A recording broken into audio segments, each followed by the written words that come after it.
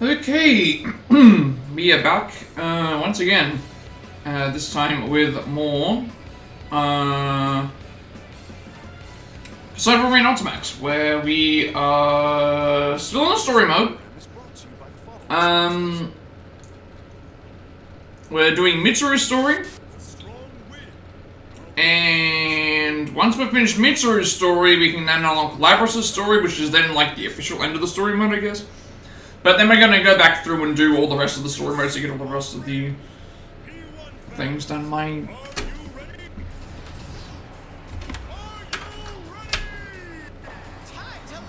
That's yeah, so we got started on Mitsuru's story. We've barely begun. Pretty much the only stuff that was covered in Mitsuru's story so far was stuck with the Dark Hour and talking about the 12 years ago stuff in her past when she was a kid with her father and stuff. So we haven't actually even dove into... We have not even dove into the... what's his name stuff yet. Because we did Naoto. Naoto's story was... Naoto is investigating Mitsuru's group on behalf of the investigation team. And then followed them into the thing, and then we figured out that Labrys is a weapon that they've been hunting. Oh, that's right, we did as well. We finished Kanji's story, very similar to the others. We did do the joke ending for Kanji. He just solves the problem by defeating Shadow Labrys by himself, which is pretty funny. And then, yeah, Naoto stuff, basically investigating Akihiko, Aigis, and Mitsuru, followed them into the world, then did all the normal stuff that was happening with them fighting each other and doing all the other stuff. Let me make sure everything's working as well, because, I mean, I'm just talking at the moment anyway. It's not like we have a long stream ahead. We might finish the story today, if not, we'll not worry about it. Really? Where is that? They must have removed tags from Twitch. Did they remove tags? I'm wondering. This program is brought to you by the following sponsors.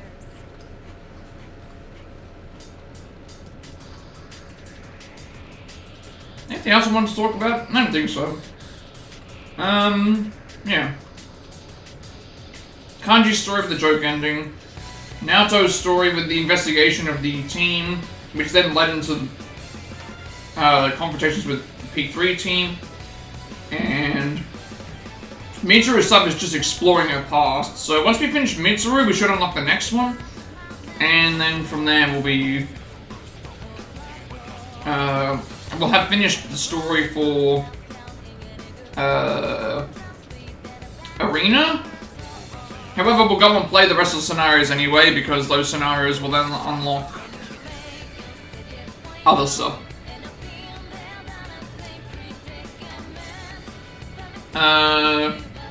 Yeah, and we'll do the joke endings and all the other stuff. I don't think there's anything else left to try.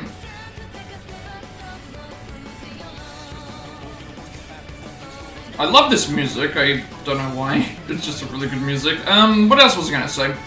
The rest of this week, Tuesday through Friday will be this. Saturday will be the finale for Telltale Guardians. Both episodes. Sunday will probably be this, and Monday will be Rivals again. New season, new character, new maps, whatever they do, all the other usuals. Unfortunately, last night we didn't make it to... We didn't make it to gold. I know that I could have kept playing, but it's just like, I was done. It feels like all the work that you put towards trying to get to a stage in a multiplayer game like that, and then you just reset anyway, and then it's like, okay, what was the point of this? Now I've got to go back, redo everything all over again, get through. Getting all the way to silver like I did was already hard enough, and now it's going to be even harder because there's going to be more people playing. I guarantee there'll be more people playing.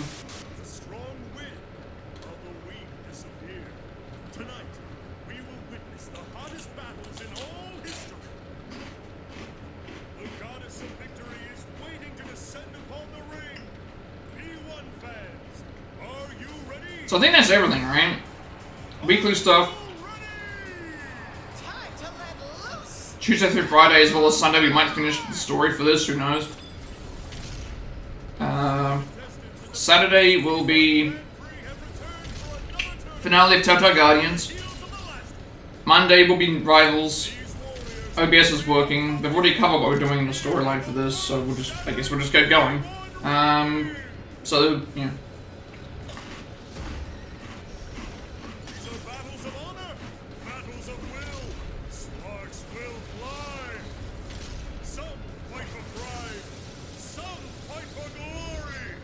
I'll let the intro play out again, and then we'll get started. There's been a lot of news as well, I guess, but worry about it later.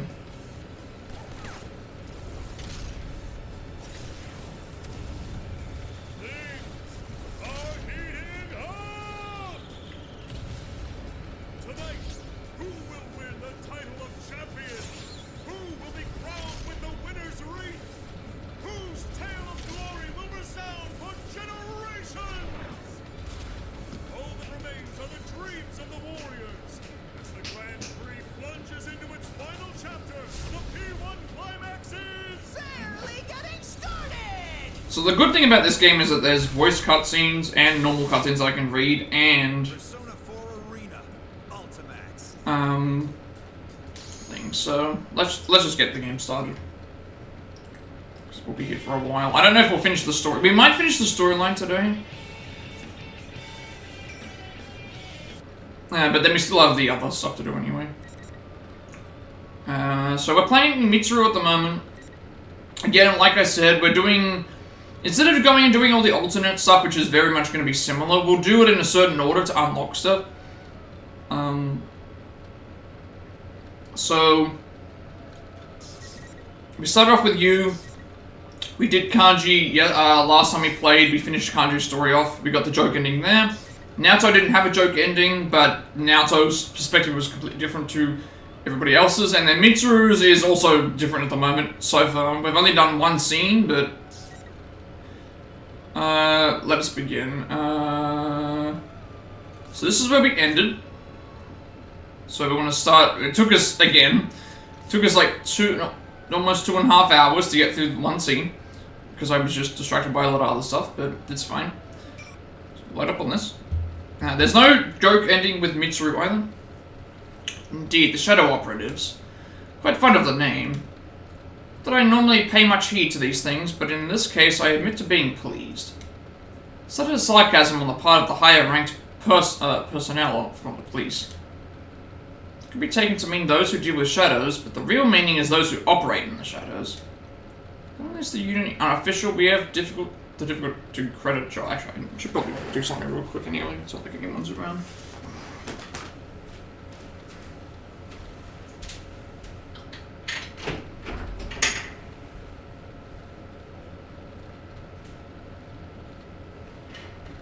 It's Remembrance Day today too, mate.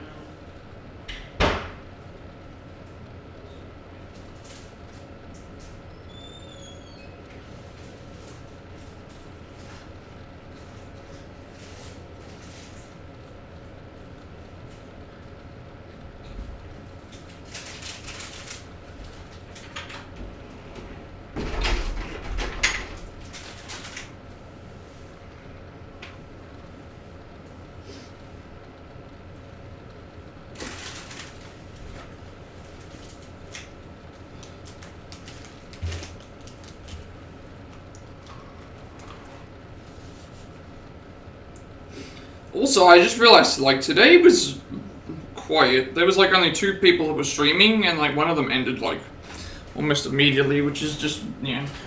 I don't know what it is. Certain days are just worse than others. I suspect it was a dig at a group that disturbed the expected peaceful years before the older personnel's retirement. Shadow Operative could also mean one who does unrewarded, albeit crucial work for society. It's a name truly befitting of this organization's goals. We're approaching the first anniversary of the Shadow Operative's establishment.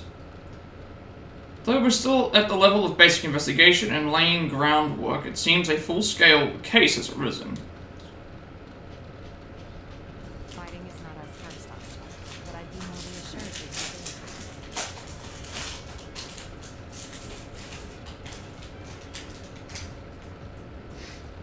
general idea of where it was taken, the Inaba area, where there were reports of suspected shadow activity last year.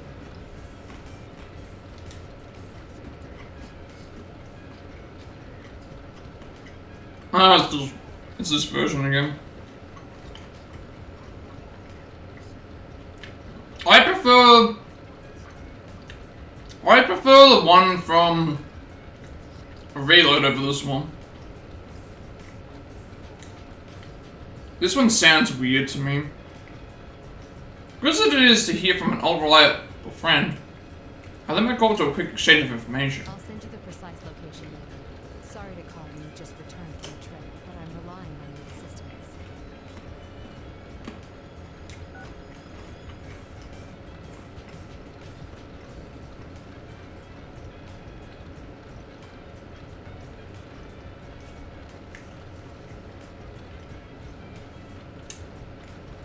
I close my cell and turn towards my colleague. He's only just returned and he's going directly to the location from the airport.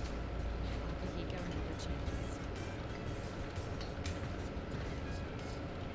The man I was on the phone with just now is Akihiko Sanada.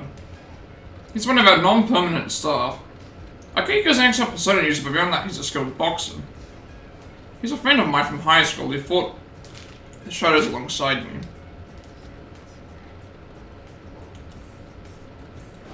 I admire his strict determination to never neglect his training, the extreme lengths he goes to. Oh, that's not what it was for. Can be rather inconvenient.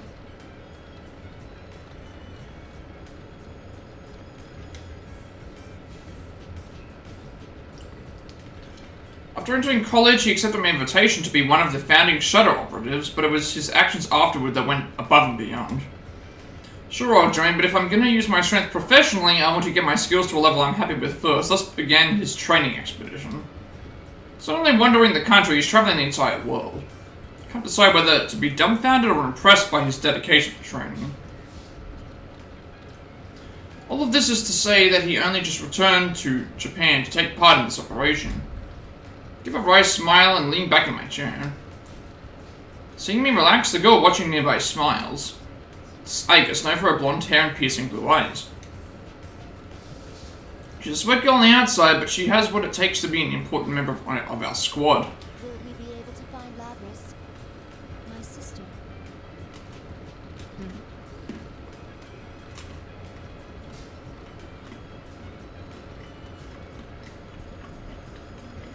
This is the first time I mentioned it being a sister, right? I mean, I guess it makes sense because Agus is...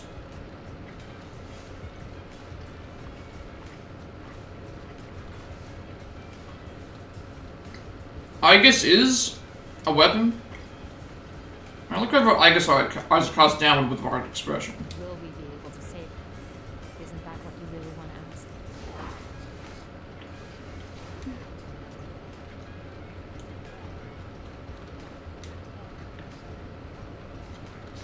She must have known once I called Akihiko in his backup. There's a possibility that we'll have to fight Labrys. Knowing that, it's not a great leap to imagine in the worst case she may have to be destroyed. And alas, it's true. If all else fails and our safety is at risk, with no other way to stop her, that option is on the table. Still, Don't worry. As I mentioned to Akihiko, fighting Labrys is not our priority. The reason I formed the Shadow Operative team is to save lives. We will find her, wherever it takes, and bring her back. We can do this. Yes. I'm sorry to be so pessimistic. Those feelings you have for Labrys, you should tell her when you see her. I will. Monitor is showing certain data under multiple redundant encryptions. Kerito Ergonomic Research Lab, confidential matters. There is in fact a reason I'm reviewing these materials that are normally securely concealed. Because 2 days ago on May 1st, I was unexpectedly dragged into a serious incident. The passenger plane I was taking to Kagoshima was hijacked. There hasn't been a domestic hijacking for 10 years. Top brass of the police, afraid to make any mistakes, sent in the Shadow operatives. The case itself was resolved quickly and all the culprits arrested. None of the passengers were harmed either. But the hijackers' true motive wasn't terrorism or political demands, as one would expect. I was surprised to find they were really after my cargo. The sealed box from the ergonomics research lab. They were transporting to Yakushima on that flight. No one thought that the risky hijacking could have been in pursuit of just the cargo. As a result, one of the objects was stolen. The arrested suspects are all in police custody now. But none of them have any memory of carrying out the crime. Someone was pulling their strings and very probably using uncommon methods. Considering the puppet master was targeting shadow-related cargo, I doubt that'll be easy to deal with. As for what was stolen, I just mentioned its name a moment ago. The 5th generation anti-shadow suppression weapon Labrys is an older model from 2 generations ago. Since shadow-related ergo research documents were lost in an incident, we know little about Labrys. She's an android, most likely a female version just like Aegis. But instead of a weapons loadout, she seems to have been fitted with some kind of experimental equipment. I'm wondering if that... Since they're saying this is the 5th generation, I'm wondering what happened to the others. Or what the other ones are. That's all we know. Still, thanks to our collaborator's quick wit, the escaping vehicle was traced with the end system. It wasn't easy, but we managed to pinpoint its location. It was headed for the city of Inaba, where there may have been shadow activity last year. Once the preparations to depart are complete, I'll head there myself. My mind wanders a bit. Though I was unaware of them, the shadow of the sins committed in the Karijo name is still painful. 10 years on, that I sometimes want to avert my eyes. Now is not the time to be bound by the past. Now is the time to act. Suddenly notice that Aegis has been staring at me worriedly. Give her a smile and stand up decisively.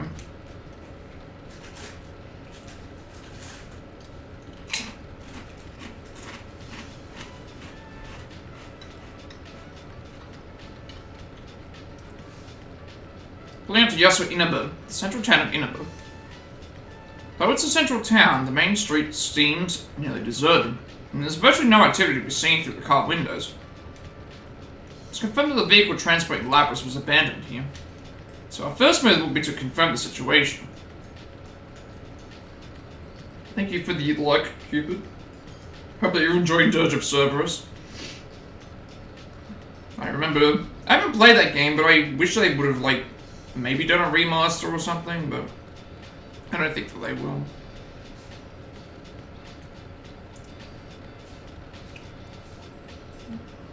I wish they would. It's a unique game. Although then again, like, they're basically forgetting that Vincent exists in Rebirth, aren't they? Just kind of, it's so weird that, like, that's another reason why I don't want them to remake Final Fantasy VI. If they were just gonna cut Vincent and Yuffie, well, Yuffie's in the game, but she's not in the game, like, in the same way that she would normally be. If they're more than willing to just cut characters, like, they're gonna do that with Final Fantasy VI. Just give me a HD 2D remake of that, that would be better. Or do, like, well, I don't know, I wouldn't be opposed to a 5 remake, a 6 remake, a 9 remake, because I haven't played 9. An 8 remake would be good, actually. You know what, an 8 remake probably is the best one, because people love the music, they love the characters, they love the story, they love the graphics, they love all that stuff, and the mini-games and stuff, but the one thing that's always divisive with Final Fantasy VIII is the battling system. Just because of how the leveling up and all that works. So, you know what, they could probably remake 8.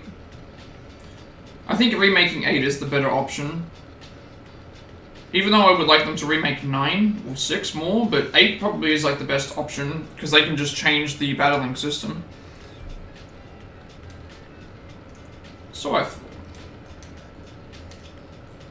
Attempt to ignore the rude stares of people trying to get a look inside the car, focusing instead on the center of my teeth. We keep crowding around whenever we park.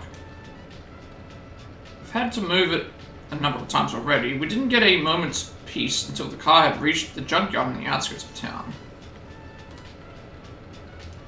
So try to keep from sighing. Iga speaks up from her seat in front of me. Mitsuru-san, our activities are supposed to be undercover, correct? Yes. For undercover missions, it will be necessary to keep all personnel and vehicles from being noticed. Right. Mitsuru-san, may I say something that I've been meaning to say for a while now? No. Understood.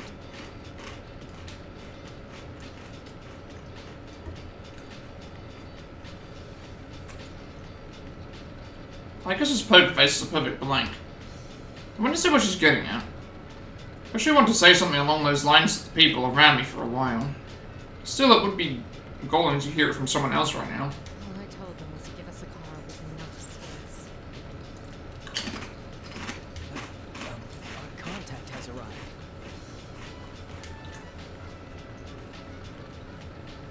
Men approaching us as someone whose cooperation I specifically requested. His name is Detective Kurosawa. Before I can welcome him, Iga speaks up. Oh my. This was not our designated meeting area, yet he has discovered us.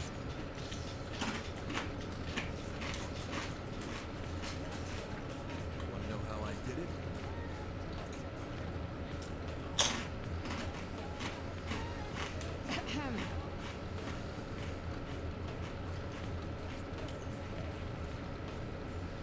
Lately, it feels like whenever Igus wants to voice her opinion to me, she intentionally puts on the robot act.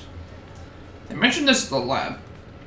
But if Igus still speaks in that stiff, formal manner, either she's getting too human and is developing habits, or she's doing it on purpose. Honestly. We appreciate your cooperation with Kurosawa.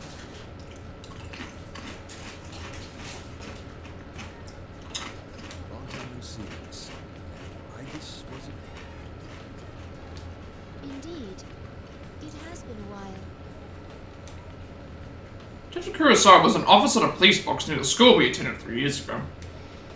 He was shunned for cooperating with us and got busted back down to officer, but now that the Shadow operatives are officially recognized, he's in our good graces again. Okay, so he's the guy that was helping us with the weapons. If you remember in Persona 3, he was like allowing us to buy weapons. He was allowing us to buy weapons and do stuff.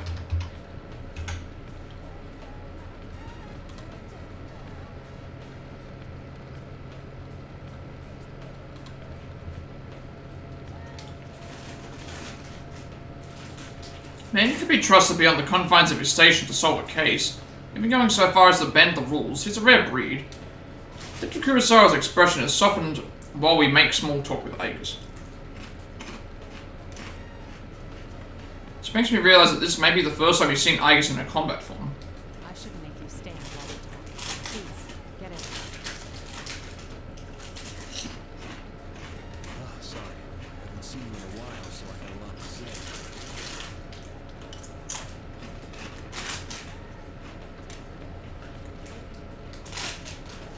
You must understand that we are trying to go incognito.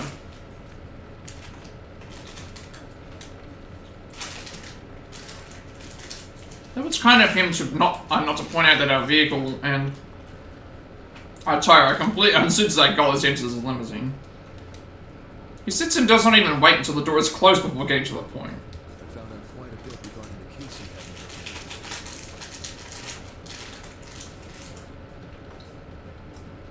First, I reviewed the report on the incidents from last year. One of the suspects mentioned your persona.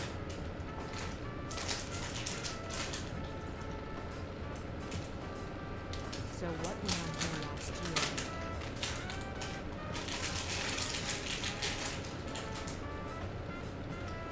It's probably related, but I wasn't done there. Parts of this guy's testimony were even more outlandish.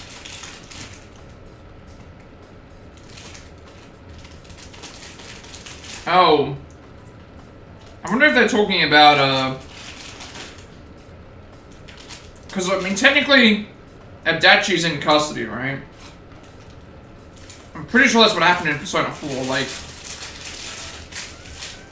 You know, we defeated him, but... He wasn't, like, the true villain of the video game, so... Technically, we defeated him. If you could take what's in the record at face value, it seems Persona users can enter TVs within the Unova region. Enter TVs? What does that mean? Just what it sounds like. You physically stick your body into the screen and go inside.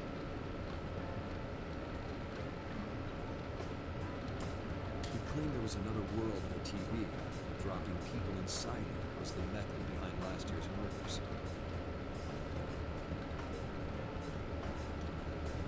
This all sounds rather absurd. I'm surprised it was included in the police report. I got in touch with the detective in charge at the time and said the same thing. Apparently the report was filed by a young partner of his at the time. He'd entertained the wildest testimonies like this one. He sounds like quite the oddball. If this was what really went on, police would have had no chance cracking it. That Detective Dojima is one shrewd guy. Even with all the supernatural hocus-pocus surrounding the case, he caught the culprit. I asked him to collect information about the serial murders that occurred in Innova last year. Shadow Labrys aren't public knowledge, so I thought the local police would be more willing to speak with him, but the results surpassed my expectations. Though it is slightly frustrating to already run up against something I'm powerless to achieve myself. That's all I have for you right now. I should be going. I doubt either of us has time to reminisce over the old days. It's funny though. I thought the fighting was over. You guys surprise me every time I see you.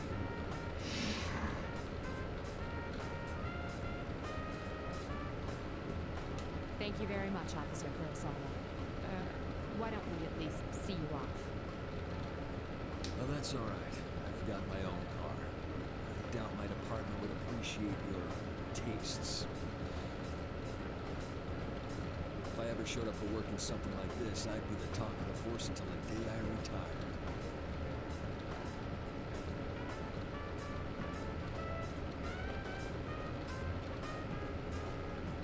Detective Kurosawa jokes with us before exiting the limousine, waving casually back at us.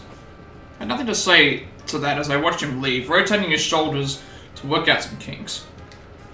I guess, though, felt the need to comment. Mitsuru-san, this could be bad. Our sense of social aptitude is in question. Can't deny that. What should we do now? Yes. First, we'll need to test the claim that Persona users can enter TVs. So that's why they were doing it. They were testing it. Like, Naoto thought that they were involved, but they were actually just testing. Because they, again, the way that they entered the Dark Hour was just like they would go and enter the Dark Hour. So, we're at a junkyard after all, and I can see a number of consumer electronics that have been discarded illegally.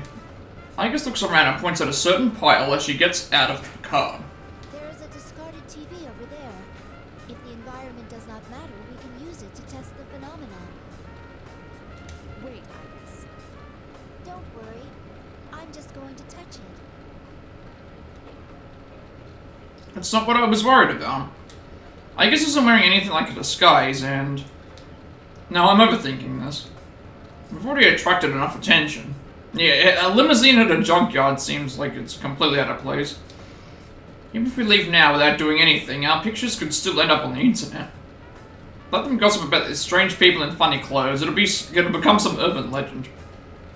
My mind made up, I step outside wearing my special equipment. Once Agus sees that I followed her, she gives a small nod and stretches her hand out toward the screen. Amazing.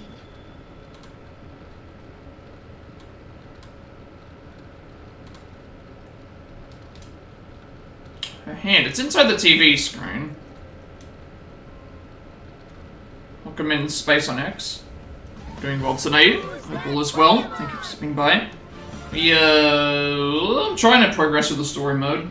I want to try and finish at least get the main story finished. We have to still redo all the stuff, but we'll try and figure it out.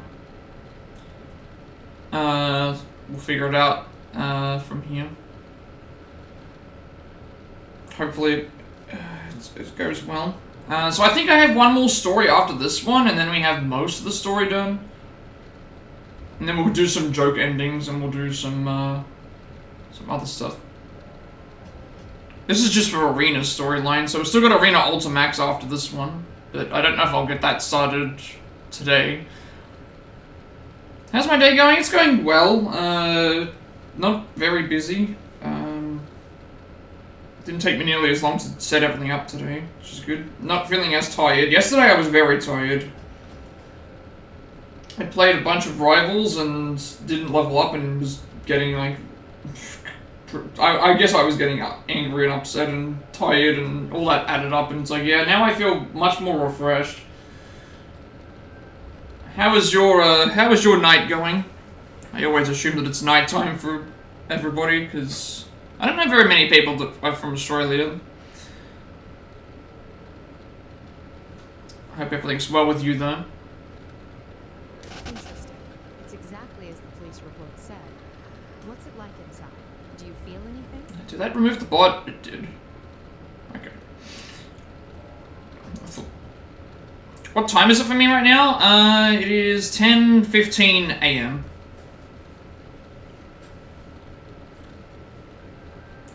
Yeah, so I usually stream it throughout the day,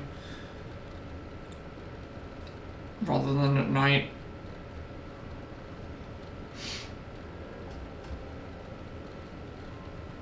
Yeah.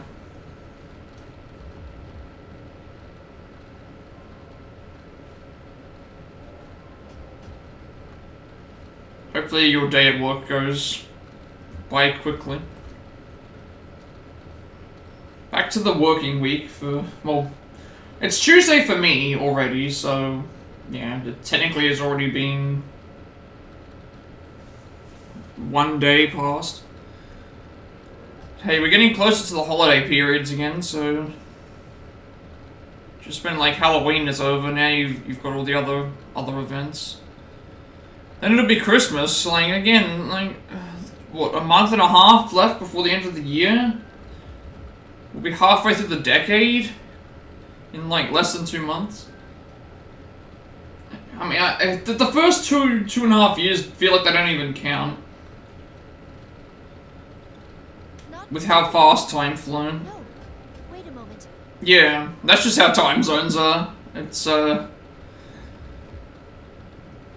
think only New Zealand are ahead of me in time. They're like 2 hours ahead, so I think US time is mostly about 13 to 15 hours behind. I think I'm about 13 to 15 hours ahead of the US.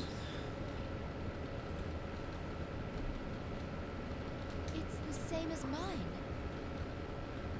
It's hard to say definitively since this is my first encounter with it, but I believe this reading is from a personality module. Does that mean our retrieval target is inside the TV? Huh. Sounds like fun. Oh, there's Akihiko. Voice from above. Sounds very familiar. But all I see in the direction from where it came from is a man in an outlandish red cape. Stay for a moment. Could it be... Yeah, time zones are weird. And what's also a bit weird to me is that some countries don't have, like... Well, they have time zones, but they don't have, like, the whole daylight savings, like, backwards, turning the clocks backwards and forwards, so... Sometimes you're, like... When you're trying to plan something with, like, people that live in other countries, it's hard, because some of them aren't on daylight savings, some of them are. I remember I was doing some trophy boosting to help out some people, like, years ago, and it was, daylight savings happened, and I forgot to update that, and so I think like everybody was backwards in terms of the daylight savings because I forgot to include that. Is that Akihiko? Man leaps from the stacked tower of TVs like an acrobat. You didn't show up at the rendezvous point, so I went looking and found you here. This whole TV thing is interesting. I don't know, I find it fun. Twitch is fun to find other people that live in different areas, and it's like, wait a second, we're this far behind? So it's basically, I mean, if you think about like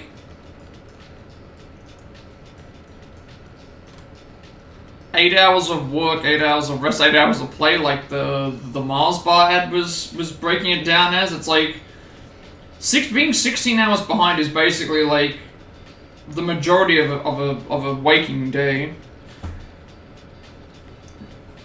in terms of time difference. Takahiko, what on earth are you wearing? Just what were you doing overseas? Didn't I tell you that I was on a training expedition? Don't tell me you came here from the airport like that. Does the concept of keeping a low profile mean nothing to you? Mitsuru-san, I believe we have lost the right to complain about that. That's it. I've never mentioned the subject of our appearance again. Anyway, I mean, yeah, we are at a dump site with a limousine, wearing a limousine and fancy clothes. Yeah, this is Persona. These are the Persona game. Well, this is the fighting game. So this takes place after. I forgot to pause the ad. This takes place after Persona 4. So these are actually the updated models, because these characters from Persona 3. So this is like what they look like 2 years after the events of that. Still the same Akihiko. We don't know the situation inside yet, and we'll need a secure means of getting out. Persona games are great. And the cool thing is you can start with any of them. You don't even have to,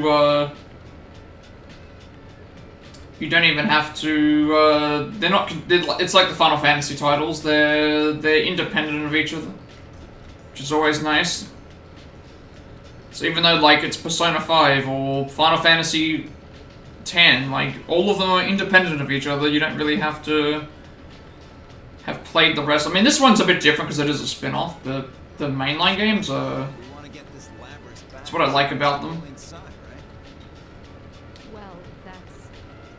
Well, this one's a fighting game instead of a RPG, but the cutscenes are visual novel. If we sit on our hands, it's possible we'll be put in serious danger.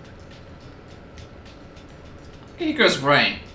That's exactly why we've been trying to act as quickly as possible since this case began. We're different from how we used to be. We made the choice to fight shadows as professionals. That's why I traveled around the world and trained harder than ever. Now that something's actually come up, you're hesitating? We agreed to do this. I'm ready to stake my life on the mission. Suit, this suit sometimes irritates me. Recklessly unafraid to state his honest opinion, classic Akihiko. He must understand that this is his role. Certainly there are times where I need such opinions. It's been a while since he went abroad. I think I can understand his current mindset. Alright. Wait right here. I need to go make a phone call first. Okay, make it quick. Doesn't have to tell me twice. Check out my phone and bring up the contact list. What inside a TV? I don't know what it might be like in there, but I do know someone that could help us. I was originally going to ask for the help if the Labrys was secure, but perhaps the time has come. Let's see. Now, I've taken all possible precautions. The rest is a test of our resolve. Anime? Anime. Anime time. You really loved Persona 5 and you're currently playing Metaphor? Yes, this is Persona 4, so... Persona 5 Royal, my favorite game of all time. I will be playing Metaphor sometime next year. It is in my, At least one of us should be it is in my playlist. Metaphor will be, I will be playing that 100% in the next year. Us three will be plenty. I've got a lot of RPGs lined up. God of War Ragnarok, Like a Dragon Infinite Wealth, the Yakuza game, We have no idea. and then Metaphor. We're gonna play that. Right. Full platinum playthrough as well, so I will try and go for all the trophies. I'll try and complete everything in the one playthrough. How are you liking Metaphor? I hope that you are enjoying it though.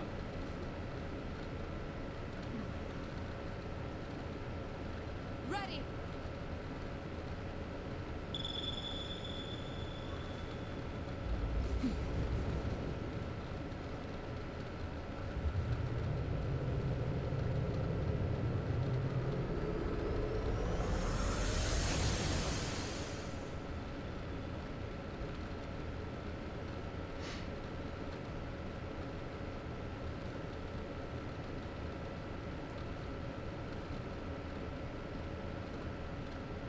enter the TV.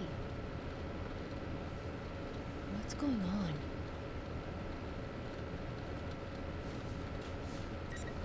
Alright. Okay, whenever we get a bookmark, we'll save on a separate one because bookmarks are our save points. We have no other way to save in this game. But yeah, Metaphor resembles Persona because it's made by the same people, if you weren't aware of that. I believe Metaphor was made by... I think they got the heads of 3, 4, and 5, the people who made those games, and they all worked on Metaphor. So if you're thinking that Metaphor is similar, that's probably why. All 3 studio heads or game heads of the those 3 games made Metaphor. So that's probably why it feels so familiar. It's the same company, same, you know, Sega Atlas still made Metaphor, but that's probably why. Why it feels so familiar to you. Yeah, that's why. Yeah, you're getting the connections because that's why I'm thinking, like, if you like Metaphor, you will probably like the other Persona games because Metaphor adapts things that the other Persona games did, and yeah.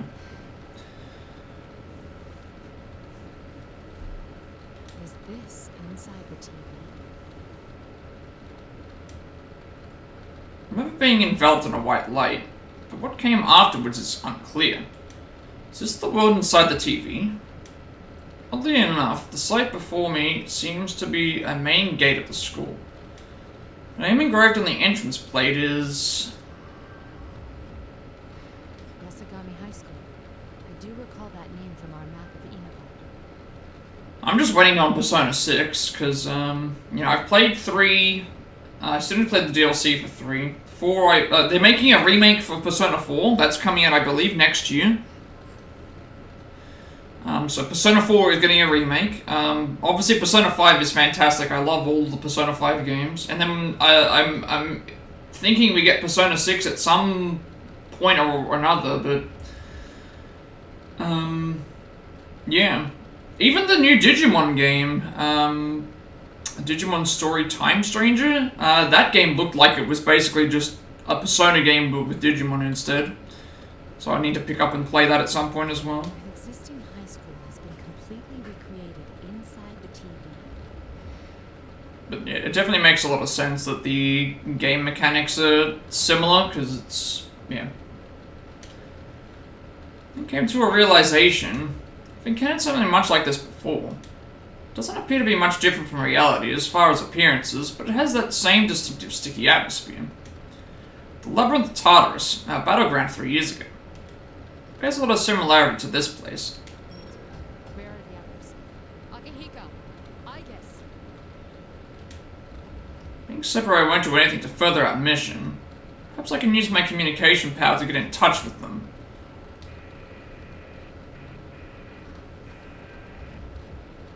I can't reach them through my persona either. This place is highly unusual. I'm trying to think if there's any other games that they made. Persona Star, and I guess Shin Megami Tensei, but those are a little bit different. Shin Megami Tensei is a bit harder than Persona. It's, you pretty much play as a character, and then that character has, instead of having personas that you summon, as like, and then they represent like it's kind of like Pokemon and Persona. Your team members are other personas that you capture and you're on the team. So if you've played like Persona 5, you have 4 team members. In Shin Megami Tensei, you have yourself, and then you have like 3 personas as like separate party members, and you swap between whichever ones you want to do. So it's I've never played them, but I've seen others play them, and yeah, it's a harder version of the game because I think you've got to be a lot more strategic. Like, for the most part, you can play Persona games with a lot of chop and change, but yeah. Still barely functioning, but the noise here is severe. Let's concentrate this world a little better and find a quiet place to concentrate. To check my surroundings again for enemies, I hear the sound of footsteps. I tense, getting myself ready. When I turn around, a uniformed girl stops, looking at me in bewilderment.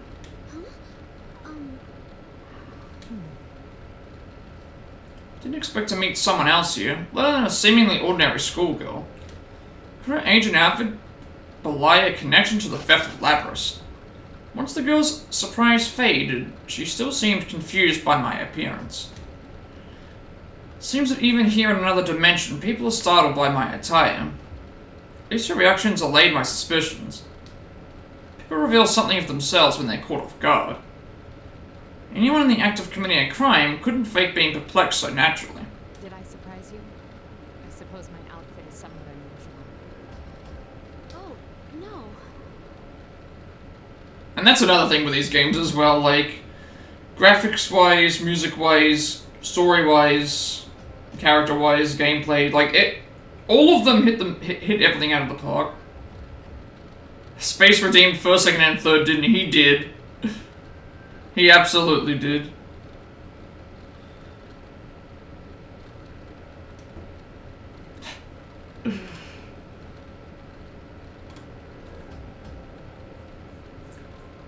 Welcome in, Sarada. Hope you're doing well today.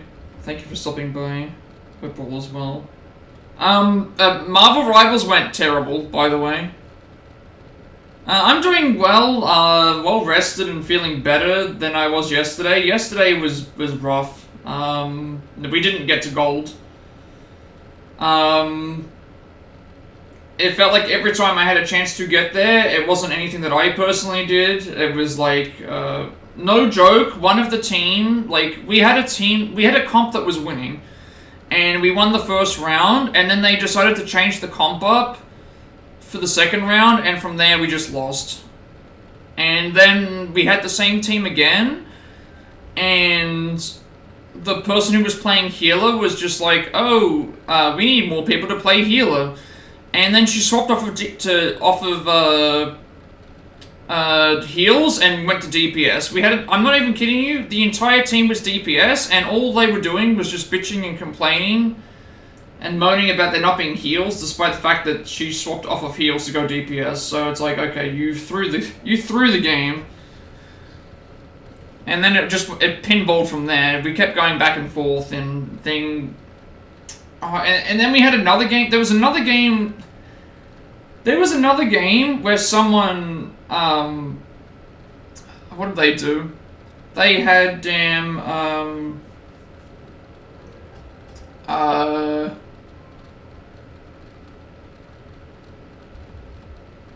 they were in voice chat, and they had a damn voice modifier on. You could barely understand them, and it was like those, you know those things on the television where it's like they don't want to reveal their true voice or their true face for, you know, because they're whistleblowing something, and it's like they've got that deep interrogator voice on. I thought I was gonna get kidnapped. Like, that was, you know, this person was on voice chat with just the damn interrogator, the interrogation mode voice from the Spider-Man movie. From the Spider-Man movie, where he's going and asking the guy to give him the information, like, what are you know, where is he? And then someone responded with their VC voice modifier, and it sounded like one of those young anime girl voices. So the entire match was just like the both of them going back and forth, one in this anime cutesy girl voice and the other one in this kidnapper interrogation mode voice. That, yeah. At least it was entertaining, but it was like, we lost because, like, they just kept going back and forth with each other. Why are you here? So I don't know. I felt so bad after the thing. It's like I need to take a break. Like, I'll take a week break. I'll take a week break, but like I'm not ready for bronze. I'm not ready to go back to bronze. I might have to even wait. Like new season's in 3 days, but then yeah, first week is gonna be rough. First 1 or 2 weeks is gonna. I guarantee more people are gonna be playing this game. If Gambit and Rogue are coming out, more people will be playing that game because people have been wanting them since the start. So. I guess we'll just wait and see. We'll try, and I don't know what's getting nerfed. Watch them like nerf Namor or nerf Hela or something so that no one plays, or remove the team up, or do something. I don't know. Just watch them. It always happens. Removing good Punisher turret maps from the ranks. They removed Punisher and Rocket's team up. They removed Captain Thor's team up. They're gonna remove Namor and Hela's team up probably. I don't know. Well,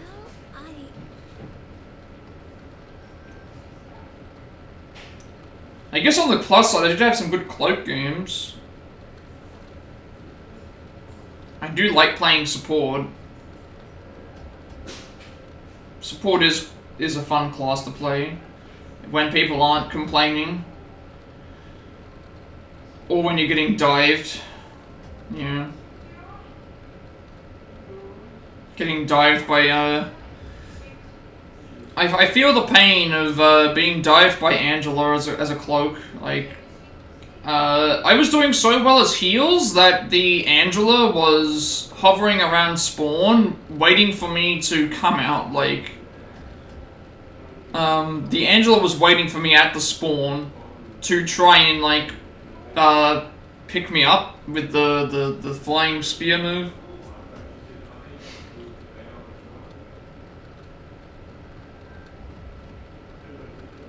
So it's one of those weird stories. It feels weird when that happens.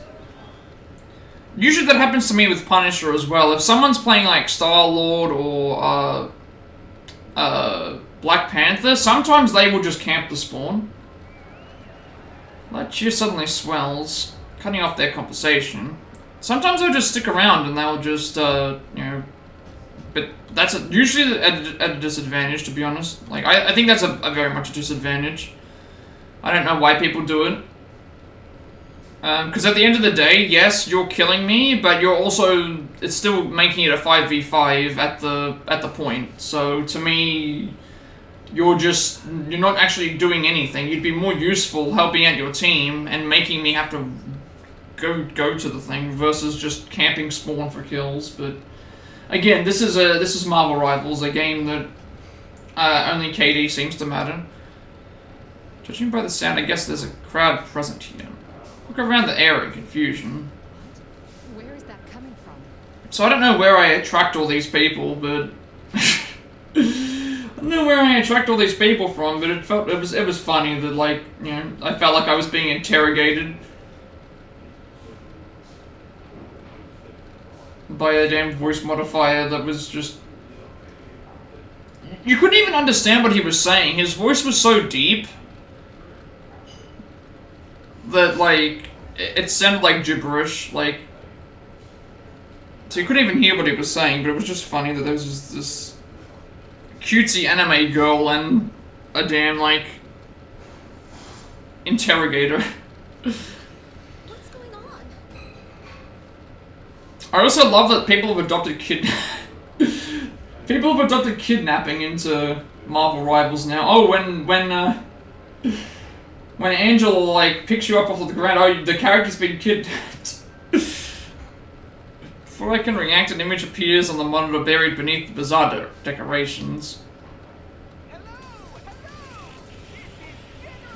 So...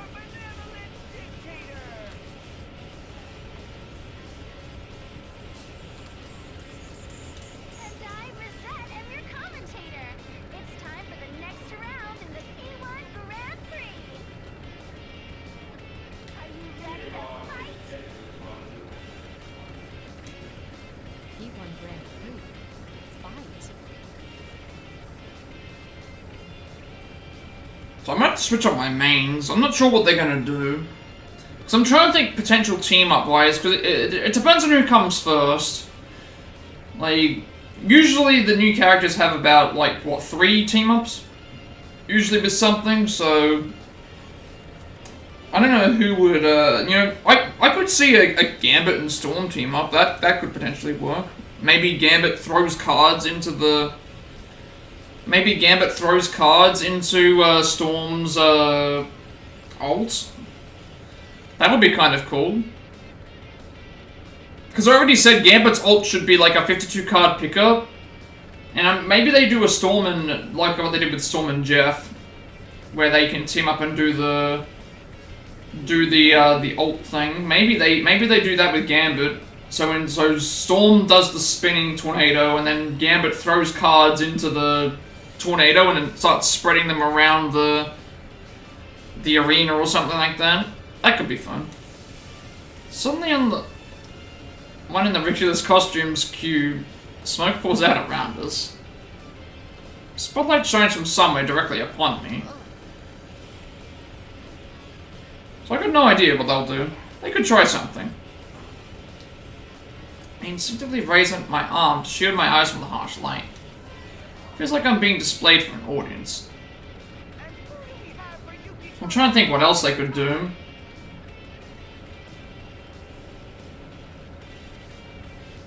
Really just depends on what their kit is.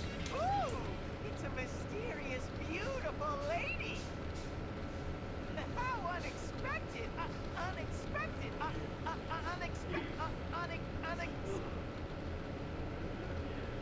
Teddy, what's wrong? Guess we'll just wait and see for them. I'm surprised we haven't got any news. Like, they're really making everyone wait. New season starts in 3 days, and there's no information whatsoever about, well, no official breakdown video, no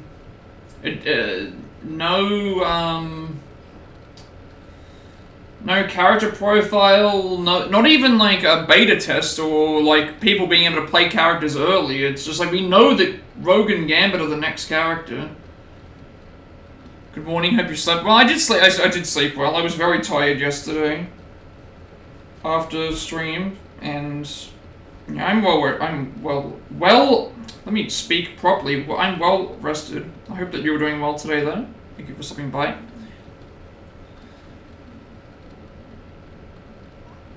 Do you know that bear? Remember showing the costume General Teddy, suddenly fuzzes over with static. Static gets worse and worse.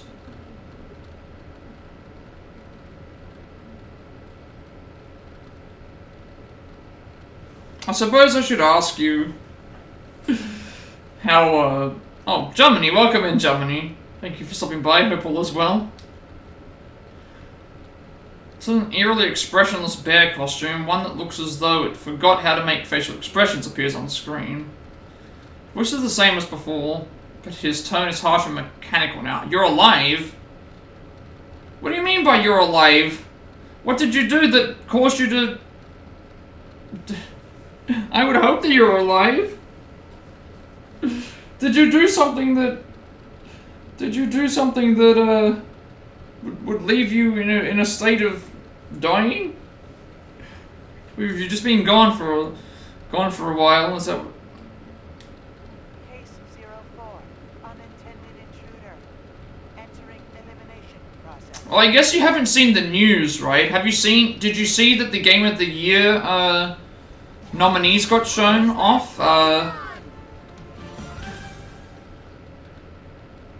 The Game Awards did announce the 6 nominees for Game of the Year this year.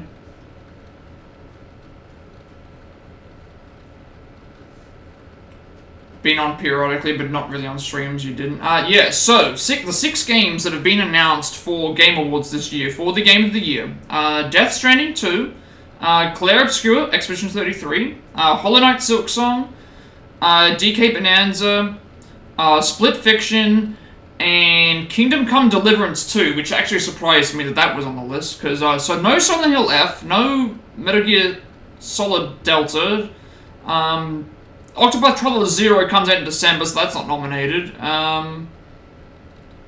No Monster Hunter Wilds. I'm trying to think about what else. Like, I was a bit surprised that the biggest surprise on the list was Kingdom Come Deliverance. No Blueprints, that game wasn't on there. No Dispatch. Today will be a bit annoying with an emergency training that's around 4 hours long. You should finish another route. I'm glad that you were able to. So I'm a bit confused as to why they picked Kingdom Come Deliverance 2. But the other ones I expected. It's a very competitive year for stories, like, yeah, for sure. You heard insanely good things about the game, so I can't say I'm surprised, you know. I was going to ask you how the Smashing Machine movie was, because I know that you mentioned it was around like a mid movie, but not like a bad one. But yeah, emergency training, I mean, that sounds like it's going to be very long. 4 hours to do that, but if you've got to do it, you've got to do it, you know. Yeah, I mean, I haven't played Kingdom Come Deliverance 2, so I can't really say, like, how good or bad it is. But, I mean, if it's been nominated, it's nominated for a good reason, right? But I was a bit surprised that, like, maybe Silent Hill F didn't get nominated.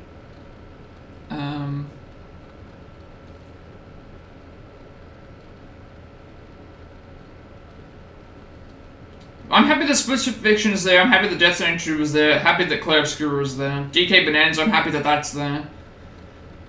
And Silk Song was gonna be there anyway. Like, again, I've never played Silk Song, but I've watched other people play it, and yeah, it's understandable why that's there as well. So I guess we'll just wait and see. We'll see what happens with.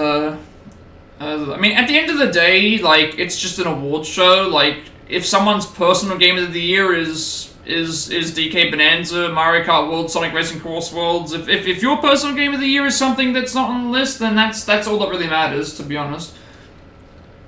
And just, like, at least there's no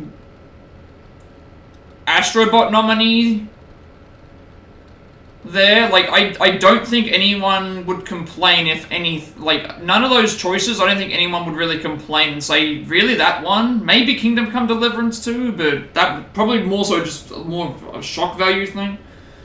But I don't think anyone would have a complaint if one game won over the other, because there's at least justification as to why each of them could, you know, win. So I don't know. I think it's better than last year where Astrobot won and it just kind of felt like, really, that one out of everything that was nominated, that was the one that won.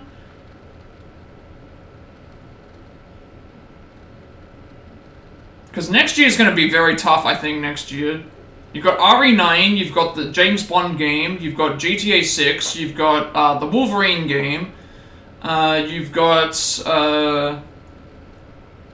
What else is coming out next year that's like a major release? I think it's going to be... next year is going to be very competitive, I think. If GTA 6 even releases next year, because, I mean, at this rate, it's not going to be. I have no idea what their plans are. It's honestly just really scummy with what happened with GTA 6. Troy Baker might not win I don't think it has to do with him winning last year. I mean, who else is going to win? The only other people that I can think of for voice acting that would win this year is someone from Expedition... Maybe Charlie Cox? I've not played the entirety of Expedition 33. Maybe Charlie Cox beats Troy Baker, but he'll get nominated. Like, Troy Baker will get nominated for sure. And which again, is also just as... That's as big of an honor as anything to be nominated for voice acting. Charlie Cox might beat him. I can't really think of anybody else. I don't think anyone from Split Fiction would win. Silk Song doesn't have voice acting, I don't think. DK Bonanza, I don't think anyone would win from that.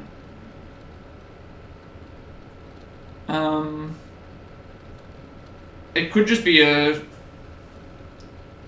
That's why I say, like, I think Death Stranding 2 might not win.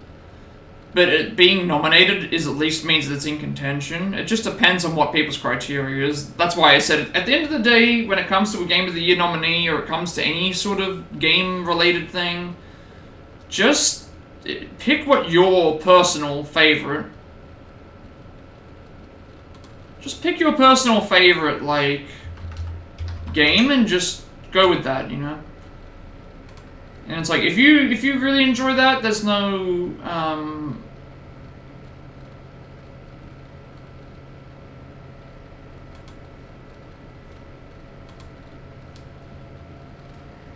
you just watched The Long Walk last night? What did you think of it? I've been hearing very good, you're closing, so you've been in and out. No problem, take your time. I hope that you enjoyed that movie. I need to watch it.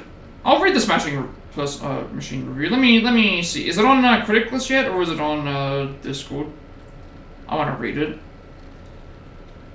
Also, in about 10 minutes' time, I will be doing a minute of silence. Today is Remembrance Day. I know in the US, I believe it's 250 years of celebrating the... I think it's an in-general celebration day for the US, for, like, Marines, Navy stuff. In 10 minutes' time, I will be doing a minute of silence for Remembrance Day. On the 11th day of the 11th hour of the 11th month, we do there's always a thing here, so, for all the fallen and current soldiers. So there will be a minute of silence where I won't have anything playing, just to, honor that.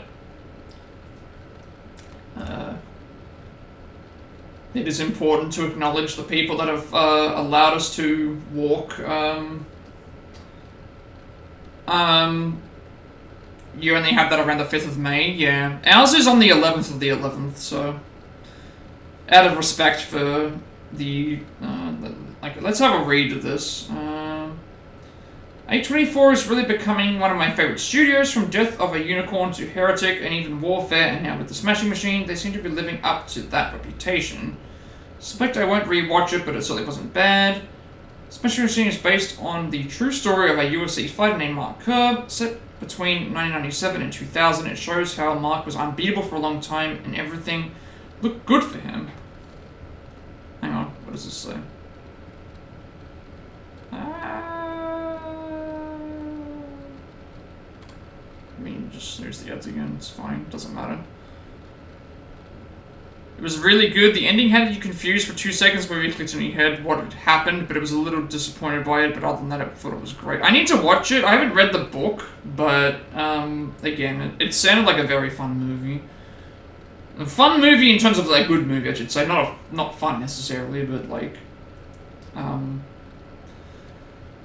But after a few fights, he finally lost, and from that point, you see a UFC fighter struggle with addiction, depression, relationship problems, and more. Let's start with the most obvious question. Does Dwayne Johnson deserve an Oscar?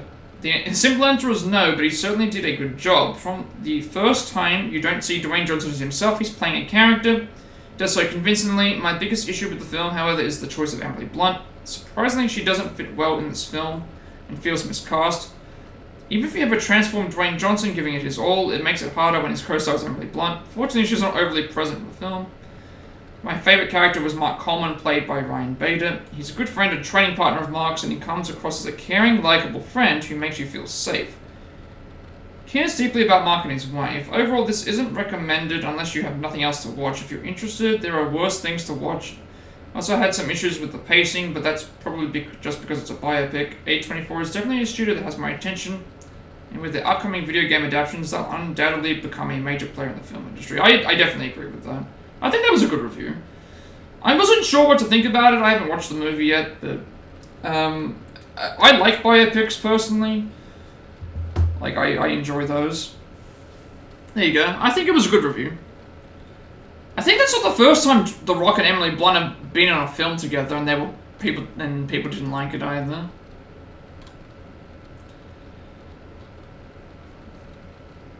But I do need to watch. I'm so far behind on movies. I need to watch.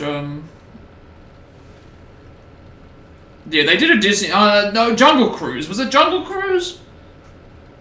I think it was the movie that it was the movie that was based on the attraction, the Disney ride.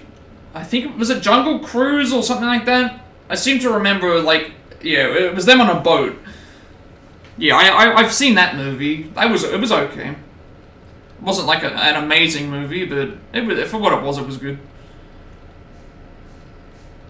Then again, my standards of like my standards of whether a movie is good or not is whether I'm entertained or whether I'm bored. If I'm scrolling through my phone and not really paying attention to the movie's bad. Yeah. My standard of movie watching is, am I bored or am I not? Some abnormality registers. I feel a bizarre noise, like something scratching against my whole body. And see, this is the other thing as well, like, Fallout Season 2 is not going to be able to be nominated for Best Adaptation because it's not even out yet. So December's going to have Fallout Season 2, Octopath Traveler 0, and I think something else comes out in December. And none of them are going to be able to be nominated. I think FNAF 2 is also coming out in December, so that's also not going to be able to be nominated for Best Adaptation because the movie's not out. This is why I would love if, can we get a award show that is from January to December and then just do the show in February? Like, if you're gonna do an award show for the best of 2025, just in January announce the nominees, or at least do something like that way. It gives some people time. Like, don't ignore December. I'm so sick of them ignoring December. There have been some great game releases in December that just never got any. You know, Far Cry 3 I think was December. I know Halo Infinite was December. Octopath Traveler 0 this year is December. It's not going to even be nominated for Best RPG. If the quality of Octopath Traveler 0 is as good as Octopath Traveler 2, it's going to be my game of the year because. Yeah, I love Octopath Traveler 2. Octopath Traveler 2 was my favorite game of 2023, in a year that had so many great games, and Octopath Traveler 2 was the best game that I had played. Mortal Kombat 2 can't win. I mean, it's coming out next year. What other video game stuff came out this year? Adaptations. I know Devil May Cry Season 2 was this year. Castlevania, I think, was this year. Twisted Metal was this year. Until Dawn, Minecraft, Last of Us Season 2. Did Arcane have a Season 2 this year, or was that last year? I can't remember. It's been a while. Is that some kind of an attack? Didn't seem to have any effect on me, but the girl standing beside me underwent quite a change. Last year.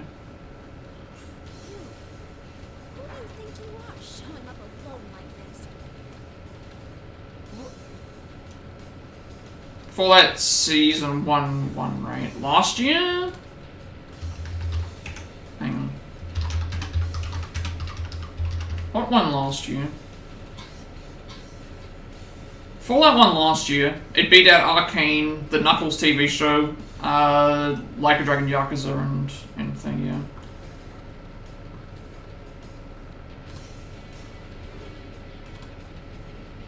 Have all the nominees come out yet? Hang on, let's see if all the other nominees have come out.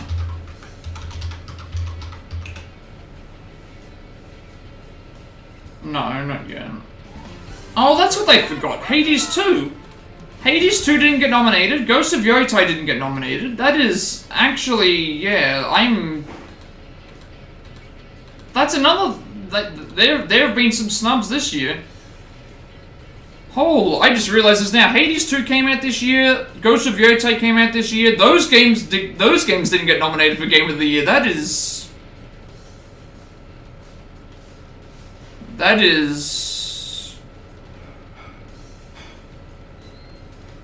Okay, that is.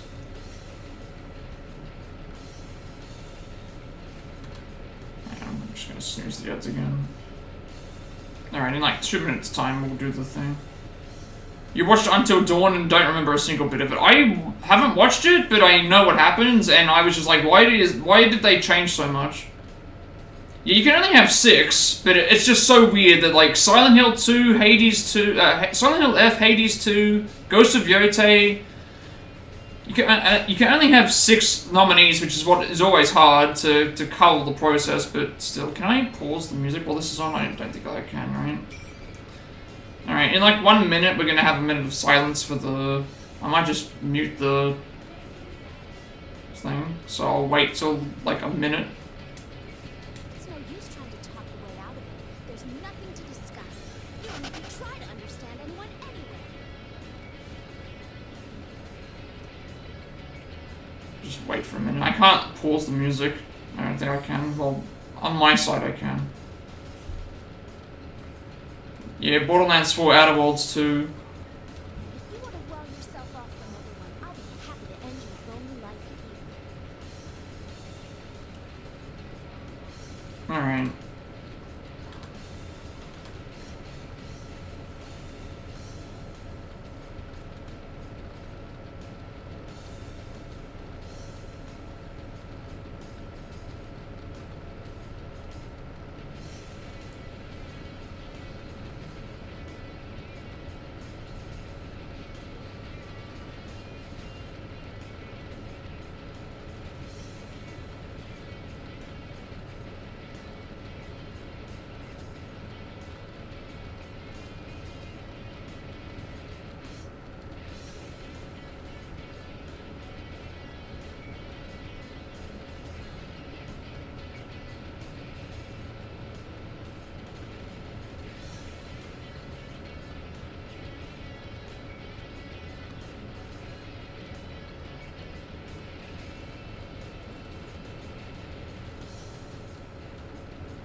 Alright, lest we forget. Yeah, we have a minute of silence every time the, it's Remembrance Day today. Also, I know that it's, I think it's a celebration in the US as well. I saw on my friend's Discord, they said it was like 250 years of the, I can't remember if it was the US Marines or the Navy. So yeah, that was the minute of silence for all the currently serving and fallen soldiers. I also don't have any more snoozes because I messed that up. Yeah, I didn't think Borderlands 4 was gonna get nominated. It's not as strong as like Borderlands 2.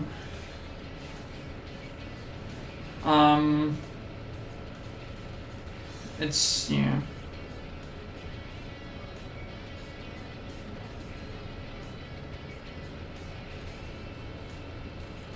No. It came out in October. There's no such thing as too late. There's no such thing as too late when it comes to,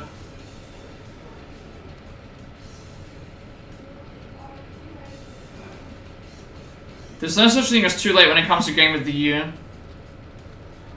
Metaphor Ray Fantasio came out in November or October of last year, and it was nominated. Because, yeah, the nominations always happen usually a month out before the ceremony. When did Metaphor come out? Metaphor was, I'm pretty sure it was late October. Metaphor was October 11th, so it came out within like a month, so there's no such thing as too late. Just like there's no such thing as too early. Yeah, October 11th for Metaphor. And Yotei was October as well. Like, keep in mind, Split Fiction came out in... You know, Clair Obscur and Split Fiction came out in like... Split Fiction was February. Clair Obscur was April. DK Bonanza was, what, July? Silk Song just came out about a month or two ago. Yeah, there's no such thing as too late. Finished all the episodes, so Thursday I'll be busy with Tulsa King, Running Man, Now You See Me 3, and Back to the Future. Yeah, that's a big day. Yeah. And that's the other thing as well. Hang on 1 second. Grand Theft Auto. When does Grand Theft Auto 6 come out again? Assuming that it comes out. When is it? When did they change the date to? Are they gonna bend the rules? Are they gonna bend the rules? GTA 6 comes out November 19th, 2026.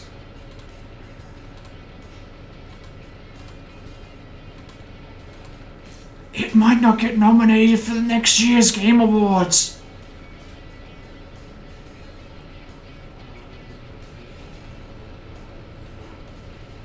Wouldn't that be wild?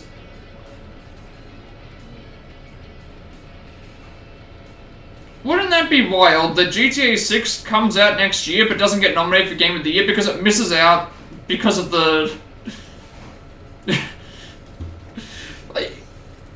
If GTA 6 releases in December or late November, will they purposely delay the Game Awards nominations just so they can fit GTA on? That could happen, which is terrible, by the way, because we're changing we're changing the requirements of the nominations purely so that we can have GTA 6 win, and it's like, just no. It shouldn't have even won. You know, if I see GTA 6 nominated for most anticipated game, and if it wins, the awards mean nothing. The awards mean absolutely nothing. Your game was delayed. You won last year. You can't be anticipated. If you delay the thing till the year after that, what are you gonna do? Nominate him again for the next year, like, and have him win? Like, it's dumb. It's dumb. She's a completely different person. That's not all. Understandably, she seemed not to know me before, but now she speaks as if she does. Wolverine needs to win this year. It's going to be a competition. I could see, I think RE9, 007, Wolverine, I'm trying to think of, like, because there's only 5 nominees usually for most anticipated games, so there's 3 of them right there. Resident Evil, Wolverine, and,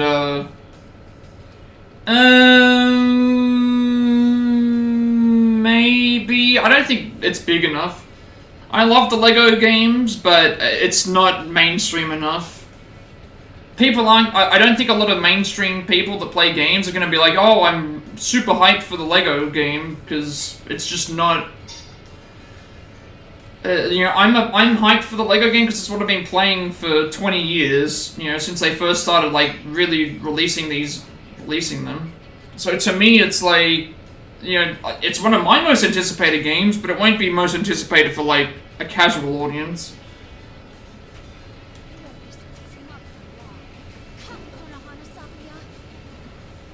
Because you got to remember that it's more of a casual audience thing. You know, I just don't think casual audiences I don't think casual audiences care about the. If Wolverine doesn't win, you'll cry in a corner. It should win. It absolutely should win. That reveal trailer was fantastic. I do not want to see GTA 6 nominated for most anticipated. I think that's wrong. Also, the fact it's also wrong that no one is covering no one in the industry seems to want to be covering the laying off the staff for wanting to unionize. Like they fired 40 members of staff, and people are thinking that it's because they want to make sure they get their review copy. If you are not reporting the news that people were wrongfully fired from their job for wanting to unionize, you don't deserve a review copy of the video game. Like, you shouldn't even be a journalist. I'm sorry, but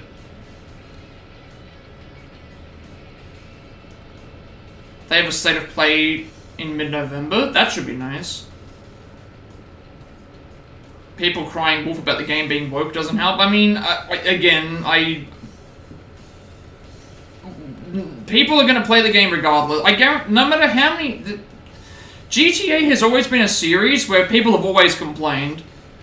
Whether it was the news media, whether it was like feminists, whether it was there's always going to be someone complaining. But at the end of the day, they all buy it, right?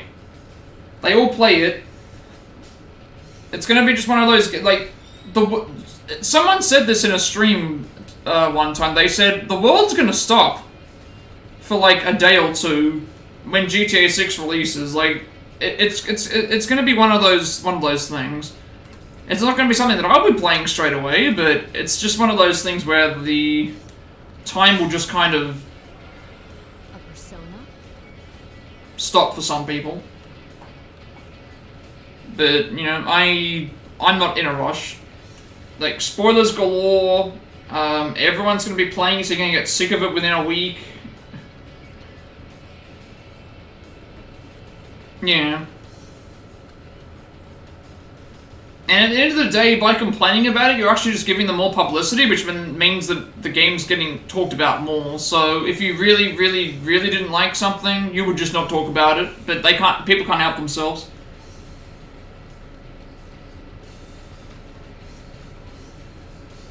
You're just talking about the game, about the award. There's no way that fans of Marvel see a dedicated game to Wolverine and don't play. Yeah.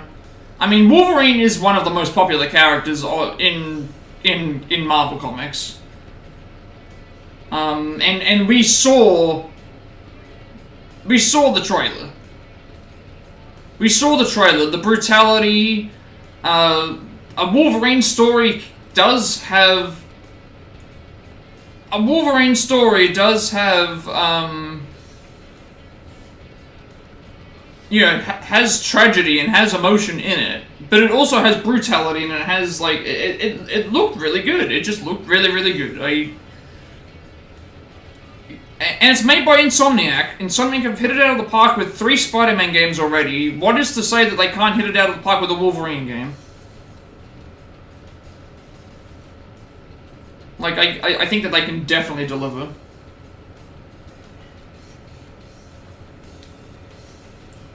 Cool. Spreads the fan in her hand and with a flash of light, a persona manifests. How careless of me. Should have accounted for this possibility as soon as I saw her here in this world. We won't be settling this piece. In which case... Yeah, they also did the behind-the-scenes stuff as well. Also, I can't not buy a game that has an Australian voice actor playing Wolverine, so...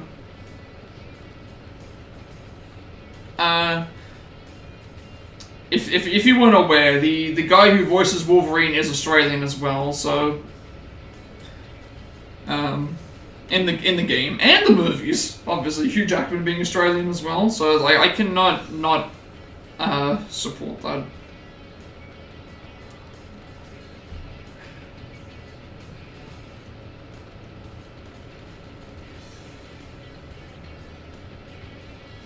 What do you mean I can concentrate?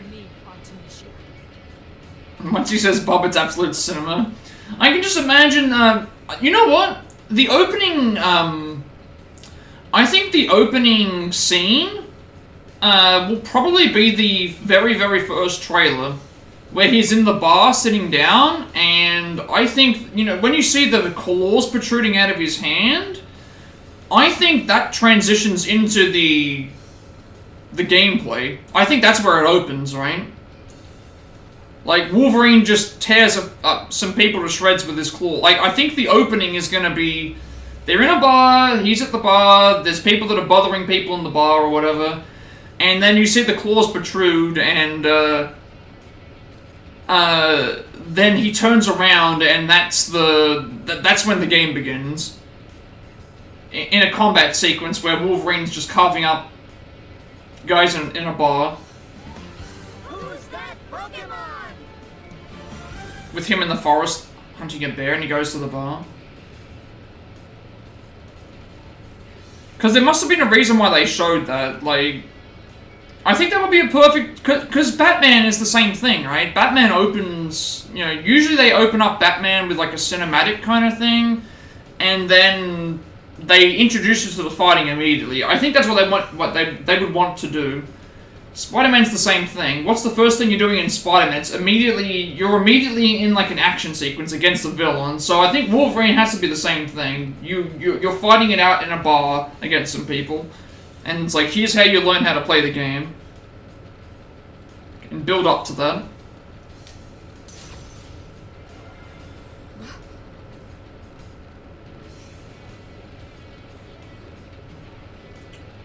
And like, the 007 game, I think that will be good.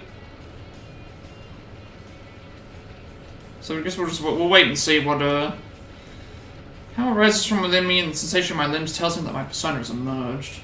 You know what, I'm gonna turn the light on, because I hate when it gets like dark and then it just looks bad. So I'm just gonna turn the light on now.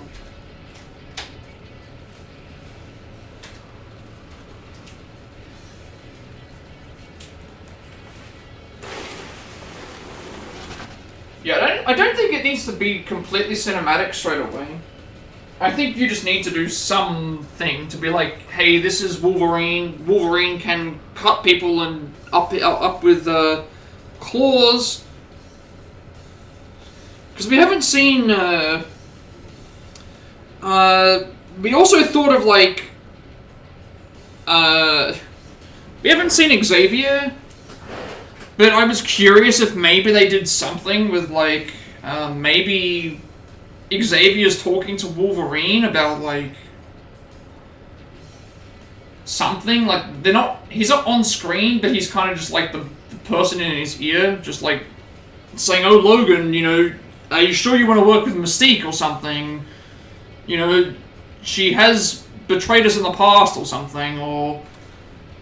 Yeah, we haven't seen Sabretooth, but I think Sabretooth will be in the game, because we are getting Omega Red. We do have Mystique confirmed. We do also have...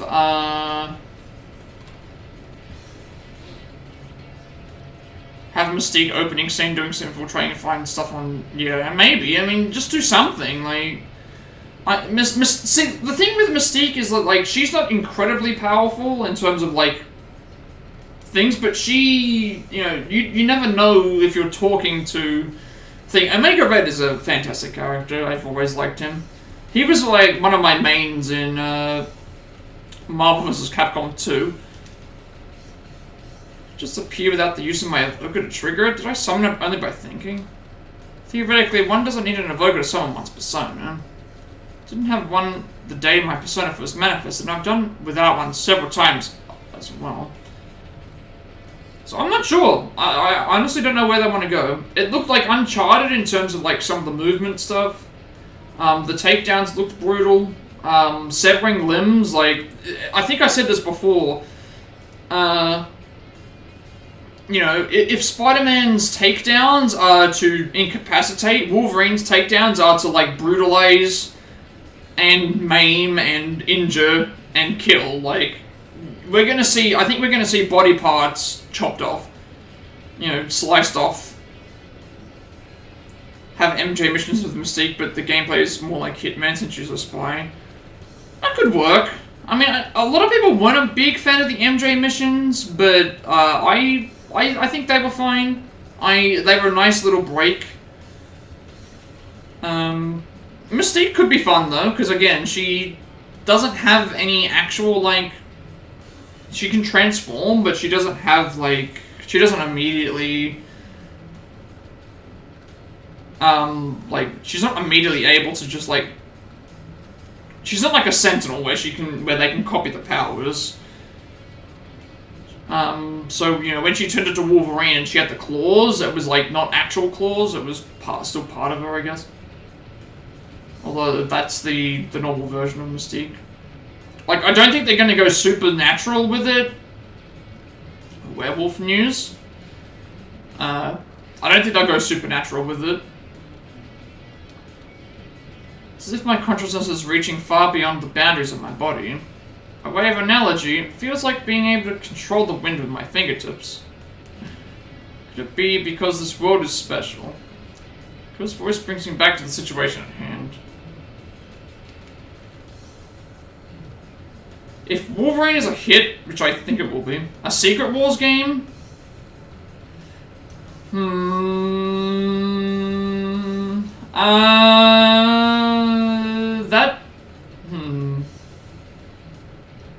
How would you do that? How would you do a Secret Wars game? I've talked about this before. Lego Marvel Superheroes 2, okay, has a world. The hub world is like a pizza. So you have like a slice of the noir world, a slice of 2099, a slice of normal 616, a slice of this. Because that's essentially what Secret Wars is, right? It's basically Doom messes up the universes, and then he makes several parts of universes become into one universe. They could probably do it, but the issue I think would be like, an event like Secret Wars requires so many people that maybe they would be doing too much with it.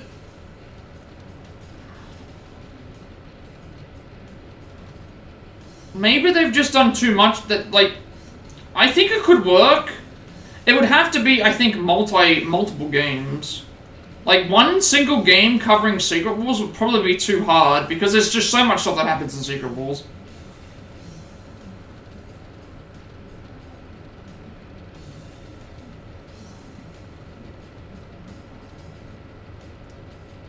Werewolf will be a 10 out of 10? Why do you say that? Yeah, Doom is involved, Kang is involved, and Thanos. Yeah, it's a giant. Well, it's not a mess. It's just there's a lot of moving parts. Like, you've got to cover the whole Doom discovering that he's the only Doom in existence, so therefore he can do whatever he wants because nothing will affect him in the other universes. You've got Kang, who already basically is wanting to do the stuff. You've got Thanos, who I believe in Secret Wars tries to stop. Well, the Secret Wars movie is going to be in 2 parts. I believe he's already trying to stop Doctor Doom, and he just loses. Go see it in Discord. Let me have a look.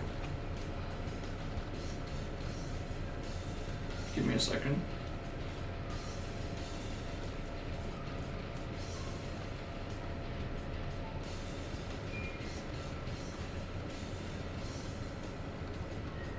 Yeah, he gets one-tapped as well. Like, Thanos with the gauntlet gets defeated by God Emperor Doom in...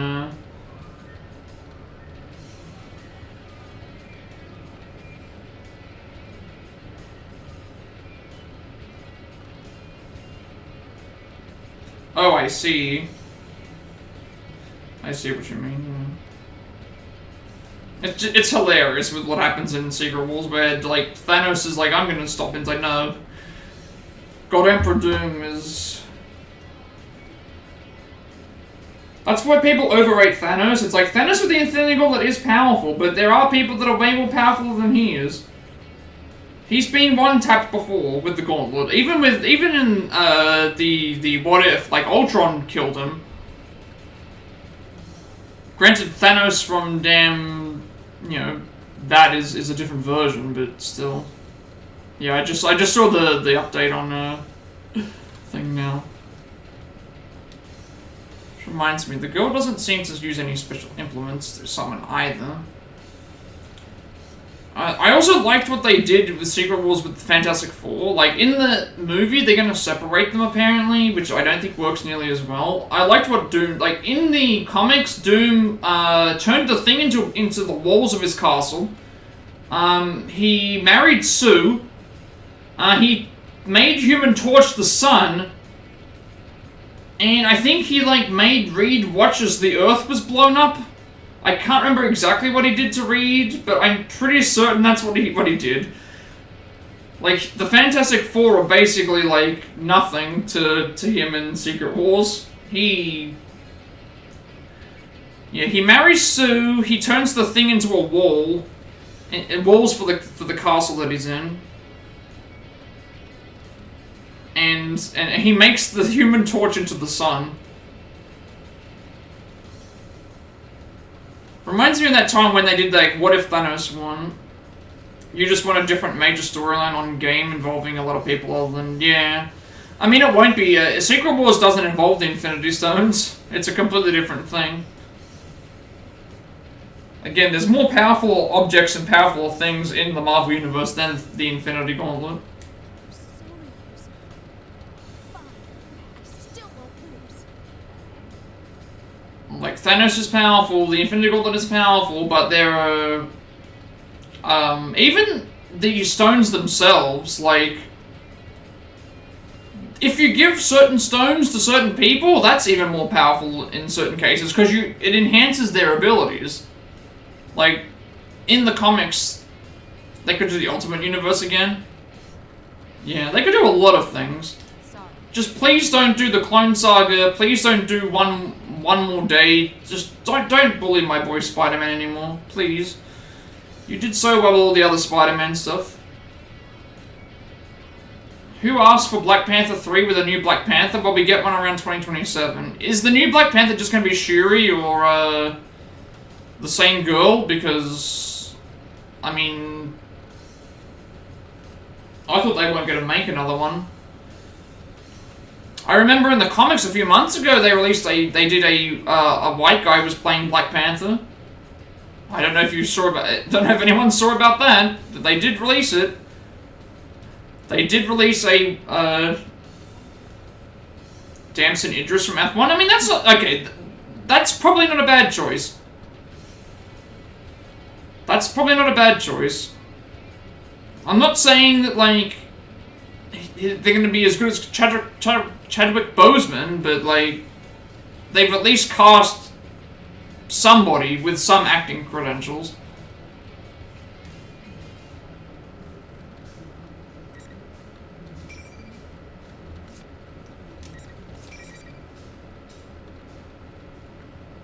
We'll have to wait and see.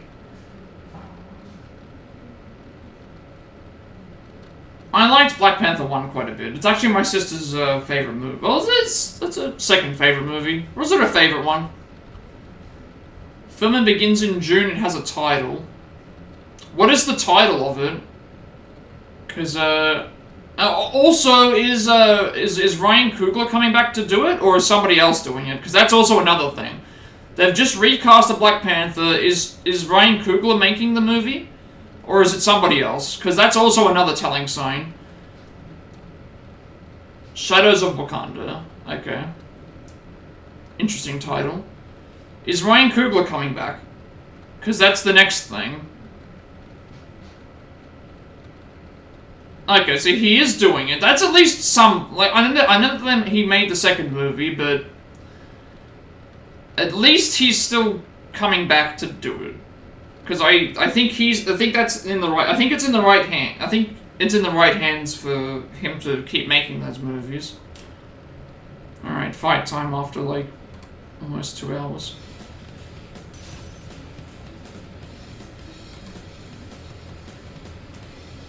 I think he's the right person to do it.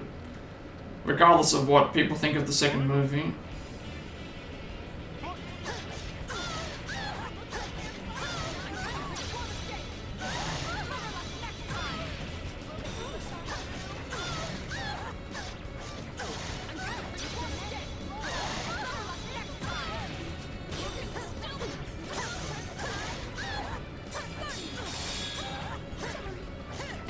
What if he'll be involved in the Doomsday Secret Wars? He's not on... I don't think he's advertised for... Is he advertised for Doomsday? I don't think they've... He might be in Secret Wars. He might be in Secret Wars, I think. I think he'll be in Secret Wars because that has 2 movies. And if they're going to do multiple universes, I feel like they... Yeah, I think that's what they'll do. Yeah, I think that's what they'll do. Because Doomsday is the setup, so I don't think... If we do see anything with other universes, we'll only see glimpses. Secret Wars will cover what is left of those universes, I think. Because, again, the idea of Secret Wars is basically Doom only has himself. Everyone else that play that all the other Victor Von Dooms are not him from the other timeline, so he can basically get away with doing whatever he pleases, and it doesn't affect any of the other others because, yeah.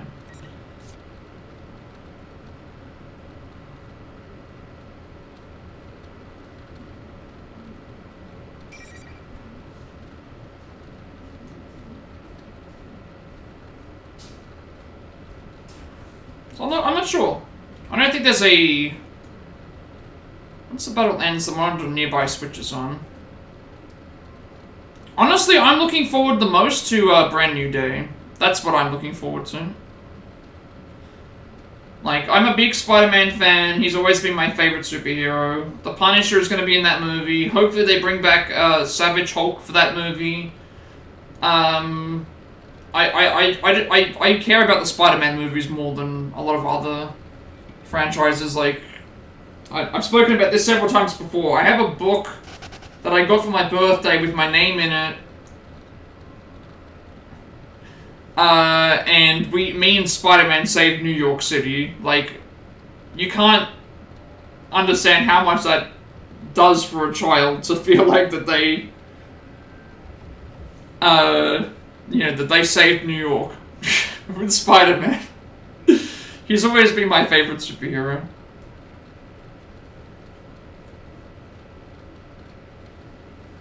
Frankenstein's getting a lot of publicity, actually. A lot of people are praising Frankenstein quite a bit, which is good. Also, I don't know if you saw, Oscar Isaac, people asked him about whether he would come back to Star Wars. And he said after the Jimmy Kimmel stuff, that he probably doesn't want to go back. So I don't think we see Poe Dameron in Star Wars. He did an interview and they asked him and he said, I don't think I want to go back. After they cancelled, after what they did with the Jimmy Kimmel stuff. Which I definitely agree with. Like, he didn't do anything that was... He didn't do anything that anyone else hasn't already done. Which is just silly. You want a good Rhino? I'm trying to think. Movie-wise, we haven't really had one, have we? Did you like Rhino in the Spider-Man? Did you like Rhino in the Spider-Man game? The newer one, Jomini, if you've played it? I think he was good in those. But, like, a movie one? No Moon Knight. I also forgot about that too. Like, I loved Moon Knight Season 1. He should have won an Emmy for that. I really liked Moon Knight Season 1, so I guess we're not getting Moon Knight now. That kind of sucks. I didn't think about that. It was better than The Amazing Spider-Man. Yeah, I don't know what they were doing with The Amazing Spider-Man Rhino. I liked the scene where the kids stood in front of him, but, like, that was about it. I wasn't, like, a massive fan of the Rhino. I haven't seen enough of Rhino to see how good he would be as a villain. I can't see Rhino being, like, the main villain of a movie or a game. He just doesn't scream to me like, I'm the big bad villain of this franchise. Like, he doesn't have... He's a good wrecking machine, but he's not, like, a good... Like... He's a supporting villain. He's the villain that the villain would send to be like, hey, I need you to deal with Spider-Man, and then you send out Rhino. Kind of like Bane, although Bane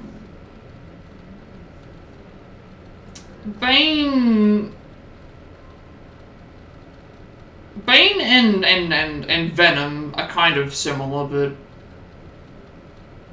it's like Bane has more, like, he's more like intelligent and more thing, and then Venom is Venom, obviously. The finale was weak. I love the psychological stuff, like the dealing with the multiple personalities, like all that stuff. It felt very, not that I dealt with multiple personalities or anything like that, but it felt very relatable in terms of how they were dealing with mental illness.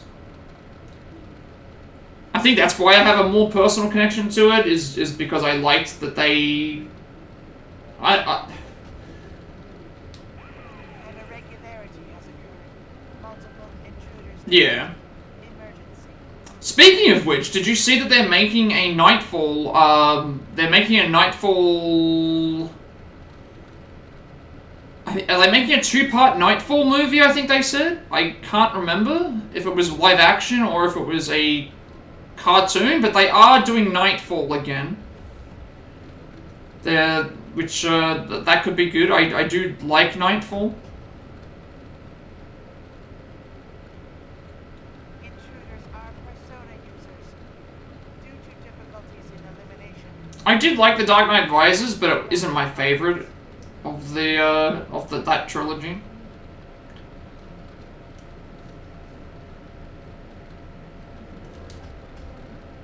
This refers to myself and the others. Does that mean that he's going to adjust his tactics for dealing with us due to how much of a threat we are? The way you said that seems like a bad omen. Valid targets. I'm wondering.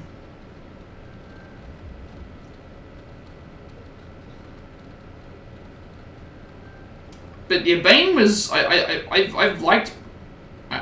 I like Bane, but in a lot of the stuff when he was like before he got popular, he was just basically just like the hulking smashing machine kind of character. Like they didn't really a lot of the movies, a lot of the other stuff didn't cover it didn't cover his intelligence, you know? People forget that like Bane figured out that Bruce Wayne was Batman by the way that he walked. He saw the way that Bruce Wayne walked and figured out that's Batman. Like, Bane is not just a hulking brute, he is actually very intelligent. I'm not saying that we're considered to be intruders, but what I do mean. I've always liked Ethan Hawke. I liked him in what was it called? Magnificent Seven remake. I think he was in... Was he in Django? Or was it somebody else that was in Django? I can't remember if he was in Django.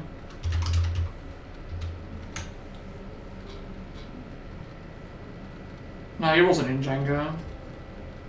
For some reason I thought that he was.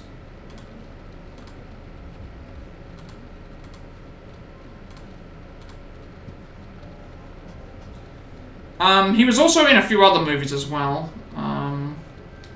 Seems to be a part of the tournament now, but what was the enemy's original plan? On the screen fuzzles again. Once more, it shows the costume person as he originally appeared. hey, you need to let me know if you want to get in on the fun.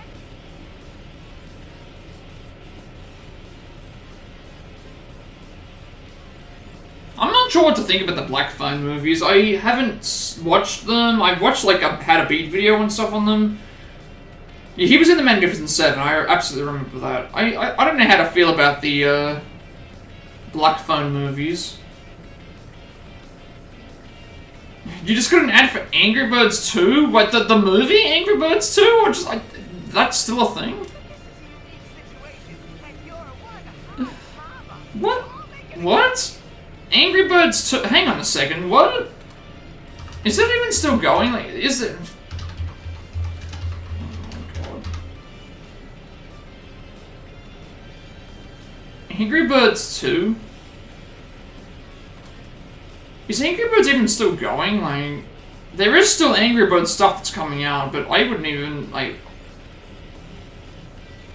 I've not even, like... I've not picked up an Angry Birds game in damn... years. Like, I remember when the movie came out and it was god-awful. I hated the movies. The movies were terrible.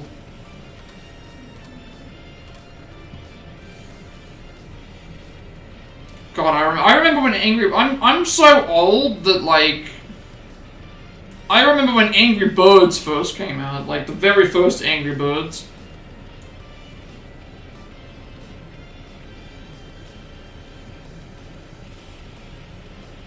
Just keep putting on a good show in your next bout, too. I remember that, do you remember Angry Birds Star Wars? They released Angry Birds Star Wars as a thing.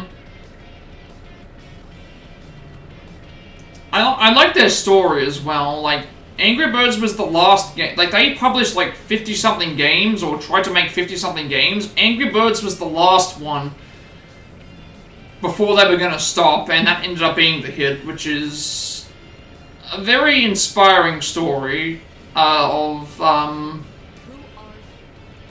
Why don't you take very inspiring story that was what happened with them. I quite liked that. I like a good. It's similar to like Claire Obscura. I like that sort of stuff. I like being given a. I like getting given a story of like here's. Like it's inspiring, I guess, in a way. Like here's a situation where like people with not as big a budget, not as much experience, not as much of these things make something so impactful and so, you know, like the music alone, the orchestral music, like people that don't even play video games go through and listen to that music and break it down, like, and to think that the music was done by someone that they found on SoundCloud, like. Hey now, I don't think a lady walking around in a cat suit like yours can talk to me. When you have Hideo Kojima praising your game and telling you how great the game is, like, you know that you've achieved something monumentous in history. Like when Kojima is telling you you have made a fantastic game, and in the same year where he releases Death Stranding 2, like, and he talks about, I only have enough time to play like one game a year maybe, and he picks your game to be the one that he plays, like, that's an impact right there.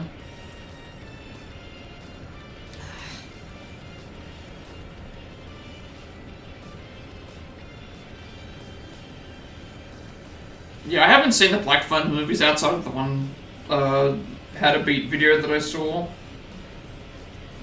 Time for you to go to bed, have a good stream till next time. It's so weird. When it comes to horror movies, it's so hard to determine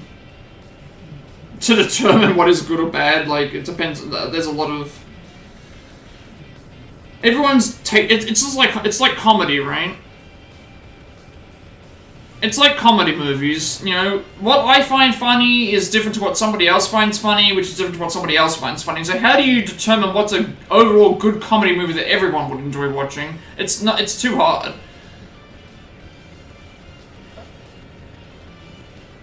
Like, I think just certain genres just don't have a...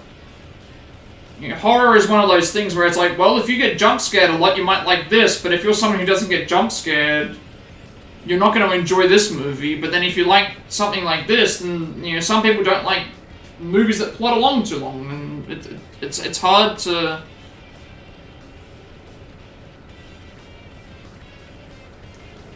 It's hard to, like, get a grasp of, like, it's why it's so hard to recommend things.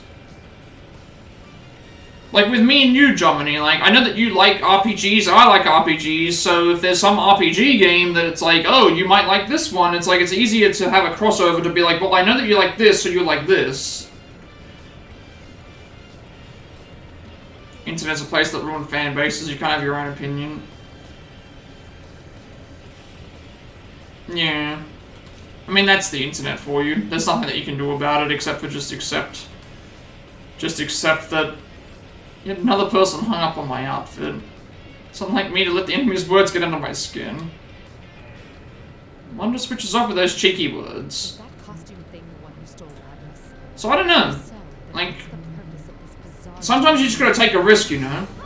Like, I'd never played a Dragon Quest game. The only stuff that I knew about it was that Akira Toriyama had done the artwork. You took a risk and said, hey, like, you might like this game. And then 200 hours later, I have the platinum for Dragon Quest XI. I'm like, now I need to play all the rest of them, thank you. I've got to play Dragon Quest 1 through 3 and Dragon Quest 7. So it's like, now I have an entire, like, history, you know, catalog of of Dragon Quest games to pick up and...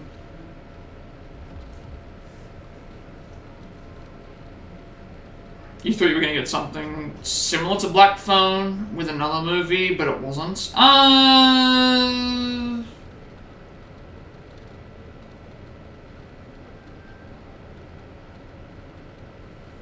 trying to think of movies that are similar to that are more recent. Fine. I'll get a read on your location. I'll link my communicator and persona. Some personas are more suited to operational support than direct combat. In my case, though, that power is secondary. You normally have a persona user who specializes in that. A bit more supernatural. Yeah, I mean, I think the second movie, from what I understand, is more supernatural. From what I've heard, the second movie is a little bit more supernatural in that way, but yeah. Focus my consciousness into drifting throughout the surrounding area. Enemy must think he's keeping an eye on us, but he'll learn soon enough that he's not the only one with a bird's eye view on the situation. Before the layout of this place becomes clear, unexpected change occurs around me. The moment I use my power, noise runs through the students that has been spectating. In an instant, they turn into something like silhouettes that barely have any human shapes. Seems their true colors are being exposed. Are they not human? What? Are they shadows? If they were, I don't sense any hostility. You think you might have remembered it? They just set dressing that thing. Oh, Dr. Sleep? I know of this.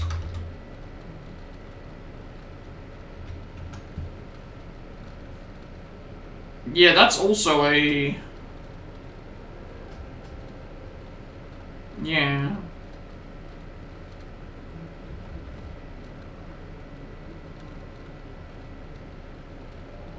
Yeah,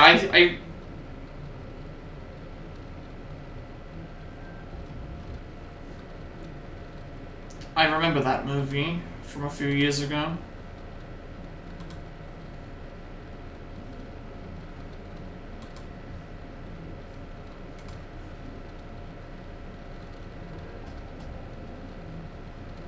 So I guess the other thing is, like, Black Phone is more about the kids. Like, Dr. Sleep is an adult that's dealing with his own childhood trauma, but then this is like, Black Phone is like children dealing with the grabber. And like, it's supposed to be some sort of psychological kind of thing, but cheering crowd would lead one to believe that there is a large number of people inside the TV, but that doesn't seem to be the case. Which leaves it a mystery. It may be best to consider it a blessing. In any case, it appears that apart from this girl here, none of those students were real. They're consuming children's life force, so they thought it was going to be around that idea like that. Yeah. Yeah, I think the first movie was more... normal? I guess I would say. I think the second movie, from what I've seen in the trailers, looks like it's going down the more supernatural realm. Yeah, it looks like it's more supernatural, but I haven't seen the second film. But again, when it comes to horror, it really just depends on what people's taste and what they prefer is. Like, I can't really... It's one of those genres where there's just, like... Most people, if they like action movies, will probably like most action movies that are out there. It just, to varying degrees, but certain things like, again, like comedy and horror, you can like comedy in a general sense, but it doesn't mean that every single type of comedy is going to be for you. Yeah, I think one is definitely like the psychological stuff, and then the Black Phone is the supernatural things. I think Black Phone 2 is more so like, it's still psychological, but it's more supernatural focused with the phone and the other, manipulating other things, I guess. Girl that would collapse on the floor is coming around. At least my persona and rush over to help her up. Wasn't fighting to my fullest. so she shouldn't be suffering from any real wounds. Many mysteries surrounding this girl. She seems to be more than just an associate of the one in the bear costume. The moment the girl sees me, she jumps back like a startled animal. Speech is flustered, her face a bright, blushing red. There are tears in her eyes. How come you knew about that? About what? That was private. I never even told anyone at the inn about that. I can't believe someone I've never even met before knew. Girl covers her reddened face in shame. Try and think back to what I said to her. Did I point out anything that would cause such a reaction? One detail jumps out at me. The girl's manner of speech shifted before our battle. It wasn't just her personality that abruptly changed. Though we had just met, she talked as if she knew more than she should about my past. So I'm not sure. I honestly, like, if you liked the first one, I don't see any harm of watching the sequel. Because at worst, you know, at worst it can, you know, maybe be worse than the first movie, but you know, if someone liked the original film, I don't see any reason why not to watch the sequel. Just to have some sort of, you know, to see if they can follow through. If you're driving home, you're returning a bit, no problem. Thank you for stopping by. Stay safe on the road, of course, and make it home safely. Reminds me, that noise I sensed earlier is gone. Girl before me no longer bears any of the senseless animosity from before. It seems to have been some kind of interference from the enemy. Think of it. That bear was egging us on. The interference must have been to ensure two total strangers would fight. General Teddy, wasn't it? He looked comical enough, but he certainly put an elaborate scheme in motion. No! How could Teddy...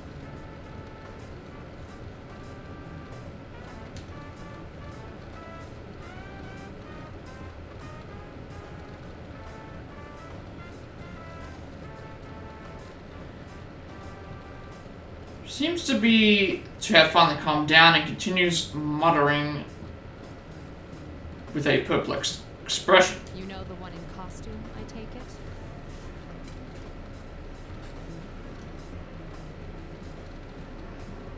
Oh, I know him very well. He's usually not like this at all.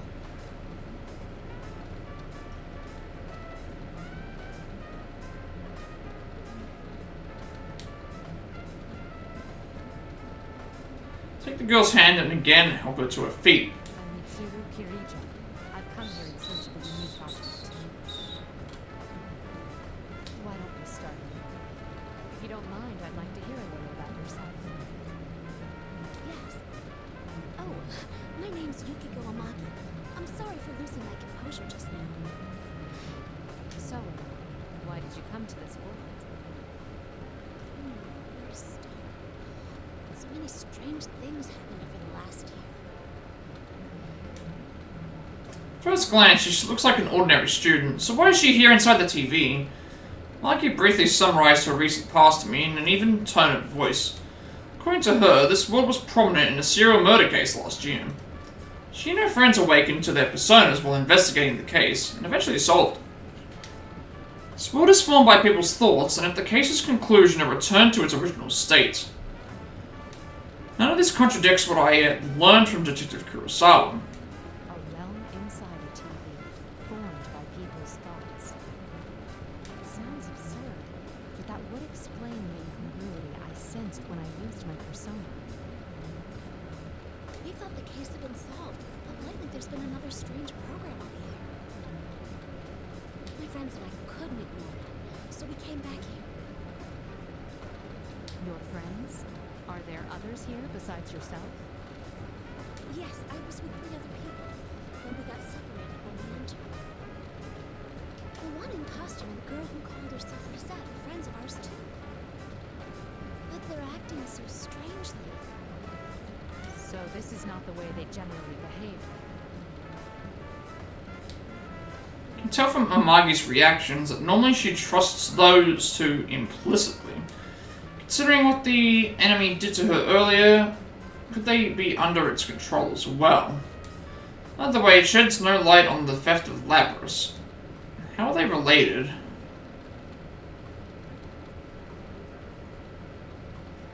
Was this incident only a coincidence? There's one more thing I'm curious about. Have you ever heard the name Labrys? Labrys? No, I don't think I've ever heard of that before. What is it? It's the thing I'm searching for. What makes it problematic is that I know nothing of its appearance. Honestly, I'm not sure it has anything to do with this disturbance. Though I can't write it off completely as irrelevant. It appears that there is no connection. Whoever went so far as to hijack a phone, or a plane, sorry, to steal Labrys brought her all the way here. No matter how I look at it, means something. Anyway, thank you for your cooperation. I understand the situation better now. We should stay together going forward.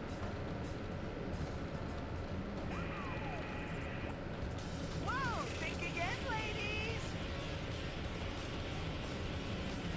General Teddy suddenly appears on the screen to interrupt that conversation. Only the winner of these bouts can go on. Rule number 1 in the Grand Prix.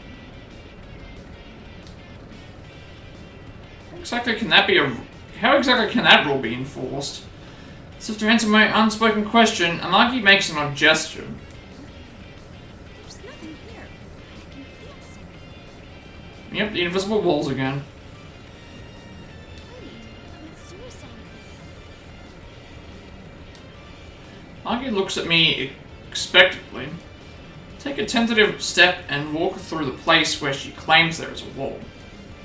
Like I said, stuck there until the tournament's I'm getting over. notified for that for. Winners get to go. Oh, it's the weather map.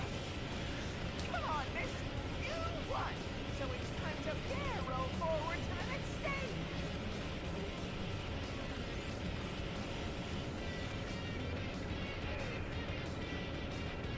Let's leave the girl alone in this strange world then. Though I'm uneasy about doing so, Amagi seems to read my thoughts and smiles. Thank you, but I'll be all right. I fought shadows for an entire year too. I can protect myself. I see. In that case, I'll press on and do my best to rescue your friends. If you see them, please tell them I'm all right. They shouldn't worry about me.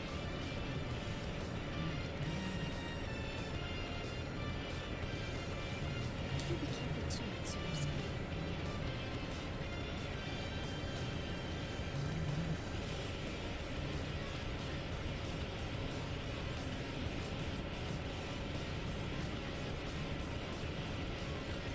Amagi smiles resolutely. She's a very strong girl. Right. I'll pass that along. I nod, acknowledging her wishes, and turn my back to walk away. Not only do they tamper with our memories, they prevent us from leaving until the tournament is settled. It may not necessarily ruin friendships, but there's no way forward than to fight one another, let alone some trick. It seems the mastermind is intent on us fighting each other. Grit my teeth in anger. Magi's clear eyes remain in my heart. This operation is no longer just to retrieve Labrys. Make a silent vow as I go. Everyone who has been dragged into this must be rescued.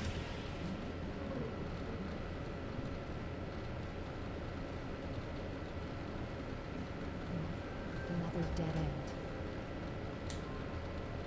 Step to the school, I realize that these invisible walls are everywhere, blocking off routes that seem open to the naked eye. Why is the thief who stole Labrys gathering persona users in this world? Not having a clear idea of their motivations is compounding my anxiety. Aikos and Akihiko may have been dragged to this Grand Prix as well, so we need to compare notes. If all goes well, we may figure out the location of the mastermind behind this that I failed to grasp earlier. After quickly confirming that there are no shadows nearby, I link my communicator with my persona.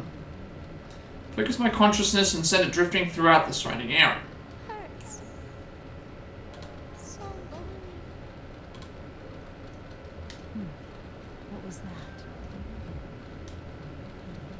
Presence is faint, but I can't tell where it is, yet I definitely hear her voice. It seems I could sense it because of my secondary support capabilities, but when I focus harder, it doesn't seem that they're trying to communicate with me. It's more like the words and the intense emotions behind them are seeping out of the room itself, perhaps even from all around me. Eventually the voice becomes clearer. I'm scared. I'm alone. Yeah, that sounds like Labrys. It hurts. Why? Why won't anyone listen? I don't recognize the voice. Perhaps one of Amagi's friends. I didn't ask to be born a machine. How come no one understands? What's the difference between normal people's hearts and mine? A machine? Is that Labrys? Stand up and try calling to her. Labrys, are you nearby? Answer me. There is no answer. Seems that it's not because the voice's owner is nearby that I can hear her. It is subtly different from hearing voices with one's own ear, it's true. Focus my senses once again, and I still can't tell exactly where it's coming from. Not yet, having a thorough command of the layout here makes it harder to pinpoint. Eventually the voice fades, only silence remains. Going by what she said, that had to have been Labrys. It sounds as if her heart has developed further than we thought. Even Igus, the latest model, quite a lot of time and experience to develop the heart she has. So why does Labrys, who's been sealed from her development up to now, have such an advanced heart? I didn't ask to be born a machine. It pains me to hear that. The anti-shadow suppression weapons. Both Igus and Labrys were created as insurance for dangerous shadow experimentations, in case the subjects should go berserk. Anything that can stand up against a shadow is a persona, and being able to control one is an absolute necessity when dealing with shadows. Thus, they were given hearts in order to induce their ability to use personas. But a weapon that has a heart contradicts itself. It was natural for Igus to face that contradiction, and it caused her serious anguish in the past. We can't allow victims like her to be tormented by sins of the past. Whether they're human or not. Unit resolved, I press on.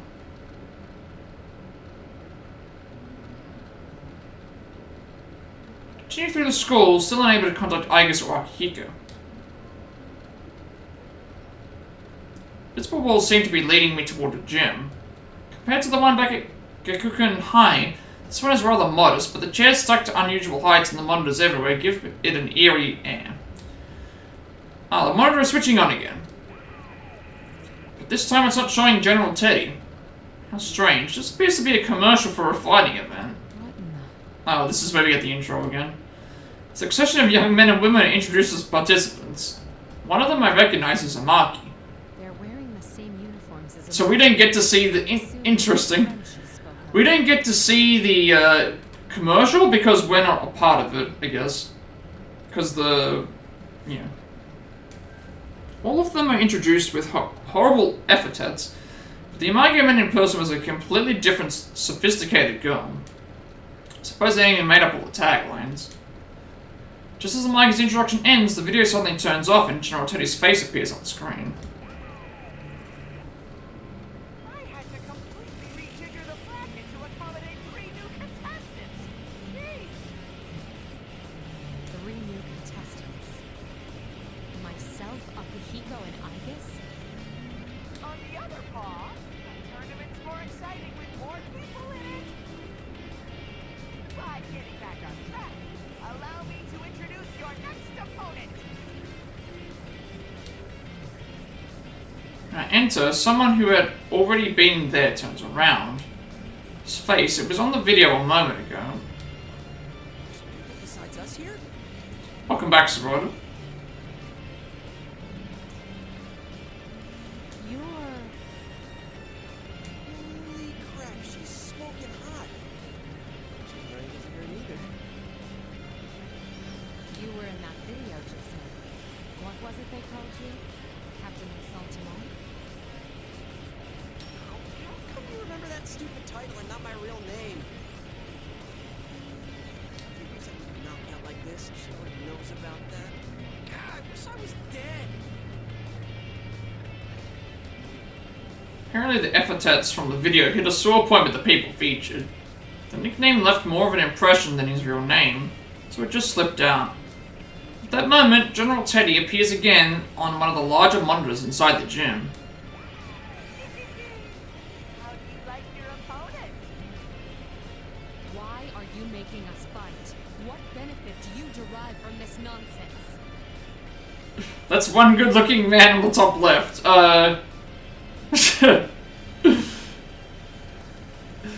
Welcome in, Goosey. Hope you're doing well today. Thank you for stopping by. Hope all is well. This is the result of challenging your sister to a game of Mario Kart and losing 14-74. And then saying, I will wear the Pikachu onesie for the rest of the year. Which may or may not get extended, depending on what happens. We will see. Your Wi-Fi is so bad right now. Yeah, I've been seeing everyone, a lot of people that I know from the US. At this point, it's stuck to my skin. I can't leave it. Sorry, I couldn't snooze the ads.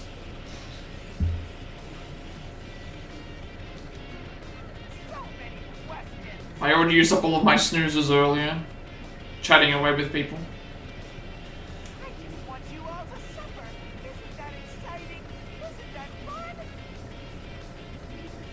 That's what this is about? No.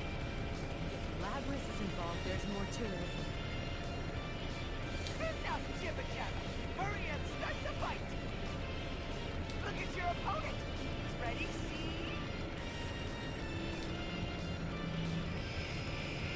So General smirks, a wave of discomfort washes over me. Same as that time with the monkey. As I glare at the monitor, thinking that more interference is at work, I hear unexpectedly bitter words. Yeah, Teddy's right. I mean, you're the one who barged in here.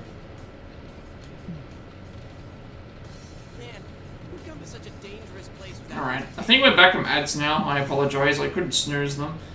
But yeah, I've been seeing a lot of people in, actually no, you're from the UK, I think. I know a lot of, I'm seeing a few of my US friends, they're starting to get the snow. The snow is starting to come, because obviously season changes and stuff. But yeah, at this point, no, I'm stuck in the onesie. This is, it's permanently grafted onto my... It's permanently grafted onto my skin now. I can't actually take it off. So... Yeah. This is the way things are now. I have no choice in the matter. I am stuck this way forever. I will never be able to take it off.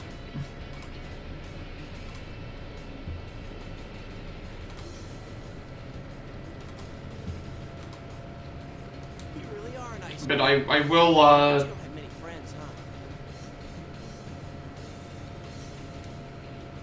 It's happening again. The moment that noise kicks in, not only does my opponent's personality change, they begin speaking of things that they shouldn't know about. Exactly like what happened with the Marquis. Yeah, so we already know why this is happening. Because the people that are involved know things about us, they can project them onto the other person to make it as if they know, when in fact they don't know. It's just like different things that are happening. But yeah, I will be watching it.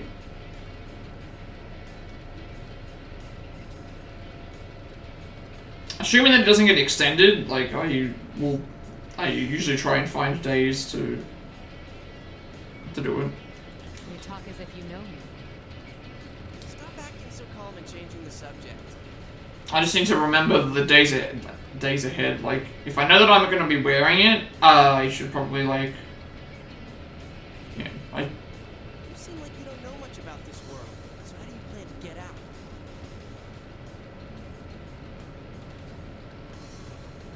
Don't tell me you rushed in here with no escape plan.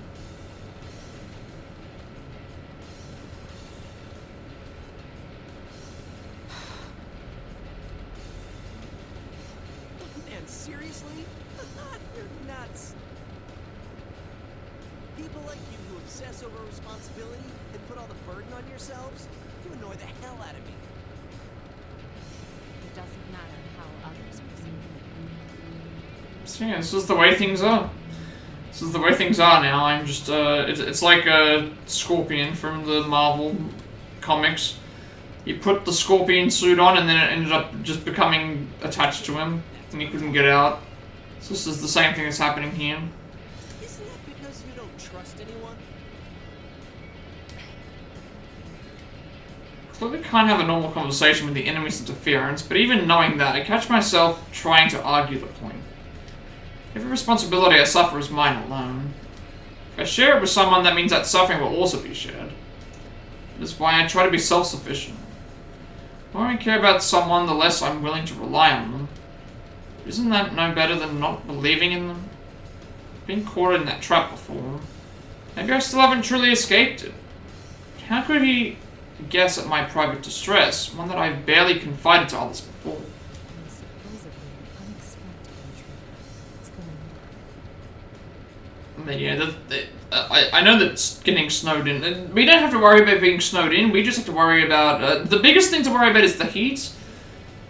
And sometimes, if there's too much power in a certain region, sometimes I would just decide, hey, we're gonna switch the power off. What are you mumbling about? Which that is also just dumb. Well, let me use your mind. I'll end everything for you. Let's do this, Jiraiya.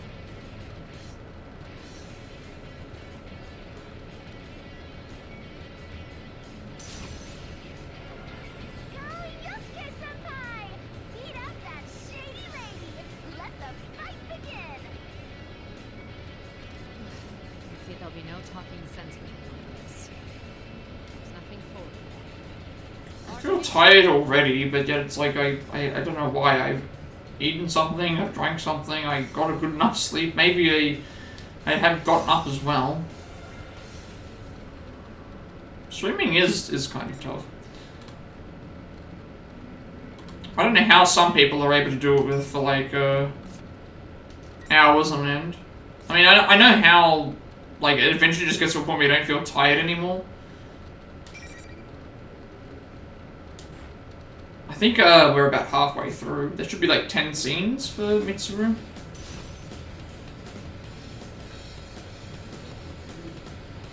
At least we're making some fast progress today. Last time we finished Kanji Story and finished Naruto and got this one started, so...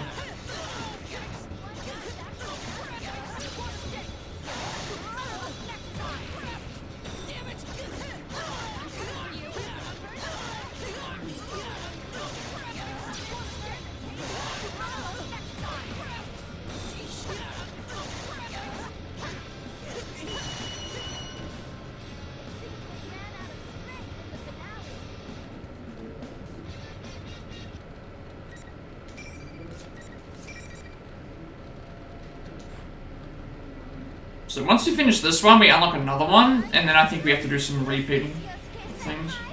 Unfortunately, the party crasher wins. Girl, the PA system is rather casual with her insults. Soon after, General Teddy appears on the monitor. Strong, miss.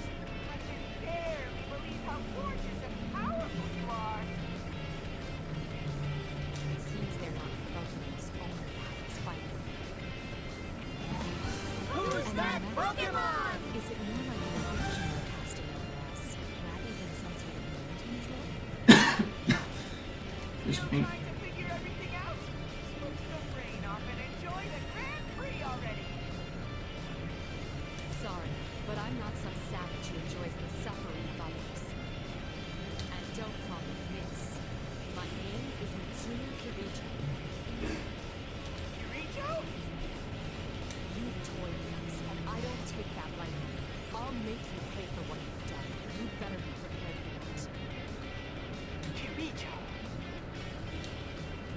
The moment he hears my voice, the face on the bear costume distorts into a mask of hate. You're the one who should be prepared. I'll never let you stop me. Broadcast ends after he flings those words at me. I mentioned my name on purpose. He reacted strongly to the name Kirija as I thought he would. Okay, so that means that there's something related to that then. Still don't know anything certain, but I'm increasingly sure that General Teddy's related to the circumstances surrounding Labrys. At first, I thought I'd stumbled into an irrelevant side incident, but evidently not. We were meant to come here. Yeah. They reacted strongly to our name, so just then the young man behind me slowly gets to his feet. Yeah, we kind of destroyed him. Ah, you're awake. It seems now that the battle is settled, the interference causing us both to seem odd vanished. Hanamura cringes away, frightened. Can't help but shrug. My. Magi reacted the same way. Were the things that the illusory me said that harsh? Oh, you bet. Wait, what? Illusory? Did you just say Amagi? You meant Yukiko? Yes, before I came here. I was forced to fight, quite against my will. Explain the situation to him. Also add that she shared information with me on last year's case. And say that should help prove that I did encounter Amagi. Just on the off chance, I asked Hanamura and Labrys, but he seems to not even know the name. Once we're finished speaking, he stands up and places his hand in the air as if touching something. Only the winner can move on, huh? I'm the only one who can feel this invisible wall thing, so I guess it's true. I'm glad you understand. I was worried you'd doubt me since I'm a complete stranger. Well, you didn't seem like someone who'd try and trick me. I mean, what's the point? I've lost now, so I can't go anywhere. Indeed. You're very pragmatic. Eggman waves away my compliment. Nah, after what I went through last year, I just got used to coming smack up against insane stuff in this world. And Yukiko, my friend you met, she believed in you. So I don't mind trusting you too. I see.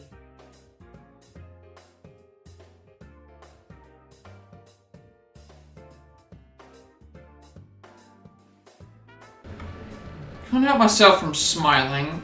Their bond seems to be real. Do somewhat envy the way they trust each other without a doubt. That could have never have happened unless they had overcome the same trials together. I'd like your opinion on something. What do you think is the objective of this tournament?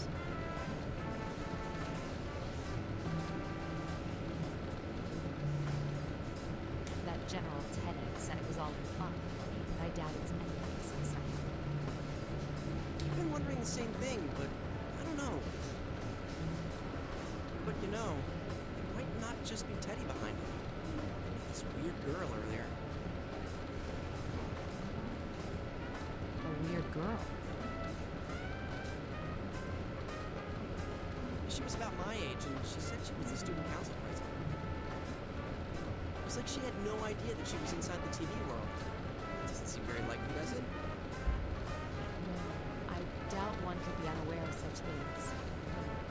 It's possible that she didn't come here of her own will. This may be a school now, but it doesn't always look like this. When normal people who don't have personas come in here, the world changes to reflect what they're thinking. It happened every time a victim was dumped into a TV last year. Maybe this time she's the victim. Even if she means well, she still could have a lot to do with the tournament. Girl. As far as I know, I won't have to skip anything. Like, until we get to the ones, like, when we get to the Yosuke, Chie, Yukiko stuff, we probably will have things we can skip that we've already seen. But other things we won't. Like, I don't think any of these are skippable, because judging from the state of affairs, I'm beginning to think that the girl in question is Labrys. Since Hanamura doesn't know the details of my mission, it wouldn't occur to him that what I'm searching for is a humanoid weapon with a heart. What did this girl look like? Did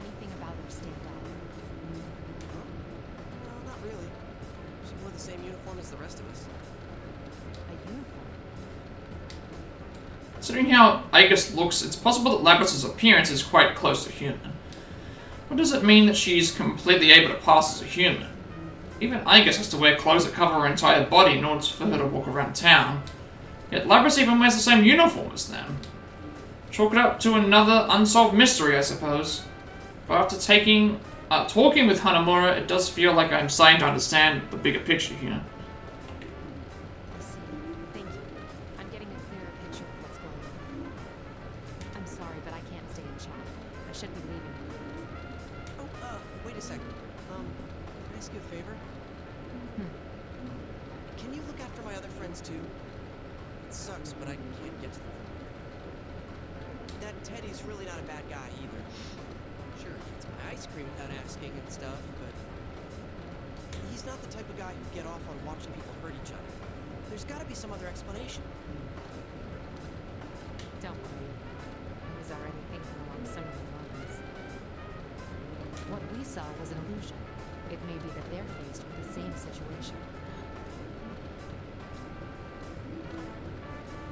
I'll save everyone who's been dragged into this, including your friends, and this student council president.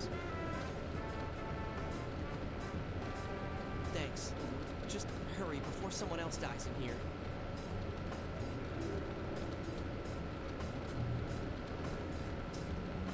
Hanamura's expression, which had previously been bright, albeit desperate, darkens noticeably. From all I've heard, last year's Shadow incident revolved around serial murders. It may not be that he lost someone as well. Or maybe that he lost someone as well. To fight so desperately but lack the power to make a difference, being forcibly parted from loved ones. I understand that pain all too well. That must sound pretty lame, losing the fight and then making a lot of demands. Not so. You're concerned for your friends in a situation like this. C'est magnifique. Man, what? I sensed it when speaking to Amaru too. But you all seem to have very strong wills. I promise to do what I can to help. The emotions he seems to view as a weakness are actually a strength. I'm sure that with a little more experience, he'll come to realize that too. Overwatch finally gets deleted again? Did you reach hang on a second, why did that freeze? Hang on, yeah, that's better now. You finally reached Diamond, or like not Diamond. I get confused. I watch so many other people play games, and then you go and play the thing. You finally reached Grandmaster, I'm guessing. Or are you quitting Overwatch? I don't know what it is.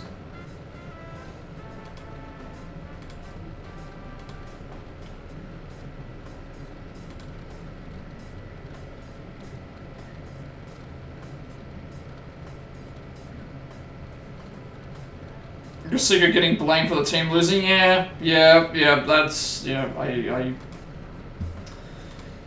Again, I've watched you heal, I've watched you play healing, and it's just like, I honestly don't know what to say. It's like, I at least admit that if I play poorly, I know that I'm playing poorly, but I don't go around blaming other people. Like in chat and stuff, and it's just like, but with you, it's like, I've seen the heal numbers, I've seen the games, and it's like, you can't carry the dead. And you can't heal the dead either. It's like, it's, you know, they're a healer, they don't have a set of Dragon Balls to wish you back to life. Like, you gave up your Moira for the other support because they were blaming her first, so now I'm playing Kiri, and then it's also your fault. Yeah, it's so bad. And support players get so much hate, and it's like, y'all can't get kills without healing. Like, if you all play DPS, you're not winning the game because you have no health. You're not getting any health back. Like, you have to get the kills that you claim is like the most important thing in this game. Like, you have to, the healer has to be backing you up. Same thing for the tank. If the tank wants to go in and fight, you know, it's not impossible. Like, I was on a team where my Captain America was 1v5ing the enemy team. Why was he able to do that? Because both healers were backing up the Captain America. He was just going in and he was going to town on the entire team because he was backed up by constant heals that they could not keep up. Like, it's the healers that carry these games. It's not anything else. Yes, it's great to have a high KD, but you can't get there without heals. You need to have the healers backing you up, and... Yeah, I'm not even kidding, but... I think they ended that game at like 48-2. The cap on our team that we had. 48-2 or 46-2. He was amazing. An amazing Captain America. But got there because we just kept backing him up with the heals. Just sitting in the back line while... And, you know, Cloak obviously is... If they're not hitting him, then Cloak's backing him up with a bit of extra damage. What's the team gonna do when they've got Cap just running circles around them? But it's just, it's frustrating. Then you go and play another game, and then it's like, oh, well, you didn't get enough kills. Then you go and play another game, oh, you didn't do this, you didn't do that, and it's like, it's... I guess it's why I like playing single-player games, because it's like, if I make a mistake, it's my fault. I can't blame anybody else, nobody else can blame me, it's all on my skill. It's all on my skill level. If I suck, I can openly admit to sucking, and nobody else has to suffer.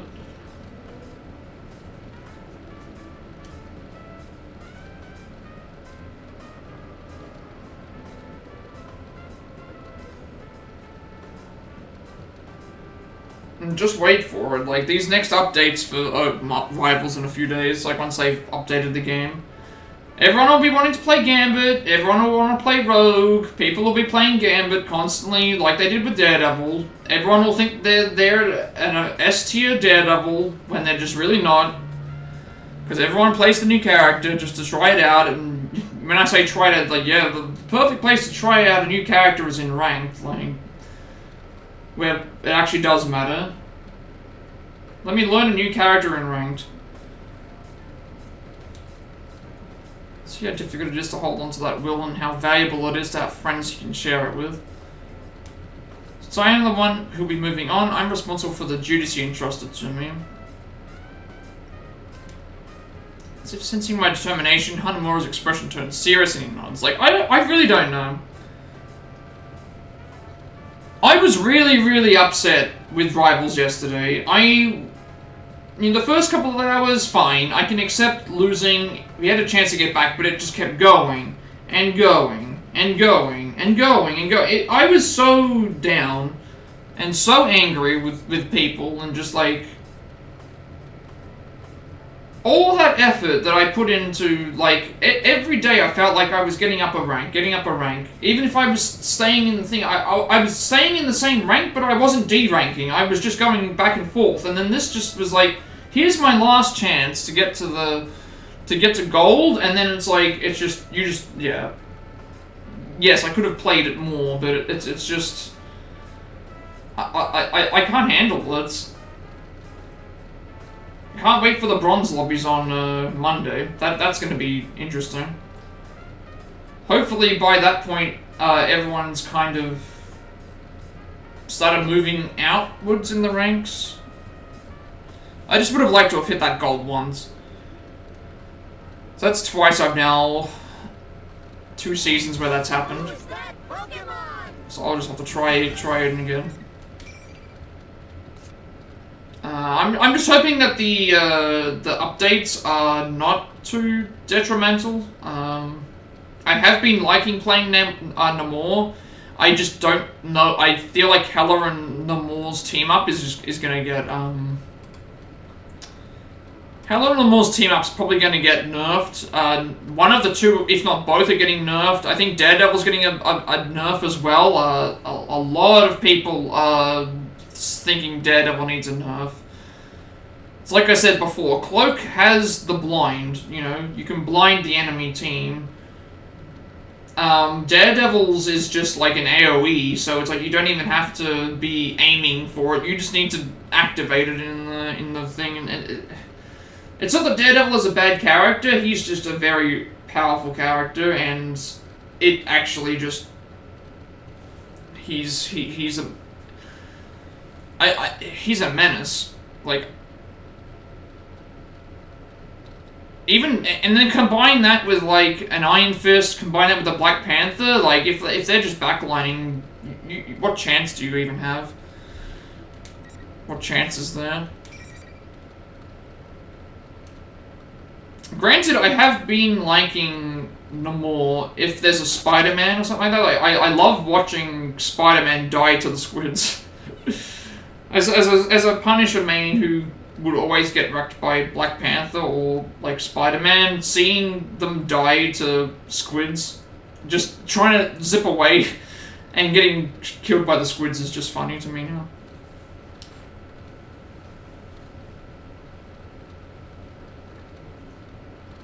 So we'll see what happens. So playing with Hanamura, I once again proceed through the school. Visible walls continue to bar my path. Undoubtedly, the enemy is leading me exactly where he wants. Is there no end to this? Rules of the P1 Grand Prix are powerfully enforced. Tried to see if I could destroy one of these walls, but it doesn't seem as though I can. Maybe if I used all my strength, but even if I do, I'll be locked into a fight if I happen to run into anyone. Either way, it didn't seem worth the trouble. Stray from the suggested route on purpose and open one of the classrooms. I also noticed Black Ops 6 has removed Ranked. I'm not sure why they removed Ranked, if they want people to play Black Ops 7 and that's why they removed it, but they've removed Ranked from Black Ops 6 now. And I think a lot of people were upset. I'm assuming it might be because I want people to play 7, which is also a bad move.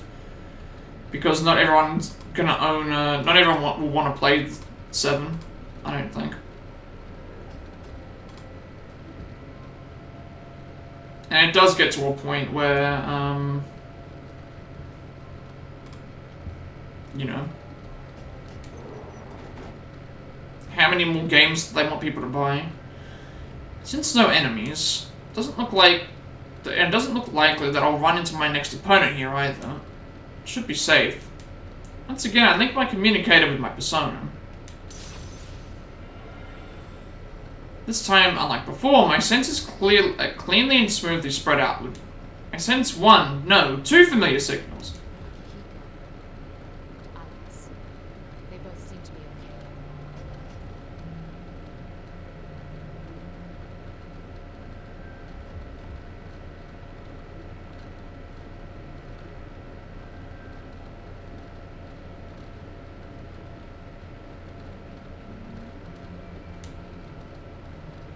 First I focus my senses to contact Igus, who's closer by. Can you hear me, Igus?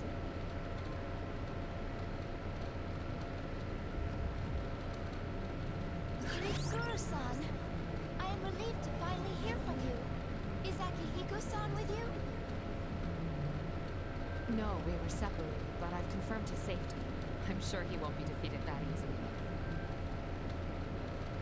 Igus laughs upon hearing my words. Let's exchange information while we can. Give her a simple outline of the current situation.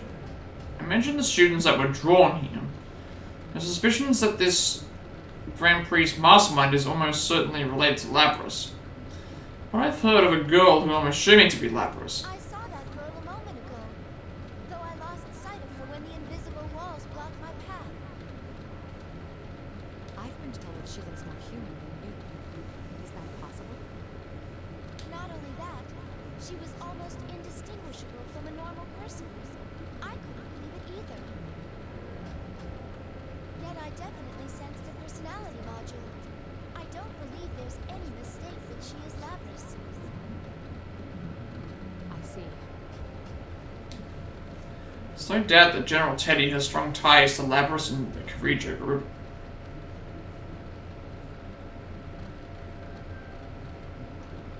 I'm not sure if you play COD still, Serrata, but I heard that they've removed ranked from Black Ops 6 now. So I'm thinking they want people to jump to Black Ops 7. I'm not sure why they decided to do that, like, outside of that, but it just feels very forced. To remove ranked from a game just to send people off to the next one. So it might be a mistake on their part. I think you might only play Warzone, but that's different, I think. This girl whom we believe to be Labrys is apparently walking around unconstrained. She didn't set up this many walls. It should be easy for him to capture her too. Don't worry about meeting up for now. Under the present conditions, we'd only end up fighting amongst ourselves. Understood. I don't know how Labrys ties into this situation yet, but be careful.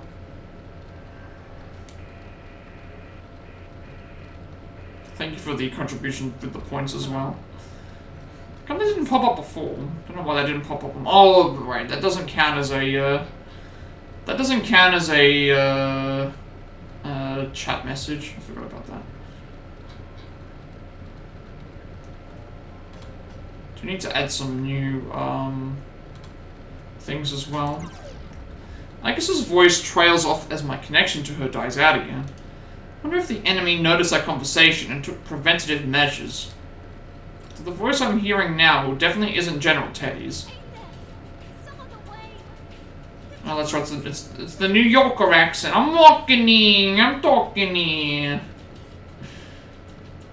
That's the same voice from before. Labrys, is that you? It's happening again.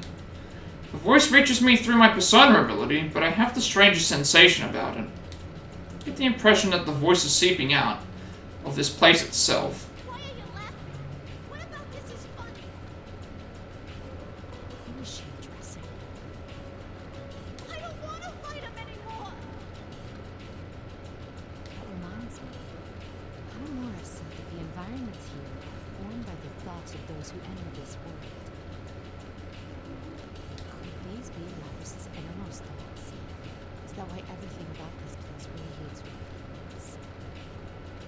What do you think we are? Yeah, something's happening here. For a moment, I experienced not just the voice, but a powerful wave of emotions. They bombard me through my persona senses. Strong sadness, confusion, despair. Can't help but fall to my knees, though nothing is assaulting me directly. How can I describe this weight? One possible explanation crosses my mind.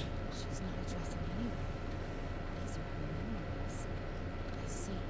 So that's what's going on.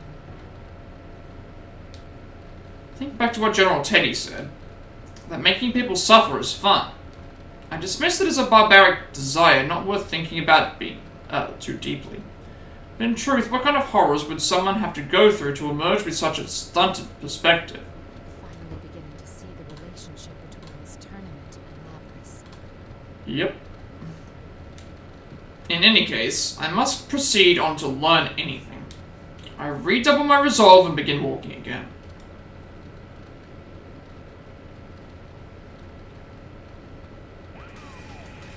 The monitor suddenly turns on, showing a smirking General Teddy. What are you getting so sentimental for? The Grand Prix is not over yet. Then you intend to continue this meaningless farce. I'll decide what's meaningless or not. Bring out the next challenger.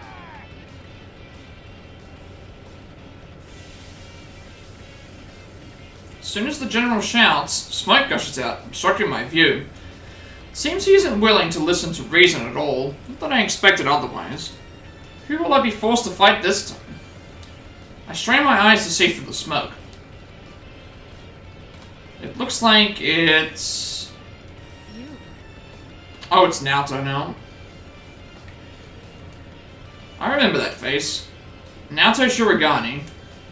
He was present as a police observer when Labrys was being transported to Yakushima. Thanks to his quick training that we discovered Labrys had been taken to Inaba. If our trip hadn't been disrupted by the hijacking, he probably would have been with us in Yakushima. Why is he here? This is a problem. I didn't think we'd run into each other so soon. Is this an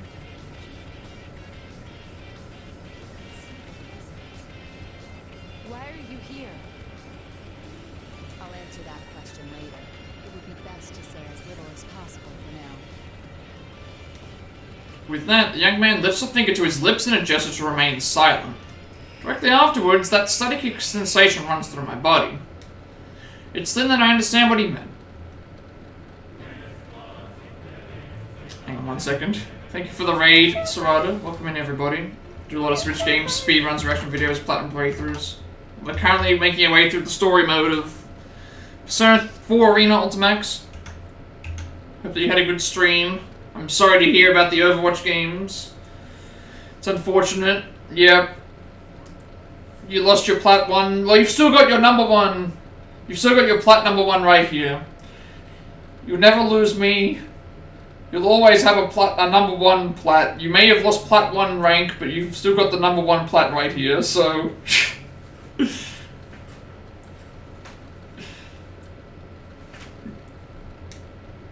Probably also noticed the effect at work. Nothing we say right now could be called conversing.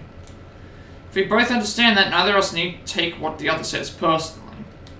That's why he called for a temporary silence. Yeah, it sucks. Well, that's why we have the next season to look forward to, I guess, or the next game, or a different game, or something or other, something like that. I don't know. I don't know what the best way to look at it is. I would like to hope that things get better before they get worse. That isn't to say that... It's an amazing assessment given the brief time in which he had to make it.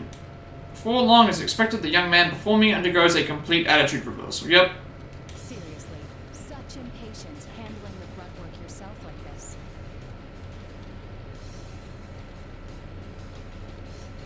I don't know what it is with online games. See, I thought Overwatch 2 was getting better now that, like, Rivals has taken over the spot, but it just seems like it just depends on the day. Sometimes it's worse than others.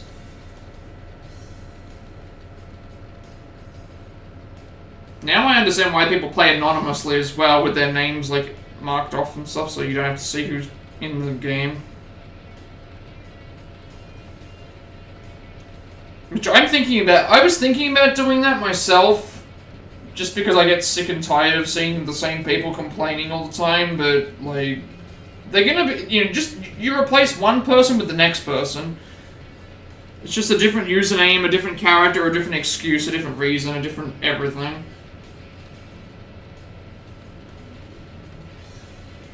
And then we're in a constant rotation of, like, well, on to the next game, and then it just happens again, and then again, so... I feel like there's no real proper way of... Isn't micromanaging like this the style of an incompetent Yeah, leader? I think you just gotta push through it and just... take a break, or move on, or play something else, or...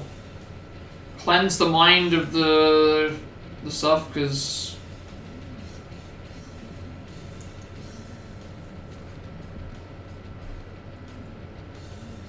like, I don't main support, but I see the abuse that, like, support players get. It's so weird, like, even when I was playing support with some other subs, like, when you win, like, you don't even get any, like,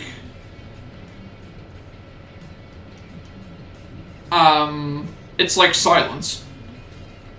Like, nobody says anything, but when you lose, it's like, oh, it's the support fault. Like, I don't get that. Like, how come when people win, there's nothing being said, and then when there's a loss, it's like, oh, jump on the healer. Jump on the healer immediately. It must have been the healer, and then it's like the numbers speak for themselves. If someone has 40k healing, and you have a thing like, I'm pretty sure it's not the healer, like, it's not the healer's fault. Something else was wrong. People just want to look at the stats and say things like, but the stats here say 40k heals or 60k heals or 50k heals. Like,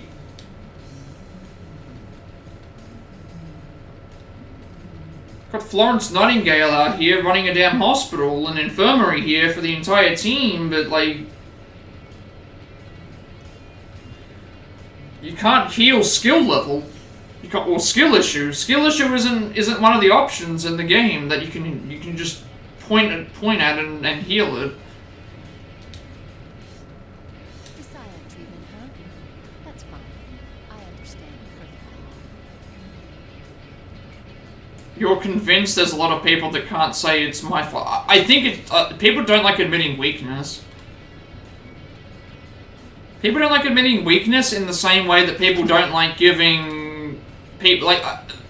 I watch someone play Rivals. They're a female streamer, and people have said to them like, "Oh, it's the female's job to heal." Almost like support characters are only played by girls, which is dumb. Like, it's such a dumb like what are we? Is this like primary school? Are we like in kindergarten again, where it's like, oh, only girls play with Barbie dolls? Is this what it is? Like, we're in 2025 and people are just like, yeah, the role of support has to be the female player. It's actually just like, we still live in this time. You don't believe in people. Not a single one. Like, I don't know, some of these people, I don't think they touch grass, I don't think they touch sand, I don't think they've breathed fresh air in like years. They've just lived they've been in the basement for so long. It's like, it's the year 2025, not 2005. Like, it's a video game. People take it so personally. You have friends and allies, but believing in them is a different thing. I suspect you'll never break down. Yeah, nobody likes to lose. No one likes to lose, but at the same time, you can have a competitive game and lose. You can have a competitive game and win. It's still, at least give credit where credit is due. Even in a losing game, like, if the support player did a really good job, like, a thumbs up goes a long way, an acknowledgement of, like, hey, like, we lost, but, like, the heals were so good, like, we lost, you know, something. Do something. Or just move on to the next game.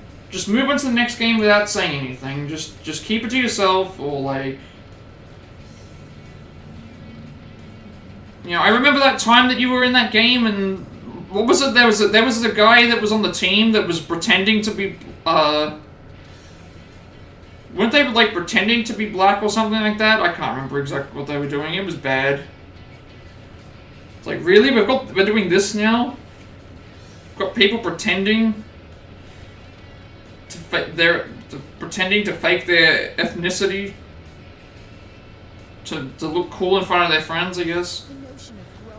Or I can't remember what it was about. That stupid, like, Rivals game that I saw that you were on, where when you got into the comms and just, like, wouldn't let them speak. You wouldn't let them speak, and it was funny. They couldn't get a word out because you kept repeating the same phrase, which has happened quite a few times. That's not true. After the words slipped from my mouth, I realized that the argument is futile. I don't, like, chat on VC. If someone calls me out on text chat, I usually do it in between the game, but it's the same stuff all the time. Like yesterday, there was someone that was like, "Oh, Lord Punisher, I bet it took you a long time to get that," and it's like, the game's been out for 11 months, it takes like 20 hours to get to Lord. Do the math, like, it doesn't take that long to get to, like, I think people think getting to Lord is, like, some prestigious... You know, I will say, like, if Lord required you to do certain things as the character, maybe, but even then, it's an achievement in-game. Yeah, the DCing is the worst. The disconnecting is the worst. In truth, you have your hands full just expiating your family. Or just if someone straight up starts, or if you don't switch, I'll throw. If you don't do this, I'll throw. And it's like, you're just admitting to wanting to throw in a ranked game because you don't get your way, but yet no one does anything about it? I don't get that either. Again, make the salt mine server.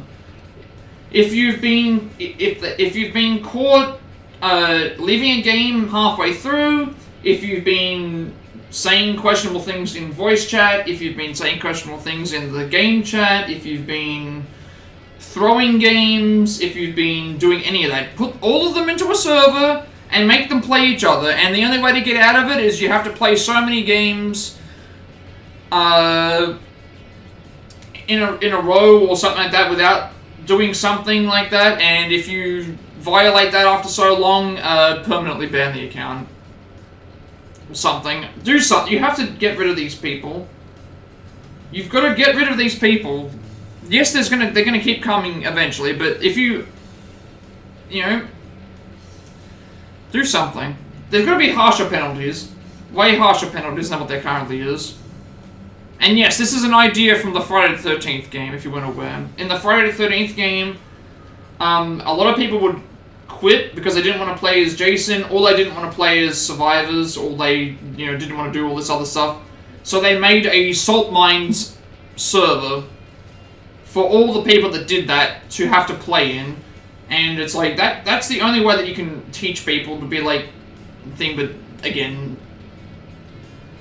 they would have to do something to tie it so that the game is tied to one username, I guess.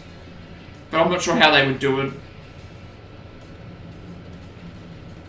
Maybe if people like lose their skins or lose have their account like things reset.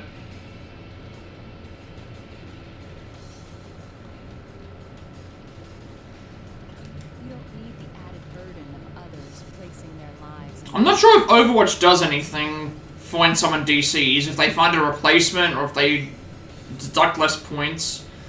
Because someone suggested, could they do a fill-in role? But I'm not sure how that works. Like, could they do a fill-in with ranked? So if for example I disconnected by, well, I guess I have to give them a chance to come back in. That's probably the only issue. I'm not sure if they could do a fill-in role. So if it was a 5v6 at some point, then they could just do what they do in quick play and just have someone else that's in that same rank join in. I don't see that being like, would that be too negatively received? To just have people pop in after the to even the odds, because that might at least give someone a fighting chance. By the time someone joined the game, would already be too far gone. I guess. I was just trying to think of like what would be a good way to, like, or just make it so that no one loses any points. If you win a 5v6, you still get the points because you've done something that was at a disadvantage. But if you lose a game and you're the 5, maybe you don't lose any points because it's not really something that you can control most of the time. Most games that are 5v6, you're gonna lose. And in some cases 4v6, which I've also had experienced. No. Yeah, you gotta find some solution. Like, a 6-point loss isn't too bad for a 5v6, but it still shouldn't be, like, on the fault of the... I thought of an idea... Oh!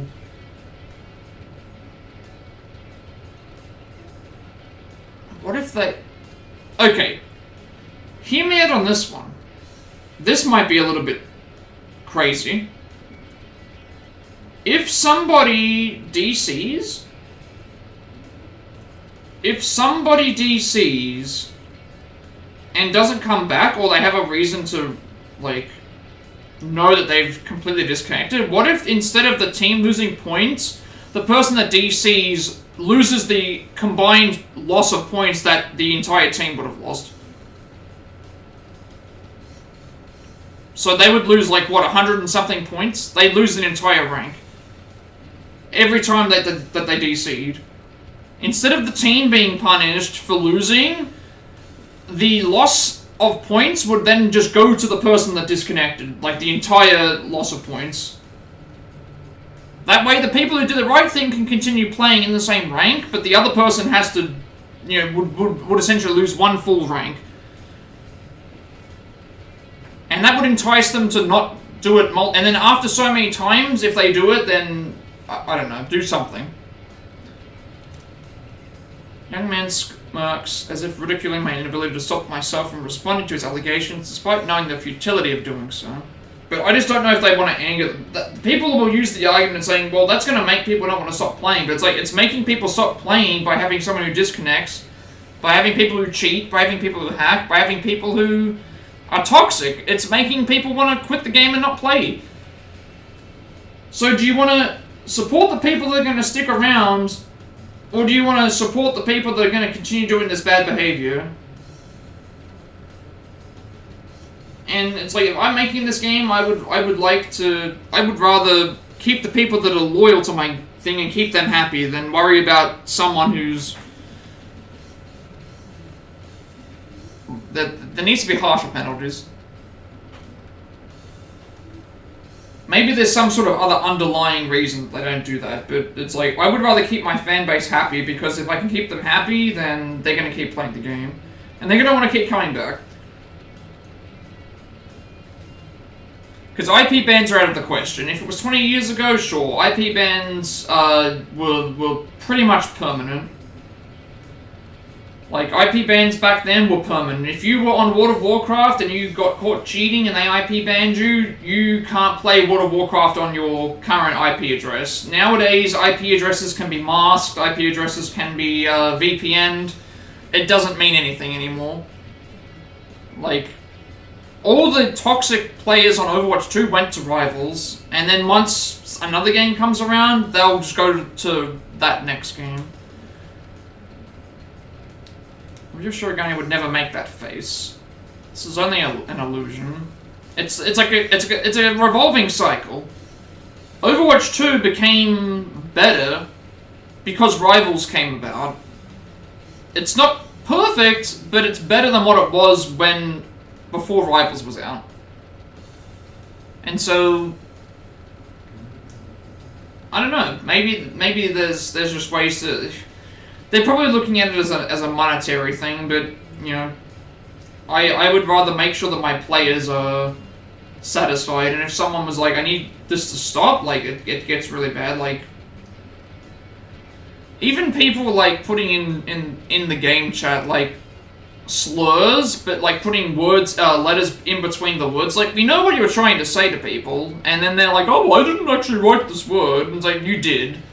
You did write the word, you just don't want to, you know, get caught doing so. It's like, it's silly. There's no use continuing this. Not until I eliminate this irritating barrage.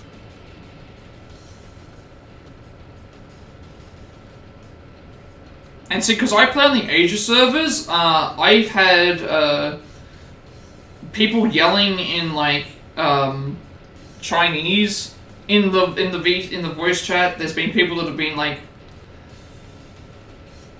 ranting and raving in like Indian as well, and it's just like it's bad. It's really bad. At least with like the US servers, you're not really. It's people that are actually talking, but it's even worse when it's just like complete gibberish that you don't understand. So I said I got interrogated, the damn interrogator in anime voice, which was just funny. However that works, but I think I'm just talking to myself in terms of just like, if someone asked me, how would you solve this issue? It's like, maybe that's just what you do. Separate server, if someone disconnects and you have proof that they clicked leave game, that's another thing I would implement. Have a tracker. Don't tell anybody that you've implemented this, by the way. Have a tracker that notices if the person clicks leave game. Because obviously there are situations where someone's internet could go out and then they come back in. But if someone's clicked leave game, you know that they've clicked leave game, so have some sort of counter or something that notifies this person clicked leave game during the middle of a ranked game, so you know that they for sure didn't have internet problems. And that way you can give them a harsher penalty versus someone who actually, like, their power could have gone out, their internet could have gone out, which has happened. Even to me it's happened before. I had one time near the start of a match that my internet partially went out, so I had to fix it, and like I was still in the character select screen for a bit, and that ended up happening, unfortunately. I think there's ways around these things to solve them. Make it better for the player base, make it better for people in general, because like most people play these games to have fun. They come home from work, they are on their weekend break, they just want to play some games competitively, like they want to be competitive. You know, they have a fighting spirit to want to play these games. And everyone should have the right to be able to do that.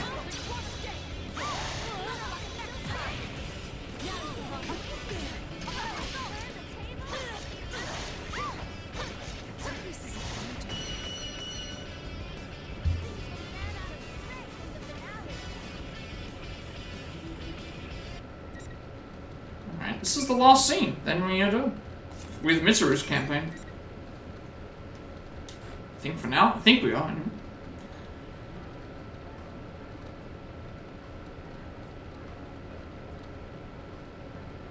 Because I feel like it'll only get worse. If you, I think if one company makes something like with certain rules, maybe other companies will be like, hey, this actually works. Like maybe they have proof that like 20%, there's like 20% less toxic games. Maybe there's less people that are more inclined to cheat. Less people that are willing. There's always going to be people that do it. There's always going to be people that want to cheat. There's always going to be people that want to ruin games for other people. But at least you're doing something instead of just letting it happen. And that's the worst part that can occur, is you're letting it happen. Turn towards the monitor on the assumption that General Teddy will appear to mock us. But for some reason, this time he doesn't. Not sure why, but it at least allows us time to calmly talk things over. Look towards the young man once again. Am I getting through to you now? Yes. The same goes for me, I presume. So yeah, that's my vocal essay on how I would try to solve multiplayer problems and issues without angering too many people, but also trying to implement like a way to make things better than what they could be. Now, there's probably some monetary reason or other reason, or they were like, oh, we don't want our numbers to drop, but it's like, I would think that the numbers would rise if people notice, hey, this is working. I can enter into a game without a cheater or without a DC. It seems we were spellbound until the fight began, And, as we both suspected. you know, there's no way to know if it'll fail or not, unless you try. It has a 100% success, failure rate if you do not try, so even if you implement something and then it doesn't work out, like, at least it's something you tried. And then you just find a way around it. To drive a wedge between us and make us fight. One other one I would like is more randomized matchmaking. I know that probably isn't as big of a problem on certain servers, but for the Australian servers, it actually is. You tend to always find the same. You tend to always find the same amount of people. Though it's a mystery to me as to where it draws such personal slights for the illusions before. For like 3 to 4 games in a row. I agree. Seems to bear no animosity and is willing to discuss things, but to be honest, I'm not sure where to stand. Why is he here? I can think of several possible explanations, but if he secretly followed us in, his canniness may prove dangerous. Also, if anyone's wondering, Naoto is actually female, but Naoto is pretending to be male because of certain, like, police standards, I guess. Like, I think they're more worried about them judging her. But the reason why Mitsuru doesn't know that it's a female is, that Naoto's a female is because, they're from two different, games. So, yeah. The whole Naoto being female was like a big part of the fourth game. But not every character knows. He gives a sudden wry smile as if sensing my reluctance and trying to assuage it. There's no need to be cagey. I don't intend to dodge whatever questions you have. You were probably wondering three things when you saw me here. First, how did I enter this world? Second, what am I doing in Inaba? And third, if I came here looking for you, what are my true intentions? No wonder you've made a name for yourself as a detective. You're correct on all counts. The first answer is easy. You know now that I can use a persona, allowing me access to the TV world. As for the second, there's no great mystery why I would come to Inaba. I live here. You wouldn't happen to be acquainted with Amagi and Hanamura? You've met my senpai? Your friends. I gather that your comrades who fought alongside each other during the serial murder case last year. I assume you entered the TV together for the same reason they did. You found yourself dragged into this mess as well. Whatever doubts I may have about them, it seems they're here because we dragged them into this. I'm not very comfortable with that. So, I must apologize to you. No doubt you already know, but the object we seek has been brought to this world. It's most likely the cause of this disturbance. Whoever learned of this world's existence must have thought it would be useful in whatever their scheme. You apologizing to me? Shirogane shrugs with a wry smile. Are you so sure you can trust me? You have no guarantee that I'm telling the truth. And there's still the answer to your third question to consider. I haven't yet told you my true motives. Fair enough. But if you're friends with Amagi and Hanamura, I feel I can trust you. Their bonds with their friends are good. Perhaps I lied about that too. But then why would you bring it up? No, you're no villain. That's what my intuition tells me. You aren't at all the person I thought you'd be. I'll take that as a compliment. Smell suggests that it was meant as one. I also just realized now, I don't think I'll be able to watch the Game Awards, will I? Because December 12th would be the day. Okay, so what would have to happen that day is I would need to get up.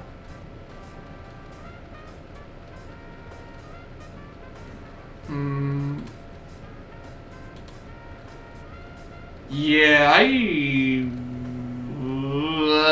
don't think I'll be able to watch the Game Awards this year.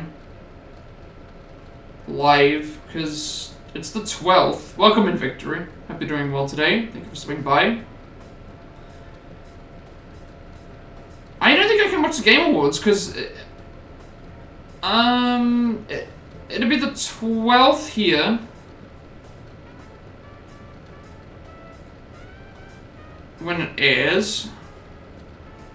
If I do a video on the 12th, the next day is the birthday stream, so because I don't want to do a stream on Sunday because there's a chance that people might come over on the 14th, so I might have to wait until the 15th to do...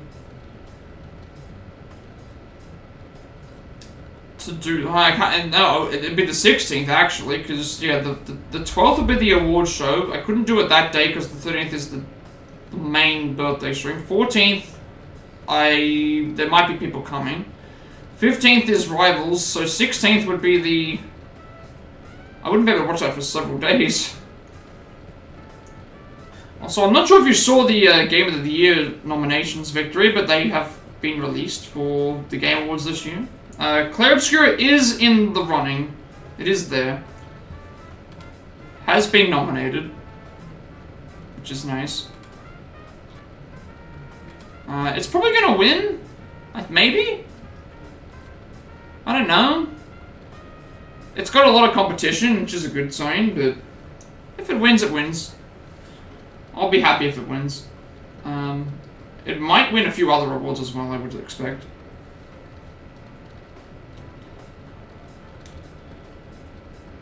I'm not sure about anything else. I wonder.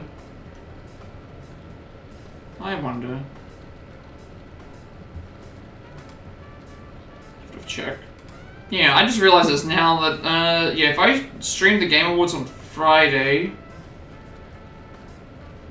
I would need to, because I need to stream on the Saturday. So yeah, we won't watch the Game Awards ceremony until Tuesday. It'll be like several days afterwards. I guess that's a good amount of time to kind of help it smile as well. Not exactly the hardened detective I'd imagine him to be either. Also, I think the Game Awards is on when I'm setting up stream normally, so it's like I would have to wait that day. Yeah, we're not doing it. Yeah, I'll do that later. I'll worry about it later. Picked a perfect day to put it. If it was a day earlier, fine, but it's not. It's not a day earlier. I don't think it's a day. It is the 11th, right? Or is it the 10th? If it's the 10th, maybe. When is the event ceremony? Let me see. Game Awards 2025. When is the Game Awards happening this year? 11th. Yep, we're not gonna. Yeah, that's not gonna be live. That means the 12th. Yeah, so I will not be watching that. I will not be watching that live, unfortunately.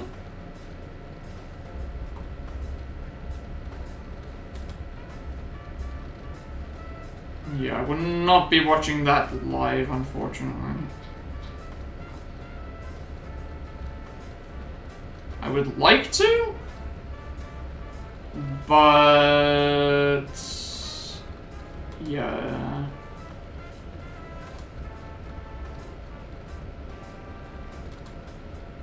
Yeah. I don't think we can watch it. Yeah, no, definitely not.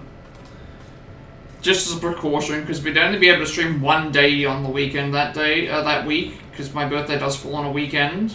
That means, yeah. No, I can't.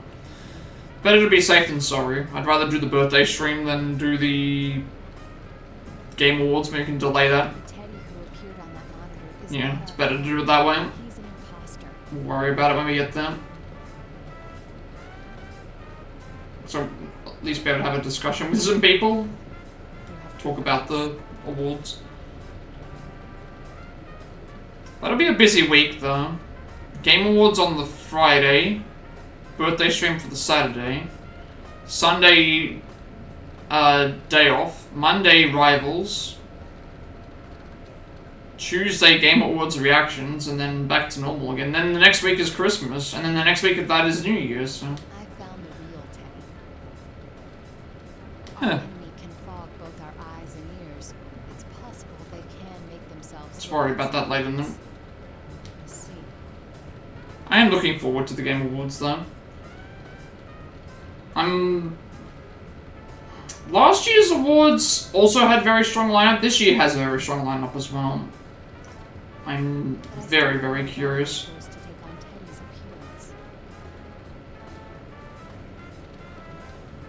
I'm hearing this a sigh and close my eyes.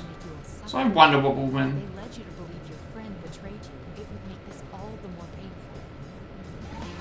Who's that Pokemon? But it seems too simple a motive to warrant this elaborate of a disturbance.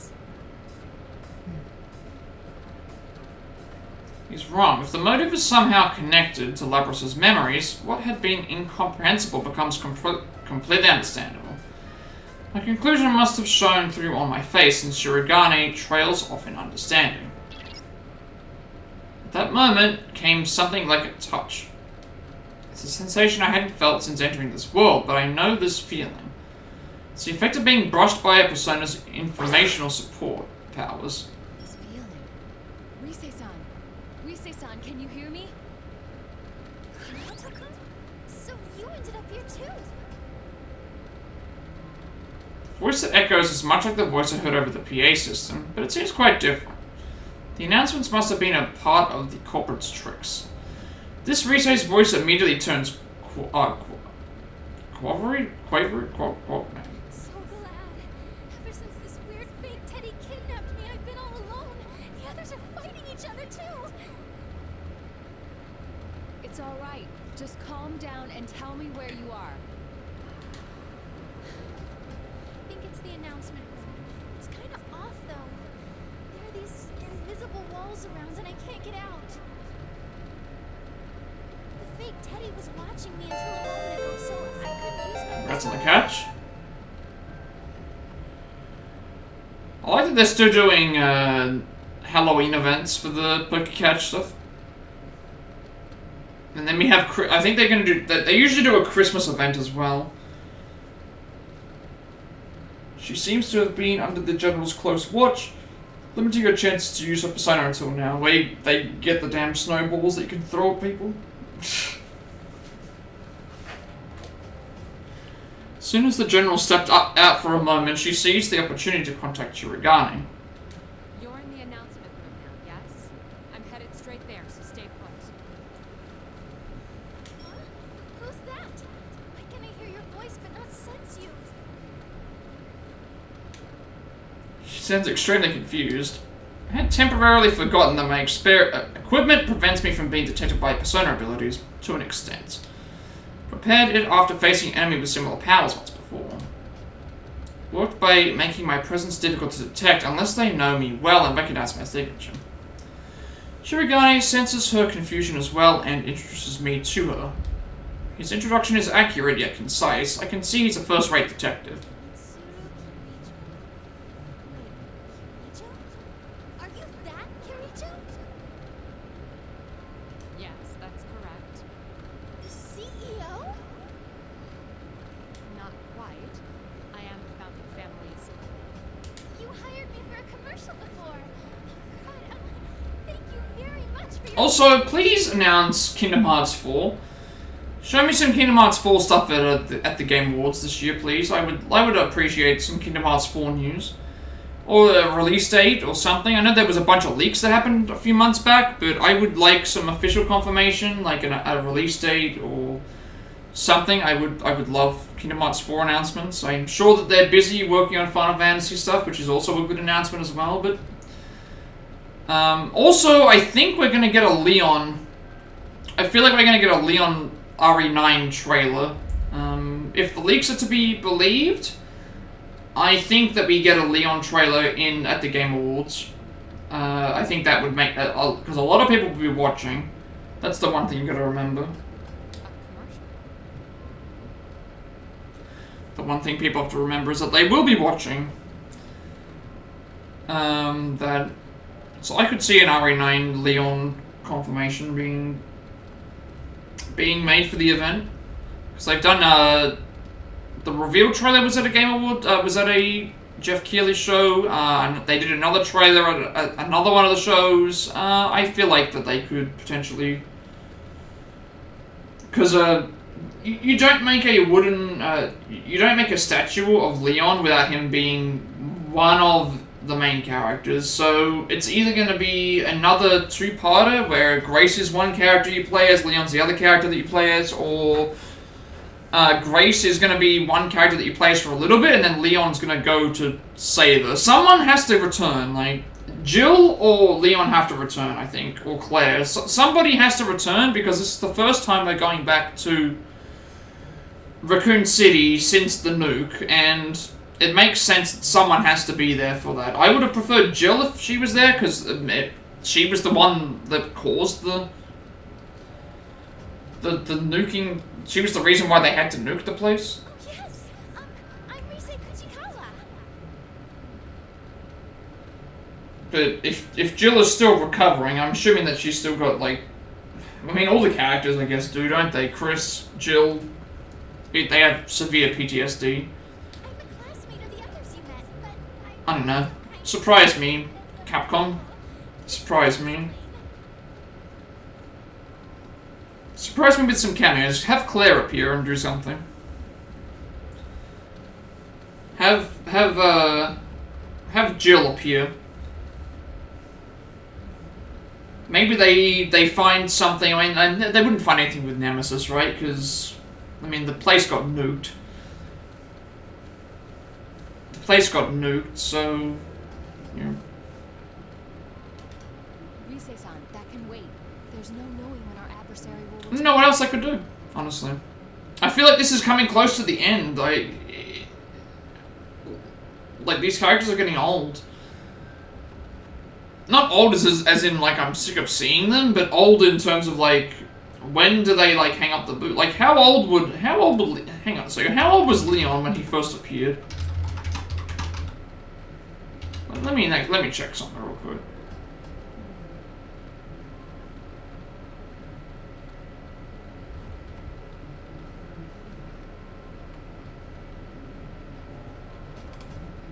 Like, how old would he be at the moment?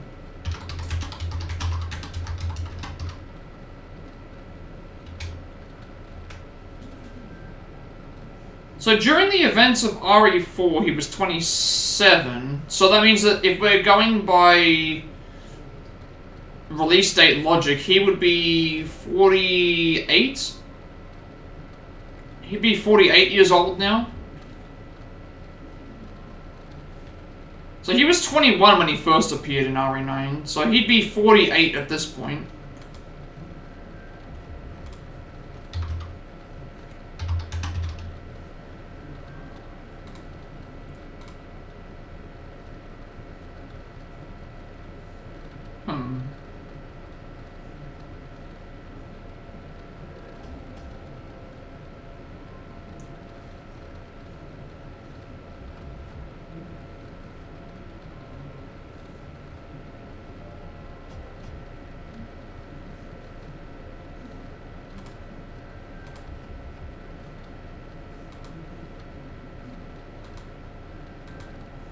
So I wonder what they would do. Because we'll wait and see. oh, all right. It's gonna be weird. If this is Leon's last game, it's gonna be weird to not have Ada or not have someone around, like... Because you don't really see them interact with, like... Leon and Ada are kind of like a duo. Like, all of the games that Ada is in, I think Leon is in them. And vice versa. Fujikawa said that she was captured. So it's gonna feel weird to, like, not have Ada around. I suspect it was to block communication. If we could speak freely as we just did, their whole scheme would collapse. And it's like, who's left at that point? Like, we've still got Chris, which... I liked Chris more in Village, but now that they're not going down the turn that I was expecting, I still would have preferred if they did like a massive team up. Chris, Leon, Jill, Claire, like Ada, basically all team up to take down the... I think was it Death Island that the animated one where they basically did the Avengers, but for the Resident Evil characters. Do that, except have them take down the organization that Chris was working for, the Umbrella organization thing. That it wasn't really Umbrella, but is Umbrella.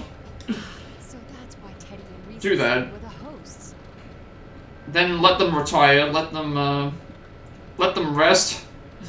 Let them rest. I love all the characters, but again, let them have some.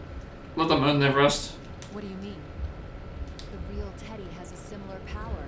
That's why those two were taken separately. Not only that, but by acting as the two who had disappeared, the enemy thought it could portray them as traitors. Though it appears that Teddy managed to escape on his own somehow.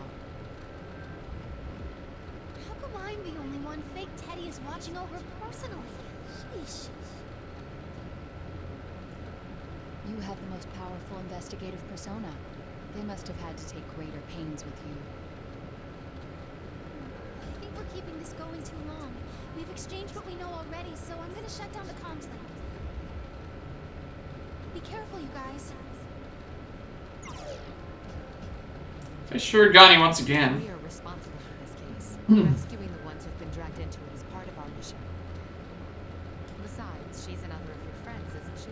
All the more reason for me to go save her. Makes a small gesture as if searching for the right words. Taking some time to make up his mind, he looks me in the eye once more. You're quite prepared for this. It would be unfair of me not to tell you everything. Please hear me out. The reason I came here was to... You're a real straight arrow. Came off intentionally. I'm very proud to be a detective, no? I can see it in your eyes. You would never sell out with the love of justice. You've done nothing to be ashamed of. That makes us even. I haven't been entirely forthright. Kirijo-san. It seems I still have much to learn. But what I said, you can make an educated guess as to his motives. He's a persona user. That means the police selected their observer as someone with the potential. If his only task was to watch over the transfer, there'd be no need to send a persona user, leading me to believe that he has been asked to secretly spy on me or my organization. We have nothing to hide anymore. There are many things that shouldn't be made public, but I'm sure his judgment is sound. Well then, Yep. I will once again entrust my friend's safety and the resolution of this case to you. In honor of the bond we are forming, Mitsuru Kirijo, I promise that I will not let you down. Smile back at him and move on without looking back. Know that there is someone up ahead to whom I owe recompense. There is no hesitation in my steps. Is that the end of Mitsuru's story? Reach the 3rd floor. After turning a corner and going on for a while, it finally comes into view. The announcement room. This is where Kujikawa is supposed to be. Are you Kirijo-san? Kirijo? So I open the door, 2 students greet me. One of them is the voice I heard through my persona, Kujikawa, I presume. The other was a girl I didn't see on the video. Hang tight, Miss President. We'll be okay now that help's arrived. Kirijo-san, this girl got dragged into this mess too. We have to help her before that general comes back. So you're Kujikawa. Sorry, but I'll need you to step back. Huh? I turn to face Miss President. We meet at last. Astounding. You really do look human. But you're not, are you, Labrys? Girl jumps at hearing this. Kujikawa still looks unsure, but I can't drag her into this. Place myself between her and Labrys. Huh? What do you mean she's not human? Isn't she a victim who got dropped inside the TV? Labrys being a victim is one way to see it. But if what I've learned thus far is accurate, then the one who set up this Grand Prix is most likely... Labrys, our records show that you were loaded with special equipment. Undoubtedly a function that affects thoughts and scrambles recognition. That's why we saw it in delusions whenever we fought. It would also explain general tenets of humans, and those who met you believing you to be human. Special equipment. Labrys? What are you talking about? Labrys' protests of ignorance sound as if she's in denial about something she already knows. It's tragic hearing the desperation in her voice. I'm sure the reason why you captured 2 people with analytical personas wasn't just to keep them from interfering with your designs. I came to a realization when I noticed I was the only one who sensed that. Who's that? Yeah, because Mitsuru in 3 was her original team's navigator, but then when Fuka joined the team, she became Fuka was the nav, purely the nav, and then Mitsuru was she could do backup nav plus like other An things. animal person's searches clash with your ability. They dispel illusions, so you need to confront them. You feared that if they caught you off guard and used their persona's ability, this would happen.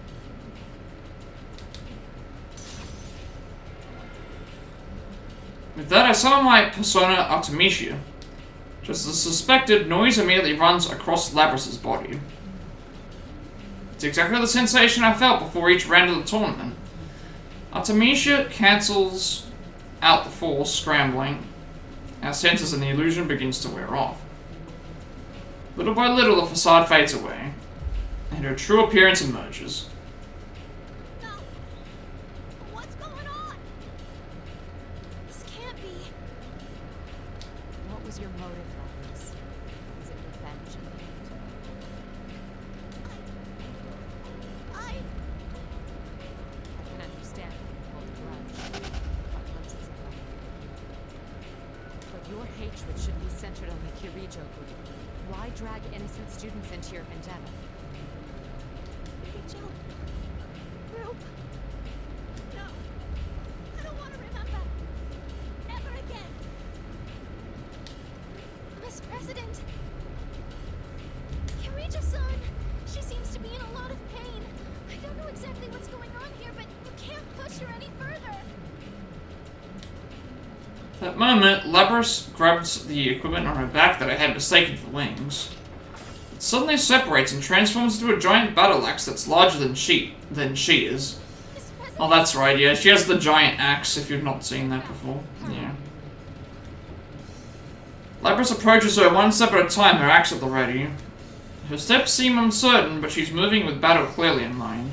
The injunction against harming humans has been removed? I see. No wonder she was sealed away.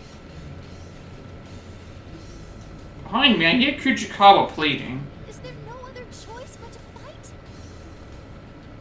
I won't let you do any more damage, Labrys. It's me you want. Yep. Shut up! Shut up! I didn't like that!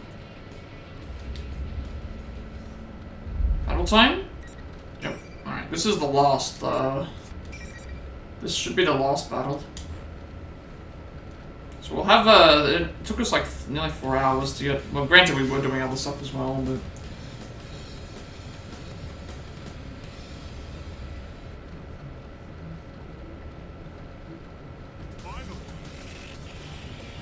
I'm coming for you! I'm coming for one mistake! Better luck next time!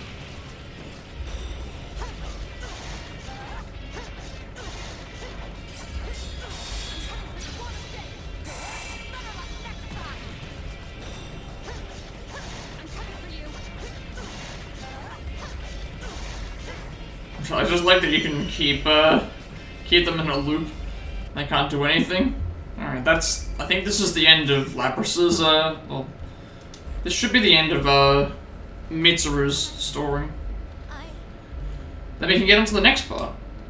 Labrys remains still. I can hear her muttered denials. She didn't use a persona, but it's possible that her mental instability prevented her from doing so. Might have been a blessing in disguise. I don't intend to turn a blind eye to the sins committed against you. That is why I was bringing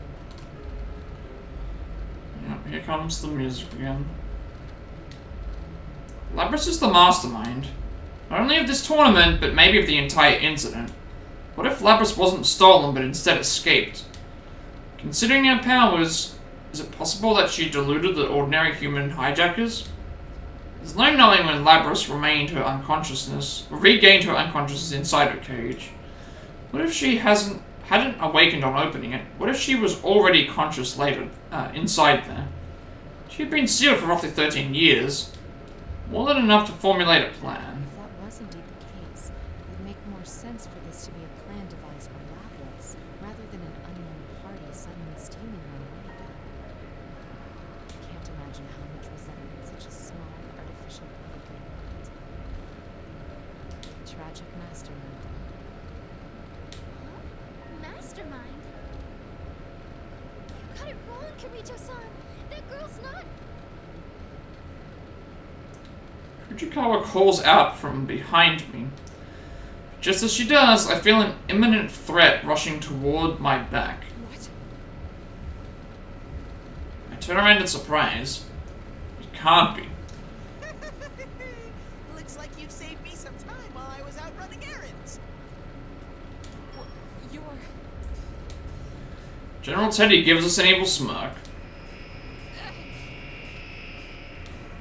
Extremely powerful version of the noise, far worse than before, is everywhere around us. Kuchikawa squats down while covering both her ears. It's all I can do to keep from falling to my own knees. What's going on? This is Labrys' interference pattern.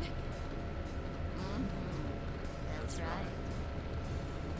As thanks for cornering you, I'll share this.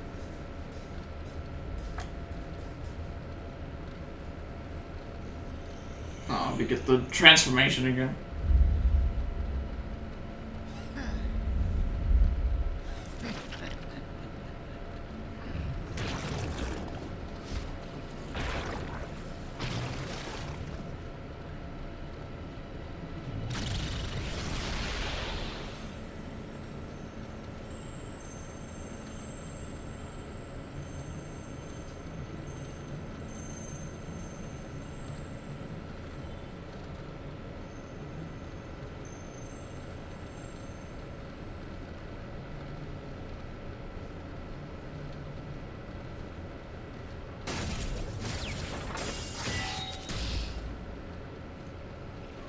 I don't know why that axe reminds me of, it reminds me of, it feels like something that a Kingdom Hearts organization member would use.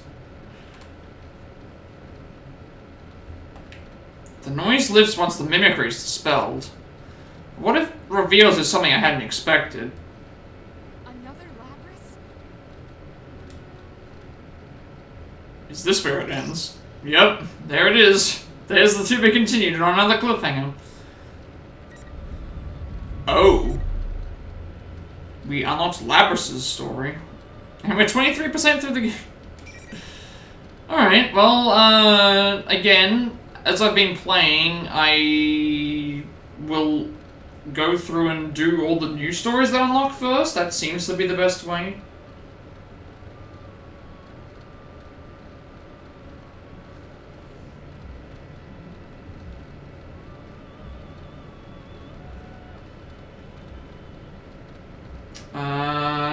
Yeah, so we're gonna go, we've gone from main MC to Kanji to Naoto, because completing one on the top unlocked Kanji and Teddy. By completing Kanji, we unlocked Naoto, Mitsuru, Akihiko, and Aigis. And then by completing 2 of those, we've now unlocked Labrys' story. So we're gonna do Labrys next.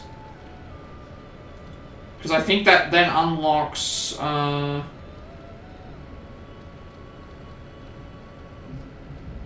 I believe Labrys' story unlocks some... Let me just check real quick to make sure this is correct. Yeah, complete any 2 on the bottom row will then unlock Labrys, and then when we complete Labrys, it then unlocks the... allows us to continue with the first 6 characters, being Yu, Yosuke, Chie, Yukiko, Kanji, and Teddy.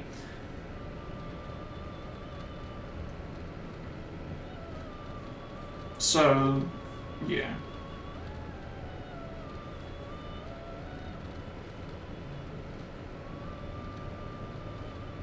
We're going to...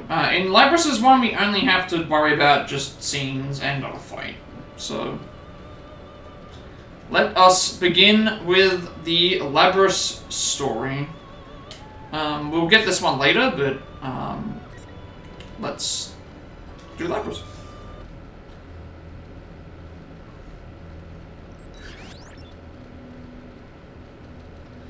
Initial boot successful. Timestamped the 20th of April 1999, 10:16, 39. Alright. The boot process was successful. Let's jump right into the next character. This happens every time, but I'm never sure what to say to them first. You mean like a greeting? There's no need for that, they're just machines. Two humans within visual range. Both male. Searching for voice print and visual matches. Personnel identified as research staff. Not hostile targets. But things like that might affect the performance of these models. Because they have a mind? Their emotions and things are completely fake. It's no different than an AI. It can't possibly be that sensitive. Scanning for key words in conversation. Running logical analysis. Cross-referencing with related data. Current conversation topic is not orders. Well, until we rule it out completely, we should at least be kind. So you say. Alright, from this moment on, you will be registered as candidate unit number 031. Please repeat your number back to me. Confirming first order. Initializing unit number. Output via voice requested. Activating voice synthesis module. Accepting input. Oh, here's the maintenance room with the lab. 031. Did its pronunciation sound a little odd to you? You're worrying too much. Let's hurry up and haul it out. Receiving action plan through console. Combat test against other units. Against others of same unit. Test commencing immediately after entering shock-resistant chamber within the lab. Frame stored within cage for transport. Beginning transport. Ah, so this is the one. I've been waiting to see it in action. Transport complete. Cage reopened. New human found. Searching for voice print and visual matches. Personnel also identified as research staff. Female. Cutting connection to outside data supply. Connection offline. Commencing cable disconnection. Now, try getting up. Order confirmed. The battle chamber? Okay, Labrys looks a little bit different here. Get up. Initiating motion synchronization engines for motor functions. Accepting input. Safety limiters active. Balance control gyros functional. Overall movement systems functional. This model's loaded with a nearly pure form of that crystal. I can't wait to see what kind of results it gets. Unit number 031, can you hear me? Confirm your surroundings. Tell us any abnormalities you're feeling in your sensors or any other functions. Order confirmed. Beginning simple self-diagnostic.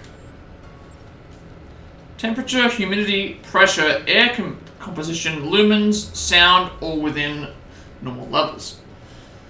Visual data within expected color spectrum. All systems functional. The readouts seem fine. Monitoring system is fully operational. Okay, we're gonna test your performance inside the battle chamber now. When you hear the buzzer, consider everything that moves an enemy and eliminate them. Order confirmed. Awaiting the signal to begin the test. Exit confirmed to be sealed. Room shape approximately cylindrical. Height approximately 11 meters. Area approximately 154 square meters. High energy light sources found in outer wall. Assumed to be fire resistant and bulletproof. Sorry to do this just after you've woken up, but it'll be good to put you through your paces. Release of facing hatch detected. Mobile objects intruding into chamber. 7 objects in total. Scanning for visual matches. Analysis non-human. Confirmed the same model units of humanoid weapons. Hostile markers confirmed. Classifying as hostile units. Releasing safety limiters. Combat limiters now set at 70%. Exits confirmed resealed. Test commencement signal received.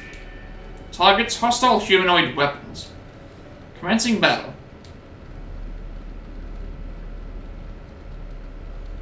Alright. Anime! Anime!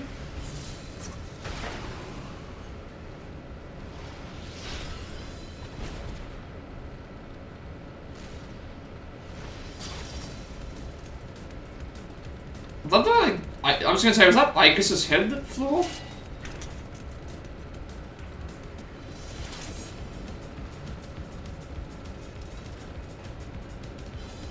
That does look like they do look like Icus robots.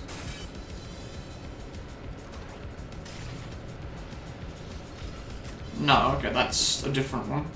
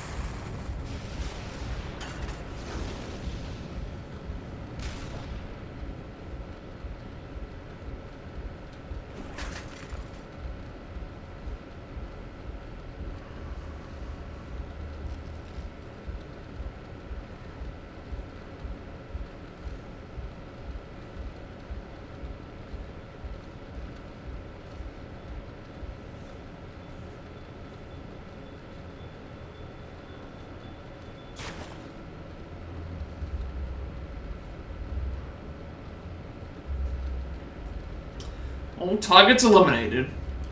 Hostile units no longer capable of motion. Test termination signal received. Battle complete.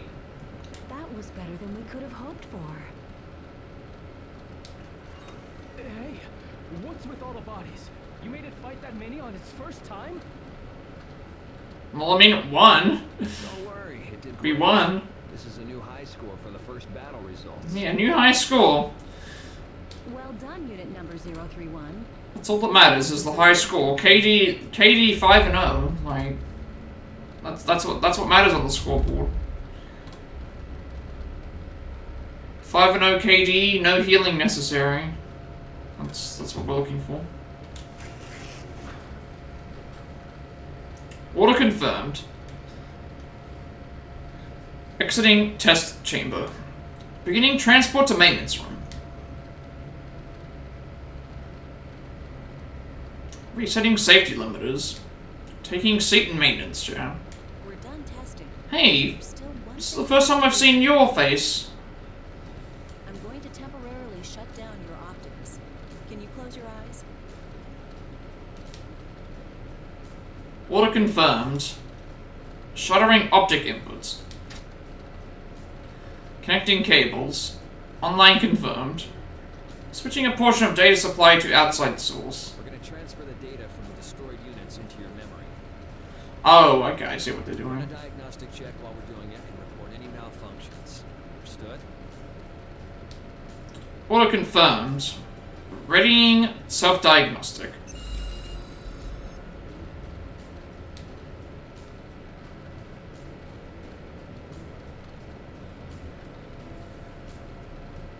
Initiating data transfer. Initiating personality module link. Initiating diagnostic of transferred data and sorting procedures. Sector 001, closed combat control data. Will investigate improvement of tactical patterns through synthesis and acquisition of data, dividing into categories for sorting. Sector 002, evasive action control data. Will investigate improvement of tactical patterns through synthesis and acquisition of data, dividing into categories for sorting. Sector 003, non-battle data. Error excluding. Sector 004, non-battle data. Error excluding. Sector 005, battle-related data. What could these be? Momentary disruption of data from visual information stream. A room that is not this place. outdoor scenery thought to be at night.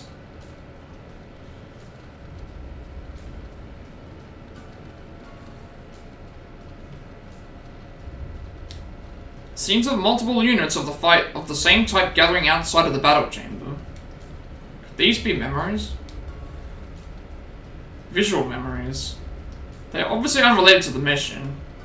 Why have apparently purposeless memories been preserved this long?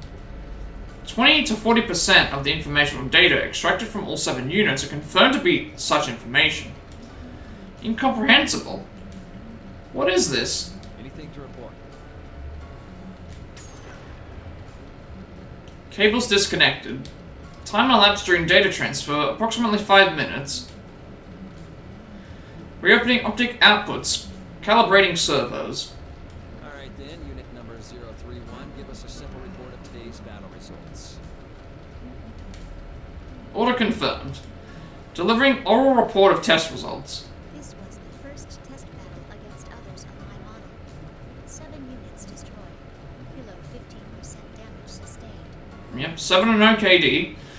No healing. Don't seem to be any problem. Only took 15% damage, so no healers necessary. What's that? Unusual expression detected from research staff. Facial recognition library indicates surprise. Did I say something funny? Does it have an accent?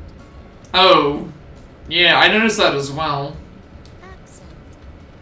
Do you not understand the words coming out of my mouth? It never used to have an accent. Something's changed, and it's now speaking in an accent, yeah. No, we do, but Yeah, how did that happen? See? I wasn't hearing things. The unit's speech really is peculiar. You don't need Now it's talking like a New Yorker. I'm walking here, I'm talking here. Is the language interface not set to default? Yeesh. If we'd known this, we would have reset it in advance. The base's personality might be coming out. I wouldn't be surprised if some of the volunteers were from a Kansai area. but it just woke up.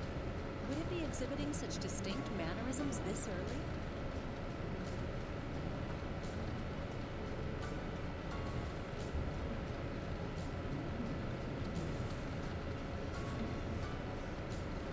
It may be the effect of an enlarged plume of dust, the basis of their mind.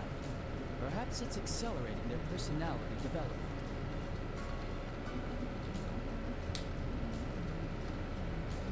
Exchange of opinions taking place on unexplained aberrant in speech pattern. Hypothesis offered that language interface settings fall aside unexpected results. Review of recent conversation does reveal certain discrepancies.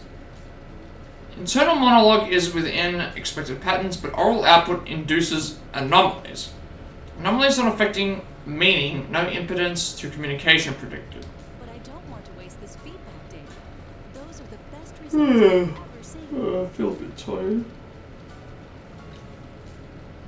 Talking a lot does drain. Again, people will say streaming is easy. It's not. Like, the amount of effort that I try and put into these streams, setting things up, making sure stuff's working, I chat a lot. Ultimately, you are playing a video game on screen, but like, Leave it. It'll be fine. it does take a lot out of you. This is just But it's fun. That's what I like about streaming. I know this isn't like the most engaging game, because there's not a lot of like gameplay, it's a lot of just talking for the thing, but this is the story mode, so if you've seen a Persona game, you know that there's a lot of talking. There you go again. This unit is going to be communicating with the others. What if this effect spreads? Not only that, but because this is an anomaly, it doesn't seem to have a 100% accurate accent either. But if it has a personality, that might speed up the development of its mind. She's right.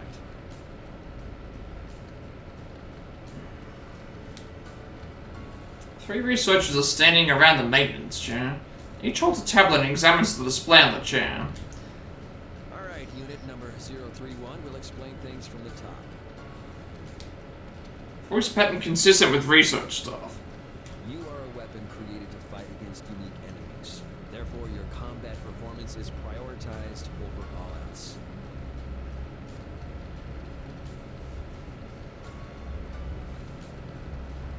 But in order for you to use a particular ability, you've been given a certain amount of awareness. That makes your performance difficult to quantify, so we've been pitting test units against each other as a selective growth process.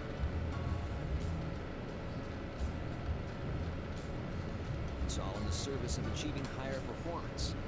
We don't want to waste any plumes of dust.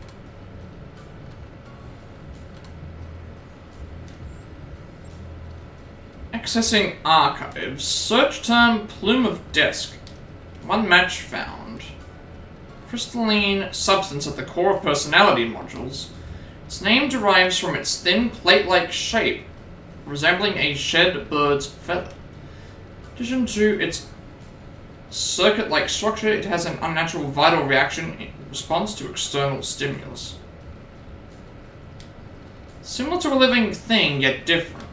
It is thought to exist in a state between mind and matter, mass and information. The details are unknown. 12 other subheadings classified under Level 7 clearance. Access denied. Matter interpreted as the core of personality modules. But regardless of your ego, there is one rule you must abide by. You might as well think of it as an order. One rule to abide by. Awaiting order. The only order is to destroy everything we identify as enemies and to emerge victorious. Though your ego will give you some flexibility when planning tactics, there's no need to think about extraneous side issues.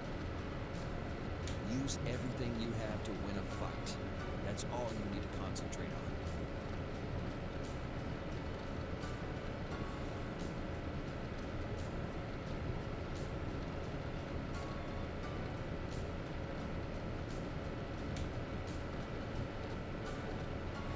Understood.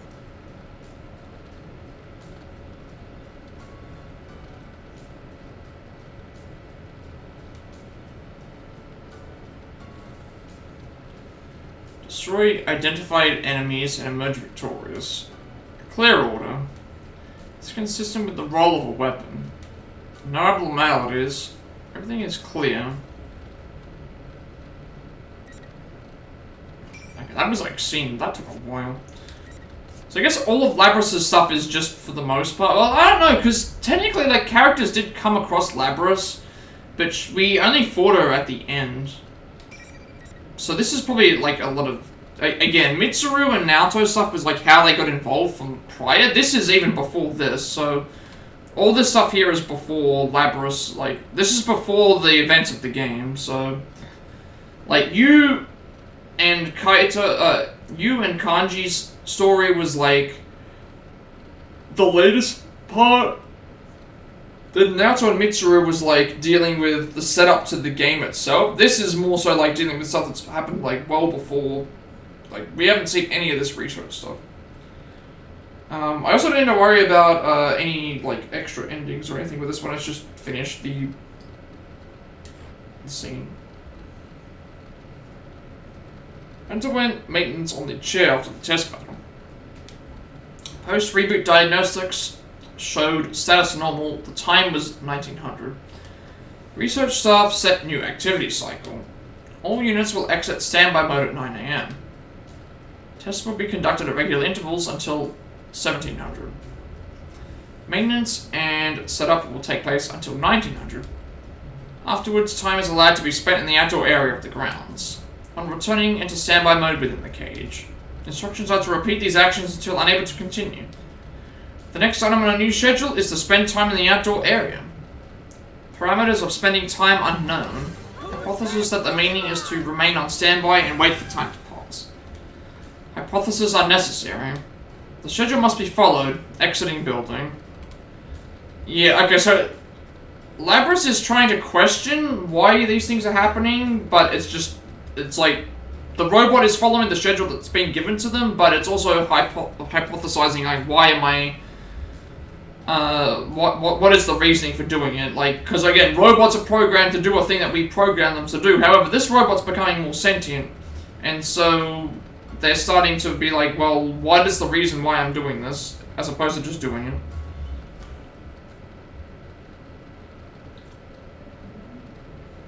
Outdoor area reached. Yeah, that seems to be what's happening. Light levels limited due to time of day, many trees still visible in the environment. It is almost entirely consistent with known data from the off-limits area. The ground is different from the laboratory's artificial flooring. The soil is exposed. Various natural plants are here. A certain amount of time must be spent here. The intention may be to heighten basic response capabilities in the natural world. Others of the same unit can be seen stepping into the central area, reassessing the surroundings on various spectra. Unlike the combat test, no hostile unit markers detected. Hypothetical, in combat under current conditions, what tactics would be effective? I have reassessed the surroundings as a combat environment. I assign value to various geographical features. Survey the topography on the outskirts of the environment. I detect unusual movement in one unit. Other units are also surveying the environment, but this unit is crouched while holding something with its right arm. Do not deem this unit's unusual action to be a threat. I approach it in order to make inquiries.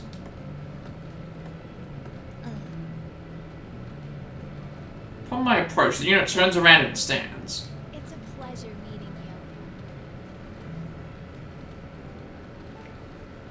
you. Hang on, isn't this one of the other...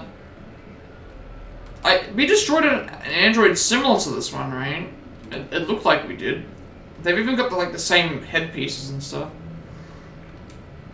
Process this statement. Its conversational gambit is unexpected. I find no prepared response in my libraries. You mean like how this is our first encounter? In that case, yeah. What are you doing here? I've never heard your accent before. It's intriguing. They said stuff about my accent too earlier. Do I really talk that funny?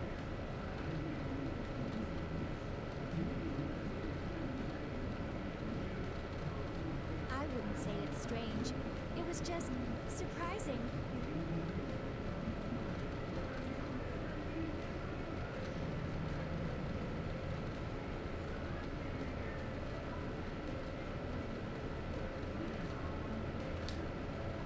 Unit looks over again and then speaks quietly to something in its right hand.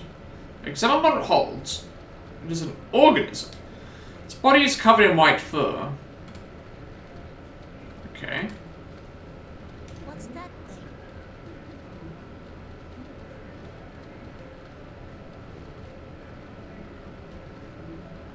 It's a dog.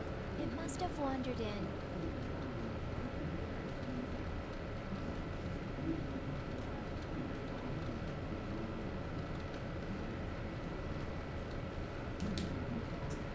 Organism's parameters are consistent with access data of dog.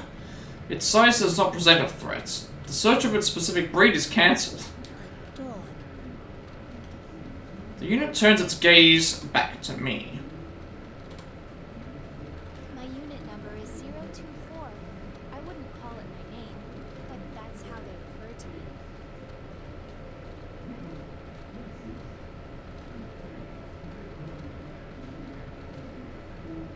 What's yours?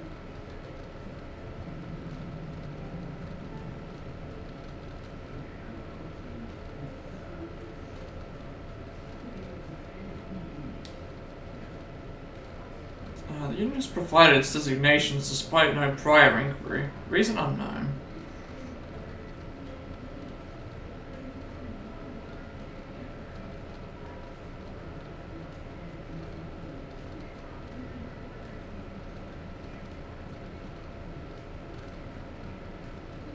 I'm unit number 031.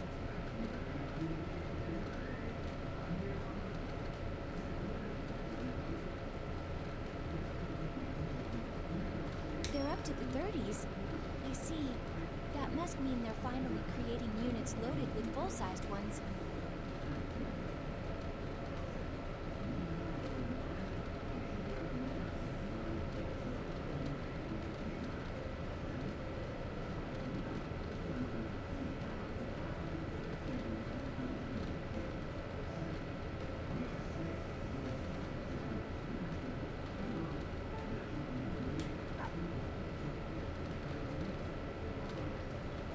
Dog barks. The scan of the surroundings shows several units turning to investigate. All units ignore it and look away. This one wants to say hello too. They're becoming sentient. Well, partially. Some of them more than others, it seems like. It does. You can understand what dogs say.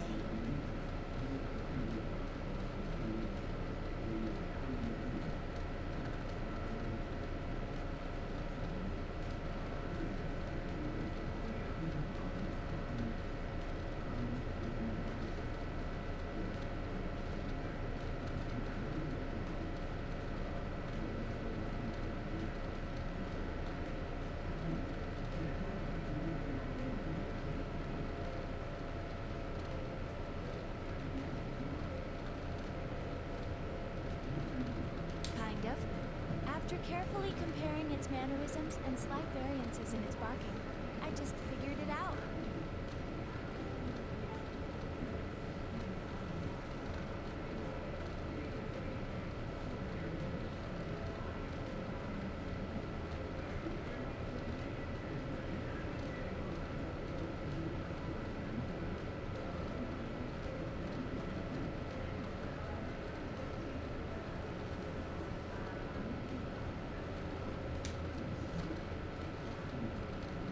Its right hand pats the dog's head while its left scratches the dog's neck.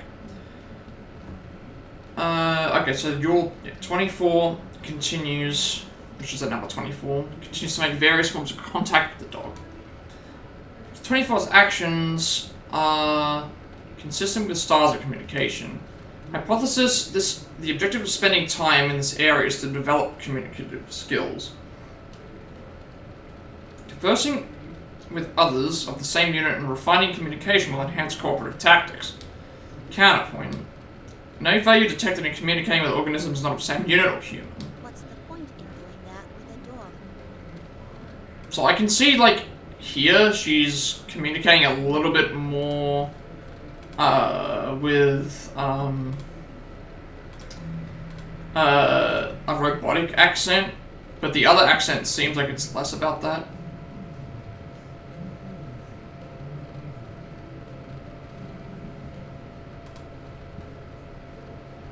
The point? There isn't one, I suppose.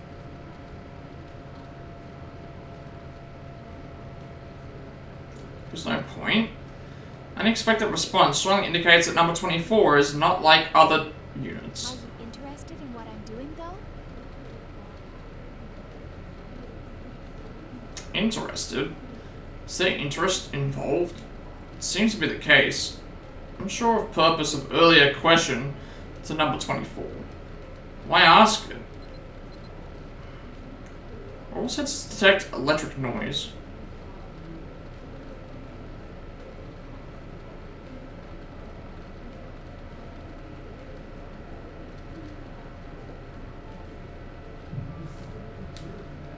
Recognize the pseudo-information involving no sound waves yet perceived as sound datum.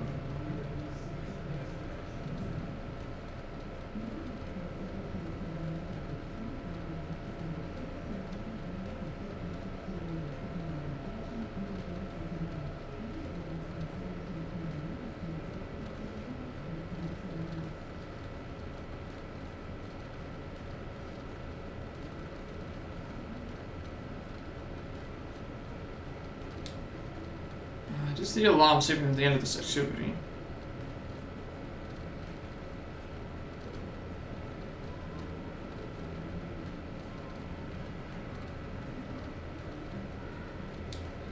All the units begin moving as one toward the building. Number 24 speaks to the dog at cradles. Sounds like that's all the time we have today. We need to get back.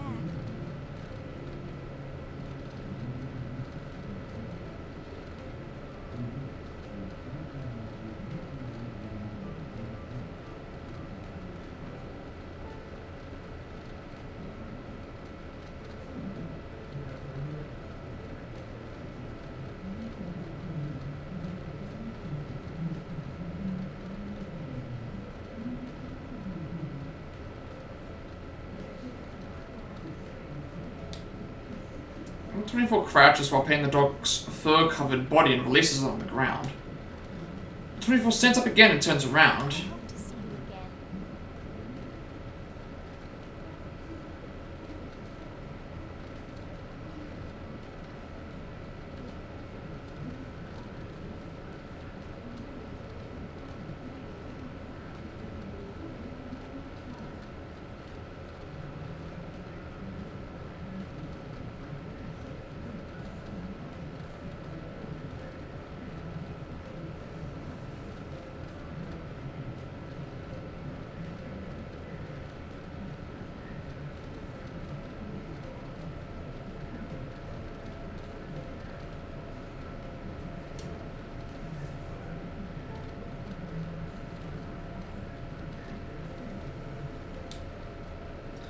I'm trying for his expression.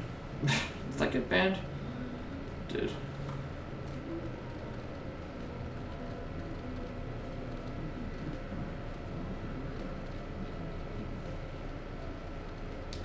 This movement of the lips is known as a smile. It is shown when humans express happiness.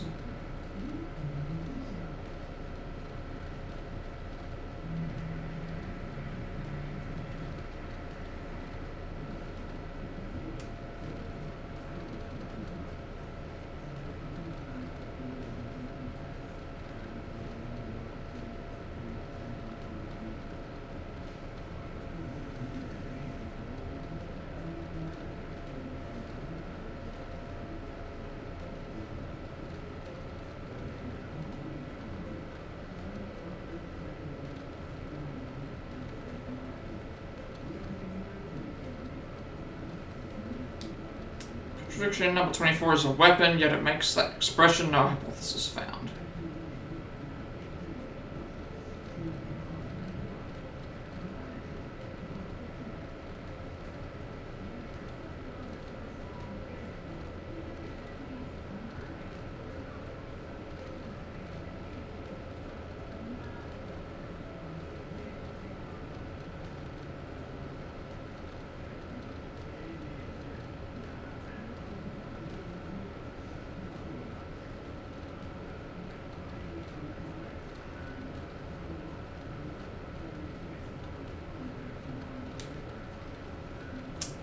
Or, is there no point to it as well? Speculative processes rerouted to analysis. Still, can't understand it. Well, I guess we're going to be learning all these processes as a robot. Back to the battle chamber. The next day, after being released from standby, I am assigned to a test battle against others of my unit as yesterday. Order confirmed. Taken to the same chamber, the battle commences. I destroy the other 3 units and sustain little damage. As I wait there, the researchers come in.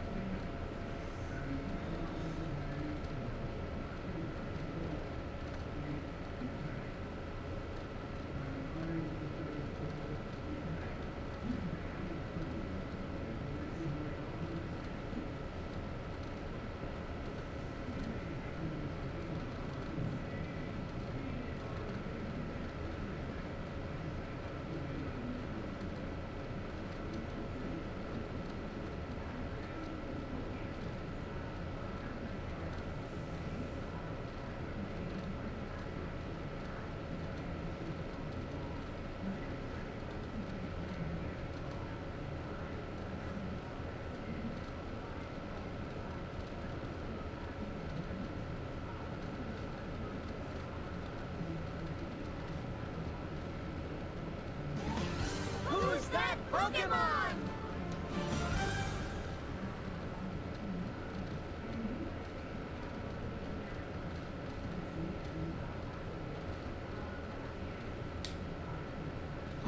All of what seems to be high praise for my abilities. Do not understand how I should react to this. Should I give an expression of joy? As 24 did? The researchers crouched next to the units I destroyed and began working.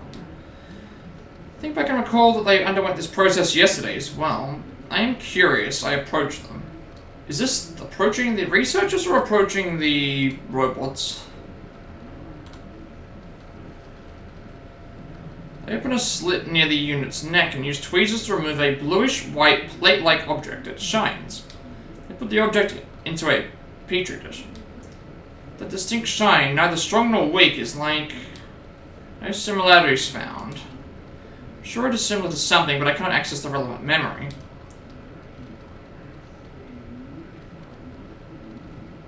Well, let's get right to the feedback on today's battle.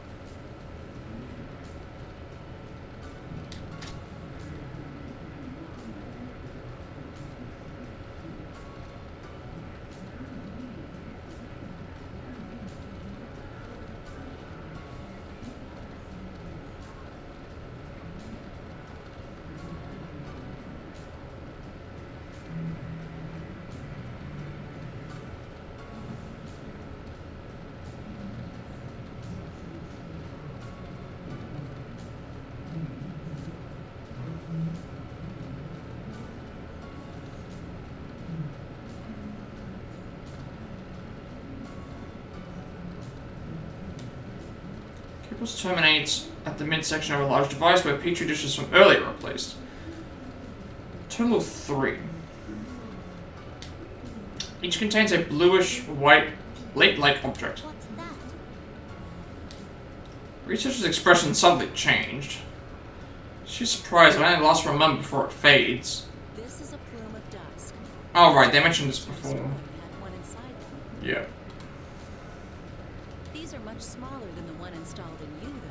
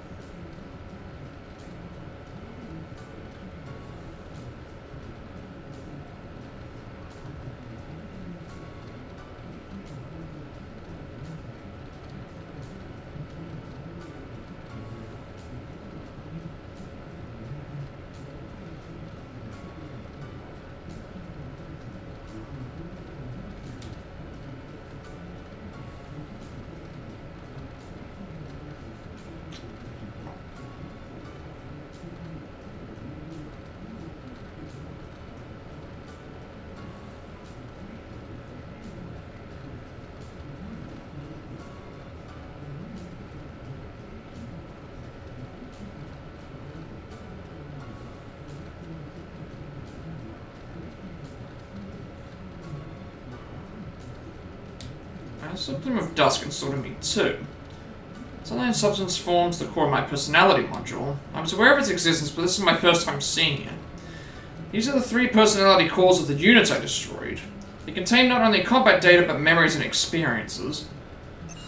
So maybe they're using those to... It is not long before the extracted data download begins. I sought for the data relevant to enhancing battle performance and incorporated it into my own. Yeah, okay, so the idea is that it sounds like they are taking the Plume of Dusk discs, extracting the battle data from all of them, and that way, instead of just having one robot learning the thing, you have multiple robots. The ones that get destroyed, all the data that they collected then gets added to the one that is destroying them, and yeah, that seems to be what's happening. It's Surprised it takes much less time than the initial transfer from yesterday.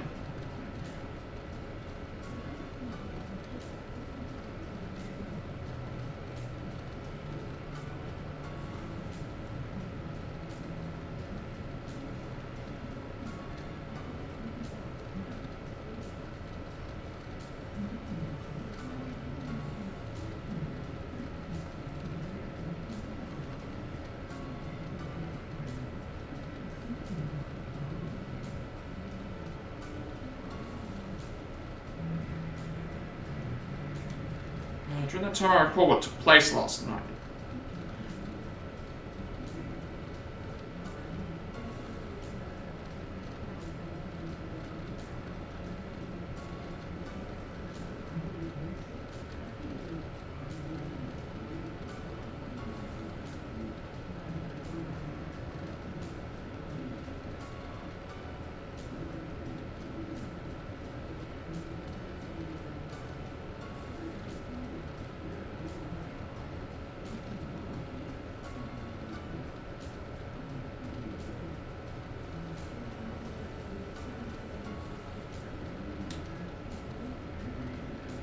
There are cases where non-combat data is being preserved.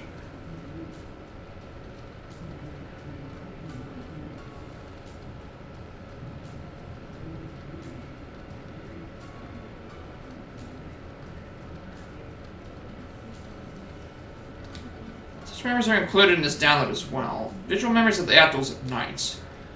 Memories very similar to that were in yesterday's download too.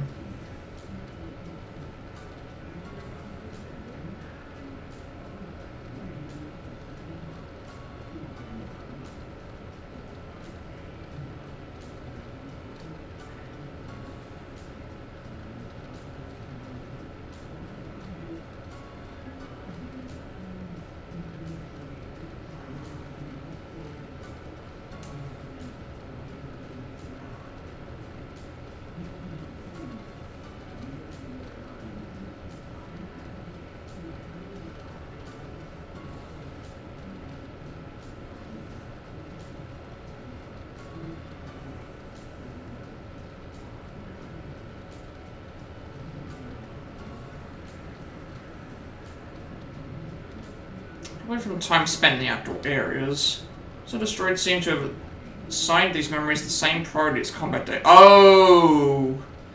Okay. So now it's like some of them have combat data focus.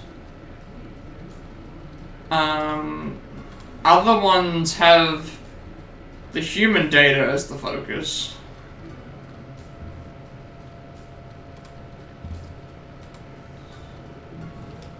Why, though?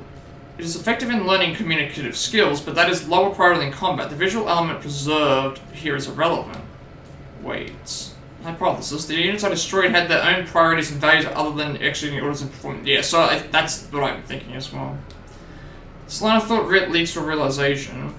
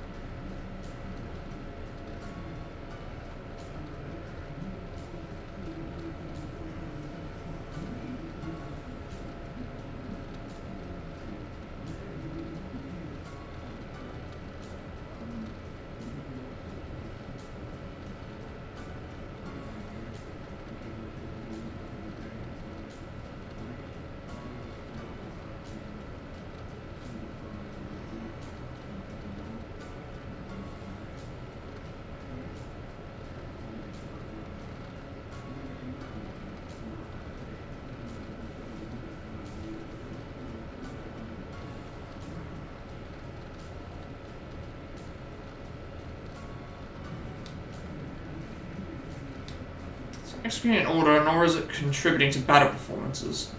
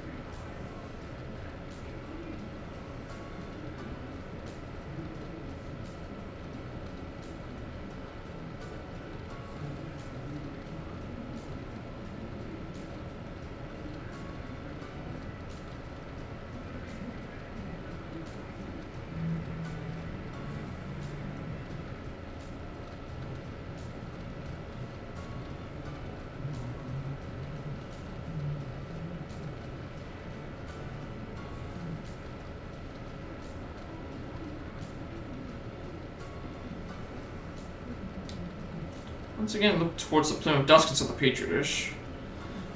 Something almost exactly like it is installed in me. Then, well, the destroyed unit's thinking along similar lines as mine until yesterday.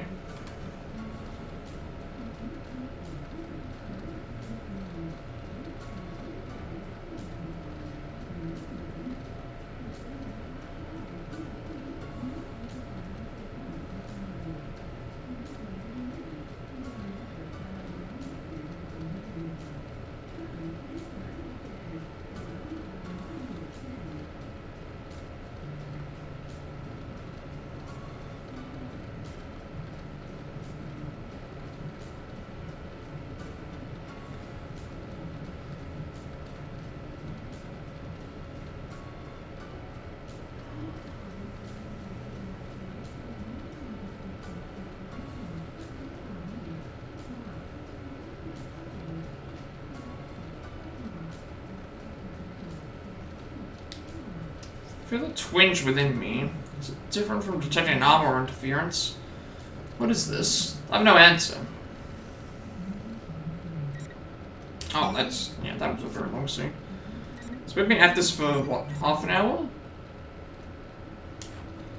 Guess it adds up, because this is pretty much just all scenes at the moment. My second night of spending time in the outdoor area came. Started approximately 30 minutes later than yesterday, but there was very little variance in weather and temperature. The difference is trivial. Night sky has the same brightness. The wind and the trees are no different.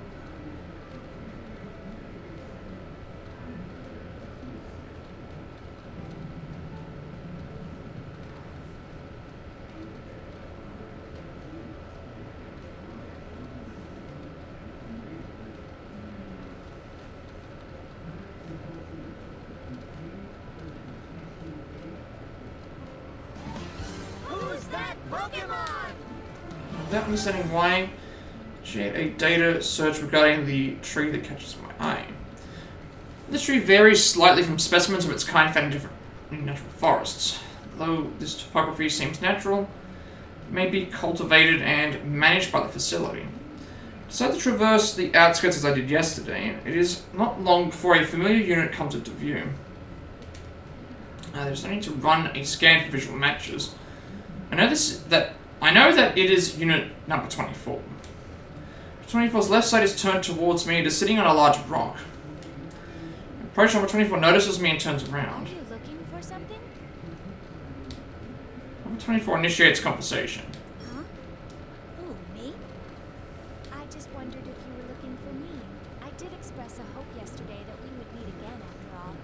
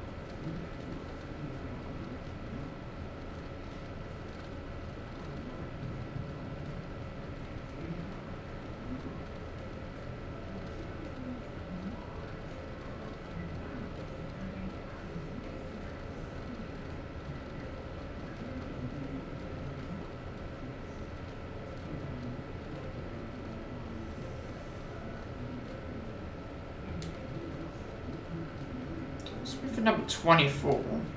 It's true, it may have been.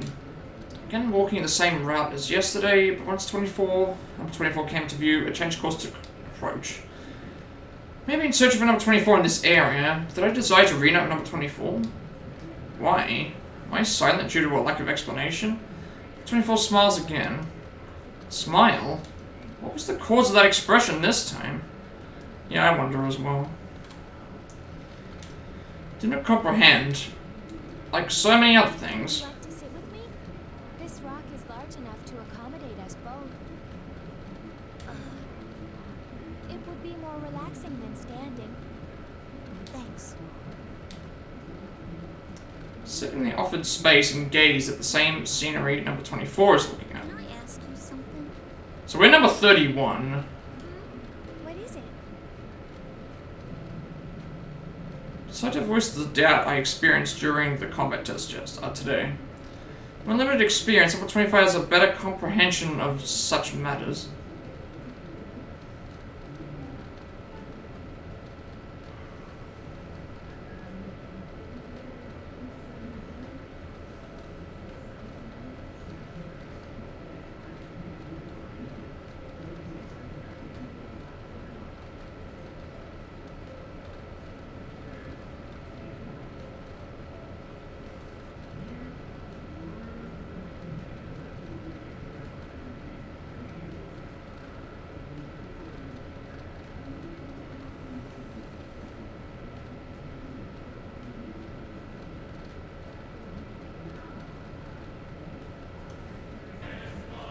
Whoa.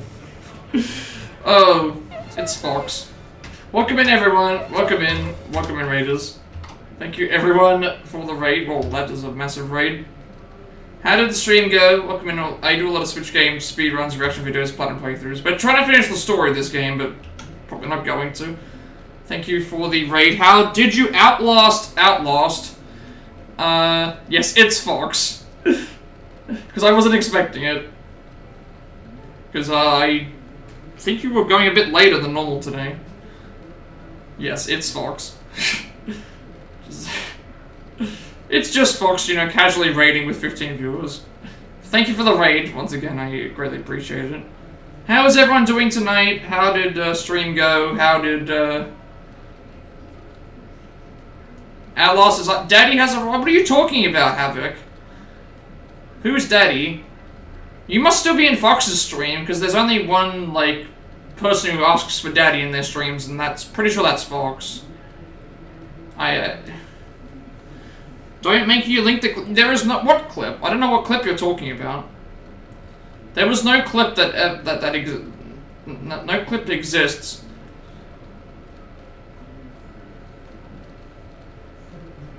It's fake news, I tell you.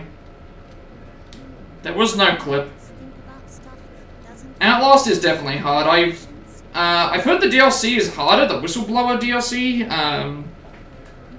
I know it's pretty freaky. You want to play it like that? What are you talking about? Play it like that? You're making it sound like there's no such.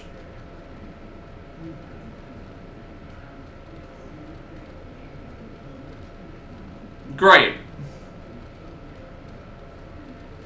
A few people in chat asked you played it. Yeah, if you like Outlast, like, I mean, I say like, if you like playing Outlast, like, enjoy being freaked out and stuff, you will probably like the DLCs.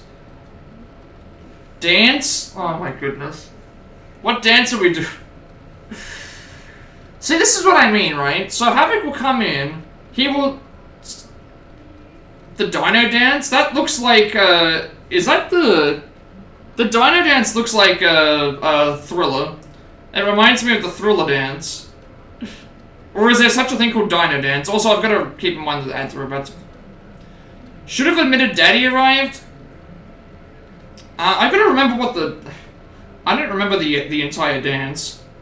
But I know one of the parts. Should have admitted Daddy arrived. I don't need to admit anything like that, because you aren't Daddy. Nobody is Daddy. I've never outwardly specified that at all. That's why I said, I think you're stuck in another stream. Not what the clip said. I don't know what clip you're talking about. I don't think anybody knows what clip you're talking about, Havoc. No way, in no way, shape, or form would I, hence I'm gonna dance? Okay, well that's fine. I can do the thriller dance. I kind of know it. Although it kind of goes off stream, right? Let me just, like, move this chair out of the way. So I'm not, like... It's like this, right? No. He does the I don't know if I'm doing this right. Oh, there's probably more to it actually, isn't there? There you go. Yeah, it's a hood. It's a hood. I'm a fake figure. Oh no, my identity's been revealed. My identity's been revealed. I'm a fake. I'm a fake AI generated Pikachu. I'm sorry. I'm a fake AI generated Pikachu. It's not stuck on. The hood hasn't become accustomed to me yet. Also, I think we're in ads. Crap. Sorry about that. There you go. There's the thriller dance.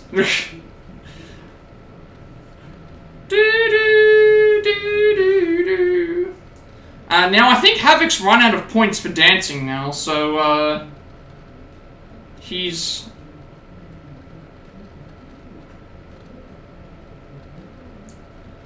What is this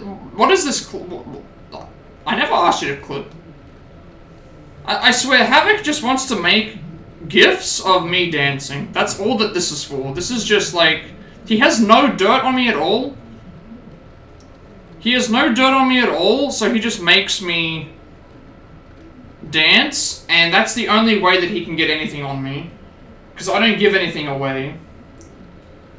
At all. I don't know what you're talking about, Daddy. I don't know what you're talking about.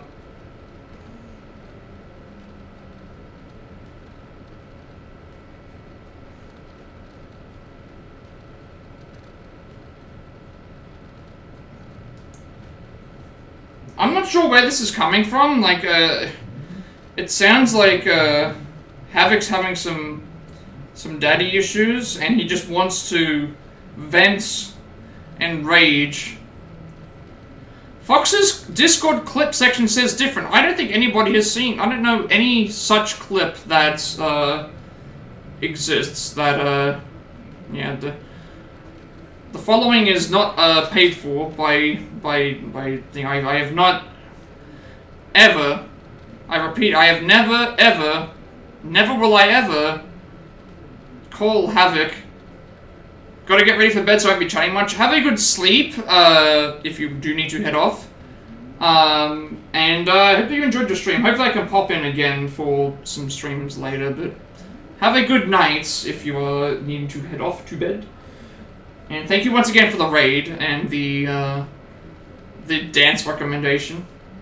I don't pay you anyways. I never... Well, technically I actually asked you if you wanted to mod, so to me,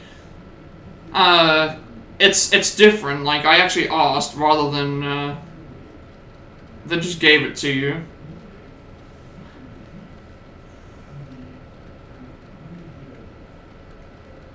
So, you know, I'm not gonna be one of those people that would just be like, hey, like, you could be mod, and then just grant you the access. Like, technically I did actually ask. You have such thoughts? And out of the mods that I have, made mod, you're the one that's around, like, the most. How have I been? I've been good. Yesterday's stream was very frustrating and annoying, but I feel well rested and also well, regenerated, I guess. I don't feel as tired today.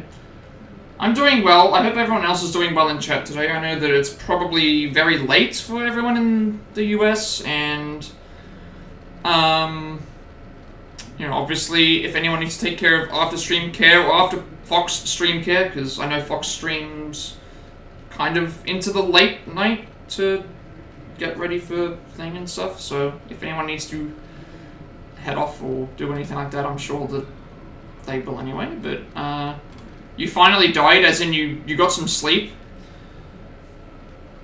To tell you the truth, I can't really say. Hopefully you're able to get some sleep.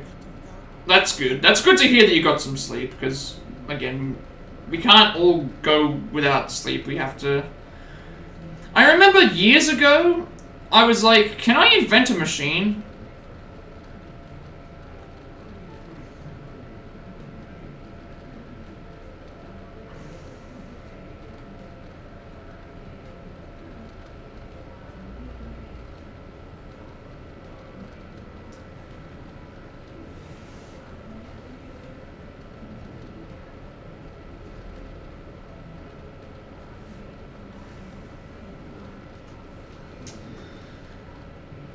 What have I done? Although, I guess this is a good thing, because, I didn't get to see her this morning. She left earlier than normal. I was just about to get up when she had already left. So I didn't get to see her this morning, so hopefully when she comes back home, she'll see the clip. I'll remind her that she got it, but I'm sure she'll see it. So I guess that's going to be the greeting when she comes back in. She's like, oh, Havoc sent me the new clip today. It's like, yep, okay. This is what I have become. Number 24 is silent for a duration before speaking again. But yeah, well, I haven't seen her this morning. She left for work earlier, maybe 10 minutes earlier than she normally does, so... I'll wait for her when she gets back, I guess. I do like to put a smile on her face, or at least try to. Or if I can't, other people can. Units of our model are all given a mind. It's so that we can eventually develop what is called an ego. Hence the club. So essentially, I am just a carrot. I'm just a carrot that you dangle in front of her to be like, hey, you need to cheer up if you're not feeling the best. Here, watch your brother in a Pikachu onesie dance for your entertainment while you throw fictional bills at me. Like I'm some sort of, exotic dancer. Is that basically what it is? The reason our appearance closely resembles that of humans is related. It's to foster self-awareness, similar to a human's. Make a great stand-in when she can't stream. She literally streams once a week with me. You're making it sound like this is her stream.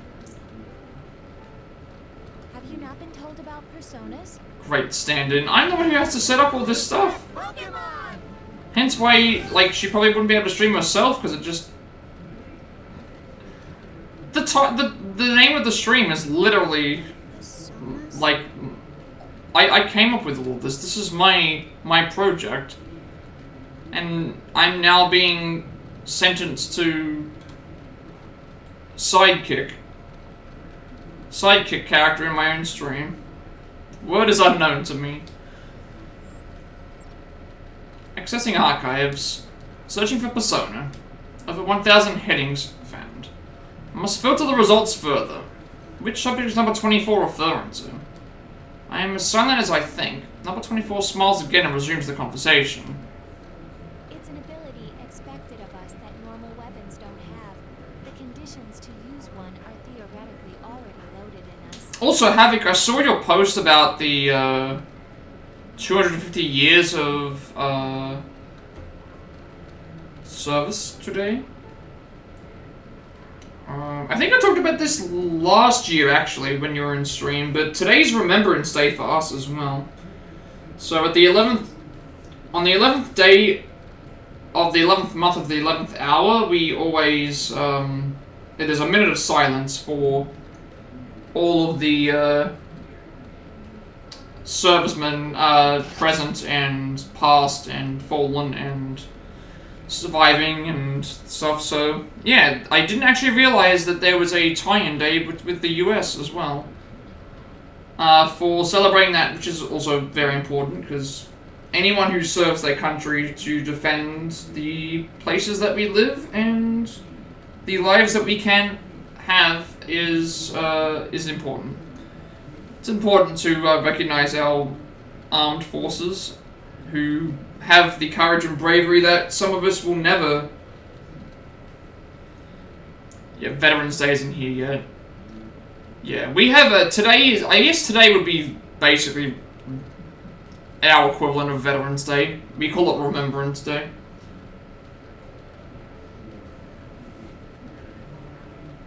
But a well-defined ego seems to be necessary to act. But still, it's important to acknowledge people that work hard to allow for us to live better lives. That's why you're forcing yourself to stay awake for MK stream. Yeah, already aware that we have been given a mind. Today I saw for myself the part that forms our personalities is its activation triggered by development of communicative skills. I still do not have a good grasp on it, though. Number 24 continues to speak. Yeah, I think he's streaming a little bit later today, right? Compared to usual. Usually he's already, like, done a stream.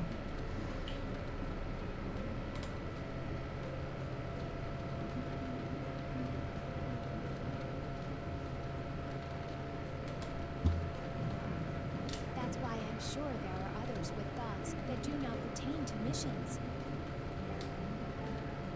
Almost 11 p.m. Yeah, that's around the time that I usually go to bed. Around 11 to 12, just because Allison has to get up at like 6 in the morning, and so I don't want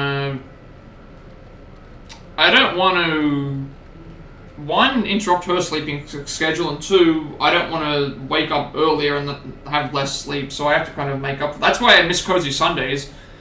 I miss Cozy Sunday streams because usually they're around 11:30, 12:30-ish, around that point. So it's like I miss out on Cozy Sunday streams now. Then maybe those I fought up to now. They're the best asleep. No, I mean, I again, because I stream so long and I'm able to get this consistently set up, every now and then I'll... And how does that make you feel?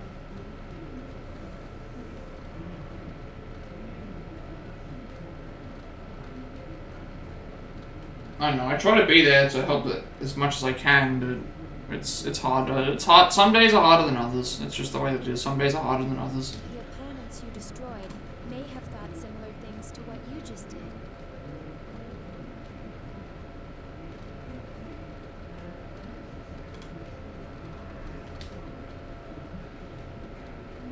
It's just like whenever something happens, it always is when I'm asleep. Even if it's like something that's bad that's happened, it's like it's always when I'm asleep. And so I wake up to the aftermath of something rather than yeah. Can't say for sure. I'm able to respond to the question. Number 24's expression changes again. Expression could be classified as a smile, but it is subtly different from the ones I have catalogued as experiencing before. You fell asleep during Fox's stream from lack of sleep, woke up 30 minutes to an hour later, she's doing the same thing in the game. Yeah, that, I mean, I remember, but I think it was Alien Isolation. Alien Isolation, it was like, stuck in the one area for like an hour and a half.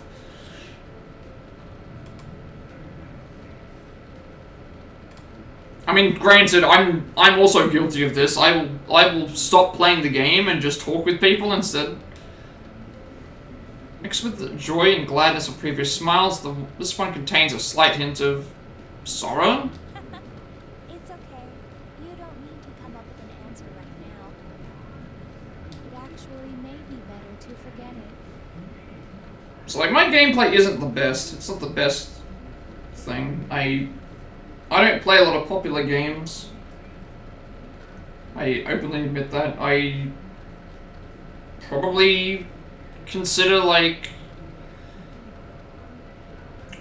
I'm not even like a variety streamer. I just play a lot of games, but I usually try and keep the same sort of thing. Like, I know people that will go from one game to another game each day. I don't think my autism could keep up with swapping games constantly and trying to remember everything. After all, tomorrow and it's like you're telling 7 different stories across a different across the week, and it's like it just doesn't work. Just doesn't work. So 1 main story game, 1 multiplayer day, and then 1 co-op stream. That seems like it's just more manageable, and we make progress. And yeah, not playing the most popular of games, but just a twinge inside from hearing number 24's statement. Similar to what I sensed during the data transfer today. What is it that wavers inside me? It's certainly better than someone coming into my stream and saying, you should play Fortnite, that's a more mature game to play. It's like, it's Fortnite. Like, what are we talking about here? How can you put Fortnite and mature in the same sentence and say that with a straight face? That's a bit confusing. I'm not saying that Fortnite is like an, you know, if people like Fortnite, they don't like Fortnite, but at the same time, like, you can't say it's a more mature game.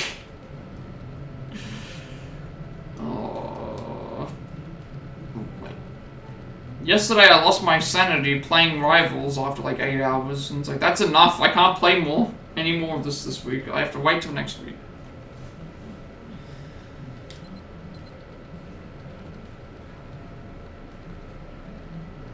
But as if to prevent that from happening, the signal for our schedule shift echoes in each of our ears. It's time. I hope we meet again. You sometimes go into really? I mean, I guess it depends on who's playing it. Like, I go into Fortnite streams as well, but I don't usually, like...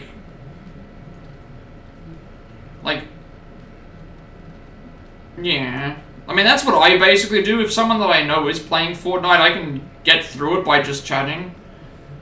But in general, I usually don't like watching it. It's not an enjoyable game for me to watch. Like, I'll stick around for a conversation, but... Number 24 quietly stands up and detects an expression I have come to know. Another smile. Appears as if number 24 is adopting these smooth changes in expression naturally and not deliberately. I wonder if I will eventually be able to do the same.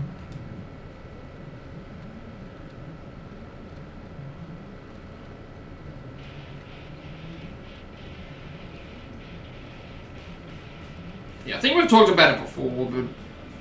I mean, I was even trying to help people, like, get to affiliate, but they play nothing but Fortnite. Or, you know, Battlefield.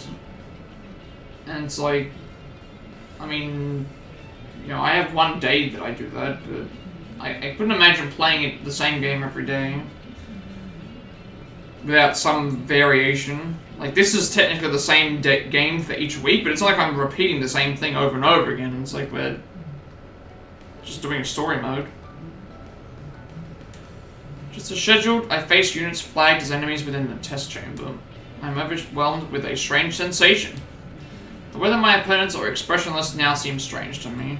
And also, conversation, like, wise, over the last week or so has been really, like, consistent, I guess. The views have been a little bit more consistent. The chat's been a lot more consistent. Like, people have really liked chatting. There's no intent or cognition evident in their faces. They wear no expressions. They are blank. Something wrong with them. That would be my normal assessment, but I've recalled number 24's image. The blankness of these faces and number 24's expressionless face are different somehow. Even when number 24 had no particular expression, it was not this blank. Not every portion of that face was neutral.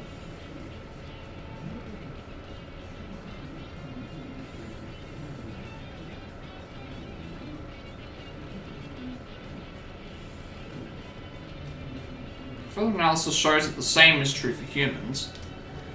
Researchers know they're completely mechanical and expressionless. Look at the hostile flagged units again. They are the same unit type as me. They were given a mind and may potentially develop an ego later. Call number 24's statement again. Do you feel something when you destroy an opponent that may be thinking the same things as you? On the verge of entering a long train of thought when the enemy moves. I shake off my doubts to focus on the battle. And this year's gone by so fast and so quickly.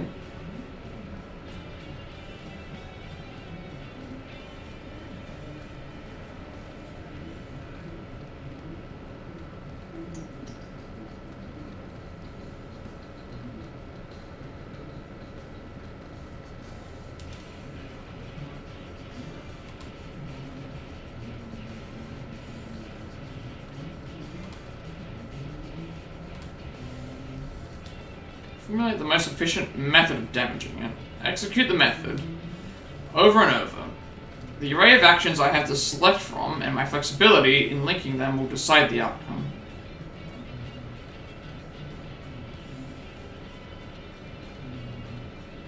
You think it went by fast for you. How you think? I feel I've been awake for more of it than most. I mean, you have.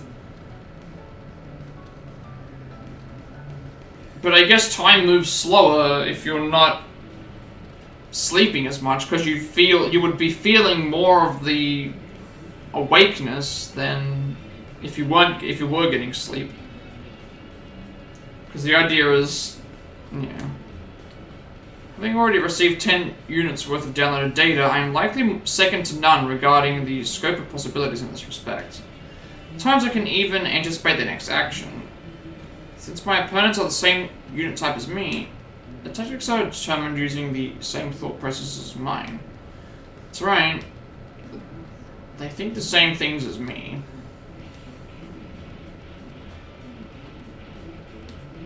Eventually, after approximately 4 minutes pass, all opponents are silenced. Successfully executed my mission.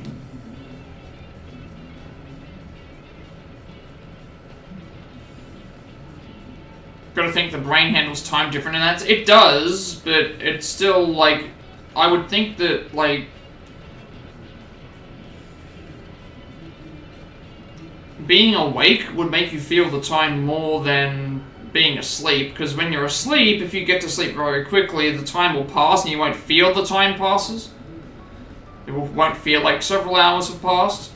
But if you're awake, your brain function will be slower. So you would think that it would make you feel like time has gone by slower. The day after that, I achieved victory in the combat test with the same efficiency. Kind of like how if someone's actively doing something, time will just fly by very quickly because it's, yeah. It's easy to eliminate them. I first begin by targeting their weapons. It's not always necessary to destroy their main body. If they are incapable of resisting further, the battle is over. It's the most effective plan. When the next day and the day after that, units geared for close combat without external weapons give me no choice but to damage their chassis. But even then, there is an order to things. If I destroy parts that present a threat, such as a motor function of their limbs, the match should be considered as one.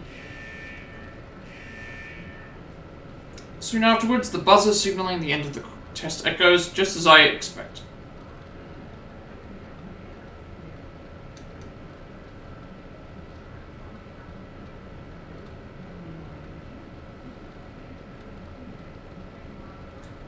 You don't really dream, and yet keep me up for 2 or 3 days and you go to sleep, you dream a little. Yeah, I'm not sure how dreams necessarily work, like how they're determined about who decides to get them and who, you know, like if it's a certain amount of sleep that you need, or...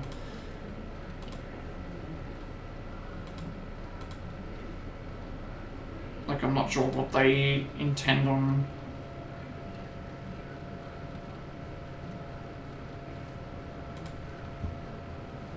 Some people just don't dream at all. Catch myself washing. Another reason you make the joke the void is cozy. I mean, we make the joke all the time about being in Fox's chat is like the void.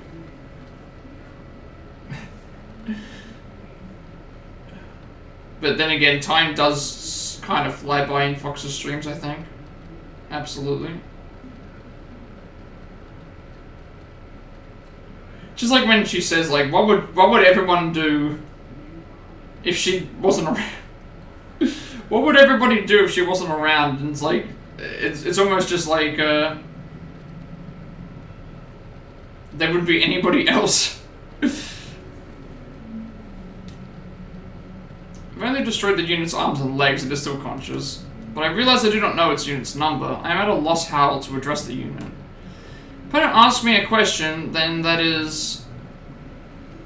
You seemed to deliberately avoid attacking the face or the neck in that battle. That sounds like Aegis. Why? Huh? I'm entirely at a loss for words. What the unit says is true, there's no damage to its face. View my actions during the battle and find that at no point did I attack its neck either. The cranial region is where the plume of dust is housed. If it is destroyed in any type of unit, that unit will fall. Aiming to disarm an opponent's effective at targeting weaknesses is obviously the more efficient tactic. And yet I avoided doing so.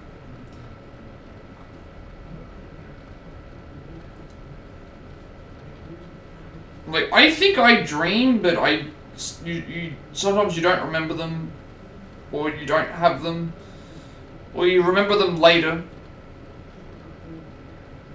Because that does happen as well.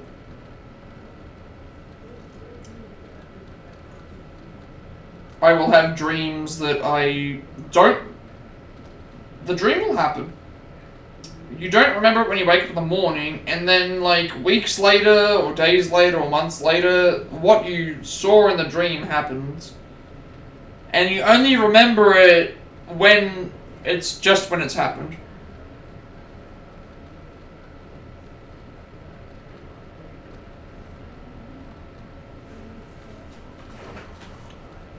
Yeah, it's not that simple.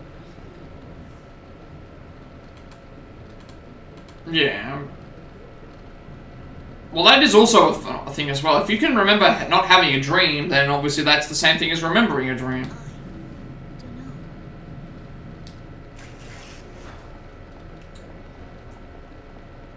I get told that I sleep, that I talk in my sleep, but I don't recall ever doing that. Like, I would never know, but I've been told that I talk in my sleep. And sometimes I'm audible and other times I'm not. And apparently I'm audible enough for people to understand what I'm saying, which is a bit insane. So I don't know how loud I'm speaking to be able to be audible.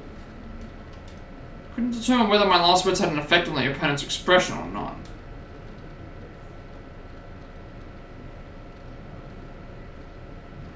These past 3 days, it hasn't been destroying the other units beyond repair like it did in the first battle. So ultimately, no one person is right or wrong when it comes to their interpretation of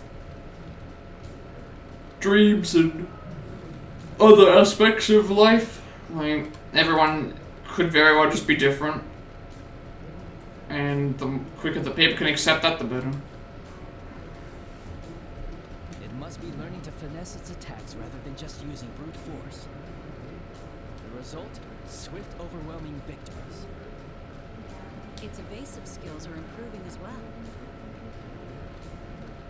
That level of flexibility and evasive action could never be replicated by chaining predefined maneuvers. This unit's collecting a good amount of feedback data too. It's growing steadily, feeding on the bones of its kills. You don't have to say it like that.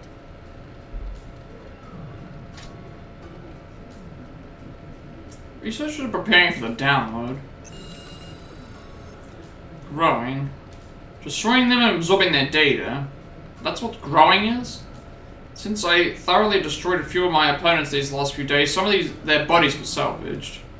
While I downloaded their data, I always kept their still bodies within view. Okay, yeah, but this is taking a while. We might not finish Labrys' story today, or we'll try. We have about 2 hours.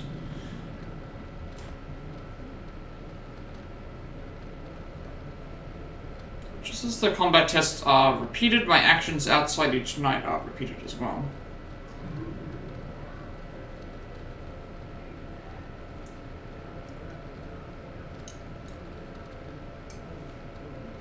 So I'll never remember what I'm saying, but other people can tell me what I... Because usually if it happens, I always ask, like, what was I saying? You can tell the temps have dropped lower, yeah. I mean, the temperatures here are still... Temperatures here are still, lowish, but they're gonna rise soon. But, yeah. Became aware that I am seeking out number 24 on my own will lately. In an attempt to communicate with other units, most often they cannot understand the meaning of my questions. This prevents us from conversing. But that may not be the only reason. Yeah, the cold is gonna... I hope that you're able to keep warm. Because obviously the cold is gonna creep in and stuff, and that's unfortunate. I'm gonna converse with number 24. I have begun to desire it. When I go to see number 24, the white dog I saw on the first day we met appears from somewhere. This one seems to have been raised as a pet somewhere far away from here. But one day, it was brought to the forest near here, and its owner suddenly disappeared. Yeah. Well, I don't know. I guess it depends on what you prefer, like the warm weather or the cold weather, because I used to say I prefer the cold weather, but now that we were getting like single digit temperatures for like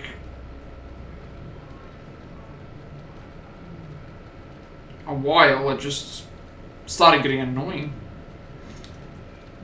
It seems unlikely that number 24 obtained such a detailed history of a stray animal from the research stuff. Yeah, that's the one thing, is like you can feel it more because of the bones being colder, or being the colder weather affecting bones. So all the information obtained by communicating directly with the animal from a dog that doesn't speak human language. Its name is apparently Snowy. At least that's the name it responds to the most. I thought it was a dog. Oh, well, the name of this animal is a dog. But how do I put this? Snowy is what this specific dog is called. Snowy. Snowy barks once as if comprehending its name. It's white, like snow. Easy to remember. When I reach out my hand, Snowy rubs its nose against it without being frightened. The way it presses up my fingers feels as if it is showing pride in its name. I do not know the technical advantage that communicating with animals offers to a weapon.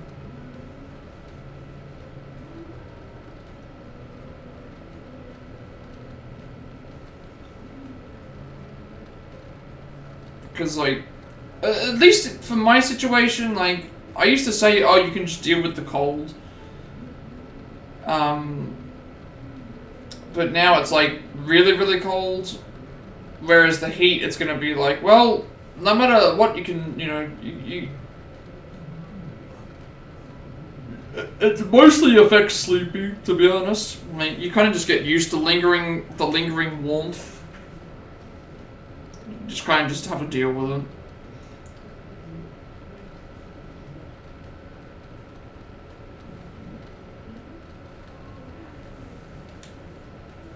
But there is value in spending time with it. Decided to spend my outdoor activity time that day following Snowy around with number 24.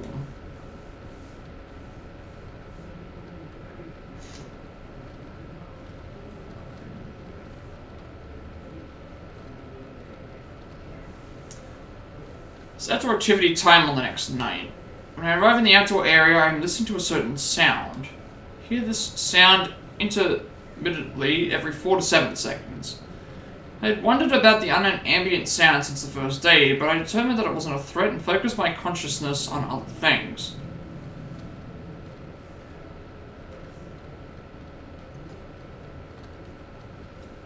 Plus, I'm starting to see a lot of my other friends are Or people that I know from the US, the snow is starting to settle in, like they're starting to get snow. So I don't know if you have to deal with that either, like snow and ice, or if you're just dealing with the cold. Because I've never had to deal with snow, and even ice is not.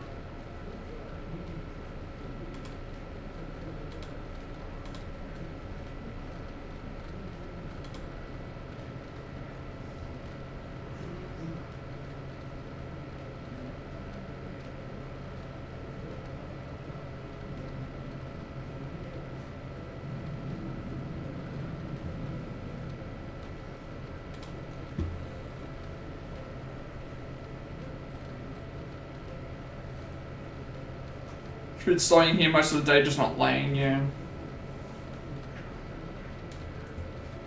So I increase my microphone sensitivity to maximum and concentrate on that sound. There's something similar to something familiar. I scan my memories until I realize what it is. It's the sound of water. I hear it when the staff uses a device to clean their hands and tools. The waveform has some similarities to that, but if the sound is at this volume in such an open space, the volume of water must be higher than a normal supply would allow for. What could it be? Contemplate asking number 24. It's clear that number 24 knows much more than I do. Begin walking in search of number 24. Where could number 24 be? Go to where we spoke a number of times previously, but number 24 is not there. Number 24 is also not at the rock where we sat together. Is number 24 not here? Quickly discard the possibility. We're not ordered what to do while we're here, but coming to this outdoor area is an order. If post-testing diagnostics show no abnormalities, we are all to report directly here. Why am I tired? I got enough sleep today. I know I've been streaming for 5.5 hours, but still, I want to keep going. I don't know if Alison will be coming home early today. She didn't come home early yesterday, so... Consider this. If there are no abnormalities, it might be because it's just dark today. Like, even though I've got the light on, because it reacts to the things, like, you know...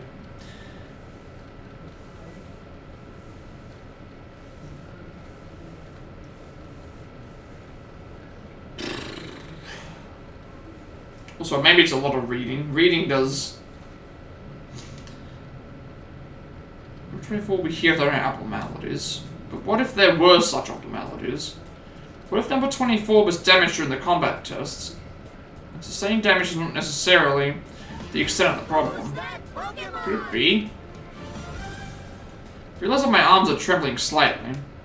Is it not a conscious movement? I cannot make it stop.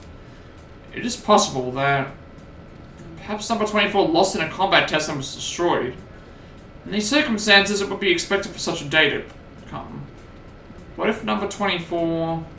What if she never came here again? Oh, this is where you went. You weren't at the usual spot, so I was looking for you. Yeah, I've never had to deal with this. There is snow in Australia, just in mountain regions, and... Like, we've dealt with hail.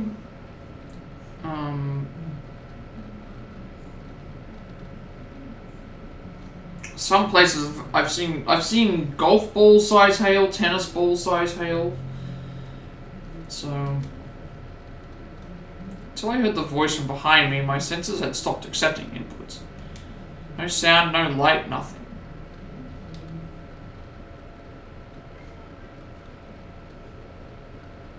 All of them come back online with a voice. Turn around.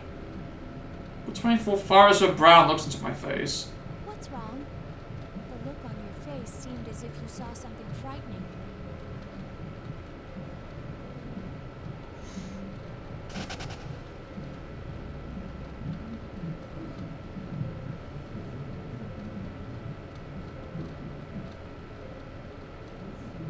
My face?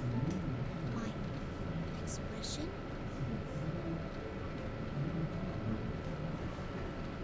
Frightening? Am I scared?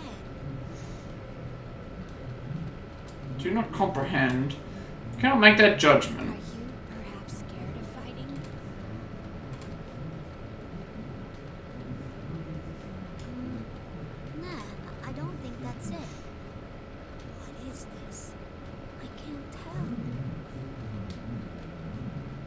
I scared? Scared of what? That she would disappear? During an operation, it is possible that I might assign greater priority to other units' safety than my own. But we're not on an operation now. This emotion is not the same anyway. Also, I'm not sure if you noticed, Havoc, have they removed tags from Twitch now? Or do tags still exist? Because I opened up OBS today, and OBS doesn't have tags anymore. And I didn't update I didn't update OBS, so there wasn't an option for tags, which is weird because it's normally there. Yeah, tags. You know when you like type in like words and phrases to like make it easier for people to find streams and stuff. Where people usually put down like the language, or they put like chill vibes or something like that. You know, those things. Because on my OBS, those are gone now. There used to be an actual section for tabs, or tags. Sorry. And I was wondering if it's gone off of Twitch or if it's just might just be on my end then. Have emotions. Look at number 24's face pleadingly, but I cannot put my question into words. I cannot express my feelings to her. Then number 24 sees this, she says nothing. She only smiles tenderly. It's the same smile she showed once. Looks happy but also sad. During that night's outdoor activity time, neither number 24 nor I spoke much. We just walked together side by side without saying anything. Do not take the opportunity to ask her about the intermittent sound of water. Yeah, I might have to just reload OBS again. You don't use the docs through OBS. I do. So I've got, like, on the right side, my activity feed in the chat. The left side is the stats and stream info. Yeah, I mean, I still like having it all on one screen. To me, it's fine, because I can see everything on screen perfectly fine, and it doesn't affect anyone else. No one else has to look at my screen. It works for me.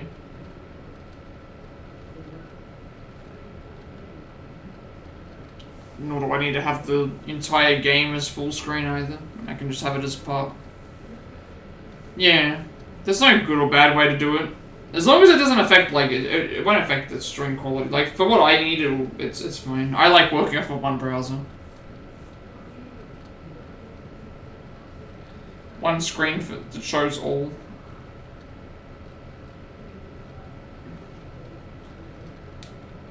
There's some sort of weight in my chest. I'm aware that there was no physical weight there. It's most likely a psychological phenomenon. Perform a vocabulary search. The idiom of being heavy-hearted plays best. I can't help but find it amusing. It is a very apt phrase.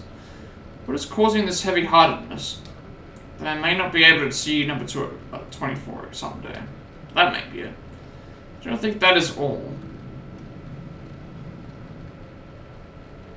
No, I thought for some reason, like, Twitch had done, like, it wouldn't surprise me.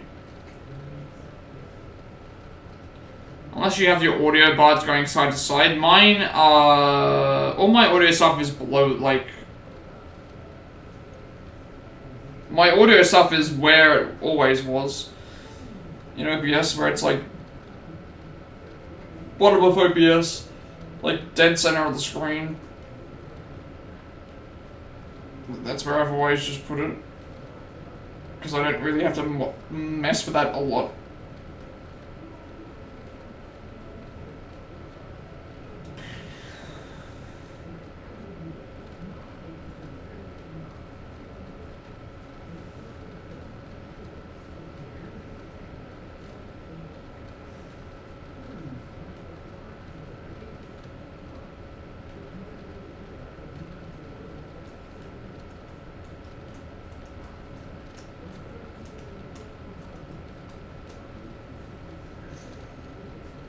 Also, I just don't want to tinker around too much with OBS in case, like, something breaks, because I liked Twitch Studio and now it's just gone. And they lied to me as well. They said, oh, is there going to be anything? It's like, it was still up for like 3-4 months, 3-5 months or whatever it was. Like, it was months before they finally got rid of it. And it's like, yeah, you could have just like told me that, you know, just lie to people. Then again, it's Twitch, so.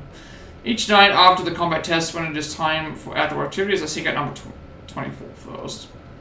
Then can't wait. Next month is the social media ban, guys. Like, well, it's not going to affect anyone outside of the US, but or outside of Australia. But yeah, there's from like the 1st of December, there's going to be a social media ban for anyone under the age of 16. They can't use Reddit. They can't use YouTube and Facebook and Instagram. And think, oh, but Twitch is fine. They can also use Discord as well. They can play on Roblox, but they can't use YouTube for research or anything. Like, if you're under the age of 16, apparently you can't go and use YouTube. It's like, yeah, that's okay, whatever.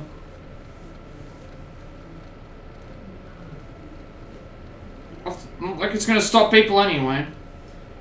But Twitch and Discord is like, they banned Kick. They banned Kick, the Australian platform Kick, but they kept Twitch on the thing. That was perfectly fine.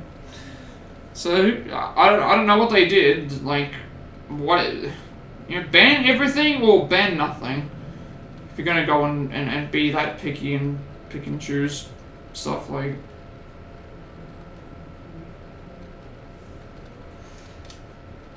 Each time I confirm her presence, I feel an indescribable sense of relief and rush over to her.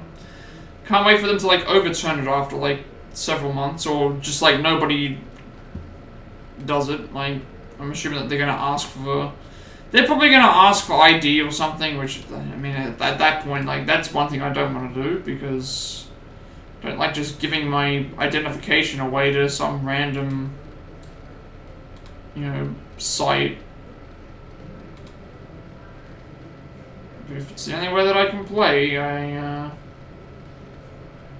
don't know much that I can do about it.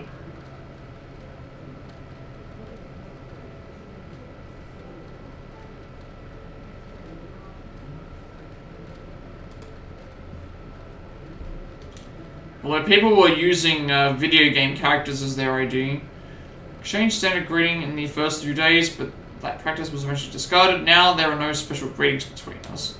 We can understand each other without words. Our eyes and expressions communicate out. You bet MK is gonna be blitzed?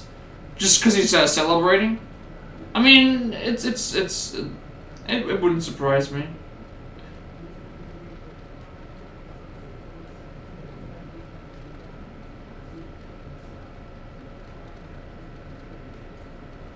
Just like I said, anyone who serves to defend and protect people that aren't as courageous and brave as they are is like it's almost like it's their day kind of thing. He already said he's pretty intoxicated. Yeah, I mean it's their day to celebrate kind of thing.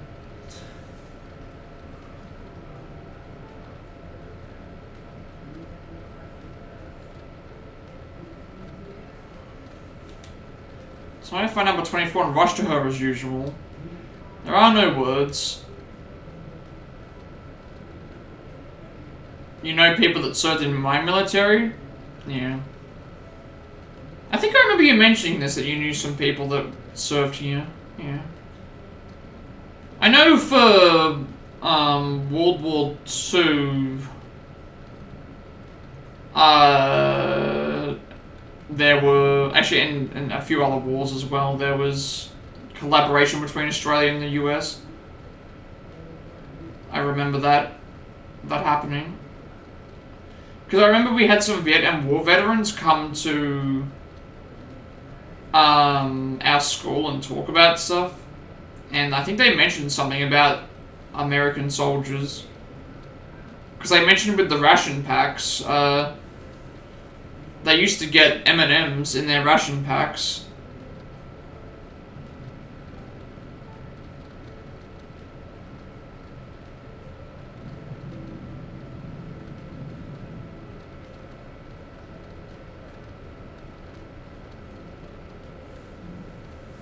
Because and then I remember one of them telling me that one of them survived a claymore. And they have shrapnel embedded in their leg, I think, because they said they have a special card that has to they have to take with them every time they go on a plane because they get flagged for metal objects in their thing, and yeah.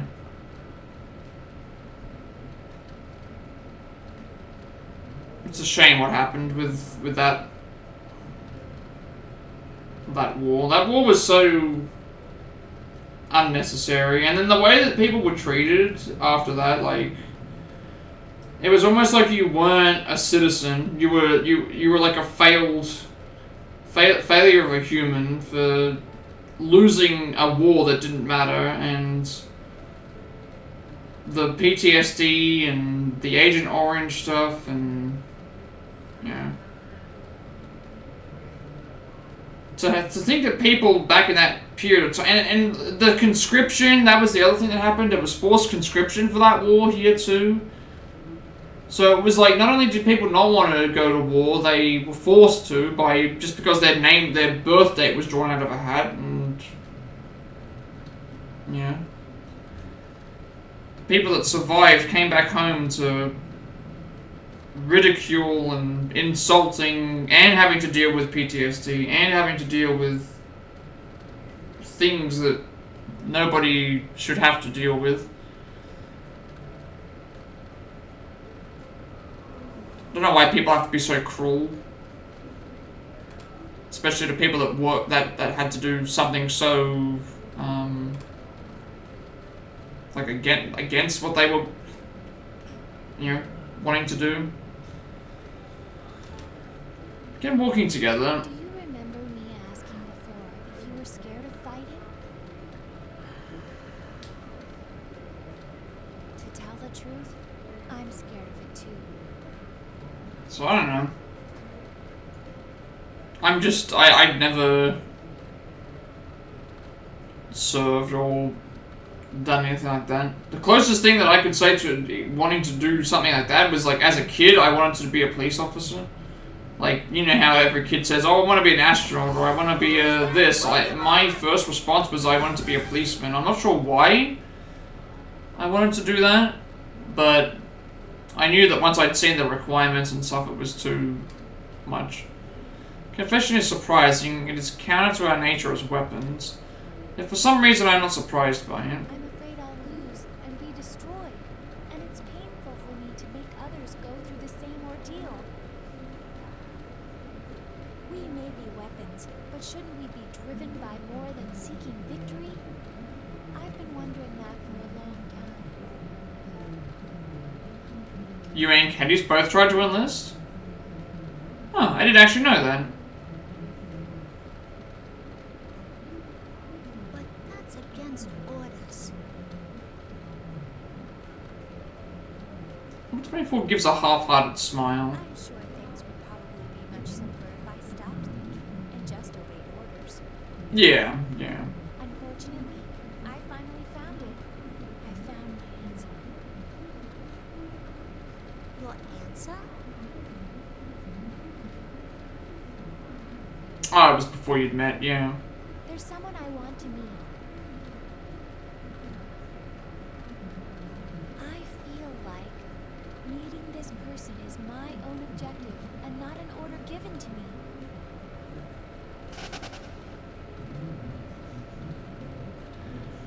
Since we've never left this facility, we have absolutely no acquaintances with outside people.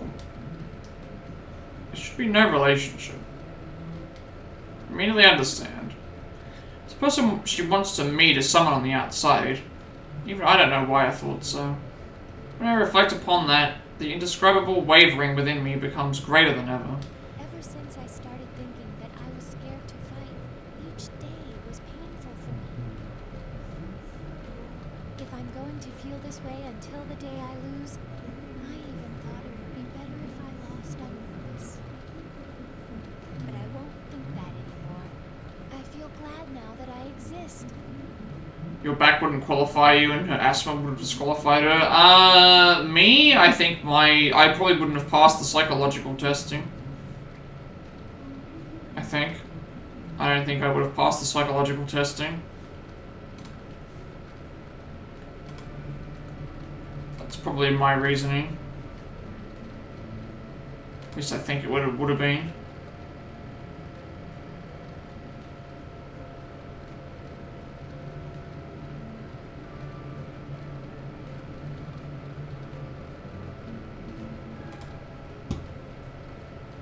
Also, I wasn't like physically like fit either. But I probably wouldn't have passed the psychological tests because yeah, there's a lot of things you gotta get through. Then again, it's like, oh, if a war breaks out, they'll pick anybody. But it's like, even if they said that they'd pick anybody, I wouldn't go. I wouldn't force myself to, you know, I'm not gonna do that. I'll take the jail time over the damn fighting, if that is the case. Thankfully, there's no forced conscription or whatever anymore. But if there suddenly was, it's like I'm not doing that. At least I'll be alive in jail, right? If they gave me a choice between one or the other.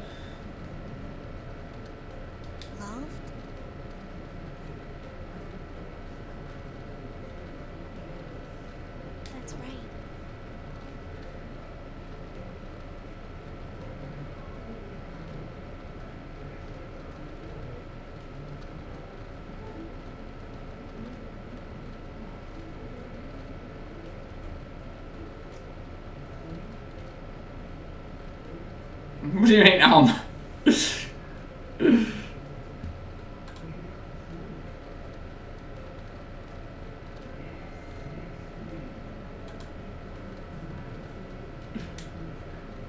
Read that to myself. Word loved. Do not comprehend. When I look at her gaze, her clear eyes seem to see that beyond the sky. Her statement seems correct. I feel that this must be something vital. So watch her try to express something without words. It is hard to believe she is the same unit type as me.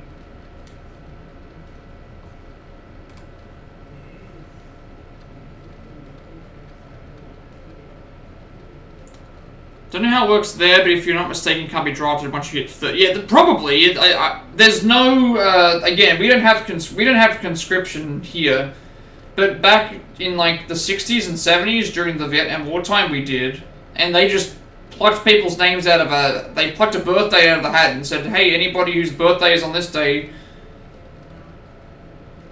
you know. I don't know how it works. Because I know that people are like, oh, well, if they need people to go and do it, they can force you. It's like, no, they can't. What are they going to do? They can't force you to do anything.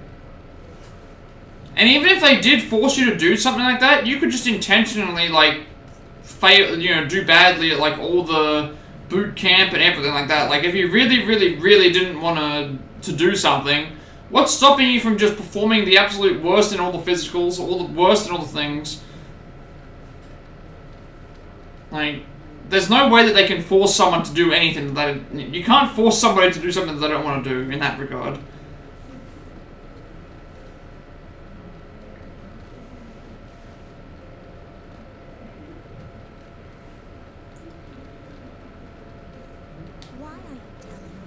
But there probably is an age. I know some countries, like Greece, you're forced to do 18 months, I think, of stuff, like, at a certain age. It's just a requirement, like, it's a service. Same thing for South Korea, it's a forced, like, military service. Because BTS tried to get an exemption from it by saying that if they weren't, that they contribute, they had a good reasoning for saying it. They still did the service, but their reasoning was that we're bringing a lot of revenue to South Korea, so we don't want to do it because by us touring the world and doing stuff, we're putting South Korea kind of on the map in terms of our music. And so we don't want to do it. They still served their servers because they were denied, but they at least had a reason to say, like, there's something here that might, like, you know, and what they were doing conferences at the UN, like, yeah, Israel does as well. Because I remember Gal Gadot talking about it in an interview. It's probably because I didn't think But anyone but that doesn't exist here. And people will say, oh, during wartime this will happen, but it's like, well, during wartime, like, if they came to me and asked, it's like, I'm not doing it. It's like they can't force someone to do something. Well, I hate to say it, but I'm not sure I would get it either. I'm sure you'll understand one day. I hope so anyway.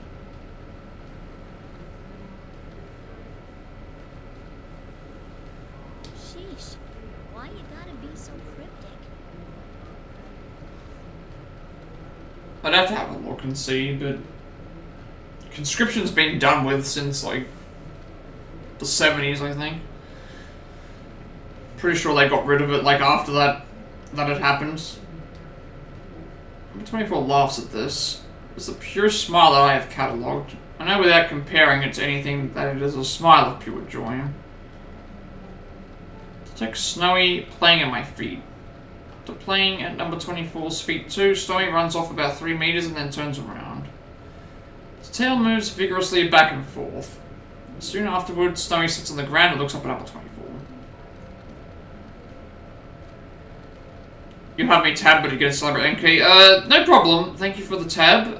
Enjoy MK's stream. I hope that they have a good stream as well, and wish them a.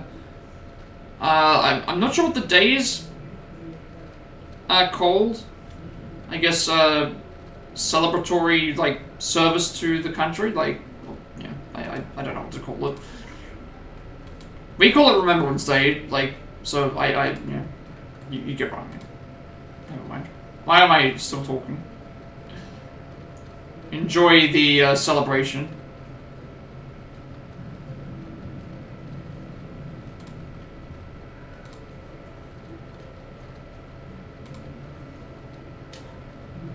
And presumably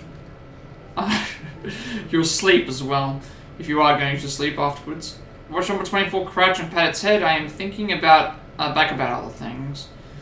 Things besides fighting and defeating the nearest enemy. My objective, someone to meet. Still do not fully comprehend. The way she is playing with Snowy tonight looks more fun than ever. Her smile seems very natural. If the answer she discovered is the origin of that smile, I would like to understand it someday soon. I can feel that desire budding inside me. Yeah, we are taking sweet time. Granted, it makes a lot of sense why we're taking so much time. We haven't even reached... This is all backstory, by the way. We haven't even reached the date, the present. Once again, I participate in a combat test. Once again, I claim victory without destroying my opponent. I target only her weapons and limbs. I like not to employ the tactic of targeting the weakness in their cranial regions. I believe that if they think the same as I do, they would not wish for their personality modules to cease functioning. Even though if I do not destroy them, the research staff will remove their plumes of dusk. Other way, their functions will be suspended. My actions are difficult to justify, but I feel that suspension through destruction is not a suitable end for them. That is what I think when I rationalize it by applying the criteria to myself. I do not think anyone would want their consciousness to be terminated by those like them. I find myself more conscious of the damage I sustain and my efficiency in combat than ever. Depending on my results, I may eventually be ordered to destroy them. To prevent that from happening, I must continue fielding favorable research.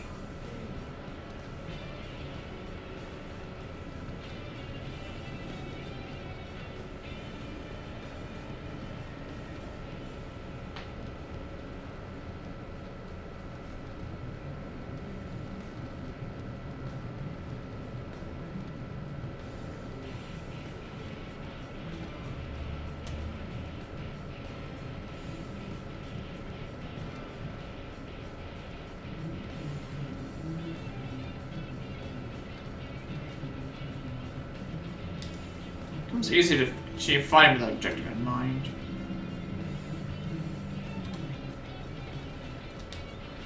With this becoming my new objective, I'm theoretically being tested on destroying my opponents, but I have begun fighting so that they will not be destroyed. Paradoxically, this has caused my results to improve. Could this be considered going against orders? My strike shatters the surface of the opponent's pivot leg. She falls to the ground unable to stay upright. Her weapon has already been destroyed.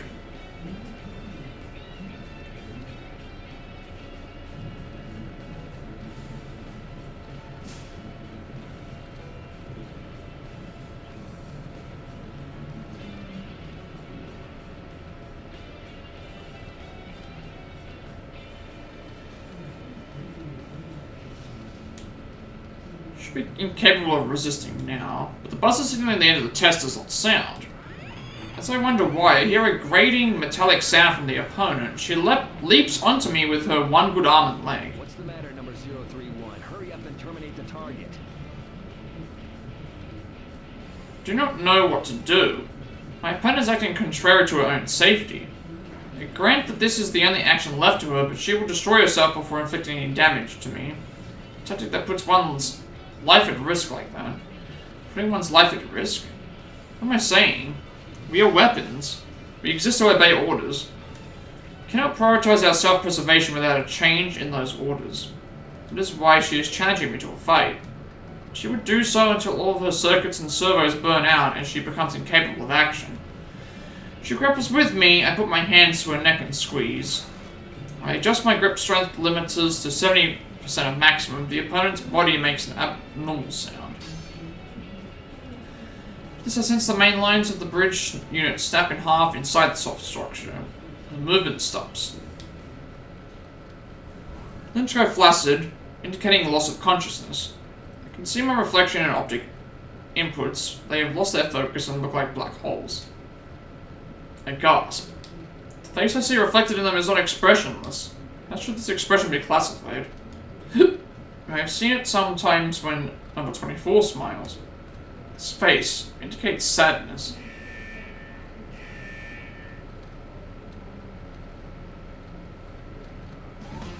What is signaling the test ends? Test end finally rings.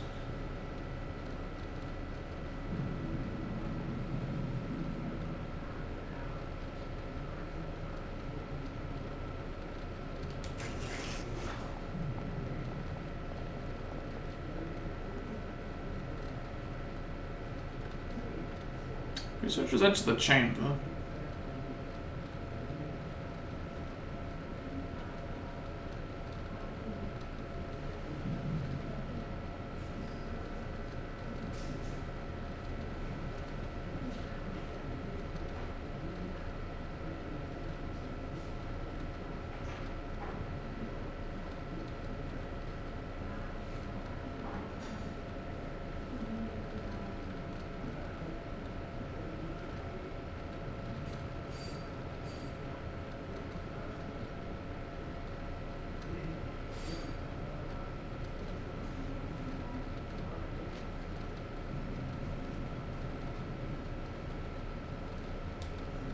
I'm used to the scene That now. was pretty impressive.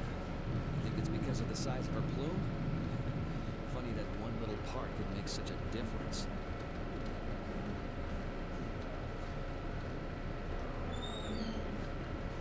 Indeed. Most of it is due to differences in their tactical mentalities. It may be on the cusp of what we would call an ego.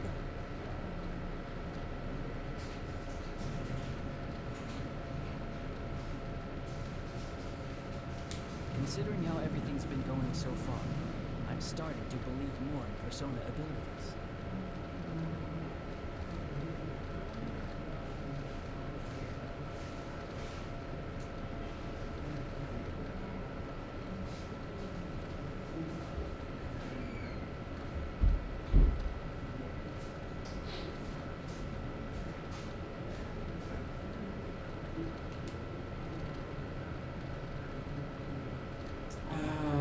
It's true that the Plume of Dusk installed is comparatively the largest among units of my type.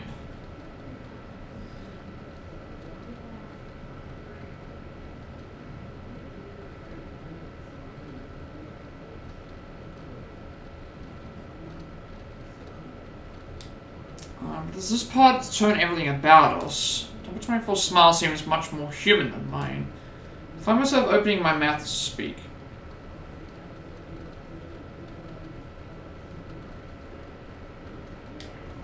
I realize that the statement I am about to deliver is a protest. I am quick to abort. As I am about to deny the staff's authority, they speak to me. My confusion seems to have gone unnoticed.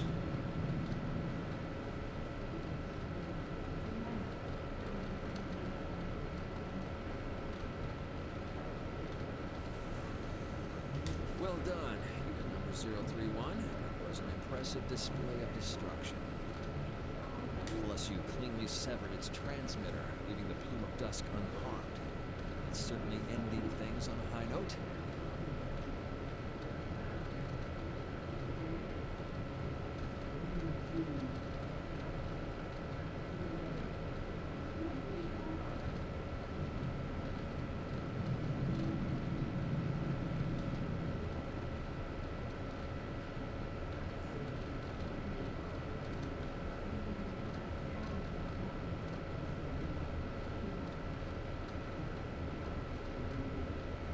I don't think there's a high note. Active destruction is a high note? Researchers look at each other while holding the petri dish with the bluish-white plate-like object. One of them says, "This is the one." Alright, number 031. As of today, the test battles are finished.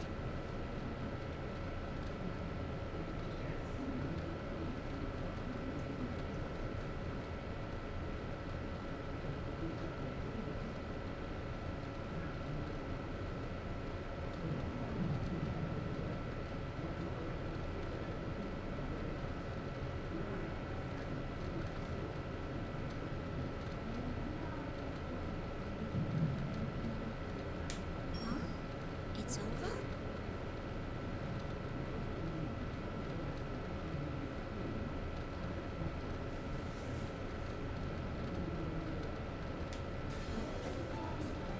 I'm questioning the unexpected statement.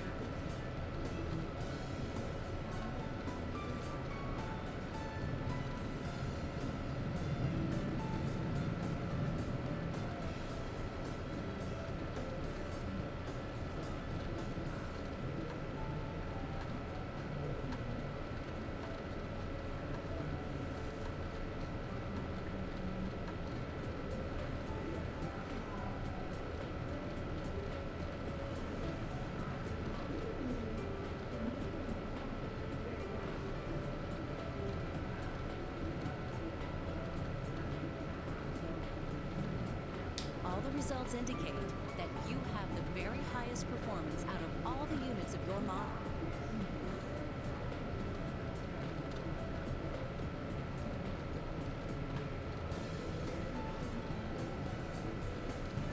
I'd say we can go ahead and earmark unit number 031 to be the base for developing the 5th generation. The base. It means that you're the winner. Combat tests are over. Will I no longer be required to fight? A strangely intense sensation of relief fills me. It's not because I won and earned some kind of reward. If the tests have ended, those of my unit type that are not yet destroyed can escape that fate. Interesting. It seems that I was reluctant to destroy them after all. Priorities have been inverted. Yet I am so happy that I smile. Researchers notice this expression as well and smile back.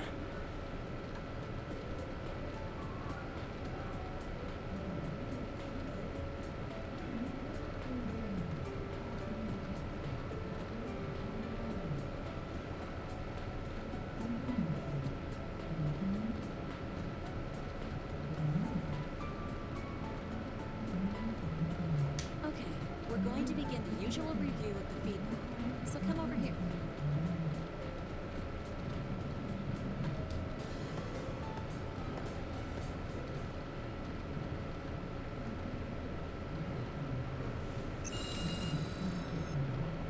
down that begins, the memories and thoughts of my recent opponent flow into me along with vivid images. Sifting through battle data has become a routine I have repeated so often that I am barely conscious of it now. Peruse the non-combat memories she preserved. It's the landscape of the outdoor area again.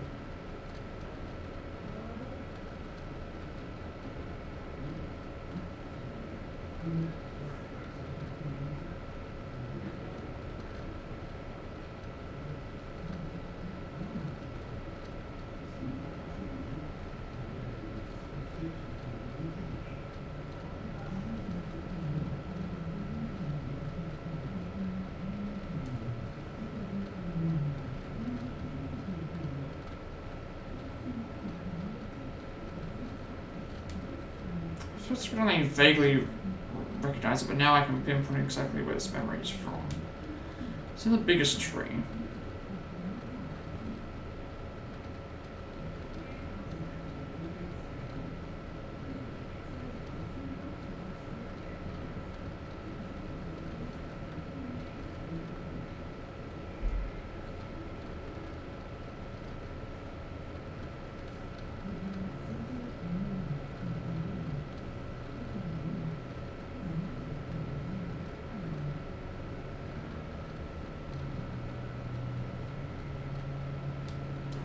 Memories of flowers. They're images of a small shoot, a budding plant, and a blossoming flower.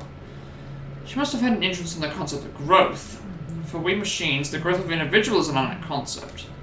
But one of us took an interest where I had only seen it as part of the landscape. Seeing that she too had her own thoughts unrelated to our orders and battle performance, she simply did not show it. Recall what number 24 said. Main objective and an order given to me. Twinge in my chest returns. Make sure to hold tight to your memories. This was the thought that formed in my mind. Okay.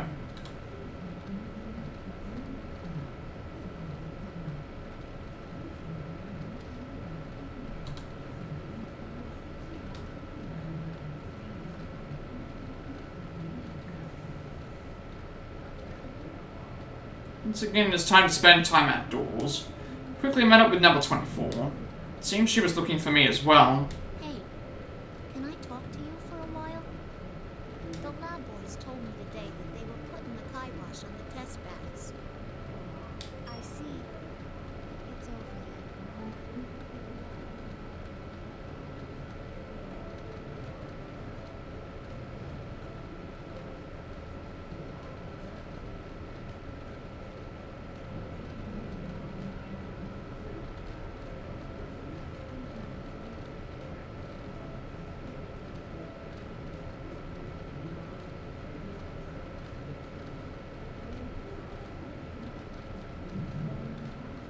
Look, I've been thinking.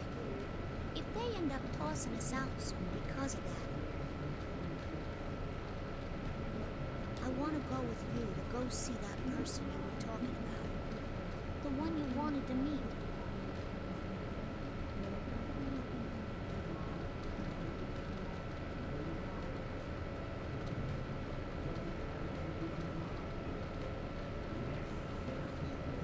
Oh no.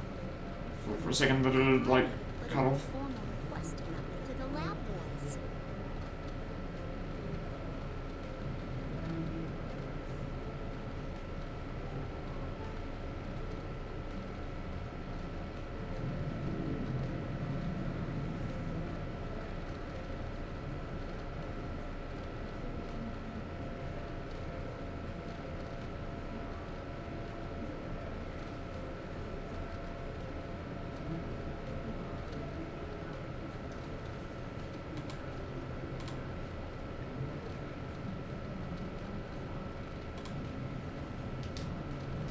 Number 24 takes my right hand.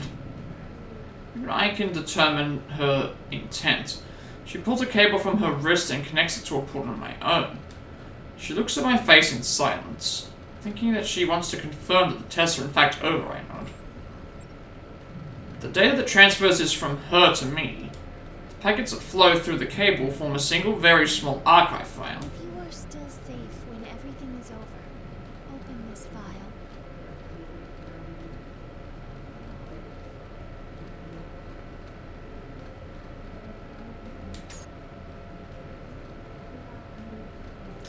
24 removes the cable but keeps holding my hand.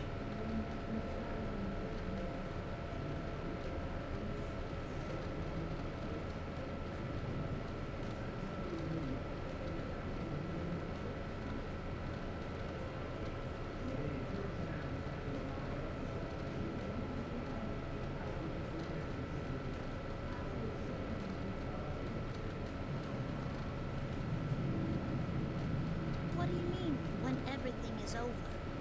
How come I can't look at it now?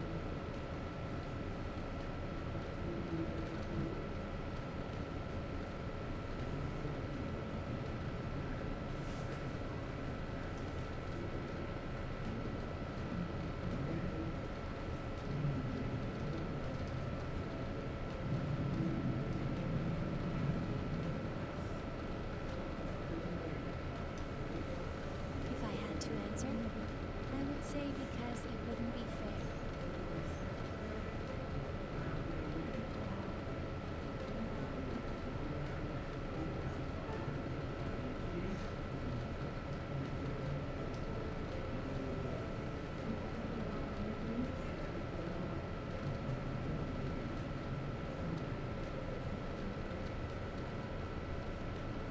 Fair?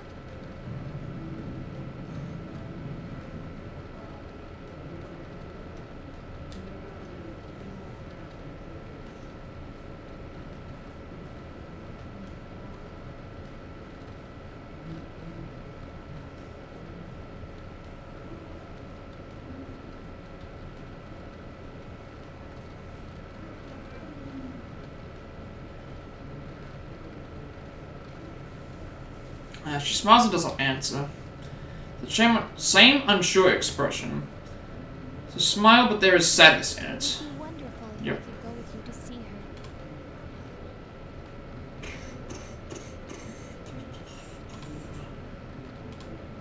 So keep clicking. There we go. Her. So this person you're looking forward to meeting is a girl? Who's that Pokemon? 24 nods slowly. Strange. Even though my wish may not come true, I still feel satisfied for some reason.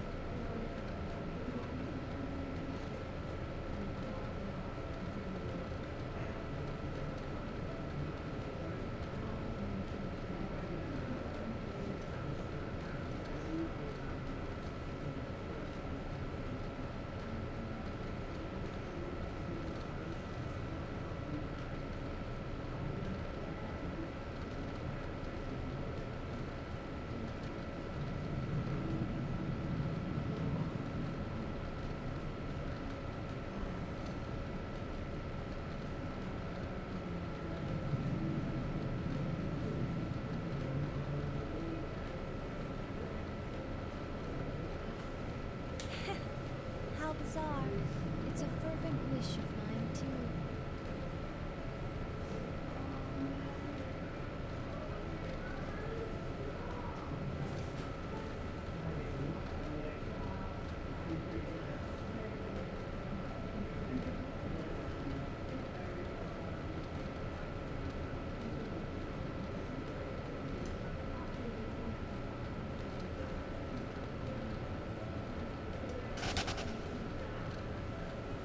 She looks towards the sky and smiles faintly. This time it contains more than sadness. There are too many emotions for me to pass or reflect in that one expression. Even you. I can tell you this. This seems like it's near the... Well, we have to get to a point where we're still not in the present day. Maybe that's why I feel so at peace. Huh? Maybe this is what it is to feel alive.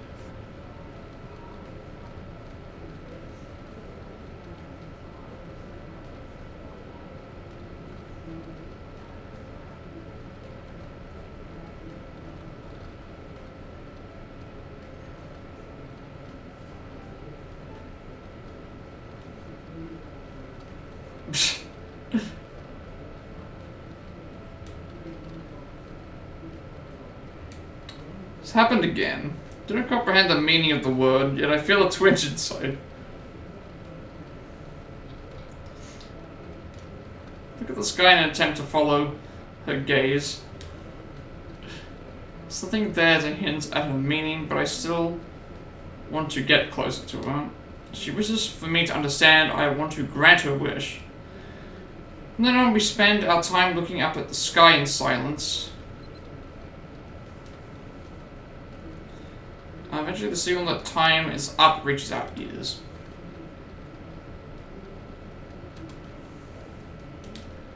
That is when I notice that the moon has appeared from behind the laboratory buildings. I see. I thought the light emanating from the plumes of dust reminded me of something. I now know what it is. It's very similar to the light from the moon in the night sky. Anime? Oh, no? Okay, that was a quick one. Actually, I thought that was a quick... never mind, it wasn't a quick one. We had to do with the other. The sun rises and the next day arrives. After coming out of standby, I am ordered to enter the shock-resistant chamber once again. From what I am told, it is for a different purpose than the combat tests.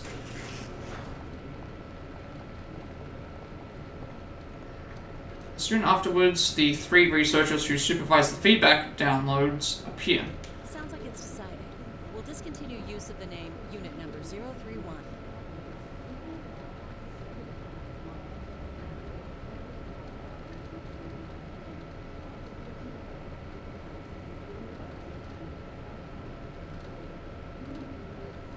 Generation 5 Labrys will be this unit's new name.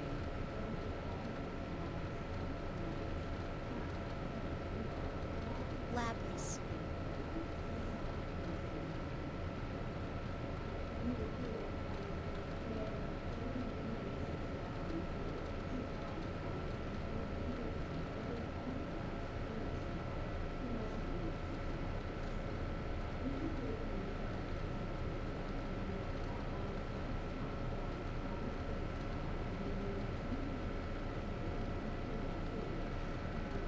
That's your name.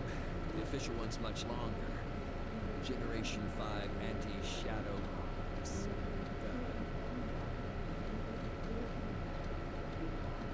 Fifth generation anti-shadow suppression weapon Labrys. How hard is that to remember?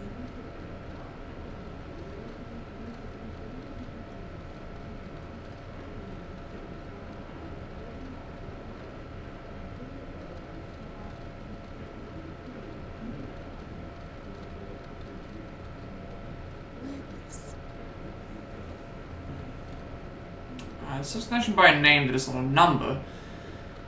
I questioned being called number 31 until now. Nothing about it seemed awkward, but I wonder why. I am happy now to have acquired a name.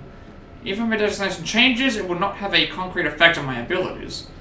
By discarding my number for a name, I feel as if I am no longer one of a series with minute variations. I am a discrete individual. That may be why. Yeah. That's also... find myself smiling as a result. From now on, the battles you fight will not be to test your performance. They'll be geared toward drawing out a persona.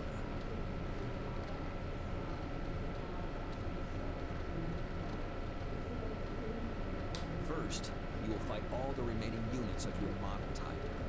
Your objective is to destroy them, every last one.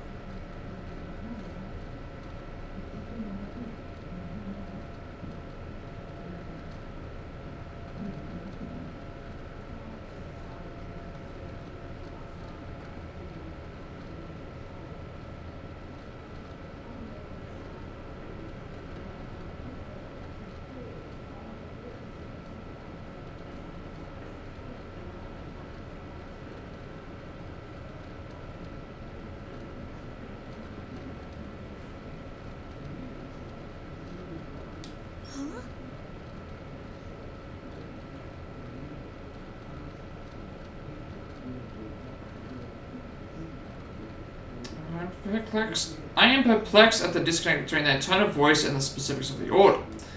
Fight against all remaining units of my model type? Destroy every last one of them? Oh, yeah. The fear impulse and self-preservation instinct seem to be the key to activating a persona.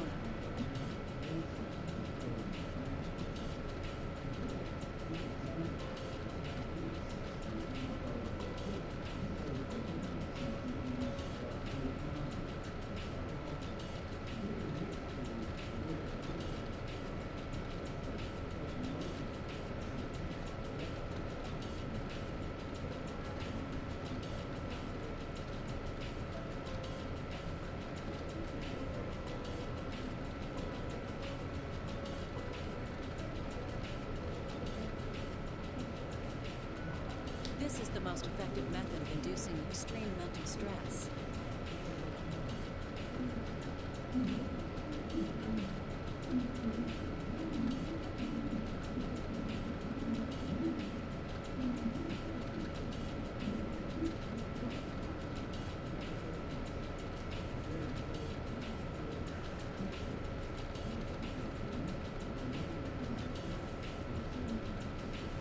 Stress? Come on, you don't have to go this far. Yeah. Yeah. That's a first. Oh None no. of them have ever protested like that. At least that's a sign that its ego is developing.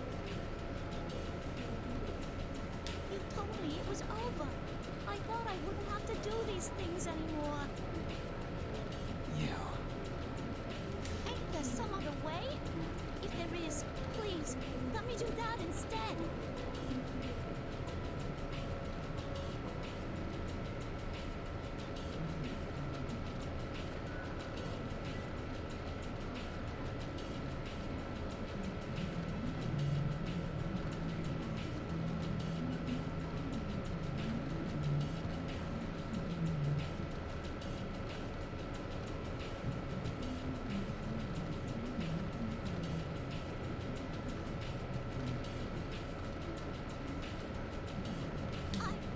I don't want to fight him anymore.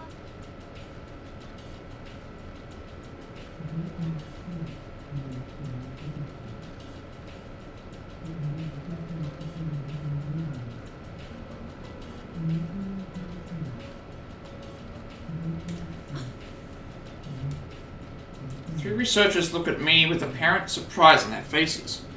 Do my prayers get through to them? Hope so, but That's a surprise. why is that? Such a Like, speech pattern. fix itself? Camera? There we go. That its personality would develop this fast.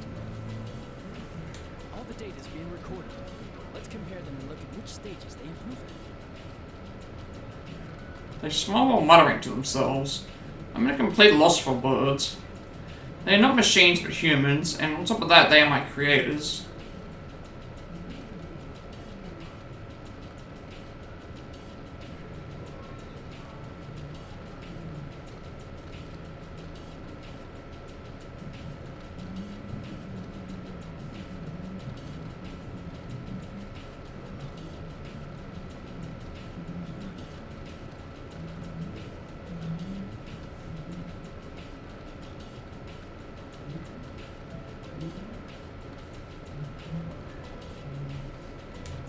Sure they're able to understand what I'm saying.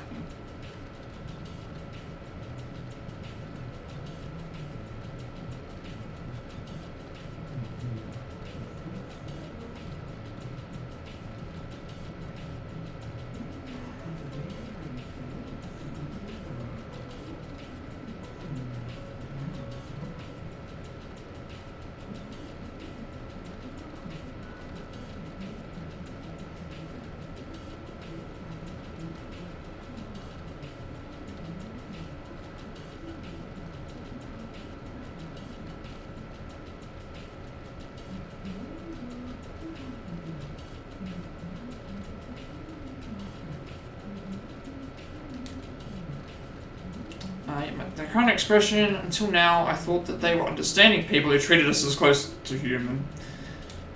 I was wrong. I'm only an object to them. No matter what I say, they will see it only as a response to stimulus. Behind their gentle attitudes, we are nothing more than test subjects. They hold no emotional attachment, so, yeah. So pretty much, like, Labrys is now being chosen to be the optimal, like, weapon, and now to completely remove any attachment to the rest of them, Labrys is basically just nothing. Well, not nothing, the rest of the subjects are pretty much nothing to them, I should say, yeah. That's what I was trying to say.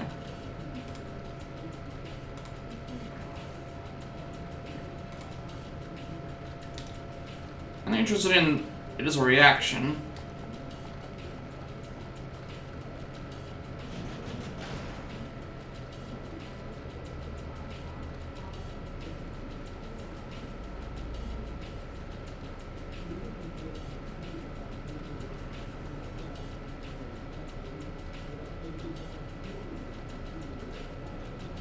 Researchers ignore my stunned silence and hastily leave the chamber. The figures are hidden behind the couch.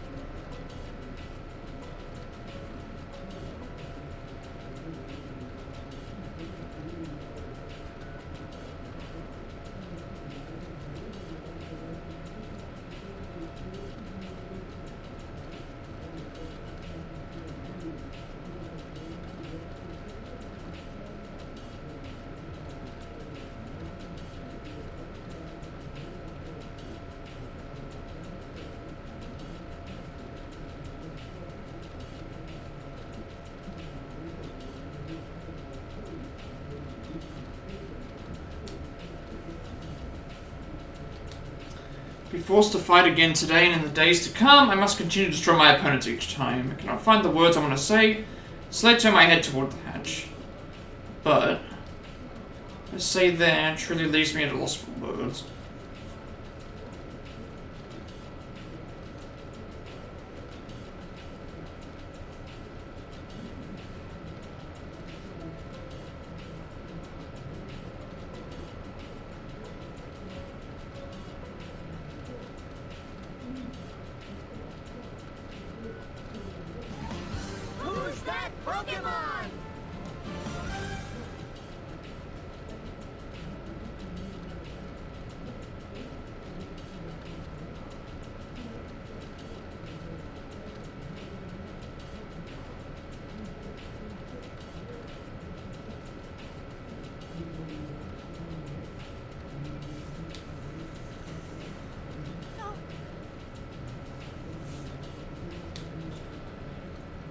Oh no, it's the, okay. Yeah, this is, the opponent emerging from the hatch is number 24. Yeah, she's gonna be confronted with like, yeah. There's no smile or sadness on her face. She's quietly standing there, expressionless. Number 24 stepped into the chamber while gazing at my face. The hatch slowly closes behind her.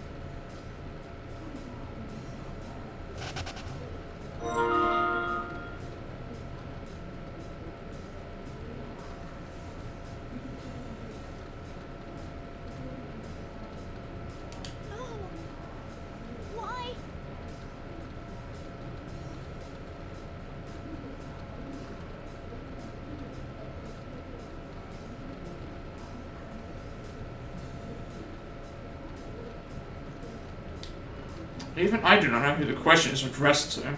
Why is she here? She was ordered? Do I have to fight her now? It's not quite sinking in yet, but in a sharp tone I've never heard from her before, she tells me what I must do. Draw your weapon. I can't. It's gonna be one of those things where it's like, oh, but then I'll be forced to destroy you or whatever.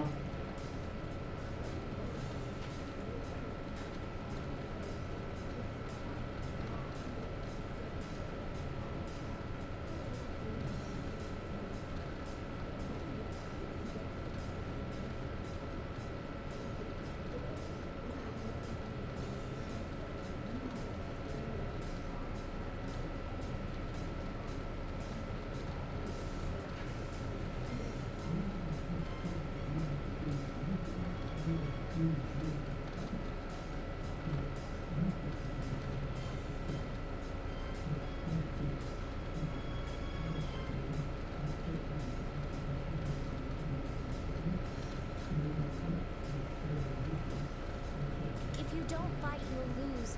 I will end up destroying you. Are you willing to accept that?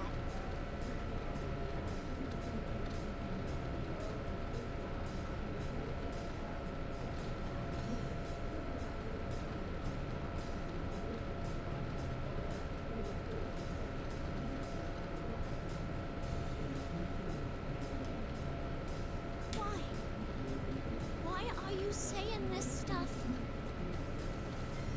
Yep. You have to fight our friend, I guess. Number 24 ignores my question and reaches behind her neck with her right hand. The multi-use weapon unit releases from her back and becomes a great sword in her right hand. Approximately 1.5 meters as long as she is tall. It's also alarmingly wide and fitted with propulsion devices. It's difficult to process seeing the weapon pointed at me. If you fear being destroyed, if you have a heart capable of fear, then there's no need to hesitate.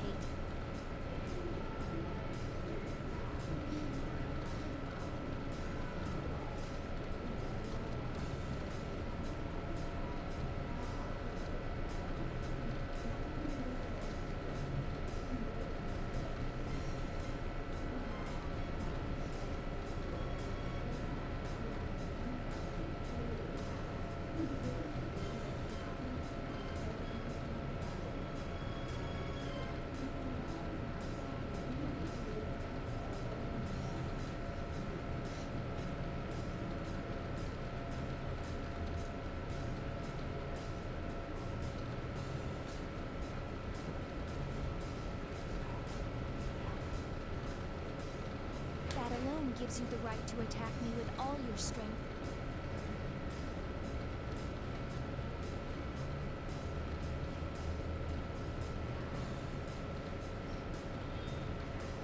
But doesn't the same go for you? Can't help but plead. Number 24 does not answer. It appears that a very small smile forms on her lips. You said there was someone you wanted to meet. I can't fight you knowing that.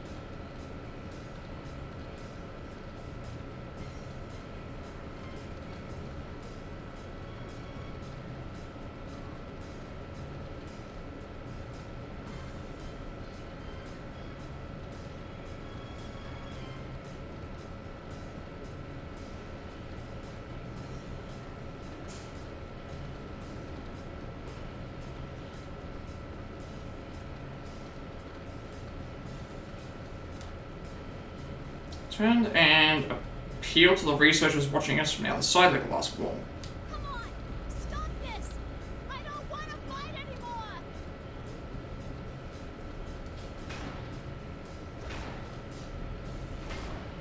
Press against the transparent wall and continuously strike with my fist. Though my safety limiters are disabled, it must be coated with something. I cannot even scratch it. Researchers standing on the other side are completely expressionless. It is as if they are machines themselves. I beg and plead, but they do not respond.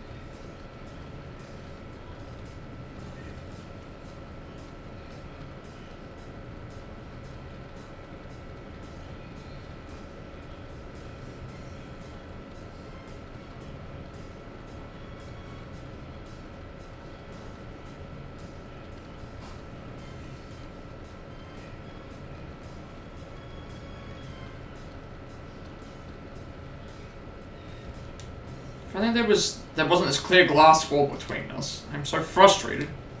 Why? Then you number 024 speak up weakly behind me. Only one of us can exit this Yep. chamber. Yep. Unfortunately, that's the way things go. Huh? They never told you, since you were strong enough, that battles never lasted very long. Yeah. But that's the rule of this place.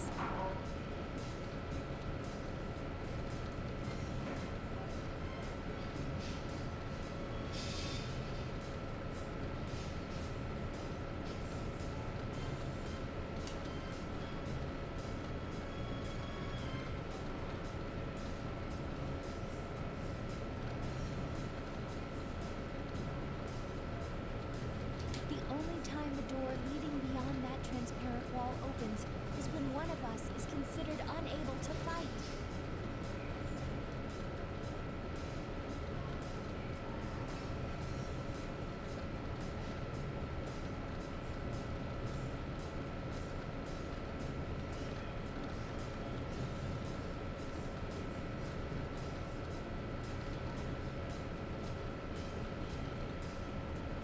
From the start, this whole setup never took our feelings into account.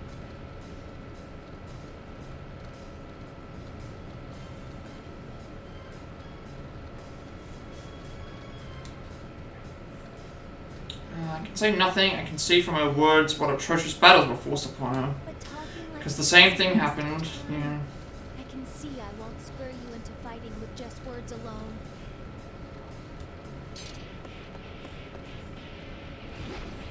As soon as she finishes, number 24 leaps into the air, swinging her sword at me. Quickly jump back and barely dodge the attack. The sword slashes the space where I had been at a speed that could have killed me. The tip grazes the chamber floor, red sparks fly. She is serious. I wish this was anime, like how they showed it before. That would have been fun to see the actual battle. I don't intend to meekly accept my destruction. I have my own goal after all.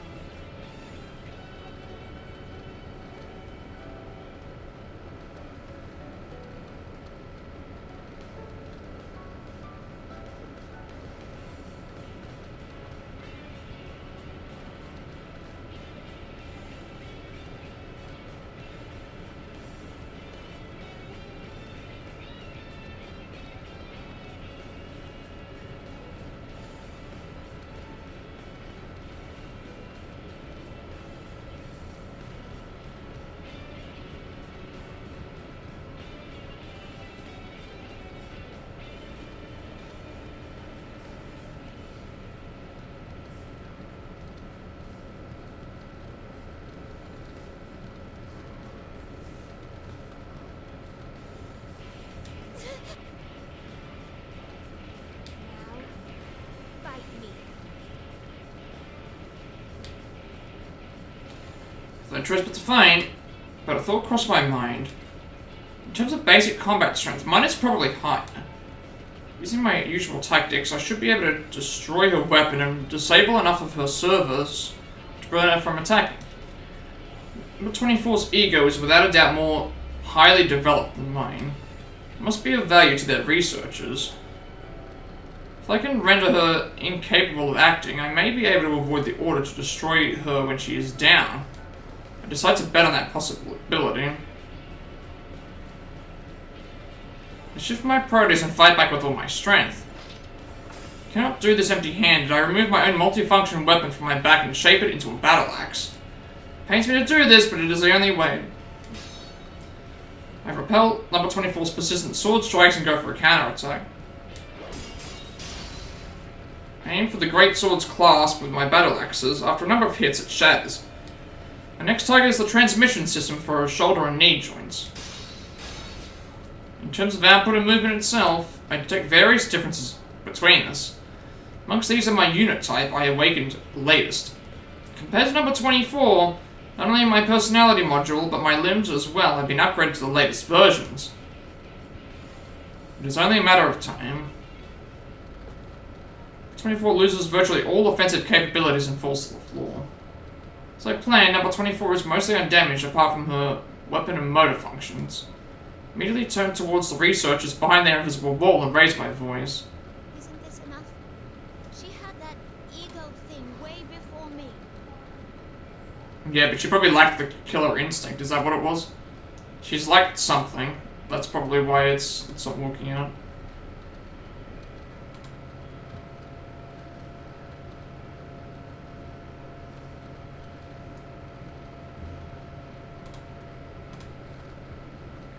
Destroying her won't do anyone any good. Come on. Have a heart. Hearing this, the researchers only laugh. Their faces are as joyous as when they see results that surpass their expectations. Why? What in this situation could cause such joy? Number 24's body collapses on the floor, suddenly begins to convulse. Goes still for a few seconds, then although it should not be able to move, it drags itself up. What the? I also noticed its eyes aren't red anymore. Unpleasant metallic sounds are coming from all over her body. Indicates that she is undergoing unreasonable stress. Still no expression appears in number 24's face. There's a cold, dull-like void. It is similar in appearance to a newly activated unit. I know as soon as I look at her. She would never make a face like this on her own. What did you do to her? It'll be coming at you in everything it has now. You better not hold back either. Number 024 had an excellent record against others of its model. Even you might have a hard time beating this one, Labrys. I consciously find myself biting my lip. We are weapons. In other words, we are tools. Of course, there would be a means to issue orders remotely. Recall what the one researcher said. This is the most effective method of inducing extreme mental stress. In other words, the more strongly I desire number 24's survival, the stronger my reaction will be when forced to destroy her. This is why they laughed. Ah, I see. Okay. I can sense the strength draining from my shoulders.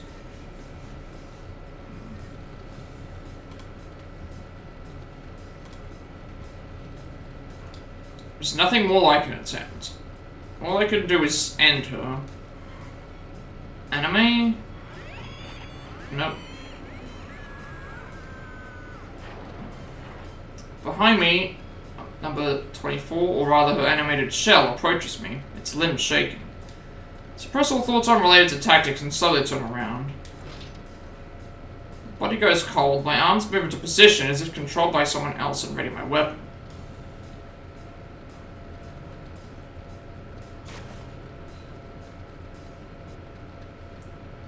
Okay, anime. Never mind.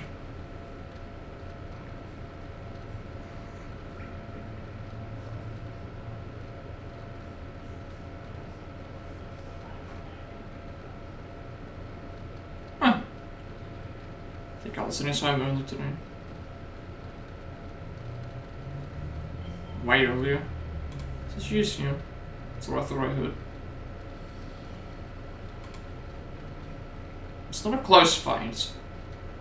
Once I decide to finish this, once I was resolved to stop her, for 24 as she is now, stood no chance against me. I mean, it is her. Fall on my knees next number 24, her limbs have been shattered, she will never rise again. Processors are overloaded with things I cannot understand. I feel as if all my processing has slowed. Number 24's face is turned to the ceiling. Look at me anymore? You're not gonna smile again? Didn't expect her to respond, but number 24's face moves slightly. I stare at her without knowing how to react. She turns her gaze to me and smiles. I'm sorry to leave you alone. I leave the rest to you. Those were the last words she spoke. Can't believe this. There is a smile on number 24's dead face. She is smiling at the one who destroyed her and robbed her of her dream. All at once, everything hits me in a torrent of emotion and data. I've lost her. I did it. Took everything from her. My vision begins to fade. My thoughts go with it. I cannot determine whether the lights are actually dimming or if that is only my perception. It's too much to handle. I collapse to the ground helplessly like a crumbling statue.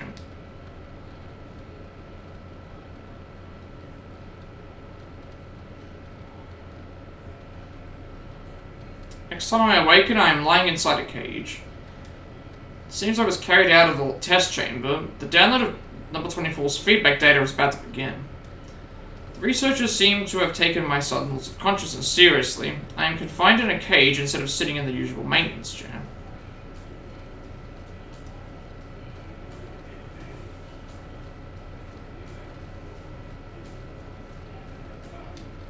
Researchers keep repeating the word interesting. So this is how they react when extreme mental stress is induced. You can hear their voices clearly. They seem to derive pleasure from the fact that I lost consciousness due to mental stress rather than physical damage.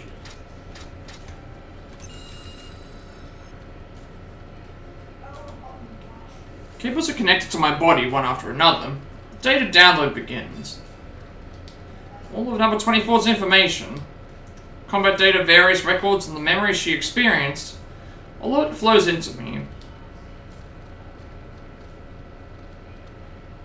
My eyes widen in surprise. Everything is so vibrant. It is so clear that it is indistinguishable from actually experiencing them. It's the first time I have received memories with such vivid images. Hello. Hello. Yes, hello. How are you? I am good. I've got more of these in the cupboard. Oh. Also Havoc sent me a clip of your Thriller dance. Yes. I didn't know that there was more of those. Yeah, I just opened up the pantry. It's like, oh, there's more. Oh. So, I only just opened up this one and I finished off the rest of these Yeah. ones. But there's still the one pack of those ones. Yeah. Yes. Havoc sent you the clip of the dance. Yeah, I of you think- doing Thriller. Yes. What the hell is the Dino Nuggy dance? And that, to me, that just looked like you doing Thriller to me. Yes. That's what they actually requested. Yeah, it just looked like you did Thriller. Yeah. That's all I saw. So Yeah. yeah. So how are you? I'm good. How was the stream? It is good. Like, understanding more of the story. I didn't realize that you were coming home so early. Yeah, I just did that today. Yes. Yeah. I think Havoc's in another stream at the moment, so he probably won't respond back. He might even be going to bed shortly afterwards, so... Oh, that's okay. Yeah. He might appear. It's alright, if he comes in, just let him know that I'm here.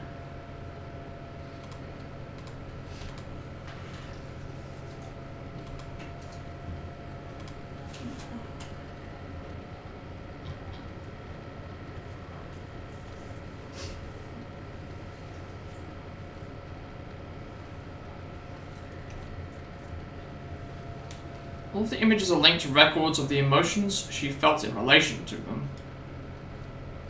They are so strongly linked that my screening protocols cannot distinguish them from human thought.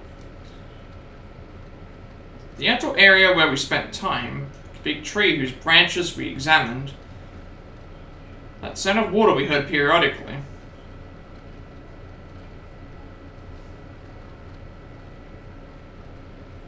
Snowy running around in plain. As I relive number 24's experiences, I pick up on another unfamiliar voice. There is no associated image data, only the voice can be heard. It is a female voice. There is a female researcher at this facility, but this voice belongs to a younger person, still in human development stages. I know the world is a big place. And I know that there's a lot of people in it. But I won't be able to see it for myself. Why does this music sound like something from Kingdom Hearts? I know that too. It absolutely sounds like Kingdom Hearts music. I'm too weak for that. Her speech is different from the researchers and those of my unit type. It is very similar to my own speech output. Thinking about it has made me sad more than once. But I didn't want to do nothing and be left with regrets.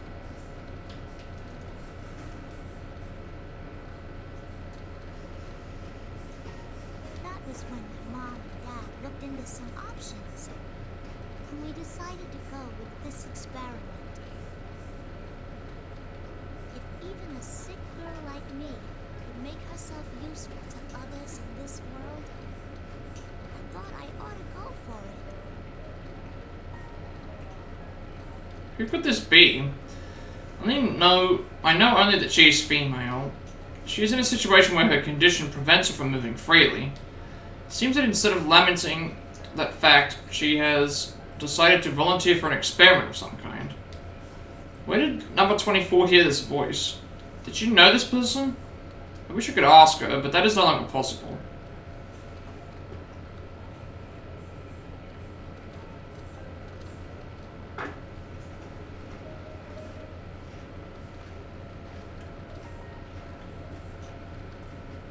At first, I kept wondering how much I could really contribute.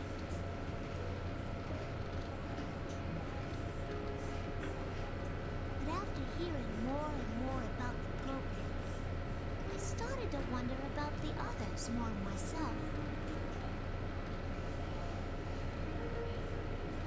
Others? It is strange, but when I hear that, I feel number 24's heart waver.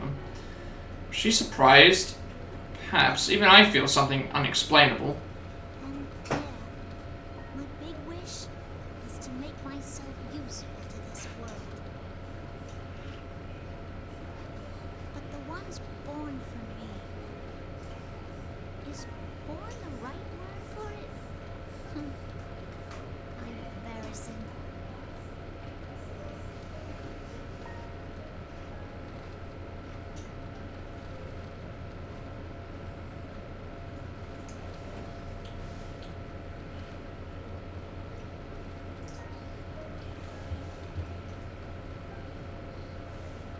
My other wish is that the ones born for me are happy. I doubt I'll be able to talk to them in person or stay with them. But I still wish from the bottom of my heart that they all have happy lives.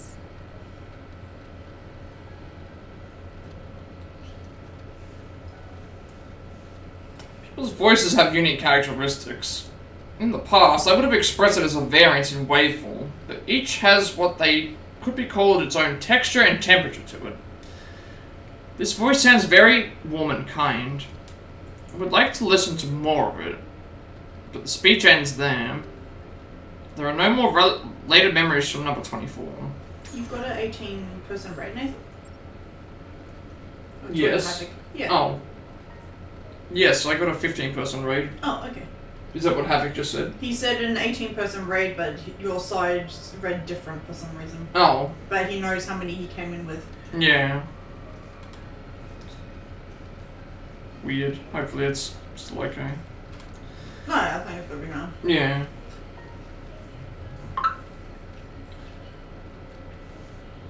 You're talking to him now. He just messaged me. He just messaged you. Oh. Because I was like, why is he doing the dance in Thriller? And he's like trying to point with the raccoon green. Oh. So that there are no results, but during the search I suddenly remembered something. The archives given to me by number 24 last night. Yes, I've become a dancing stooge, basically. I still admit the Oratrice Mécanique and Leith Cardinal dance that you did was still my It's the favorite. best one. Well, that was because you were there.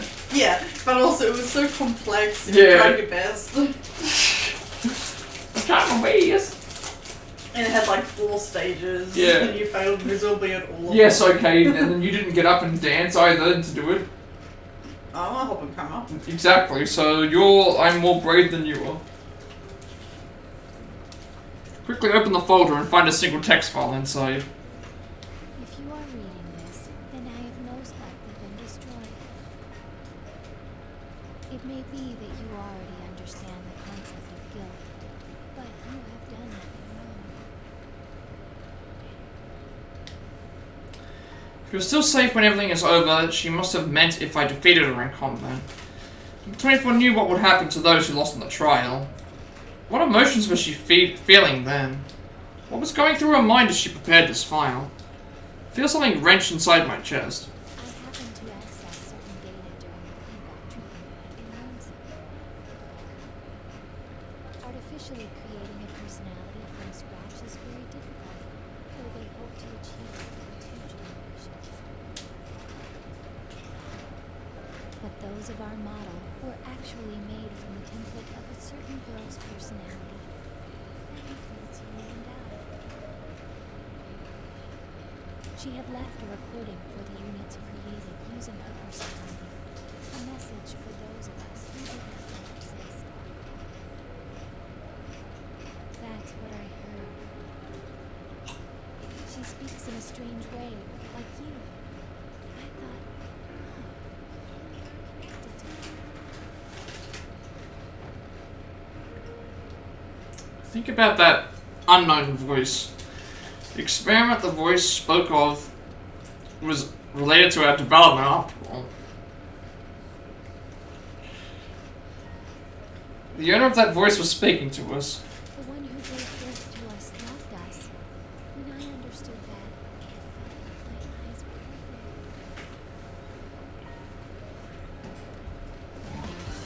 In that, I was filled with suffering. My birth had meaning. I firmly believe that. I want to meet her. I need to tell her thank you for giving birth to us and for loving us. This was not an order from the scientist. It was an objective I made for myself. So if you can understand my feelings, I'd like you to do this in my stead. Give our mother a chance.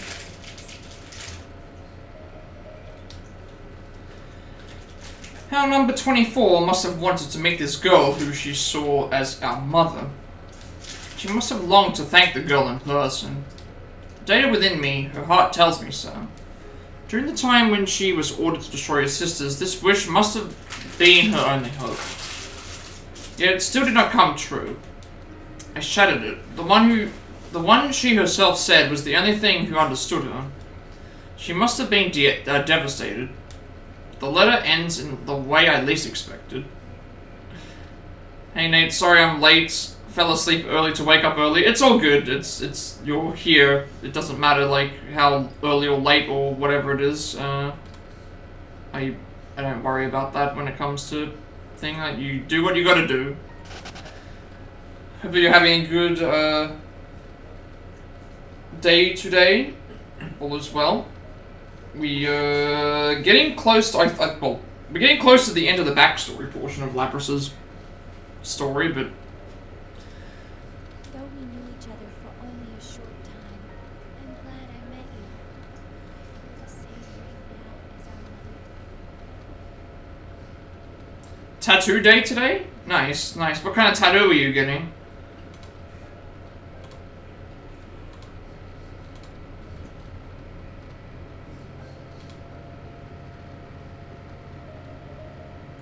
Or are you thinking of getting, I should say?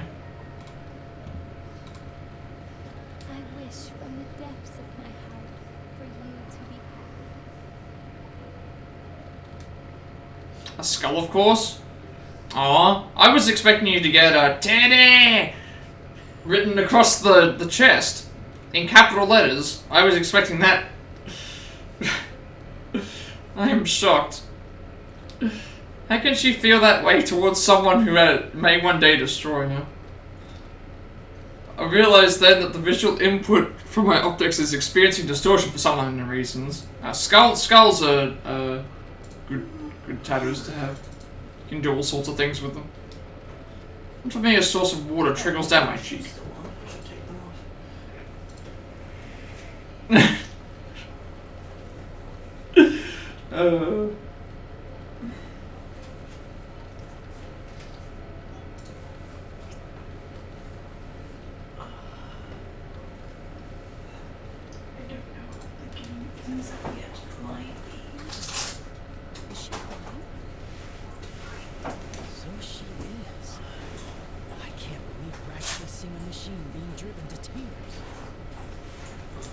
mental graphs are clearly abnormal. What kind of information did it download? Who knows? That's one thing the graphs can't tell us. We should take care to limit our studies to just the battlefield. It doesn't need any sentimental memories. You can delete those. Why make a weapon so emotional that you can cry?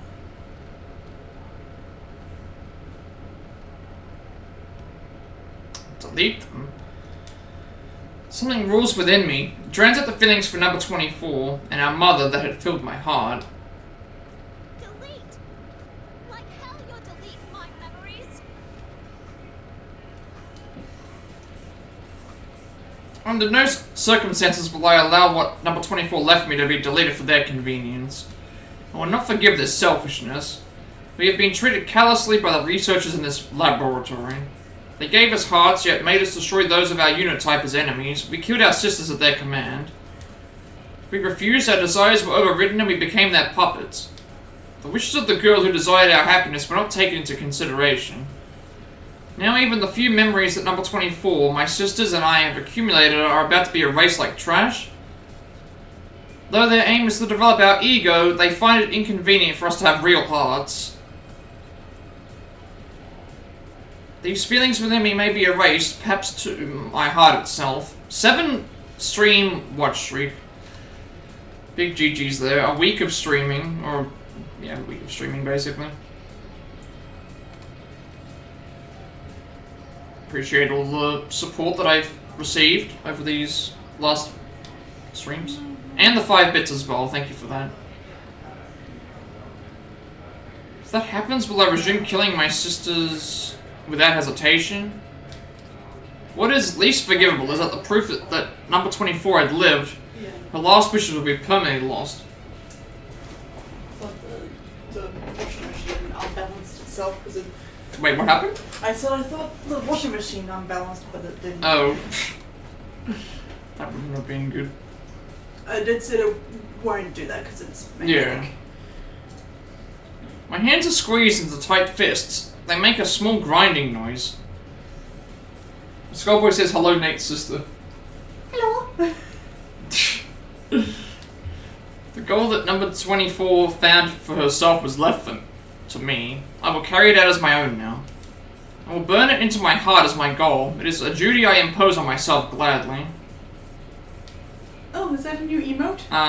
It is a cow eating some popcorn. No. Yes. Cute. I love it. It must be fought for.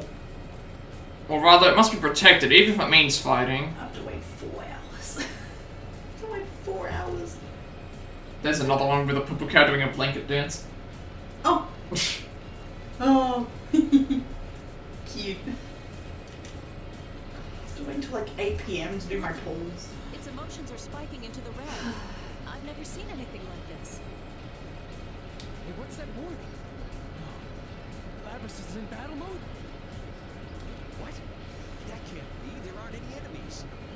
Uh-oh. Yep. No, you are the enemies. Do you know your enemy? Do you know your enemy?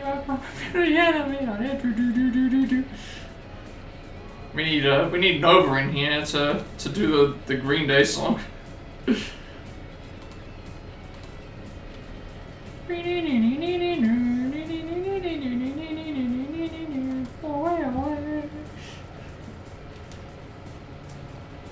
I am able to release all my limiters despite being inside the cage.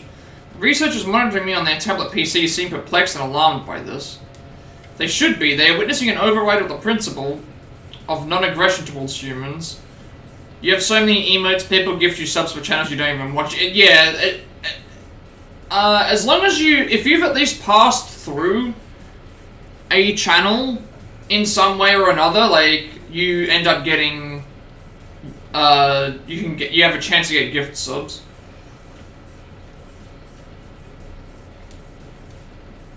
They are flustered and too pained to speak clearly as they announce an emergency had occurred. One of them steps away from the cage I am in and reaches for a switch with warning labels around it.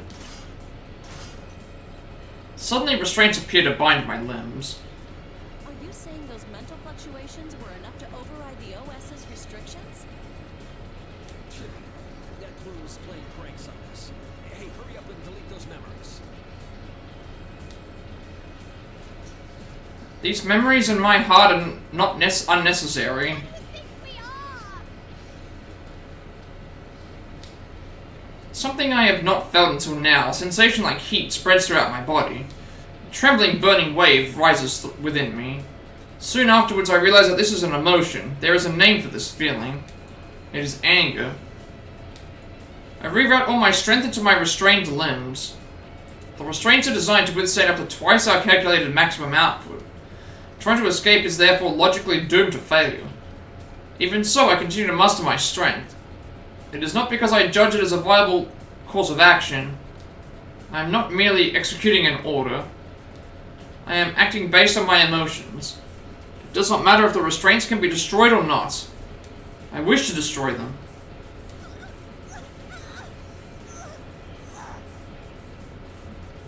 The metal parts in both my limbs and the restraints begin to creak. How's it doing that? There's no way those things are strong enough to break the restraints. Yeah, that's pretty much how gift subs work. Like, I've been asleep and I've had, like, I remember getting, like, full gift subs in, like, 24 hours and I wasn't in any of those channels. But I think it's because I had passed through them in some way or another. It's outputting over 220% of its theoretical strength limit, even though its joint actuators are operating at only 70% capacity. That's not possible. That doesn't even make any sense. What's driving this thing? I'm not gonna let you take those memories. I made her a promise. The next moment, a rupturing sound like a small explosion shakes the entire room. The heavy metallic bands restraining my arms and legs shatter.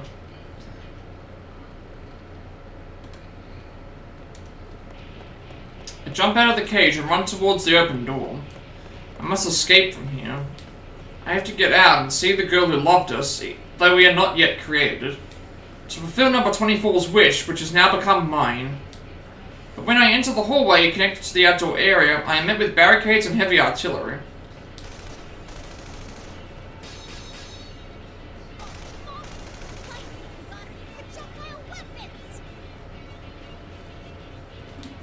My sister units and I have never been equipped with firearms.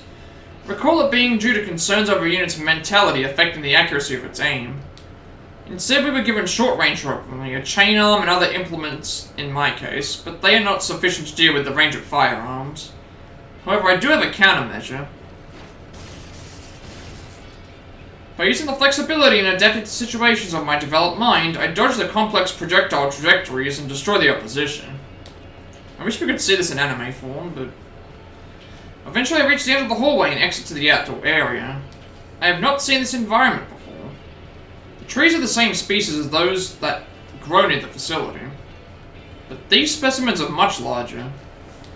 Where am I? The question did not cross my mind until now. Where am I? Where are we? Can't use the GPS that should be installed in me. Seems the research facility blocks GPS signals outside of its walls. This is probably to prevent its location from being pinpointed. Is there anything in the environment that can help me determine my location? The blue sky that I am seeing for the first time is stunning, but irrelevant.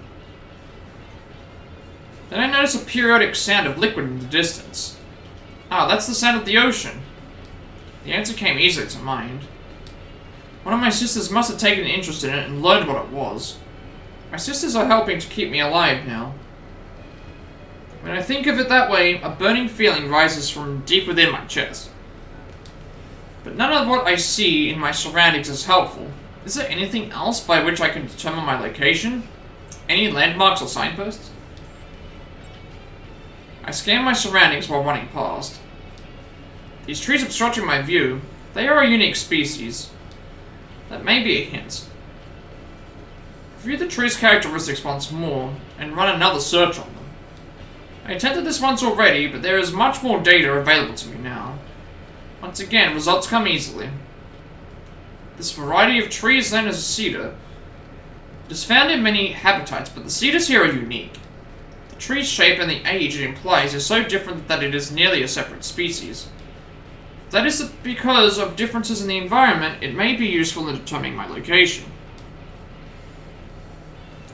That's when an unfamiliar sound reaches my ears. The heavy rumbling of what sounds like a motor. It seems that they have dispatched a vehicle to pursue me. I expected this. Their response was swift. It seems that they had measures in place of the event one of us escaped. Yeah, good luck with that. Good luck with helping everyone. Good luck catching a thing that escaped.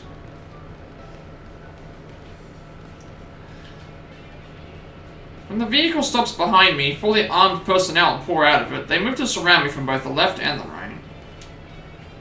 Oh no, whatever will we do? Whatever will the machine do against normal humans? I wonder. Gasp.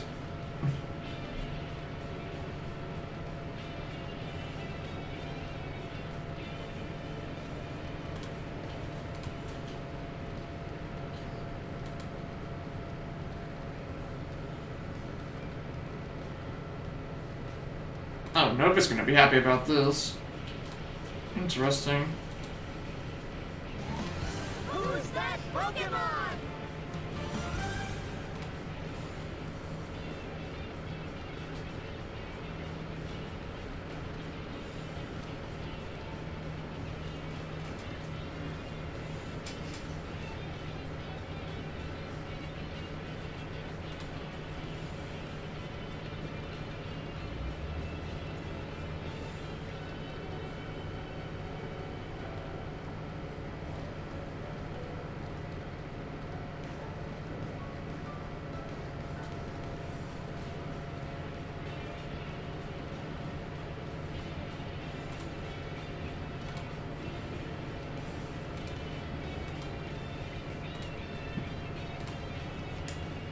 It's an obvious response.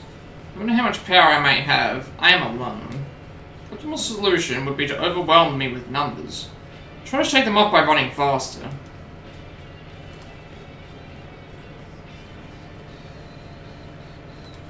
But soon afterwards I reached the main gate of the laboratory, a high steel edifice. It is tightly sealed, a number of heavily armed guards are protecting it. I stopped. There was nowhere else to go. Labrys, come back here.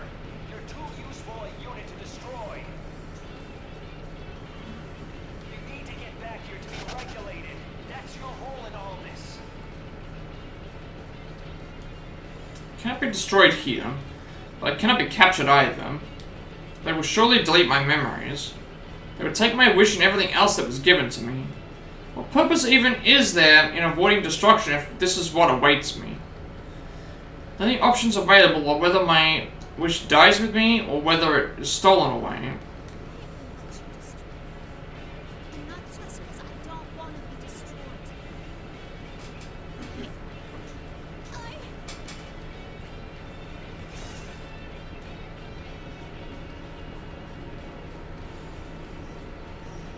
The moment I focus my concentration to remove the limiters on my onboard weaponry, I sense an unknown strength rise within me. Directly afterwards, something that cannot be quantified fills my body and the surrounding area.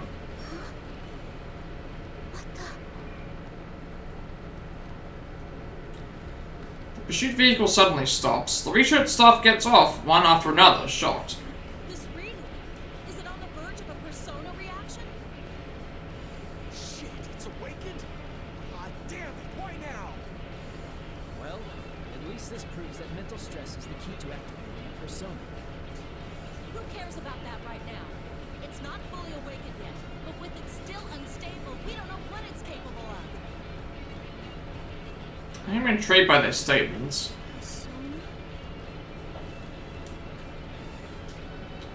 I knew that we had the means, but I was not aware of controlling anything.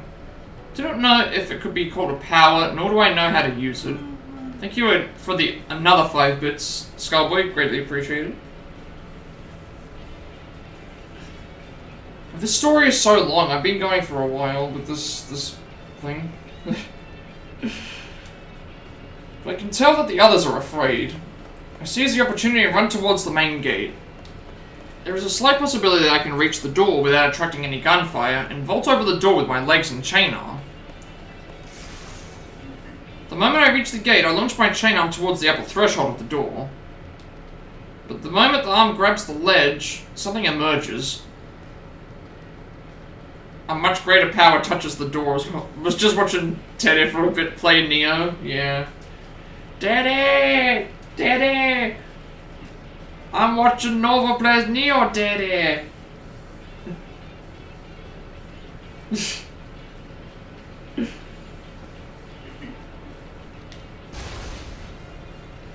Suddenly the door crumples like paper and a large hole forms on the upper hearth.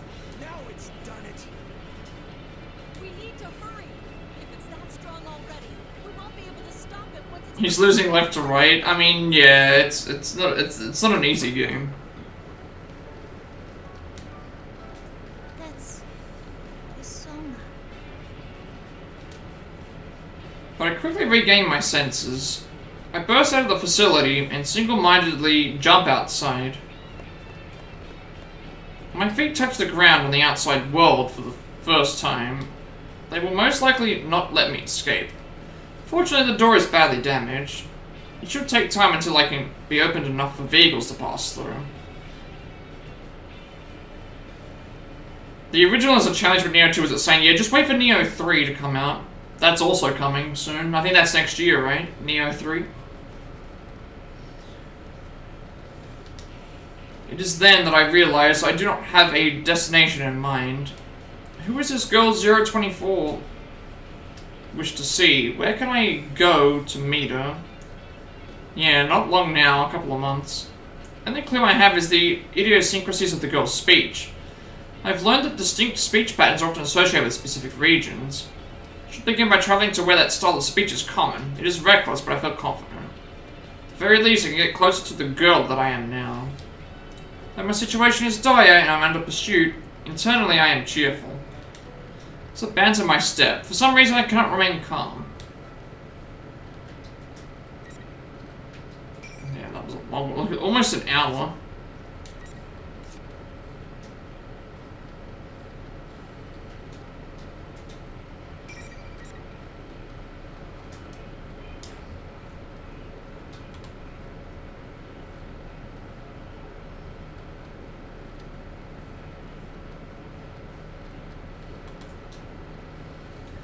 Just then, 5 meters ahead, something white and fluffy crosses my path.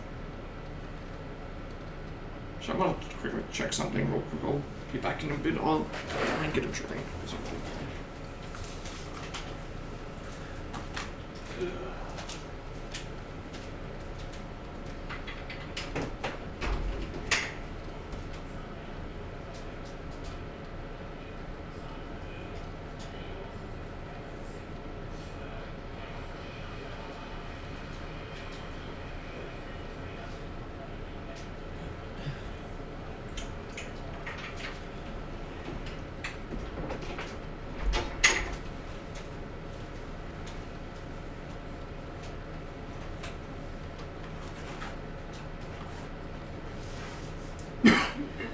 Ugh.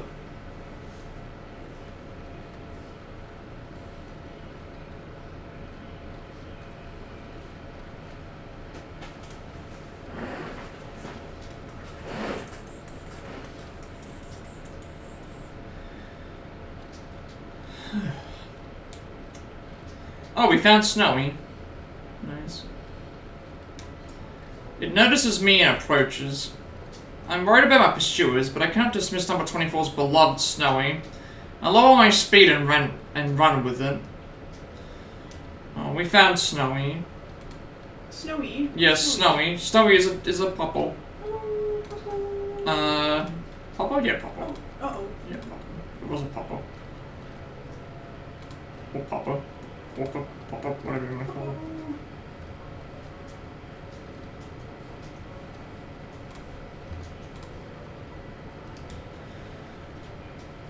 Blue sky that was previously obstructed by the trees is now clearly visible. The green grass is shining vibrantly in the light of the sun. There's a deeper blue than the sky ahead. Many lines of white run across it. Is that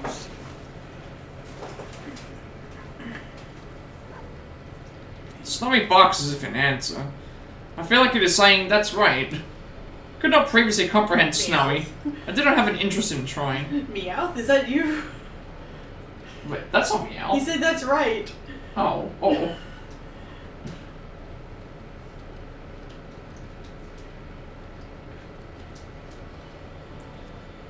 Prepare for trouble and make it double.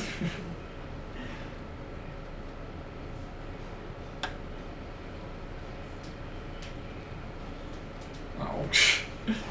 Sculptor started putting out the damn Pika dance. Yes. Now I can grasp what Snowy is saying as if I could speak its own language. Now it feels happy to be able to run with me. I feel as if number 24 is inside me. Though we were forced apart, she certainly left me many things. Not only a wish, but other things as well. I'll find her come hell or high water. Are you with me, Snowy? I'm walking here, I'm talking here. I'm sitting here, I'm playing Genshin. That's just what I imagined like that voice. Snowy barks energetically. I respond with thanks and a smile. Number 24 and Snowy are encouraging me. Though I do not have any clues, I will find her, no matter what happens or how long it takes. Search my current location once more, and now that I am further from the research facility, I can use my GPS to triangulate my position. On seeing the results, I cannot help but stop running. Snowy stops a little further ahead and then returns to me. My current location is Yakushima, within the Kagoshima Prefecture. It's a remote island far from shore. No.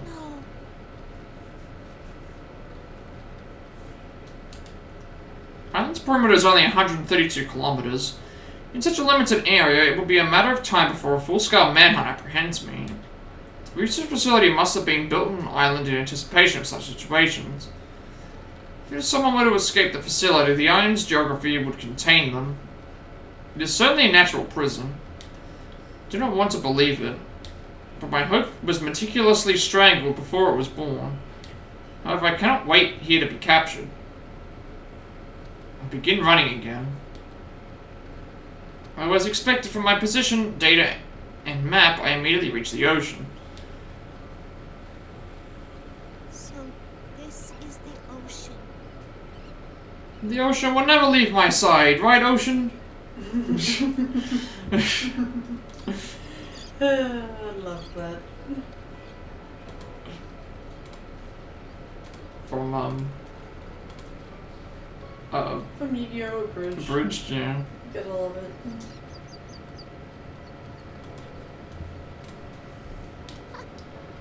It's so huge.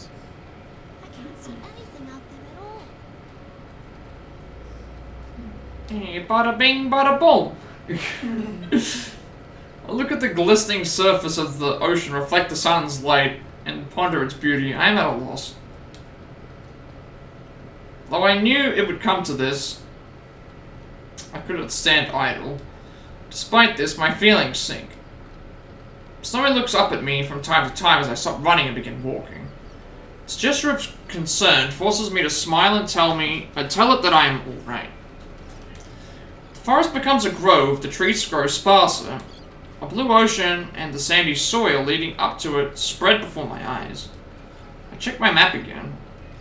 This is not an uninhabited island. There is a means for people to come and go, but I doubt that I will be able to use those methods freely without arousing any suspicion. I gaze down at my own hand. It is completely unlike a human hand. It is an object sculpted from metal. Well, that's a problem. What should I do? My question seems to dishearten Snowy. Come on, don't give me that look.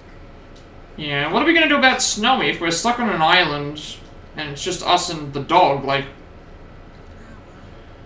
Maybe it's my fault for getting so frustrated. Sorry, Pooch. Just as I am about to crouch and pat Snowy's head, Snowy moves as if avoiding me. Snowy? Snowy circles around behind me and growls towards the way we just came. I train my senses in that direction and sense presences in the distance. They may be keeping their distances on purpose. Since I have no firearms, they must understand that their effective range exceeds mine. Looks like they're coming. Yeah. I mean, if we're stuck on an island, I don't know what we're gonna do. Just don't kill the dog. Otherwise, there might be some angry people in this room.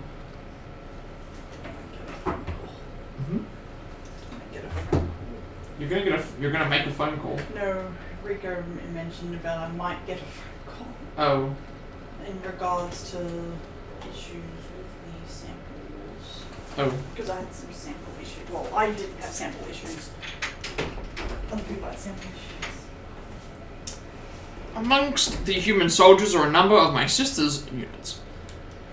Is it possible that I can convince them not to fight me? I dismiss the idea as hopeless. Though they may have awakened to their ego, after my escape they will be under their commander's control. Even if it's not the case, they may think that their orders are absolute, just as I once did. Knowing why they're here doesn't make it any easier to deal with. Who's that Pokemon? Doesn't seem as if they will attack all at once. They must understand that I am already at the ocean and have nowhere to escape.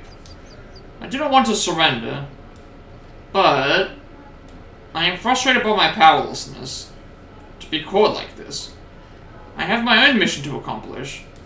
The ocean sparkles. The periodic sound of water I once heard from afar echoes from it. As I gaze at the clear water while it ebbs and flows, a mysterious feeling rises in me. Wow. Look at that. It's beautiful. My opponents show no indication of moving. I step out onto the sand after cataloguing that sensation. I approach the pier stretching to the ocean. When I step onto it, the wooden planks creak. I can hear Snowy's light tread behind me as well. I stand out at the end of a pier and look out to the ocean. I wonder if she is beyond this ocean that seems to stretch forever. The girl number 24 wanted to meet. The girl that I wished to meet as well. This mother figure who loved us and wished for our happiness. While my thoughts turn to the girl whose face I do not know, I decide to preserve the ocean's beauty in my memory. After all, it may be the last time I will be able to see the ocean as myself. The odds are high that when I am restrained and return to the facility, my memories will be wiped. I'm scared. I'm frustrated. I do not want to be erased. But I do not think all my hopes are lost yet.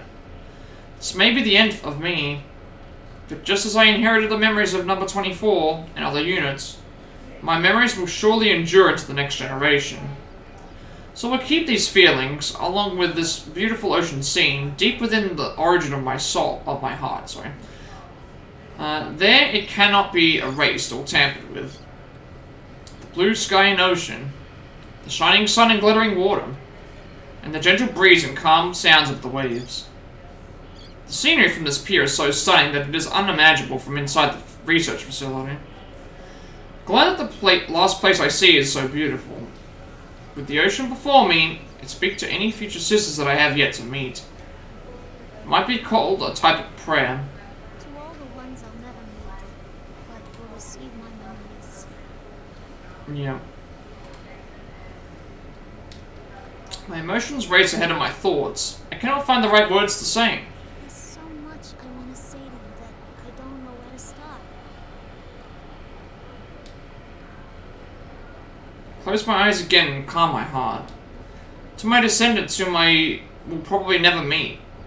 If you ever find someone precious to you as I did with number 24 and wish to meet them, may you meet them here. May you go beyond this pier to places I could not. I just pray from the bottom of my heart that everyone can find happiness. As long as that happens, I don't mind the fight. Even though my wish may not come true, I'm still satisfied if I can entrust it to someone if I believe in. Number 24 said something along those lines. Could this be it? Slummy rubs against my leg. Is it warning me to be cautious of my pursuers who have arrived and are coming closer? Or does it only want me to pet it? I look closely and realize that it is the latter. It must be worried. Crouch down and scratch Snowy's head. Hey, Snowy. You think this is what it means to feel alive?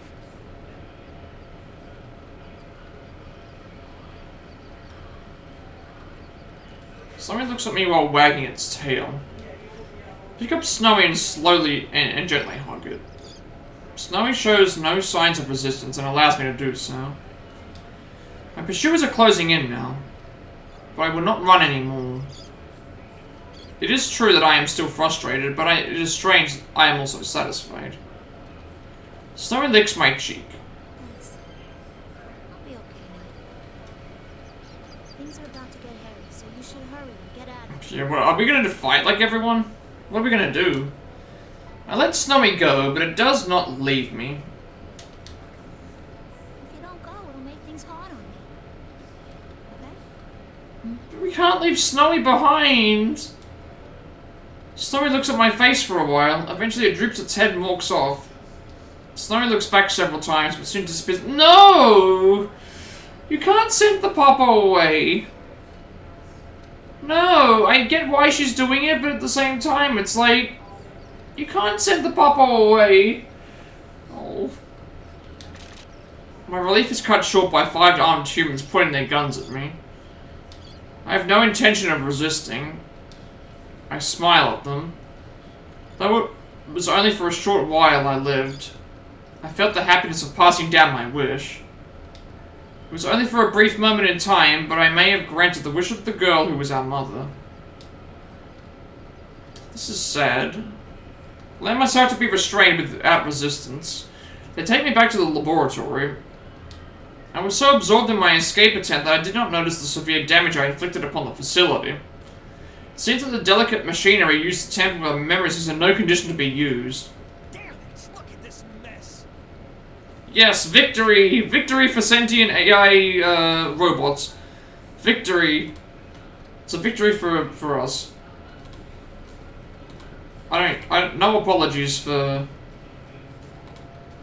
No apologies.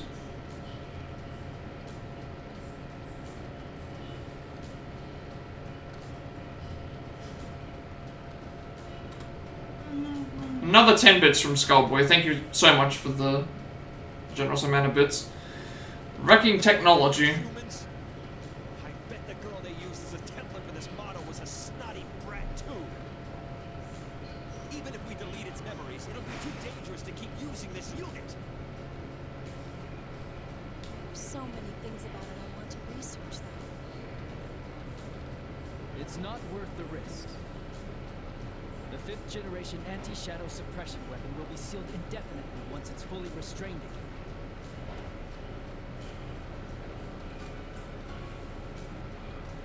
The voice is the last thing I hear before my consciousness is cut off.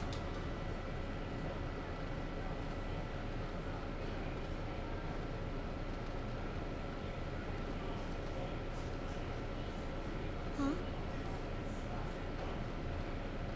My consciousness should have been shut down. But I am awake. I have awakened. This place. It's that ocean. I am on that pier. Blue sky and ocean. The shining sun and glittering water. And the gentle breeze and calm sounds of the waves. Even Snowy is next to me.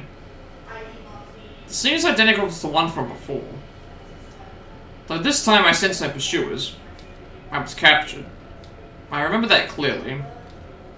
This is obviously an abnormal situation, at odds with my memories. But the clear blue sky and ocean are still so beautiful that I cannot help but gaze at them.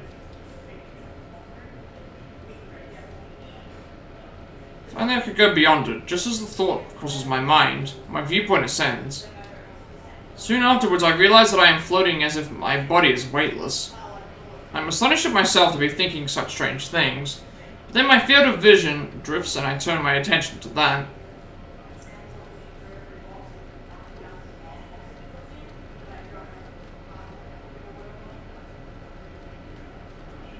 scenery I knew already begins to mix with other environments I do not know. They become a connected, continuous image and pass like a slideshow.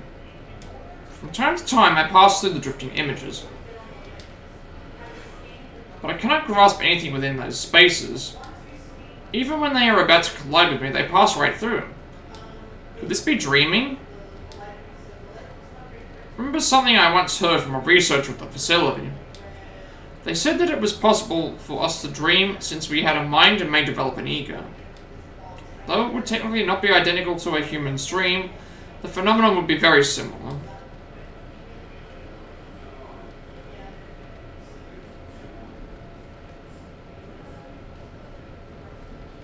I feel that the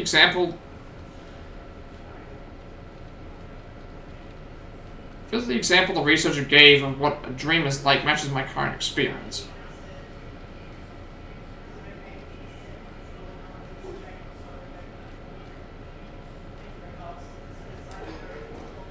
From having a dream, then things that are not possible in reality may be possible here. For example, if I can leave this island, if I can go beyond the ocean. The girl at number 24 and I wanted to meet said that even though she knows the world is big, she would not be able to see it for herself. What could that have meant? Sorry. Was she in a place that limited her world, as I was unable to leave the island? Just when it seems that the images flowing around me have stopped, I find myself in an unknown room. Oh, they're back in the hospital bed again. We saw this before, I believe. There is a bed here. Next to it is a flat-screen monitor. There are also white shelves surrounding the bed. To one side is a stand for an intravenous drip. There's a machine connected to it by cords. I had to enter a call from work. You had to enter what you do call? Yeah. Yeah. Not anything in regards to me, just trying to find it's a thing for Jake. Jake was trying to look for he couldn't find like samples on our like little system. So he had to manually find them, which he did. He found them, but I don't know which ones. So I sent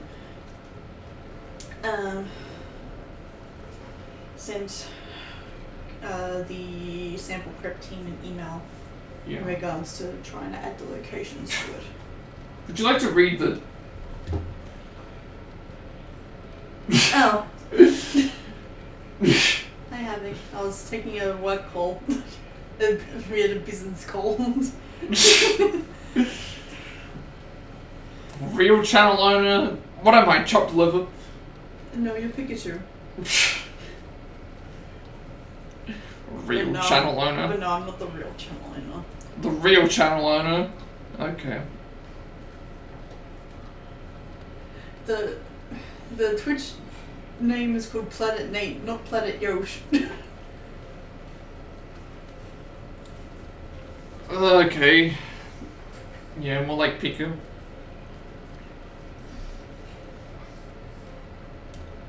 But yeah, so I just said like I can give you give Jake your number and hopefully he'll try to call you to try and get you to so you can get this stuff done, because I don't know everything and what's going on, so yeah. You'll get it sorted out. Yeah.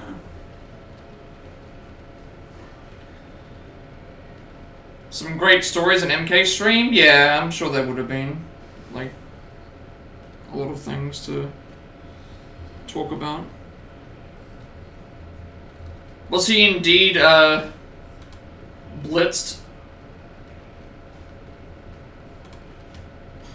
But I'm sure that you had some fun. He started out with history, yeah. Which again is very important, but... He was tipsy, yeah. This is similar to the research facility. Could it be a hospital? Voices that sound from somewhere belong to a man and a woman. Yeah. I've not heard these voices before. I'm sure he has a very inspiring story as well in some ways. Like, I mean, anyone who serves usually has some form of stories. Do you remember his day today? Did you remember? I remembered it a little bit later, so I had well, I knew that it was. It's just time went by so quickly that 11 o'clock literally had passed. So unfortunately, and like also when I'm working on my desk, sometimes I don't see a clock. Oh yeah. So I had my own little silent remembrance minute around 2 o'clock. Yeah. Yeah. We did ours on stream. Oh, okay, Yes. yeah. Sometimes I don't have access to a clock because whenever I am in the computer at work, it doesn't show a clock at all for me because of me being connected to something else. She said during this morning's checkup that she wanted to go to school. She asked how much better she needs to get to be able to go. Yeah, because over in the US it was the 250th birthday for the Marine Corps in the US. Yes. Yeah. So they have Veterans Day over in the US. We have Remembrance Day, which is today. So it's basically Veterans Day for. Yeah. Thing. But today was the 250 years of the Marine Corps. Yeah.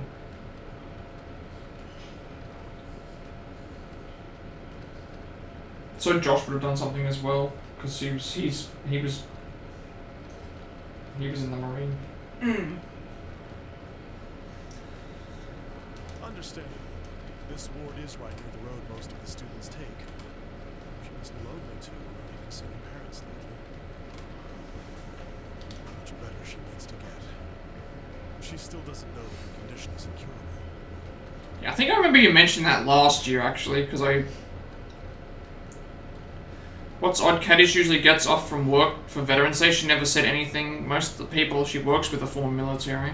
Yeah, I think didn't you mention something about her boss was a general, an ex-army general, and so he would always make sure that they would get the day off for certain things? Why don't you be honest with her and tell her she won't ever be able to go? It's cruel to string her along like this. Shh, keep your voice down. Who's next door? Understand at once that these people are speaking of the girl I wish to meet.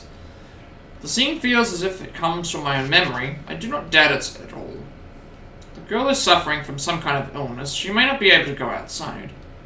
The condition prevents her from leaving her small world. Her life is like ours. Could the girl have heard this conversation? How did it make her feel to hear it? I want to spend more time in the outside world.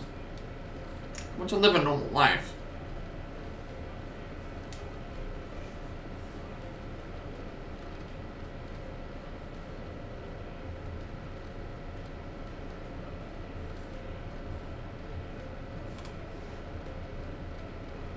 Yeah, that is a bit strange. I'm sure that there was some reasoning behind it.